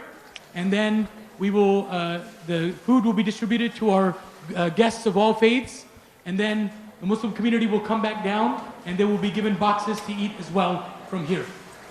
So just wanted to let everyone know that, but I'll let you know when we can leave. So dear brothers and sisters, I want to remind everyone, we are expecting more refugees coming in this next year. And we must, as the mosques that are here, we appreciate all the mosque leadership We appreciate all the national organization leadership and the social services agencies for being here, and we have to work together. We double our efforts with our interfaith partners from the Jewish, Christian, Buddhist, Baha'i, Zoroastrian, Hindu, Sikh community, working together for all people of faith that are in need. So let us redouble our efforts to make sure. Alright guys, looks like we have lost the entire feed from this interfaith event in Virginia. So what we're going to do is take you to an event from earlier about the war on ISIS. Ashton Carter, Secretary of Defense, speaking at this event. From Maroon, Spain to Jalalabad, Afghanistan will provide forward presence to respond to a range of contingencies, terrorist and other kinds, enabling unilateral crisis response, counter-terror operations, or strikes on high-value targets. Those forward nodes will also allow us to enable and network partners to respond to a range of challenges, to help us pre-position equipment for ourselves and our partners. And they'll provide important opportunities to innovate, to develop new command and control structure, test new ways to manage our forces, prototype new capabilities, and try out new operational concepts, networked and otherwise. To take full advantage of these nodes and the network they comprise, we have to change how the Defense Department works and is structured to ensure better trans-regional and trans-functional integration and advice. Right now, the responsibility for integration among the combatant commanders and combatant commands reposed in the Secretary of Defense is inadequately supported by the formal authority of the Chairman of the Joint Chiefs of Staff. That's why in some of our proposed improvements to the 30-year-old Goldwater-Nichols Act, we want to clarify the role and authority of the Chairman to, among other things, help the Secretary of Defense synchronize resources globally for daily operations around the world, enhance the department's flexibility and ability to move forces rapidly across the seams between our combatant commands. And I want to commend Chairman Dunford, who has been leading these critically important efforts. Now, the third and last region I'll discuss today is Europe, where I was last week for the NATO Defense Ministerial. And of course, NATO has for 67 years been the quintessential example of nations working together and networking together to respond to security challenges. But today, the transatlantic community faces new challenges very different from the Cold War. In the East, where Russia is acting aggressively and advancing new forms of hybrid warfare, and on the southern flank with refugees and foreign fighters, and further abroad in Afghanistan with ISIL and other terrorist groups. And in the face of these challenges, the Defense Department is helping NATO adapt and network so it can meet and overcome this era's challenges, the interests and values of this family of nations. Now, we haven't had to prioritize deterrence on NATO's eastern flank for 25 years. And while we all wish it were otherwise, now we do. Despite the progress that we've made together since the end of the Cold War, Russia has in recent years appeared intent with its violation of Ukrainian, Georgian, Moldovan territorial integrity, with its unprofessional behavior in the air and space and in cyberspace, as well as nuclear saber-rattling, on eroding the principled international order that has served the United States, our allies and partners, the international community, and Russia itself for so long. In response, as I detailed a year ago in Berlin, the United States is taking a strong and balanced approach to address Russia. We're strengthening our capabilities, our posture, our investments, our plans, and our allies and partners, all the while still keeping the door open to working with Russia where our interests align. And we will continue to make clear that Russia's aggressive actions only serve to further its isolation and further unite the NATO alliance.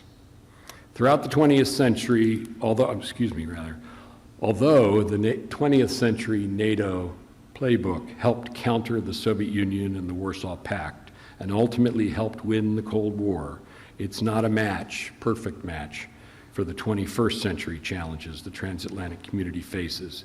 And that's why NATO's adapting and writing a new playbook. That playbook takes the lessons of history and leverages our alliance's strengths in new networked ways to counter new challenges like cyber and hybrid warfare, to integrate conventional and nuclear deterrence, and to adjust our posture and presence so we can be more agile and responsive. Of course, as the Alliance defense ministers discussed last week when I was in Brussels, and those conversations will continue, by the way, next month when I accompany President Obama to the NATO summit in Warsaw, we all need to do more to deter and defend against Russian aggression and to meet the challenges to NATO's south and further abroad. The United States and the Defense Department are already doing more than our fair share. We've increased funding for our European Reassurance Initiative, more than quadrupling what we requested last year, to bolster our bilateral military engagement in Europe and to strengthen our deterrence posture in the face of Russia's aggression. Among other things, this funding will allow us to rotate an armored brigade combat team on a heel-to-toe basis into Northern Europe, as well as pre-position equipment and warfighting gear for another armored brigade combat team, ready to be used by American troops flown to Europe. This is, of course, in addition to the 2 brigades we already maintain there, and the new combat aviation brigade that's also been sent to Europe. And we're encouraging our fellow allies to do more as well. We've seen some progress from NATO allies on spending. Since the 2% pledge made at the 2014 Wales summit, the vast majority of allies have stopped making cuts. And most allies have also committed to at least small increases in defense budgets. But there's still more to do, and that will certainly be discussed in Warsaw as well. Meanwhile, we're also working within the NATO alliance to develop networked responses to Russian aggression. For example, the United States has helped develop NATO's Very High Readiness Joint Task Force, which can deploy Allied forces on 48 hours' notice from multiple locations in Europe to any crisis on NATO territory. This is a real innovation, one that uses commitments from many members of the alliance to provide a networked response to crises. And the United States is providing the unique enabling capabilities, airlift and many others, that will make the networked VJTF work. Additionally, and most recently, NATO has also agreed to a persistent enhanced forward presence of 4 NATO battalions on its eastern flank, 1 each in Poland, Estonia, Latvia, and Lithuania. In Brussels last week, it became clear that the United States, Germany, and the United Kingdom will make key contributions, and we won't be the only ones, though the final details will be determined next month in Warsaw. This forward presence, too, will be networked, as the rotational forces will be fielded from many NATO countries, and the resulting combined presence will be an additional deterrent to Russian aggression. Given the many challenges to European security, NATO and its member countries are also networking with non-NATO partners and even non-European partners to ensure the security of the transatlantic community in the world. For example, in Afghanistan, NATO's Resolute Support Mission continues to help strengthen the Afghan national defense and security forces. Recently, the President authorized us to use American forces to strategic effect in support of Afghan forces during this fighting season. And we're very pleased that other NATO nations have committed not only to provide forces to that mission beyond this year, but also to provide funding to sustain the Afghan forces through 2020, as the United States has also done.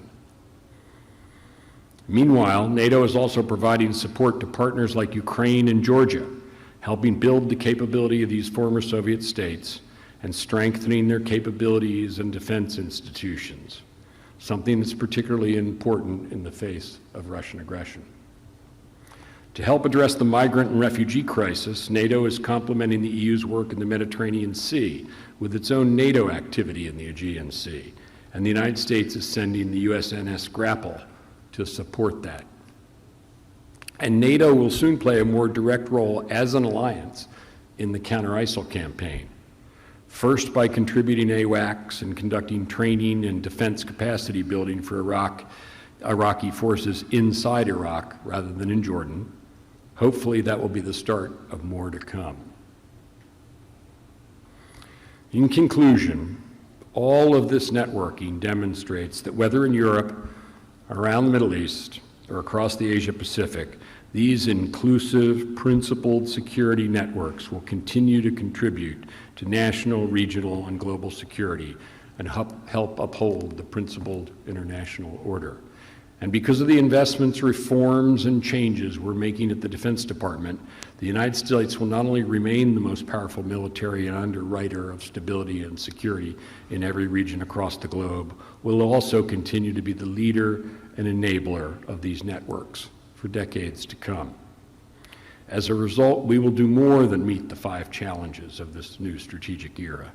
We will ensure that this time of historic change is also one of historic progress. To ensure it is, All right, guys, we're going to cut out of this. We'll go back to Ashton Carter momentarily. Let's check in with the newscast. They're talking about the extreme heat in the valley. Let's go ahead and listen in. More than the elements. The first thing is to realize that that's not the case. So the bottom line, if you have to be outside in this heat, really limit your time. Make sure you can pop in to get some air conditioning and lower your body's core temperature to keep you out of trouble. In Phoenix, Mark Martinez, Fox 10 News. Thank you, Mark. But a lot of people, they can't get inside away from this heat, including firefighters dealing with this heat as they battle fires all across our state. An air tanker helping crews on the ground attack this fire. It's burning in brush near Surprise. Sky Fox over the scene earlier today. This is 219th Avenue and Sun Valley Parkway. Fire started overnight and then flared up today. Fox 10 viewer Ann Fisher sent us this image on Twitter using the hashtag Fox10Phoenix, and the photos show some smoke and the fire trucks there. And Fisher said homeowners, they were told to prepare for evacuations. Ty Brennan has more from the fire lines tonight. About 100 firefighters from multiple agencies are working under this excessive heat warning to try and get the upper hand on the Sun Valley fire that's burning northwest of Surprise. This fire started around 10:30 last night. Firefighters thought they were making good progress, but there have been a few flare-ups. So now more resources are working the fire, including a small plane making retardant drops, as well as a helicopter. The fire right now is estimated to be less than 100 acres and 20% contained. Firefighters are working to protect about 20 homes north of the fire line. We spoke to one woman who left this morning not realizing the intensity of the fire and is not allowed back to her home. I want my dog. She's there, and it's just scary because it's so dry. We don't get rain out here. You know, the white tanks block the rain, and so we don't hardly ever get rain, and it's scarily dry. Right now, the cause of this fire still under investigation, and no word on when they may have full containment. In Surprise, Ty Brennan, Fox 10 News. Thank you, Ty. That cedar fire we've been telling you about for a week near Show Low actually doubles in size overnight to more than 40 square miles. Shifting winds fanning those flames, and a community now under pre-evacuation notice that wasn't under one before, Cedar Creek, in case residents need to get out. The fire broke out last Wednesday. The Arizona Humane Society stepping in to help pets whose owners are displaced by the Cedar fire. Crews have set up a mobile shelter near Snowflake High. It's got a mobile vet clinic and over 100 kennels for dogs and cats and rabbits and other animals. AHS says the services are free to those who need them. Dave Muncie trapping a triple-digit heat for us. And Dave, another record broken today, and it's going to be hot for a while. Yeah, we broke the record today. We may not be breaking records the rest of the week, but it's going to be hot the rest of the week. Let's take a look at it here.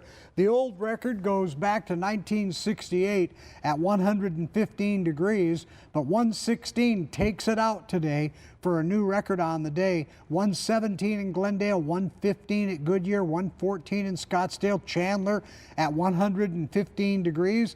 Other places breaking records, Winslow at 108, Prescott today 105, the all-time high there. Window Rock 100, Heber 97, Springerville 95, and Flagstaff at 95. The excessive heat warning continues this evening and ends this evening in a few places. However, here in Maricopa County, it continues until Thursday at 8 o'clock in the evening, and the reason is there's more to come. It's not over. 110 Tuesday, 111 Wednesday, 110 on Thursday, and so on and so forth.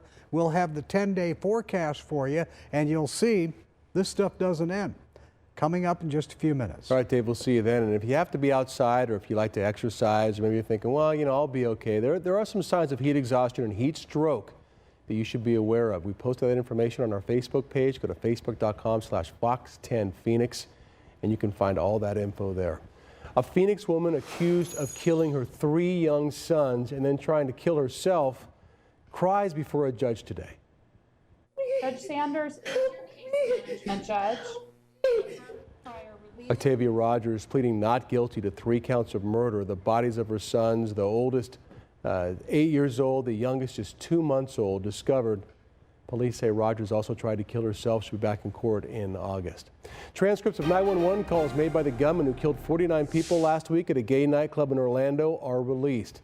The FBI says the calls were made between Omar Mateen and negotiators during a 3-hour standoff there at that nightclub. The first call came in a half hour after those shots were fired. Mateen saying, "I'll let you know I'm in Orlando and I did the shootings." He also claimed to be an Islamic soldier, calling on the U.S. to stop bombing Iraq and Syria. He pledged allegiance to the leader of the Islamic State as well. While we're not releasing the audio, what I can tell you is that while the killer made these murderous statements, he did so in a chilling, calm, and deliberate manner.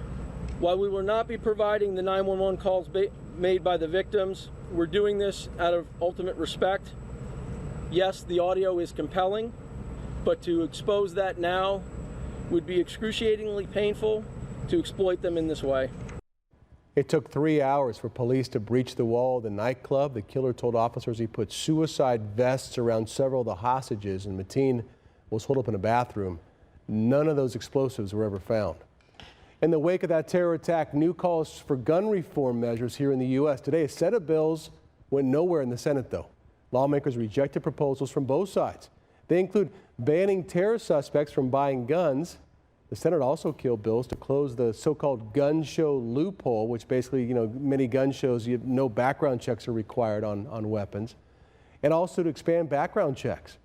Over the past week, the NRA has been urging its members to tell lawmakers to oppose any new gun laws.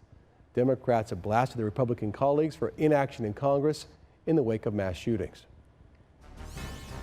Breaking its 92-year tradition, the Border Patrol named someone from outside that agency as its brand new chief.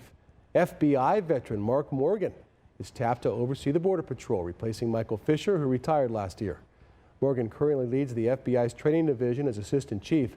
2 years ago, he worked with Customs and Border Protection to look into complaints of excessive force and misconduct among employees. Arizona Congressman Ruben Gallego throwing his support behind the campaign to regulate marijuana like alcohol in Arizona. In addition to providing tax revenue for schools, Gallego says the proposed bill would help cut incarceration rates in our prisons. Clearly there's a disparity. Clearly marijuana and marijuana drug laws are being used in a manner that is disproportionately affecting our working class communities and our communities of color. I believe that this law is a first step in what I believe is a long process for criminal justice reform. Congressman Matt Salmon tonight says he's opposed to marijuana legalization, saying the last thing we need is more levels of government.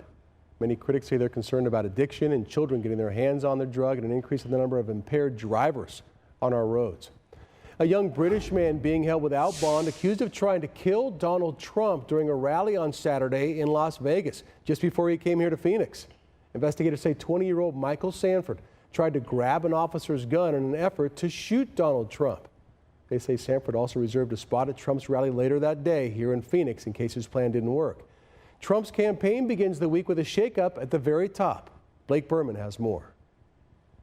Campaign manager Corey Lewandowski has been at Donald Trump's side since his unlikely political rise. Now he's the highest profile exit of the campaign. It's a clear indication that he wants to take the campaign in a different direction. Some within Trump's camp seem delighted with the news, one aide even tweeting, quote, "Ding dong, the witch is dead."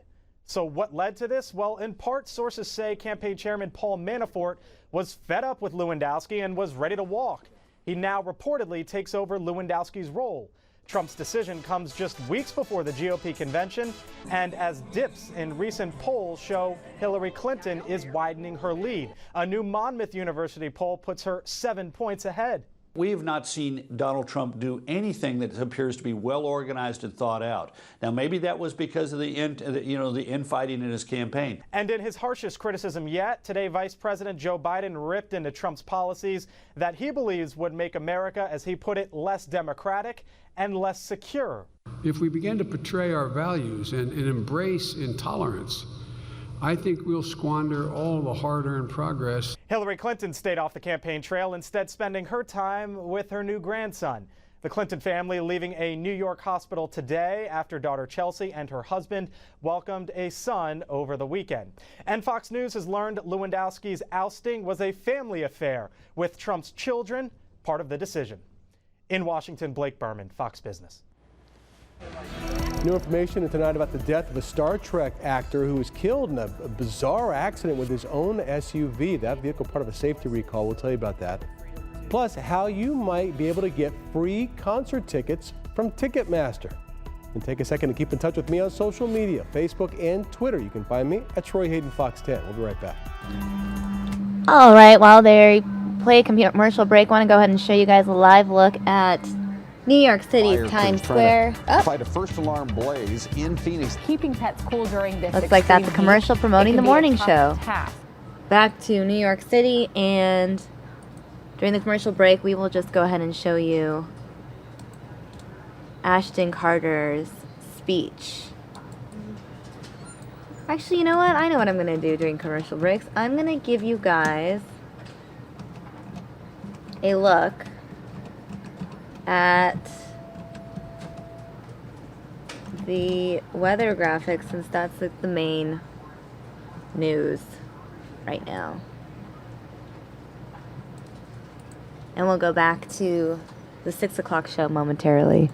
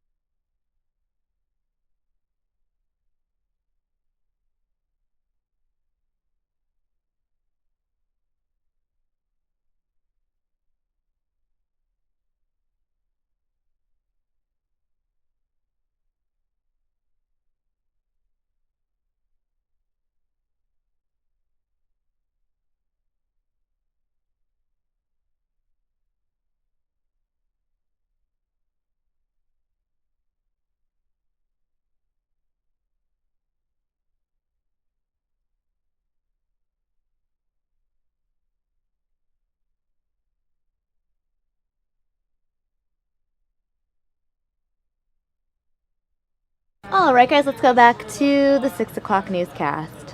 National Park. Floyd Roberts III was reported missing on Saturday by his hiking group. He was on day one of a multi-day backpacking trip near Kelly Tanks in the western part of the park. He was last seen wearing a long-sleeve shirt, blue jeans, and Nike shoes. If you have any information, you're asked to call the National Park Service. The 2015 Jeep Cherokee that killed Star Trek actor Anton Yelkin was being recalled because of faulty gear shifts. LA police said a 27-year-old actor died yesterday when his own SUV rolled down his driveway and pinned him against a brick mailbox and a security fence. Now, these gear shifts have been giving drivers problems, and the model was part of a global recall of 1.1 million vehicles just in April. Fiat Chrysler says it's investigating what happened. If you bought tickets on Ticketmaster going to a concert over the years, you could be in for some free tickets and discounts. It's part of a settlement and a lawsuit over ticket fees and other charges. Ticketmaster's giving away free tickets and discounted tickets to those who bought tickets between 1999 and 2013. Log on to your Ticketmaster account to see if you're eligible for those vouchers. Church in Mesa is helping the homeless stay cool during the Valley heat wave. Restoration Covenant Fellowship is located near Main and Loop 202. The church opening its doors all week from 8 a.m. until dark so the homeless can come inside and get cool. They're also handing out water and sandwiches, ice cream, and clothes. To me, it would be a horrible thing to have air conditioned, cold water and things and not have the door open for people to come in. I certainly don't think that's what God would want us to do. The church is also offering to help people find jobs if they want them. Still ahead, Dave Muncie has your forecast for the rest of the summer, or the first week of summer, we should say. And yeah, it might just sum up a lot of our summer, to be honest with you. Hot, hot, hot. He's going to be in next. Stay with us. Fox 10 AccuWeather forecast with Dave, Corey, and Christy. All day on the Valley's #1 for new country station, 102.5 KNIX.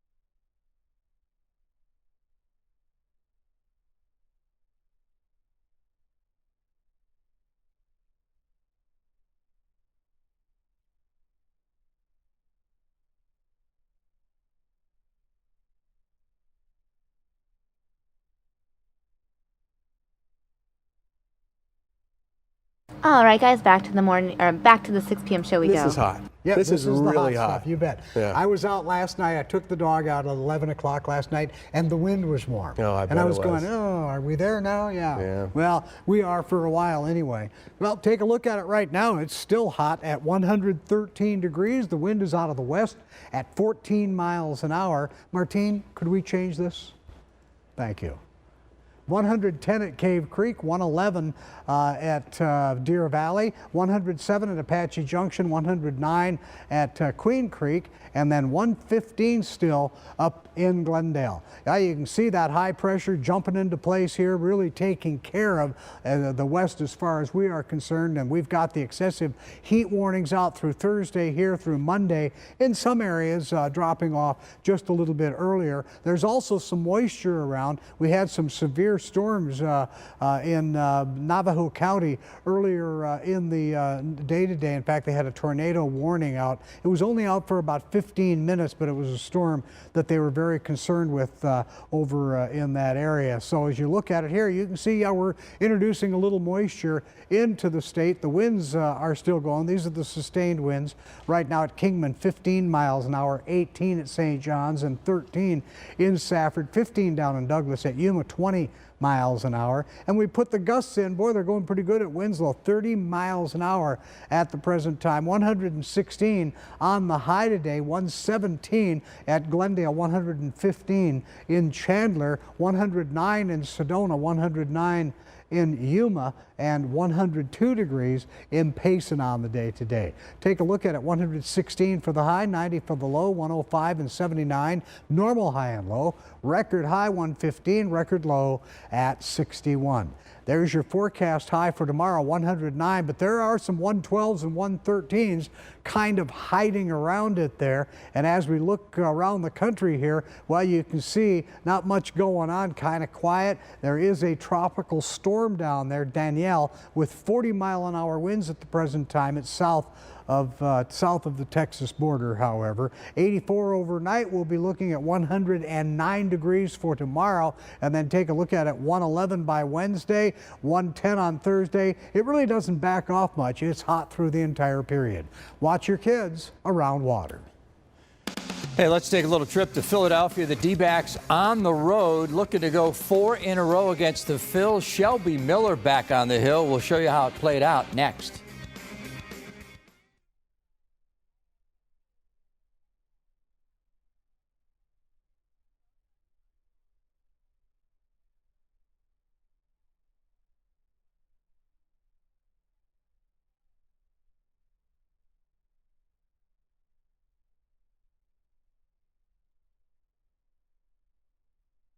Alright guys, here is a look at our 10-day forecast. I'm going to go back and take you to this video clip of Secretary of Defense Ashton Carter talking about the war on ISIS.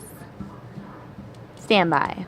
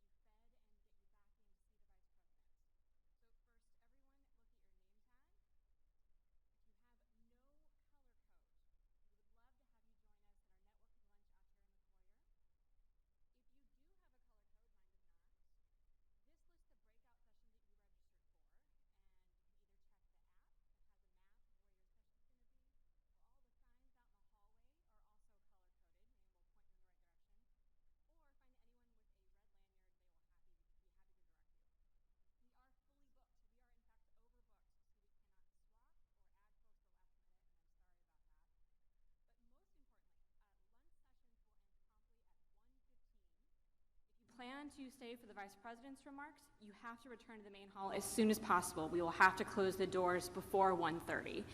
With that, again, if you have questions, ask a CNS staff person, and enjoy your lunch. Thank you.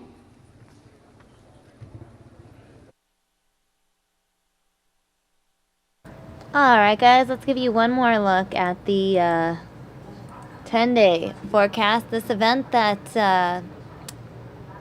Ashton Carter was at earlier, the one we just showed you. Interestingly enough, Joe Biden also spoke at this event. So let's hear what our vice president had to say at this event that was held earlier today.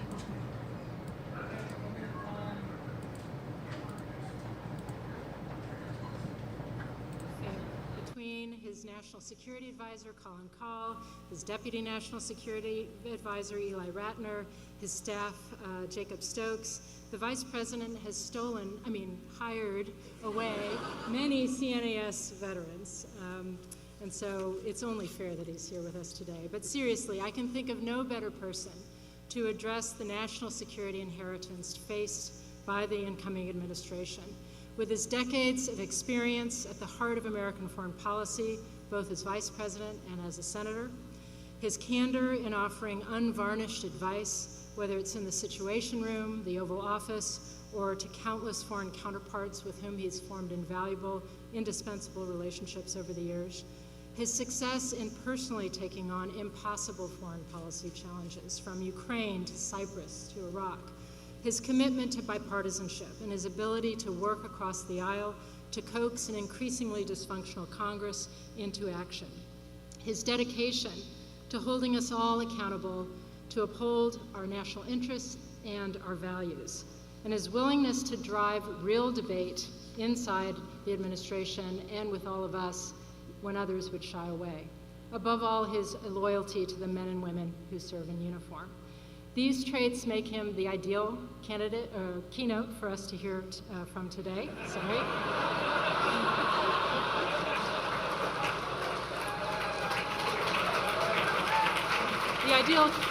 Make him the ideal keynote speaker for us to hear from today. God, I need another coffee after lunch. But Joe Biden has spent a career personally investing and advancing U.S. national security, and even in the most complex circumstances, he gives it to you straight. He has taken to heart the words of his beloved poet, William Butler Yeats, who said, "Think like a wise man, but communicate in the language of the people." And however difficult his message, people from the president to congressional leadership to heads of state across the globe listen closely when Joe Biden speaks, and so should we. So, Mr. Vice President, thank you very much. Thank you.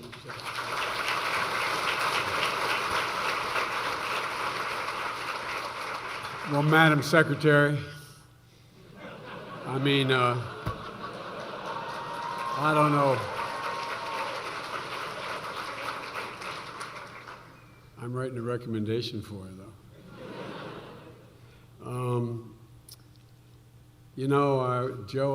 My friend Joe Lieberman, I say out there, I was tempted to start off by, in light of the topic of the day, to say to the next president, whoever she may be, to say, we left you a perfect world, now don't screw it up. Remember that graduation speech? Well, look, I'm honored to be here, and I want the record to show that I do have 3 extremely talented people working for me who work for this organization, but they wrote me a speech that was 1,000 words longer than the one I'm about to deliver, so you should thank me, because I spent a lot of time cutting it, and all the stuff I cut out was important, but I didn't want to keep you here for the better part of 45 minutes to an hour.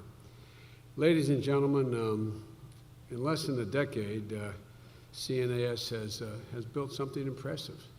It's growing stronger and it's getting more influential year by year. And today, I'm here to speak about a question that's paramount in all of our minds.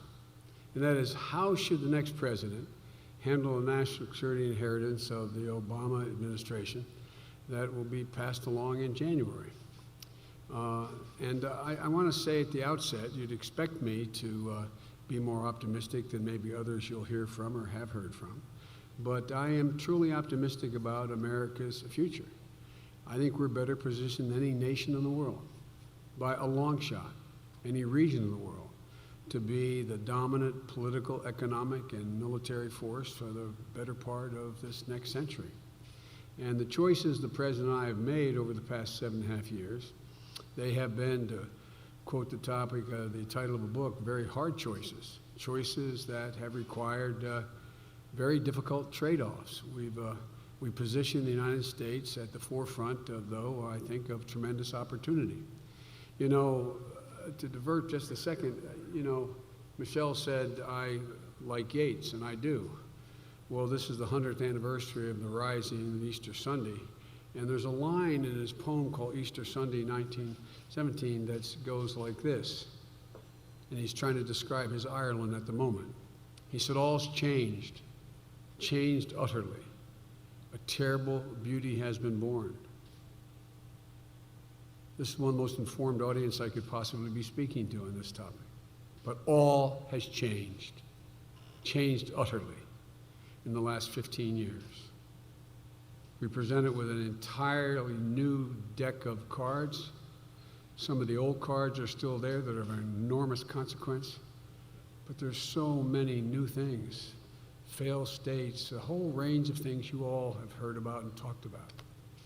But I think with a smart, sustained, and steady American leadership, we can seize the opportunities that are existing and leave a more peaceful, more prosperous future to our children and grandchildren. And I really, truly believe that. But if we turn inward, if we undermine our most important relationships, or seek soundbite solutions to defined by complexity, issues defined by complexity, if we forget who we are, if we begin to portray our values and embrace intolerance, I think we'll squander all the hard-earned progress and we'll squander the opportunities that exist for us today.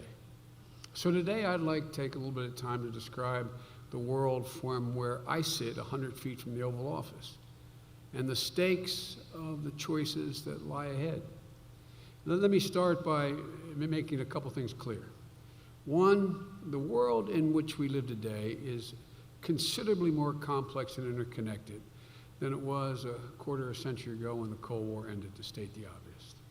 It is arguably more complex than it was even 15 years ago after 9/11.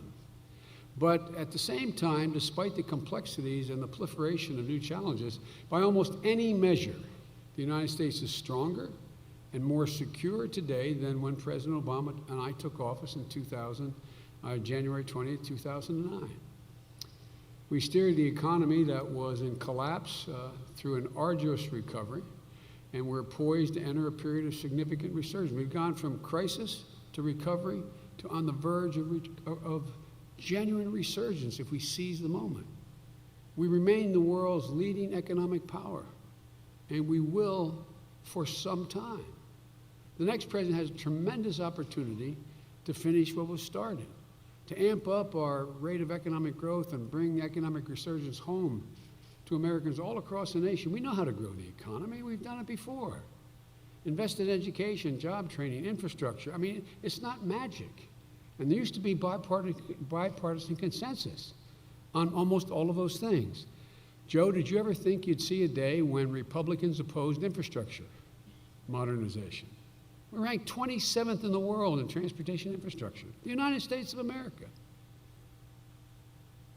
If you want to see the eighth wonder of the world, go down and see the 2 new locks of the Panama Canal.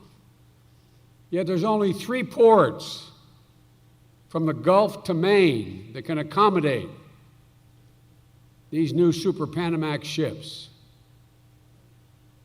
But a strong economy, I'll never forget, I've been around so long, the first 2 years I served, Stuart Symington was still in the Senate. God, I'm getting old.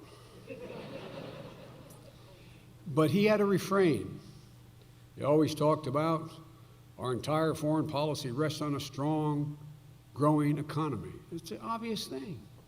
A strong economy is the foundation of our unrivaled military, part of the layered defense we've built to keep America safe. And we are so tragically reminded again in Orlando, where I visited last week, of the dangers that exist. We have to remain vigilant against an increasingly diverse range of threats. Throughout our administration, we've kept laser focus on homeland security, Our intelligence and law enforcement professionals are coordinating and sharing information at an unprecedented level.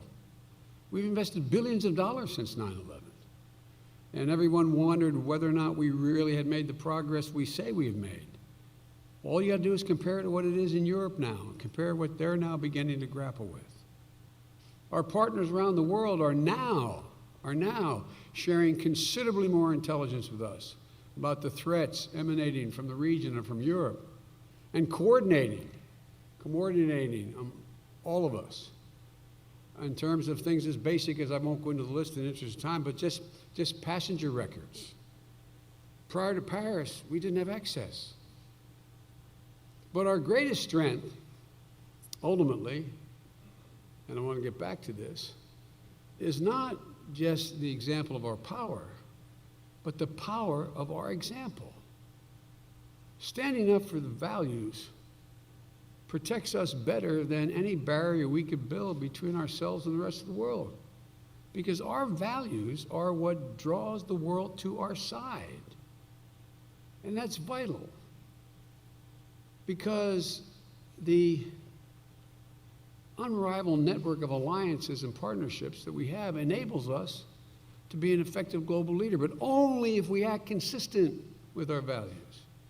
As we continue to urge our allies to do more, denigrating our closest partners as liabilities is a serious and tragic mistake.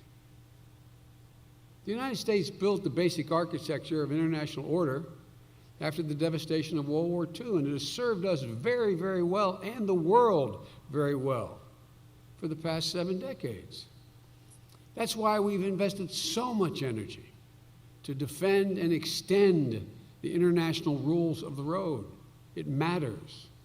We've signed historic arms control and non-proliferation agreements. We've led worldwide efforts to lock down nuclear materials, expand trade, protect the environment. Because of the steps we've taken, no country is better positioned to be followed, not just need to be followed by the rest of the world, than we are. Now, the next administration will make its own choices about how to wield American power and how to direct our resources. But as I look forward to what they will inherit, I see three major areas that will define our engagement with the world in the coming decades. And that's what I'd like to spend a few minutes talking about with you today. First, seizing the possibilities that exist on both sides of the Pacific. We are a Pacific power. I have spent more time, I'm told, than any world leader with President Xi. I've had over 25 hours of private dinners with him, just he and I and an interpreter, because of the arrangement that former President Hu and President Obama set up for us to get to know one another. I remember him asking me why we were doing what we were doing in the Pacific. I said, because we are a Pacific power. We will remain a Pacific power. And I suggested that our being present was one of the reasons why they've been able to progress so much, because of the stability that has been sustained as a consequence of our presence. But starting right here in the Western Hemisphere, for the first time in history, it's possible to imagine a hemisphere that is middle class, democratic, and secure, from the northern reaches of Canada to Chile's southern tip.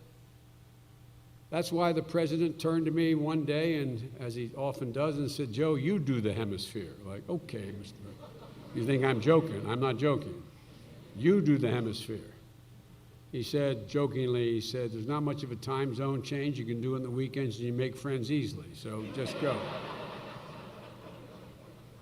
I hope he was kidding, but look, one of the reasons why we prioritize improving relationships with our neighbors, including the opening of Cuba, is our standing in the hemisphere has never been better. The quote I used when I first made the speech at the State Department with a lot of the hemispheric leaders there, I said, it's no longer do we look at what we can do for you, it's what we can do with you. It matters, to go back to the original thesis, it matters how you treat other nations, the respect you show or don't show. Challenges surely remain, but today the region is defined by opportunities. Opportunities for greater trade and economic cooperation, especially with the opening of the Panama Canal and the expansion. Opportunities for greater energy integration, with the United States exporting liquefied natural gas throughout the region and beyond. Opportunities to end the long-running conflicts and the civil war in Colombia. We also have a major new initiative in the Northern Triangle to deal with a whole range of problems, but also a whole range of opportunities. Imagine Central America, democratic and secure. Imagine what it will mean to the hemisphere if that is able to be accomplished. And we finally move beyond the stale ideological divides. The nations of our region are ready to work with us as never before to tackle shared challenges like stemming migration from Central America. The next administration should harness this momentum and build on it. But if we build walls and disrespect our neighbors, we'll quickly see all this progress evaporated, replaced by a return of anti-Americanism, a coercive rift throughout our hemisphere. The choices that make our region less democratic, less prosperous, and less secure actively undermine our American national interest. On the other side of the Pacific, we recharged our engagement with Asia, the world's most consequential region. The next administration is going to inherit treaty alliances with Australia, Japan, South Korea, the Philippines, and they're stronger than they've ever been. Maintaining our alliances isn't always easy, to state the obvious, but the United States is wealthier and safer because the world's strongest democracies are in our corner. It's just common sense. But we've also seized historic opportunities to build relationships beyond our traditional allies, fostering democratic transition in Burma, deepening our ties with Vietnam, managing relationships with Cuba, expanding our partnership with India, working with ASEAN to advance rules-based order. These relationships complement our alliances and further support economic, political, and military foundations of America's Pacific power, America's being a Pacific power through the 21st century. As home of half the world's population and many of the world's fastest growing economies, we cannot afford to ignore the opportunities that exist in Asia. That's something every single CEO in America knows. And that's why securing a Trans-Pacific partnership has been our top priority in this administration. It is as much a foreign policy initiative as it is an economic initiative. We're not there. China will fill the vacuum just by the sheer weight and size. And it will not be in our interest. And thanks to American leadership, the deal includes provisions that raise international standards for the protection of workers' rights, the environment, intellectual property. But to be frank, this deal has a long way to go to get passed through the United States Congress. Because whether in trade, maritime security in the South China Sea, or nuclear non-proliferation in Northeast Asia, the United States has to lead by writing the rules of the road in this vital region. Otherwise, we leave a vacuum that our competitors will rush to fill. That leads me to the second key point I'd like to make. The next president will have to manage complex relationships with regional powers. Powers that have the capacity to contribute to the international order or to challenge it. Nowhere is this more poignant than in our relationship with China. As the world's two largest economies, our fates are unavoidably intertwined. President Obama and I have made pragmatic choices that center our relationship with China in enhanced cooperation and responsible competition. We've found some common ground. We've made some historic progress to address global challenges like climate change, epidemics, development, non-proliferation. And we stand firm We stand firm when we have real disagreements over issues like human rights, trade and investment, regional security. The next administration will also have to navigate the relationship with China, marked at times by breakthrough cooperation and intense cooperation and competition. Sometimes, as with the mounting threat from North Korea, cooperation and competition with China will coexist. The notion that it'll be one or all the other is short-sighted and self-defeating. The same is true with regard to Russia, where our approach is if appropriately managed, will be marked by a complex mix of enhanced deterrence, strategic stability, and yes, necessary cooperation. With our partners and allies, particularly in Europe, we've imposed real cost on Russia for its absolute outward aggression towards Ukraine. Russia must uphold its commitment under the Minsk Agreement, and there can be no backing away from that. And sanctions should remain until they do. We're helping Ukraine implement vital economic reforms and root out corruption. It has not been easy. Corruption is endemic in all those former, quote, Soviet states. But by coercing them, no, not coercing them, convincing them, in that order, it takes away a significant foreign policy weapon the Russians have used so well. Meanwhile, our moves to strengthen our Ukraine alliance and bolster NATO continue to provide a bulwark against further Russian aggression. For years, we've encouraged Europe to spend more on defense, diversify their sources and supplies of energy, and now we're starting to see some progress in these fronts, and these efforts have to continue. But there's a lot of work to do. Embracing Putin at a time of renewed Russian aggression, I believe, would call into question America's long-standing commitment to Europe, whole, free, and at peace. But neither is the time to dust off the Cold War playbook. We'll have to continue cooperating with Russia where our interests overlap, and as new military technologies raise the stakes of miscalculation and escalation, we need channels with Moscow to clearly communicate our intentions. There's an appealing moral clarity in grouping the world into friend and foe.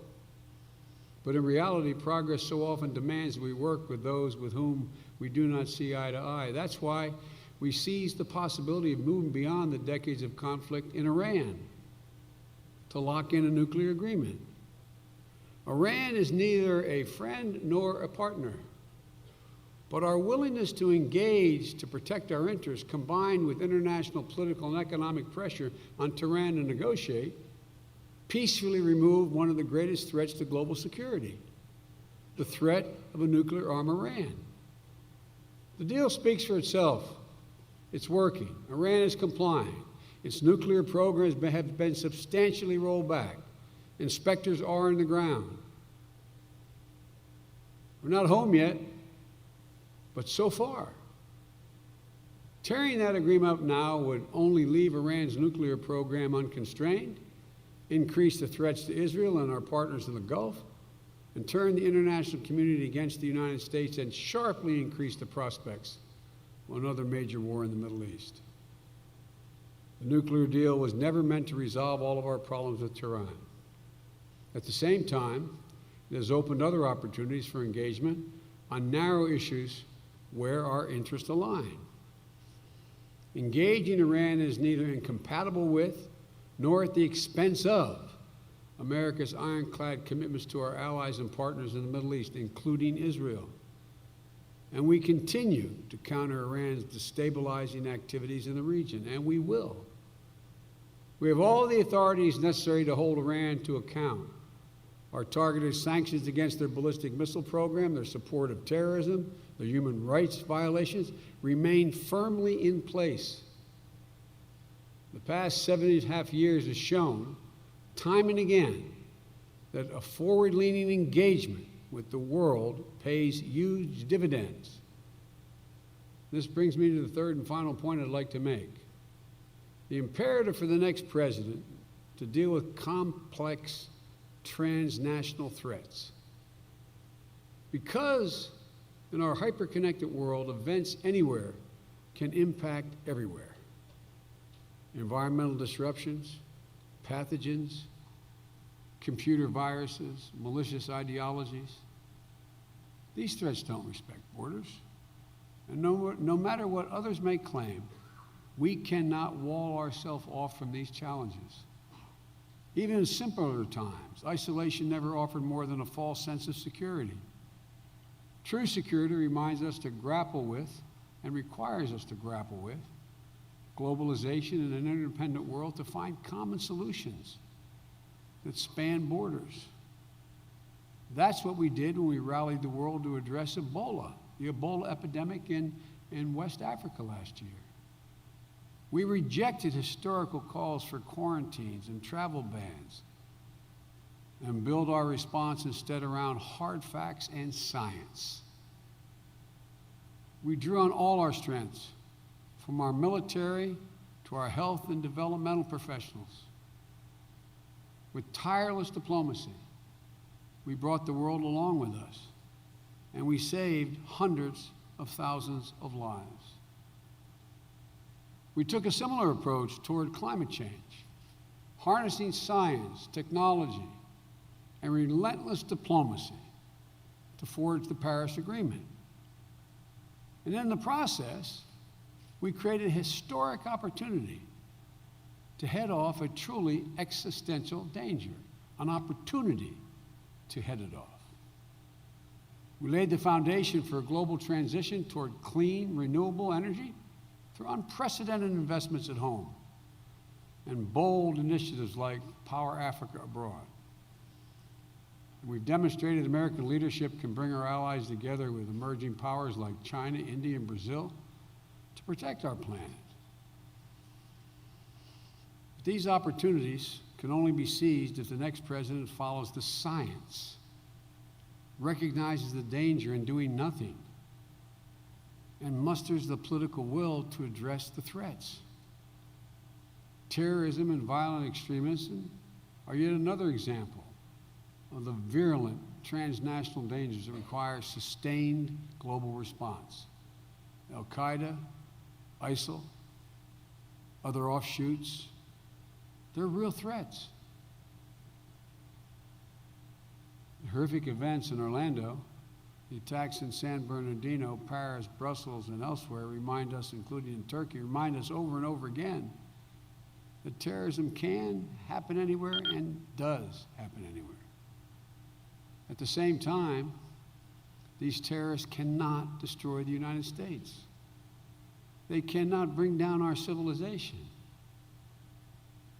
We should never underestimate America's strength or dismiss the inherent resilience of the American people.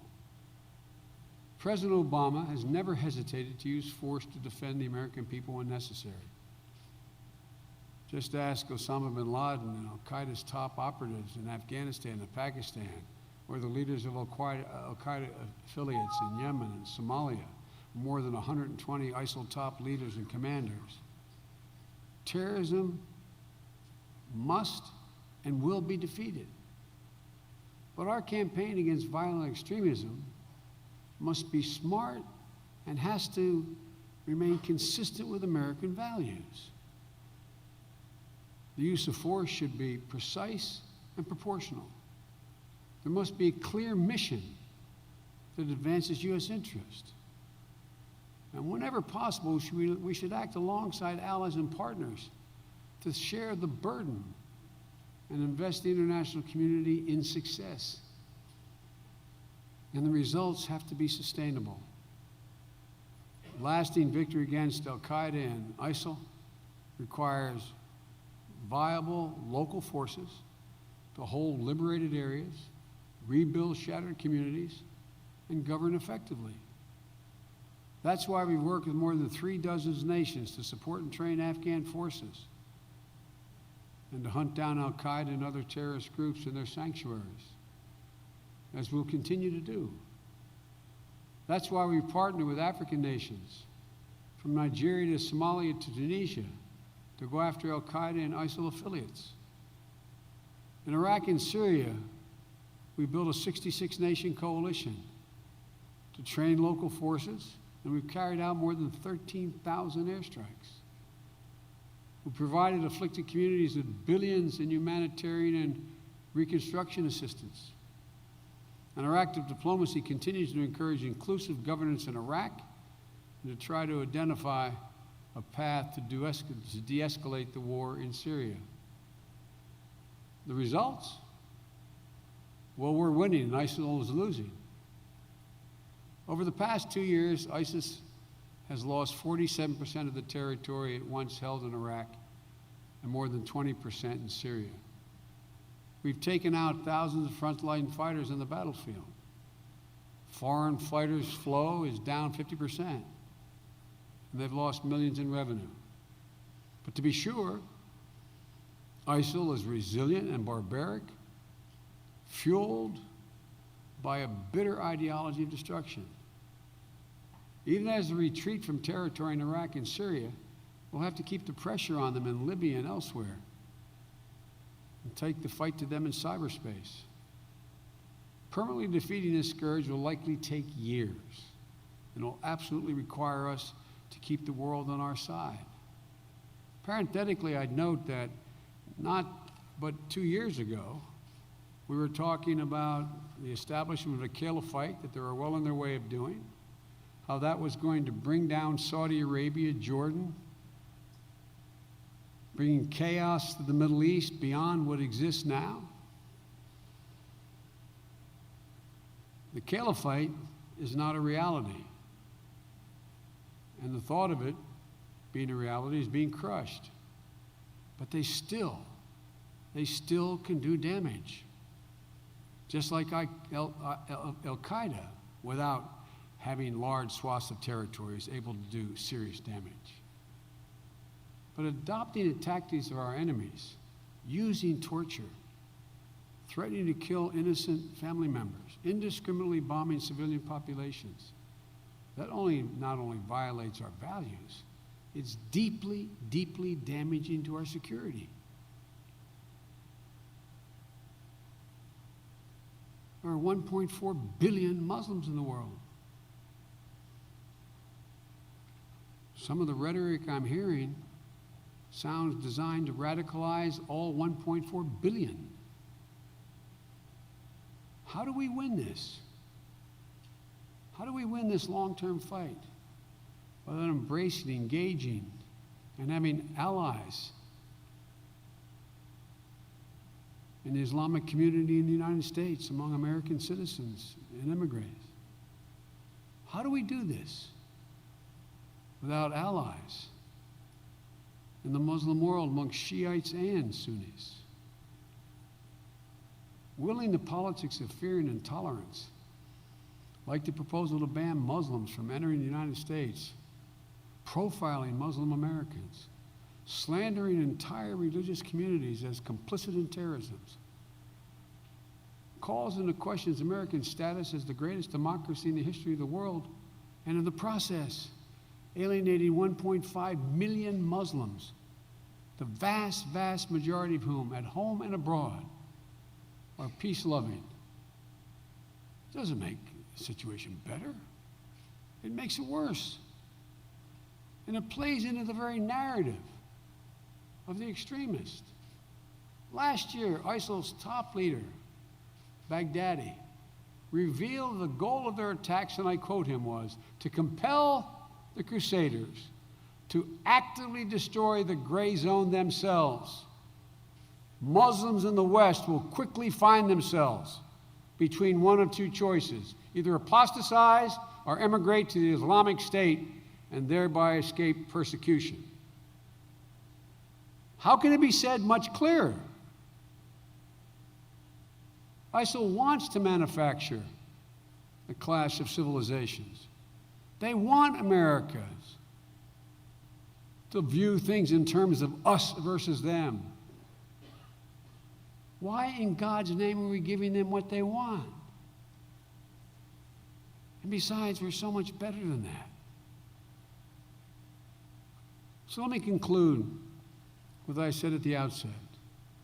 Despite the many challenges ahead, we have more opportunities than ever before. I've never been more optimistic about America's capacity to lead the world to a more prosperous and peaceful future. But our leadership does not spring from some inherent American magic. It never has. We've earned it over and over again through hard work, discipline, good judgment. It stems from our willingness to see challenges on the horizon and step forward first to meet them. It's an old expression that Tom Friedman used. He said, if you don't visit the bad neighborhood, it'll eventually visit you.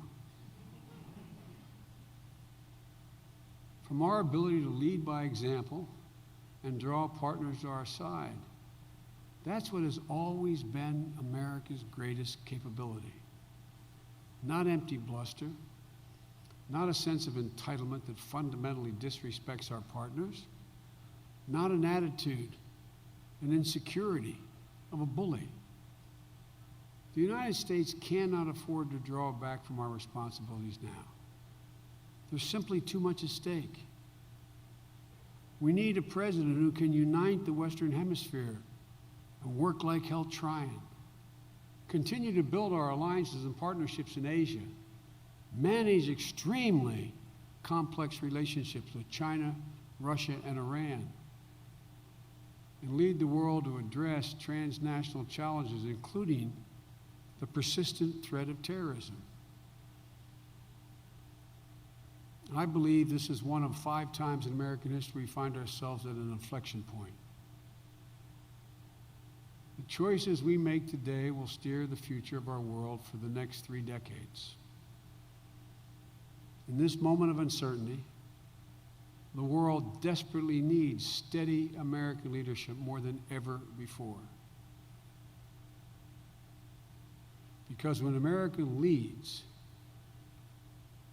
the way that only we can, guided by principle, grounded in our conviction that America does best when we make sure everyone does better, no nation can match us. And one concluding point. The dysfunction in Washington is not only crippling in terms of everything from the Supreme Court to moving from recovery to resurgence. In the 42 years I've been engaged in the conduct of foreign policy, I've never seen it have as much negative impact on our ability to conduct our foreign policy. Many of you here are extremely sophisticated and travel the world and have deep understandings of other parts of the world. I get sent by the president. I've traveled over 1,200,000 miles just since being vice president.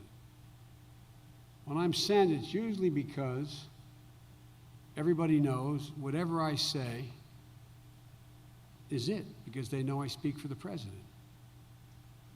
There is never any question, and I mean never. And so, in the assignments I've been given over the last 7 years, when I get sent to meet with the head of state, trying to convince him of a particular position, if we reach agreement, I literally, and Joe's been with me a lot and I've been with Joe a lot, I reach across the table and shake hands. And here's the response I get the last 4 years that I never ever got before. Grab my hand and say, but Mr. Vice President, can you deliver? Let me say it again. Can you deliver? Because every single time, friend, foe, or agnostic with whom we deal, when you make a deal, it requires them to take a chance. Translated into everyday English from Wilmington, Delaware, it's, look, don't ask me to walk out in this limb and take a political hit, even in a dictatorship,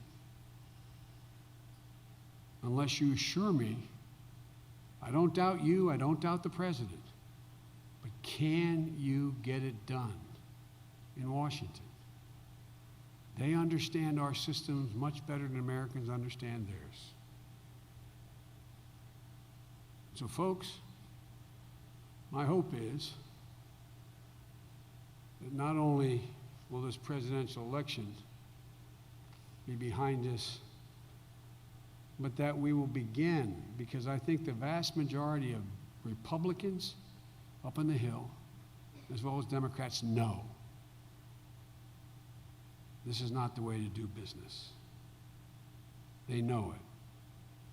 Joe, I've spoken with 17 Republican senators just on the Supreme Court. All 17 say, Joe, I know you're right, but don't ask me to move yet, Joe. This will happen to me.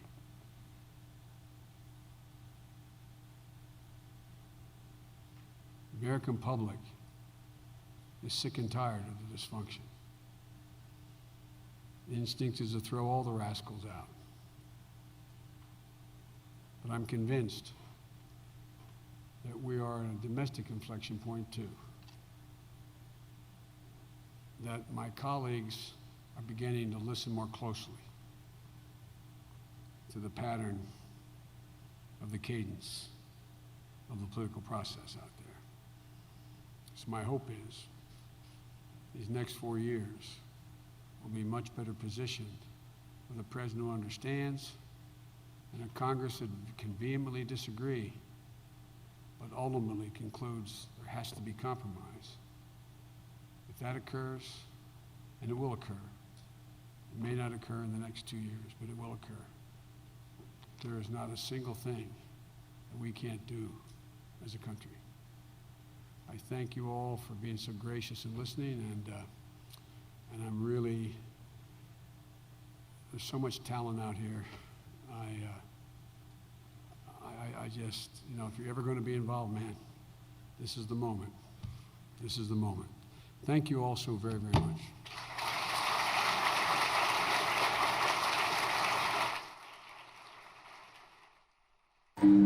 Yeah, guys, that was Joe Biden, our vice president, speaking at an event earlier today. That was the same event where we also heard from Secretary of Defense Ashton Carter. I want to go ahead and give you guys a quick live look at the White House right now in Washington, D.C. That is a live look at it. It is 10 o'clock at night out in D.C. Speaking of the White House in Washington, D.C., President Obama spoke at the SelectUSA Summit today, and I'm going to go ahead and play this for you now since we just heard from his pal, Joe Biden. Now let's hear from Obama. Completing the Trans-Pacific Partnership trade deal, a top priority for his... Obviously, this is not Obama, but President Obama will be speaking momentarily in this clip. 1,000 tariffs on exported goods, strengthen existing supply chains, and compel our partner countries to make the economic reforms necessary to attract investment, support economic development, and reduce poverty. When our trading partners commit to the same standards that we have in the United States, we create more jobs and better wages for our workers. We help our companies compete on a level playing field, and we ensure that more families can enjoy economic security all around the world. As the first SelectUSA Summit, at that summit, the President said, and I quote, "When we do business together, when we trade and forge new partnerships, it's good for all of us." Ladies and gentlemen, it is my honor to welcome to the stage a bold leader who has worked tirelessly over the last 8 years to shape an economy and shape a world where prosperity reaches businesses of all sizes, workers in all markets, and middle-class families in all communities. Please join me in welcoming my friend, the 44th President of the United States, Barack Obama.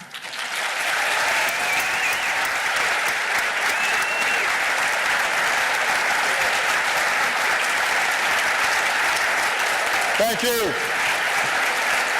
Thank you very much. Thank you. Thank you so much. Thank you. Thank you, everybody. Thank you. Please have a seat. Have a seat. Well, let me begin by thanking Penny, not only for her kind words and friendship, but for her outstanding leadership in promoting American business and making the case for commercial diplomacy. Congratulations not only to Penny, but also her entire team, especially my dear friend Vinay Tumalapalli on yet another sold-out summit. Give Vinay a big round of applause. Those of you who do not know Vinay, he's a former ambassador and more importantly, was one of my roommates in college. So he got his job on the merits, but it is true that he has some compromising information that if it was ever fully disclosed, I'd be in trouble. But he has done an outstanding job. To all of you who've crossed oceans to be here, welcome. And to all of my cabinet secretaries and ambassadors here, thank you for the extraordinary job that you do. I've been talking with a lot of young people lately, including on college campuses around the country, and some of you who are visiting from other countries know that when I travel abroad, one of my favorite things to do is to have a town meeting with young people overseas as well. And one of the things that I remind young people, just to offer them a little bit of perspective,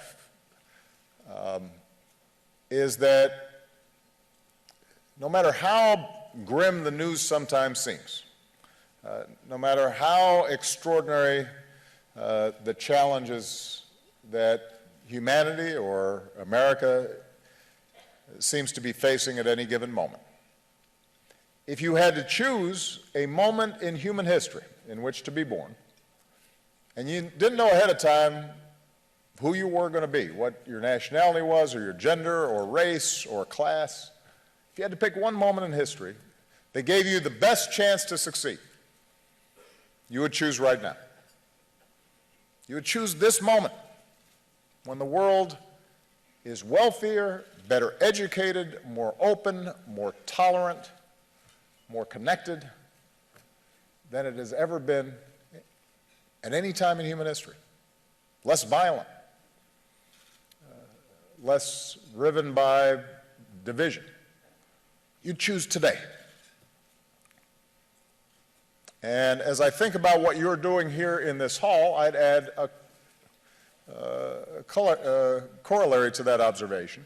If you could choose any place and time to invest your business's precious resources, I believe you'd choose right here, right now. If you choose a place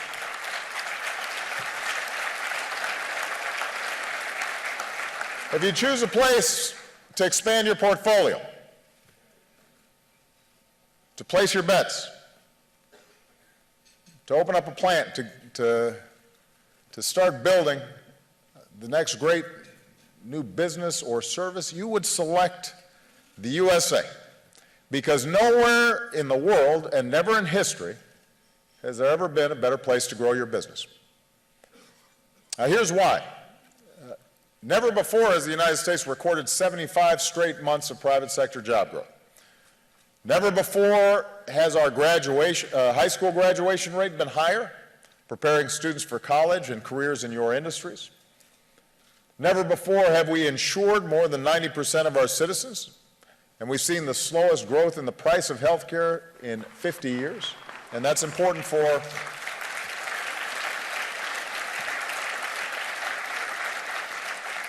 That's important for a whole host of reasons, including the fact that healthier workers are more productive workers, not to mention better consumers, and more affordable health care makes it easier for your businesses to add jobs and pay a good wage.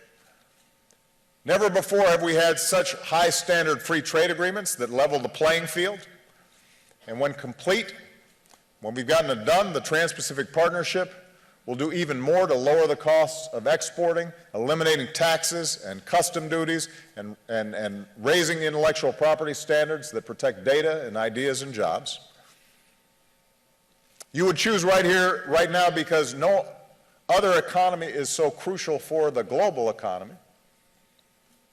No other country can add more innovation to your business or bring your innovative products to more markets. No country has as many top universities, and no country invests more in research and development than we do. In fact, America is responsible for 1/4 of the world's R&D investments.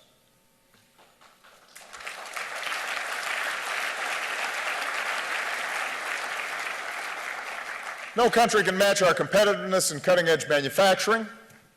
No country is home to more entrepreneurs or more supercomputing. No country has done more to build a culture of making and tinkering and entrepreneurship and risk-taking and of innovation and invention. And no other country is home to more foreign direct investment than the United States of America. Over the last 4 years, no other country has been named by CEOs around the world more frequently as the best place to invest with confidence. And all of this is for a very good reason.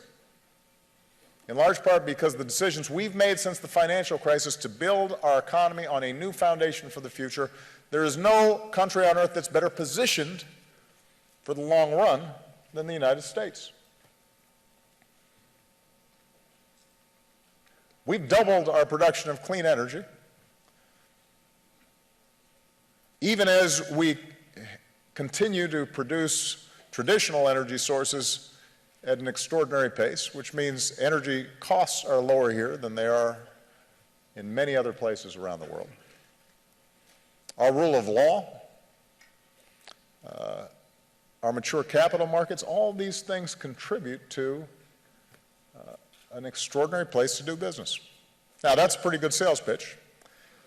I don't mind being America's pitch man. And in 7 months or so,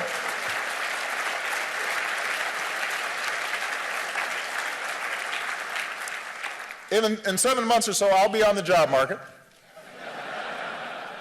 And I'm glad I'm going to be here. I'm going to get on LinkedIn and, see what comes up.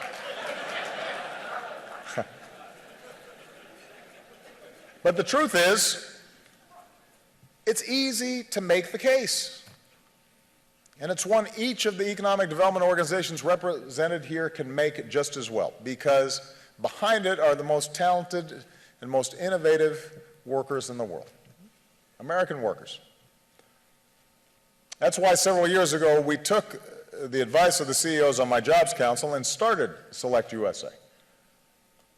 A team that wakes up every morning, with one mission, and that is to bring jobs to America from overseas.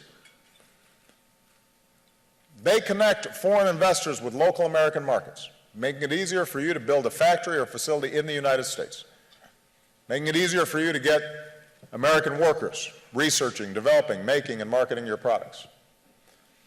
In today's world, where business doesn't stop at borders, and when trade is how we shape economic change to our advantage, when the term global economy is redundant because of global supply chains being tied into every element and every aspect of our lives, these partnerships are the keys to success for all of us, no matter where we live, no matter if you're a small startup or a major multinational. As the local economic development experts here all know, communities that open their doors to foreign investment create more jobs and economic activity than those that don't.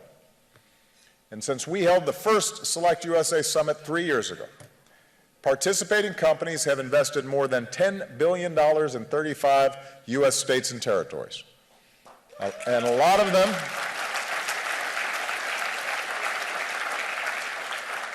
met at this event in the exhibition hall or through SelectUSA's online matchmaking program. At last year's summit, an Italian tissue company started a conversation with folks from Central Ohio, and next month they're breaking ground in the town of Circleville on a manufacturing facility that will create hundreds of jobs in a part of the American Midwest that needs them.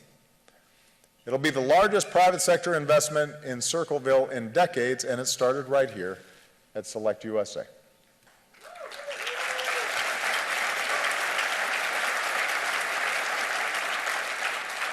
At that same summit, an agricultural tech company from Surat, India, met economic development representatives from Missouri.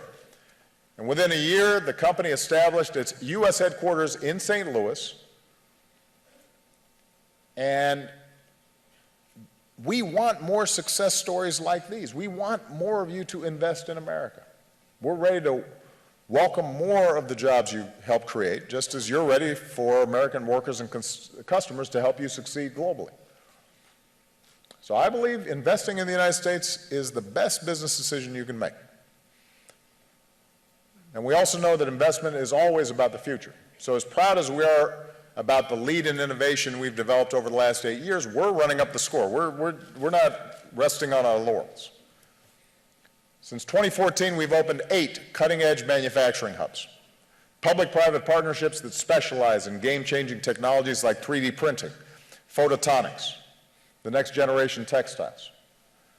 And today I'm proud to announce a 9th hub based in Los Angeles that will design smart sensors to make all types of manufacturing more efficient. And we've got more hubs on the way. These institutes are new, but the innovators who are doing incredible things, they're who we've always been as Americans. And that's why near my desk in the Oval Office I keep models of great American patents like the Morse telegraph and the propeller blade and the gear cutting machine. And that's why I'm so proud of SelectUSA, which has proven to be a pretty good innovation and investment itself, and one that I hope will endure, and I'm confident will endure after Penny and I leave office. Now, I also know that the longer I talk, the less time you have to make deals with the folks that are sitting around you. So let me just remind you that this is not just about jobs and trade. It's not just about hard, cold cash. It's also about building relationships across borders. When your companies come together, you help bring countries and cultures together. You generate greater understanding among peoples from different parts of the world. It's one of the most important things that you produce, and you should never underestimate its value. At a time when there is strong pushback in a lot of corners of the world against this process of globalization, at a time when, as I've argued here in the United States and overseas, when people are rightly concerned that that process of technology and innovation and globalization may be leaving some people behind, at a time when we have to be more mindful and attentive to the concerns of those who are not benefiting and seeing their wages and incomes go up as quickly as others. And at a time when the advanced economies in particular have to guard against a winner-take-all economy in which inequality grows.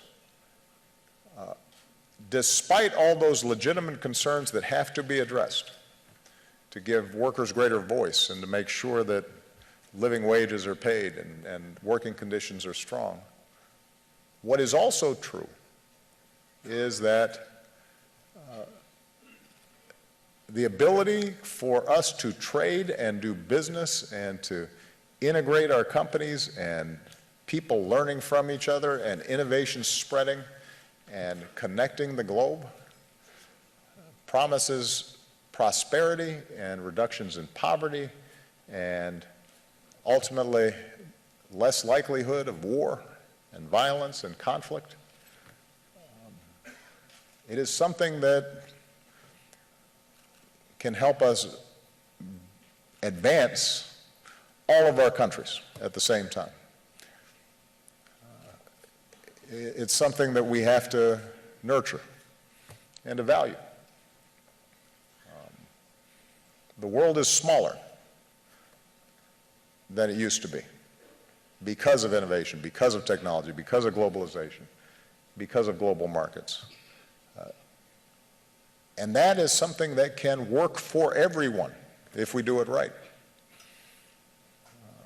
And that's been part of the premise of SelectUSA. When you select USA, when you succeed, you'll help ensure that years from now, when the next generation asks itself about the best time to be in business, the best time to be a citizen of this world, they'll be happy to answer in their own day, right now.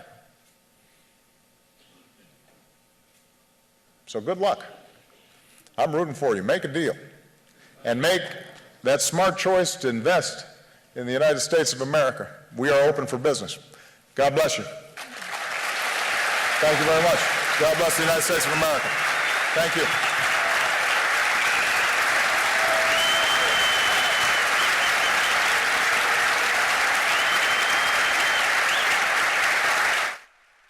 All right, guys, that wraps up President Obama's appearance there. I want to go ahead and give you guys one quick look again at the White House. This is a live look at the White House. That is the home where President Obama is living for just a few more months. Just a couple more months. Come January, someone else will be living there. And speaking of the White House, we have not shown you today's daily White House briefing with Press Secretary Josh Earnest. So we will show that to you momentarily. Stand by.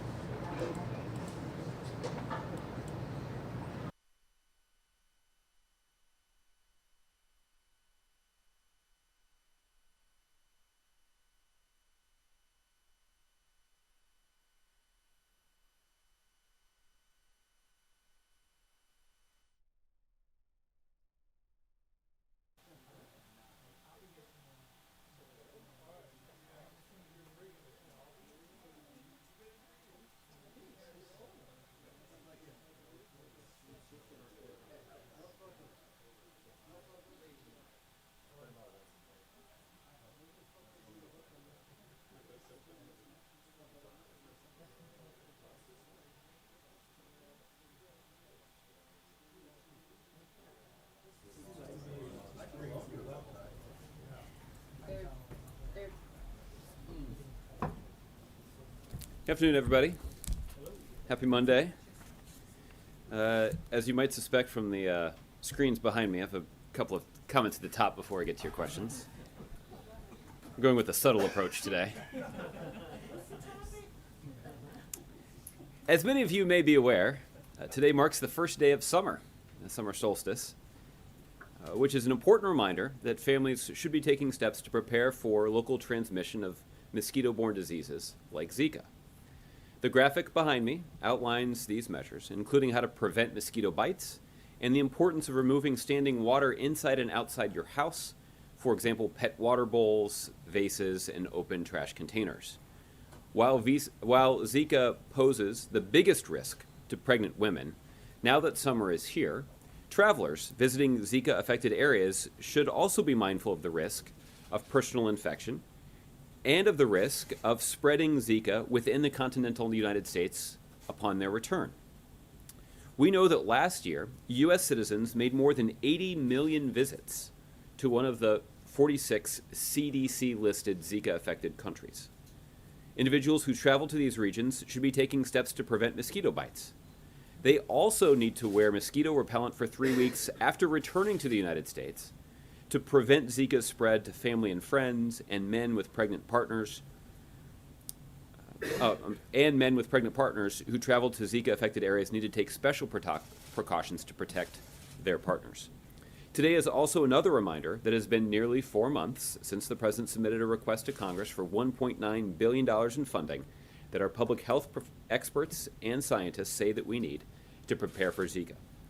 In those 4 months, despite inaction from Congress, the federal government has been hard at work redirecting nearly $600 million in existing funds as a stopgap measure. The administration has also been coordinating closely with state and local officials, both to limit the potential for transmission in the continental United States, but also to ensure that everyone is ready to respond once local transmission of Zika is detected. In addition, state and local officials are taking action on their own. And here's a flavor of what they're doing. We've seen public health departments from New York City to Tallahassee, Florida, to Sacramento, California, to Houston, Texas. They've begun campaigns to educate residents about mosquito control and Zika.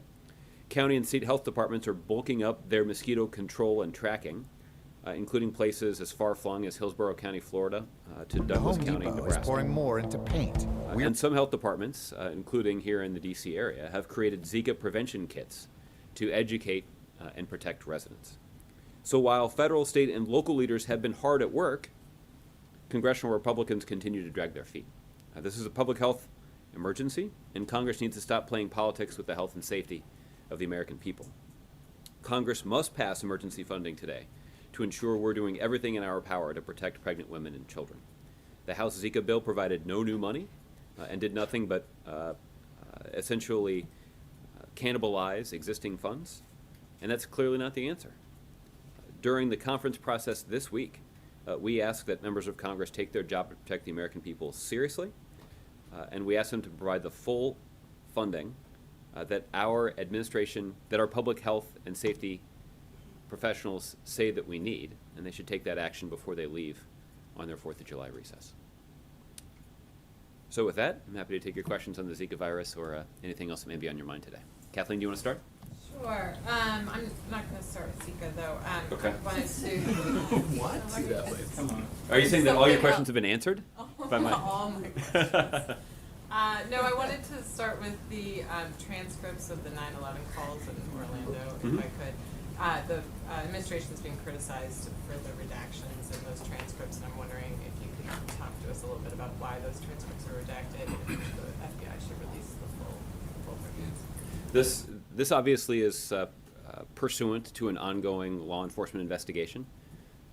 The decision about the release of the transcripts is one that was made solely by Department of Justice and FBI officials. They're doing that consistent with their assessment about the best way to advance the investigation. And so, for questions about the transcripts, I'd refer to them. You're saying it's not a sensitivity issue, it's actually about advancing the investigation? I'm saying that all of the decisions about releasing the transcripts were made by Department of Justice officials. And the White House has no opinion on whether or not those decisions are appropriate? The opinion of the White House is that we should not interfere with an ongoing law enforcement investigation, and rather that those decisions should be made consistent with the assessment that is made by law enforcement officials about the best way to advance their investigation. Okay, and then just secondly, on the Senate is going to hold votes today on 4 votes on different gun measures, and they're all expected to fail. I'm just wondering if, from the White House perspective, if there's any progress here at all, or if you consider this also sort of political theater, since they're holding votes that no one expects to pass. Well, the view of the administration is that the American public should be engaged in the debate. And for too long, we have seen Republicans in Congress use the majority that they have in the Congress to block progress, in some cases even block consideration of common sense measures that would reduce gun violence. So the fact that this is something that's being actively debated and considered in the Senate does represent some incremental progress. The president's also been pretty blunt about the fact that we won't see the needed change in our gun laws until we start seeing needed changes in Congress. And that's why the president hasn't just used his own executive authority to make as many changes as he can to make our communities safer from gun violence. The president's also vowed to use his political capital and to only support and actively campaign for members of Congress that share his commitment to prioritizing common sense measures that would reduce gun violence. You didn't mention that Senator Susan Collins is supposedly working on some sort of deal. Is that because you don't think that there's any help for any actual? I think it's primarily related to the fact that I haven't seen the results of her work that is reportedly ongoing. So, you know, the president's appetite for common sense gun safety legislation in Congress is well known. And the only way that we'll be able to make progress is by working in bipartisan fashion. Thus far, we've seen a partisan effort on the part of Republicans to shut down that debate and shut down any progress toward passing these common sense laws. So we obviously would encourage members of Congress to get it done. Roberta. I guess I'll bite on Zika.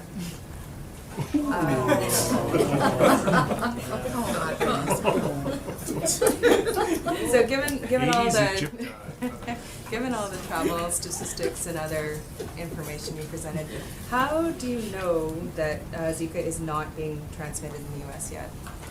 What makes you confident that it's not happening? It's not already being transmitted? All right, guys, we're going to cut out of this because we have live images coming in from Sky Fox of an animal abuse case. Want to go ahead and pull up these live images. This is a crazy story. Live aerials coming in right now. One dog has died. 4 others suffering from heat stress. There are also 40 chickens on site. This is in Chandler. Now, here's the interesting thing about the suspect. This is what we know so far. We know that when detectives arrived on scene, they found the back door of the home cracked and they saw the resident running away. The deputies had a chase on foot and had him at gunpoint. Turned out he was wanted 4 outstanding warrants. He will be booked on those warrants as well as felony animal abuse. Investigators are still on the scene working on a search warrant. So you're looking at live images right now coming in from Chandler. Again, 1 dog killed, 4 others with heat stress. No water available on this property. 40 chickens also on this site. Again, when detectives arrived, they found the back door cracked. They saw the resident running away. They chased him on foot, had him at gunpoint. Apparently he was wanted. 4 outstanding warrants. Will be booked on those 4 warrants along with felony animal abuse. Live images coming in from Chandler. You can see that picture of in the live image you can see a dog, one of the dogs that's alive in this view right now. Again, 4 dogs at the residence suffering from heat stress. Really unfortunate situation out there in Chandler.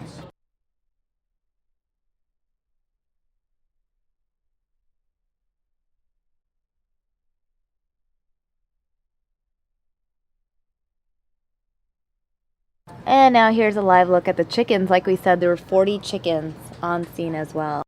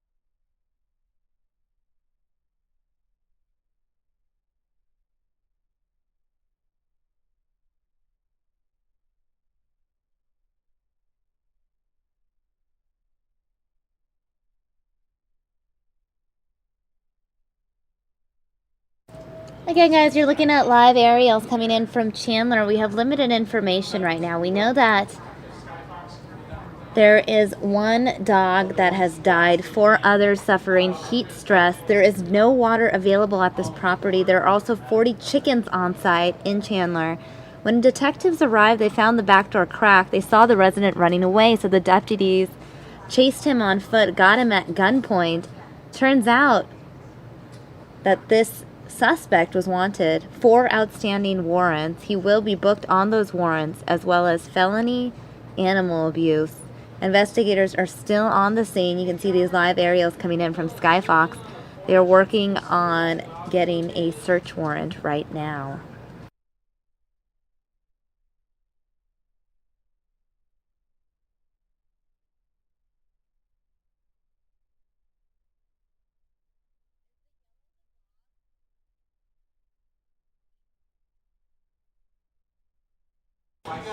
Viewer discretion is advised. Viewer discretion is advised. We were just looking at a yellow tarp on the ground. Oh no, guys. Just warning you, I think that is covering the body of the dog that unfortunately passed away in this animal abuse case. Very, very unfortunate. No water on site. 4 dogs with heat stress, 1 dog killed. It's a really sad situation out in Chandler.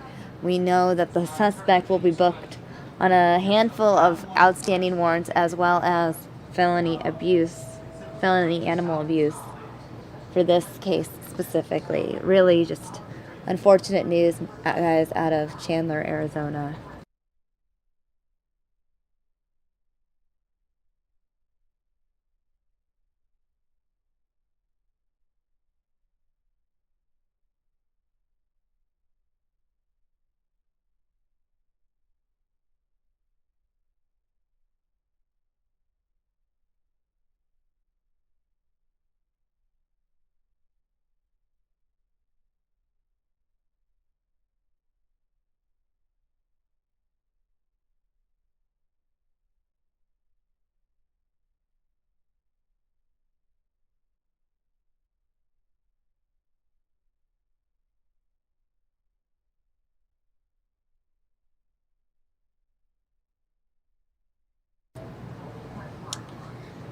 Just for those of you who are here locally, want to know exactly where this is in Chandler, this is at Riggs and Cooper Road, near those 2 major streets, Riggs and Cooper Road, the 12,000 block of East Victoria Street in Chandler. Again, 1 dog dies, 4 other dogs with heat stress, no water available on site.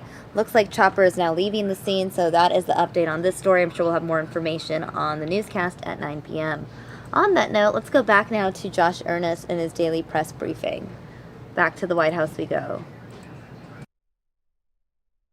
And then once the diagnosis has been completed, and if they test positive for the disease, and there is some work done to determine how exactly they may have contracted the virus. There have been some instances of sexual transmission of the Zika virus, and that's a source of some concern among public health professionals here as well, and that's why there is an effort to try to educate the public, particularly men who have partners who are pregnant or could become pregnant, about the risk that they could pose to their partners. So there are some steps that can be taken to significantly mitigate that risk, and we obviously want everyone to be educated so that they know exactly what steps they need to take to prevent the transmission of this disease. I wanted to ask about this event on Friday with Mark Zuckerberg that Jeff Science wrote about today. I guess I'm wondering that given what's happened in Orlando, whether the president is going to be talking at all while he's there in Silicon Valley about new ways to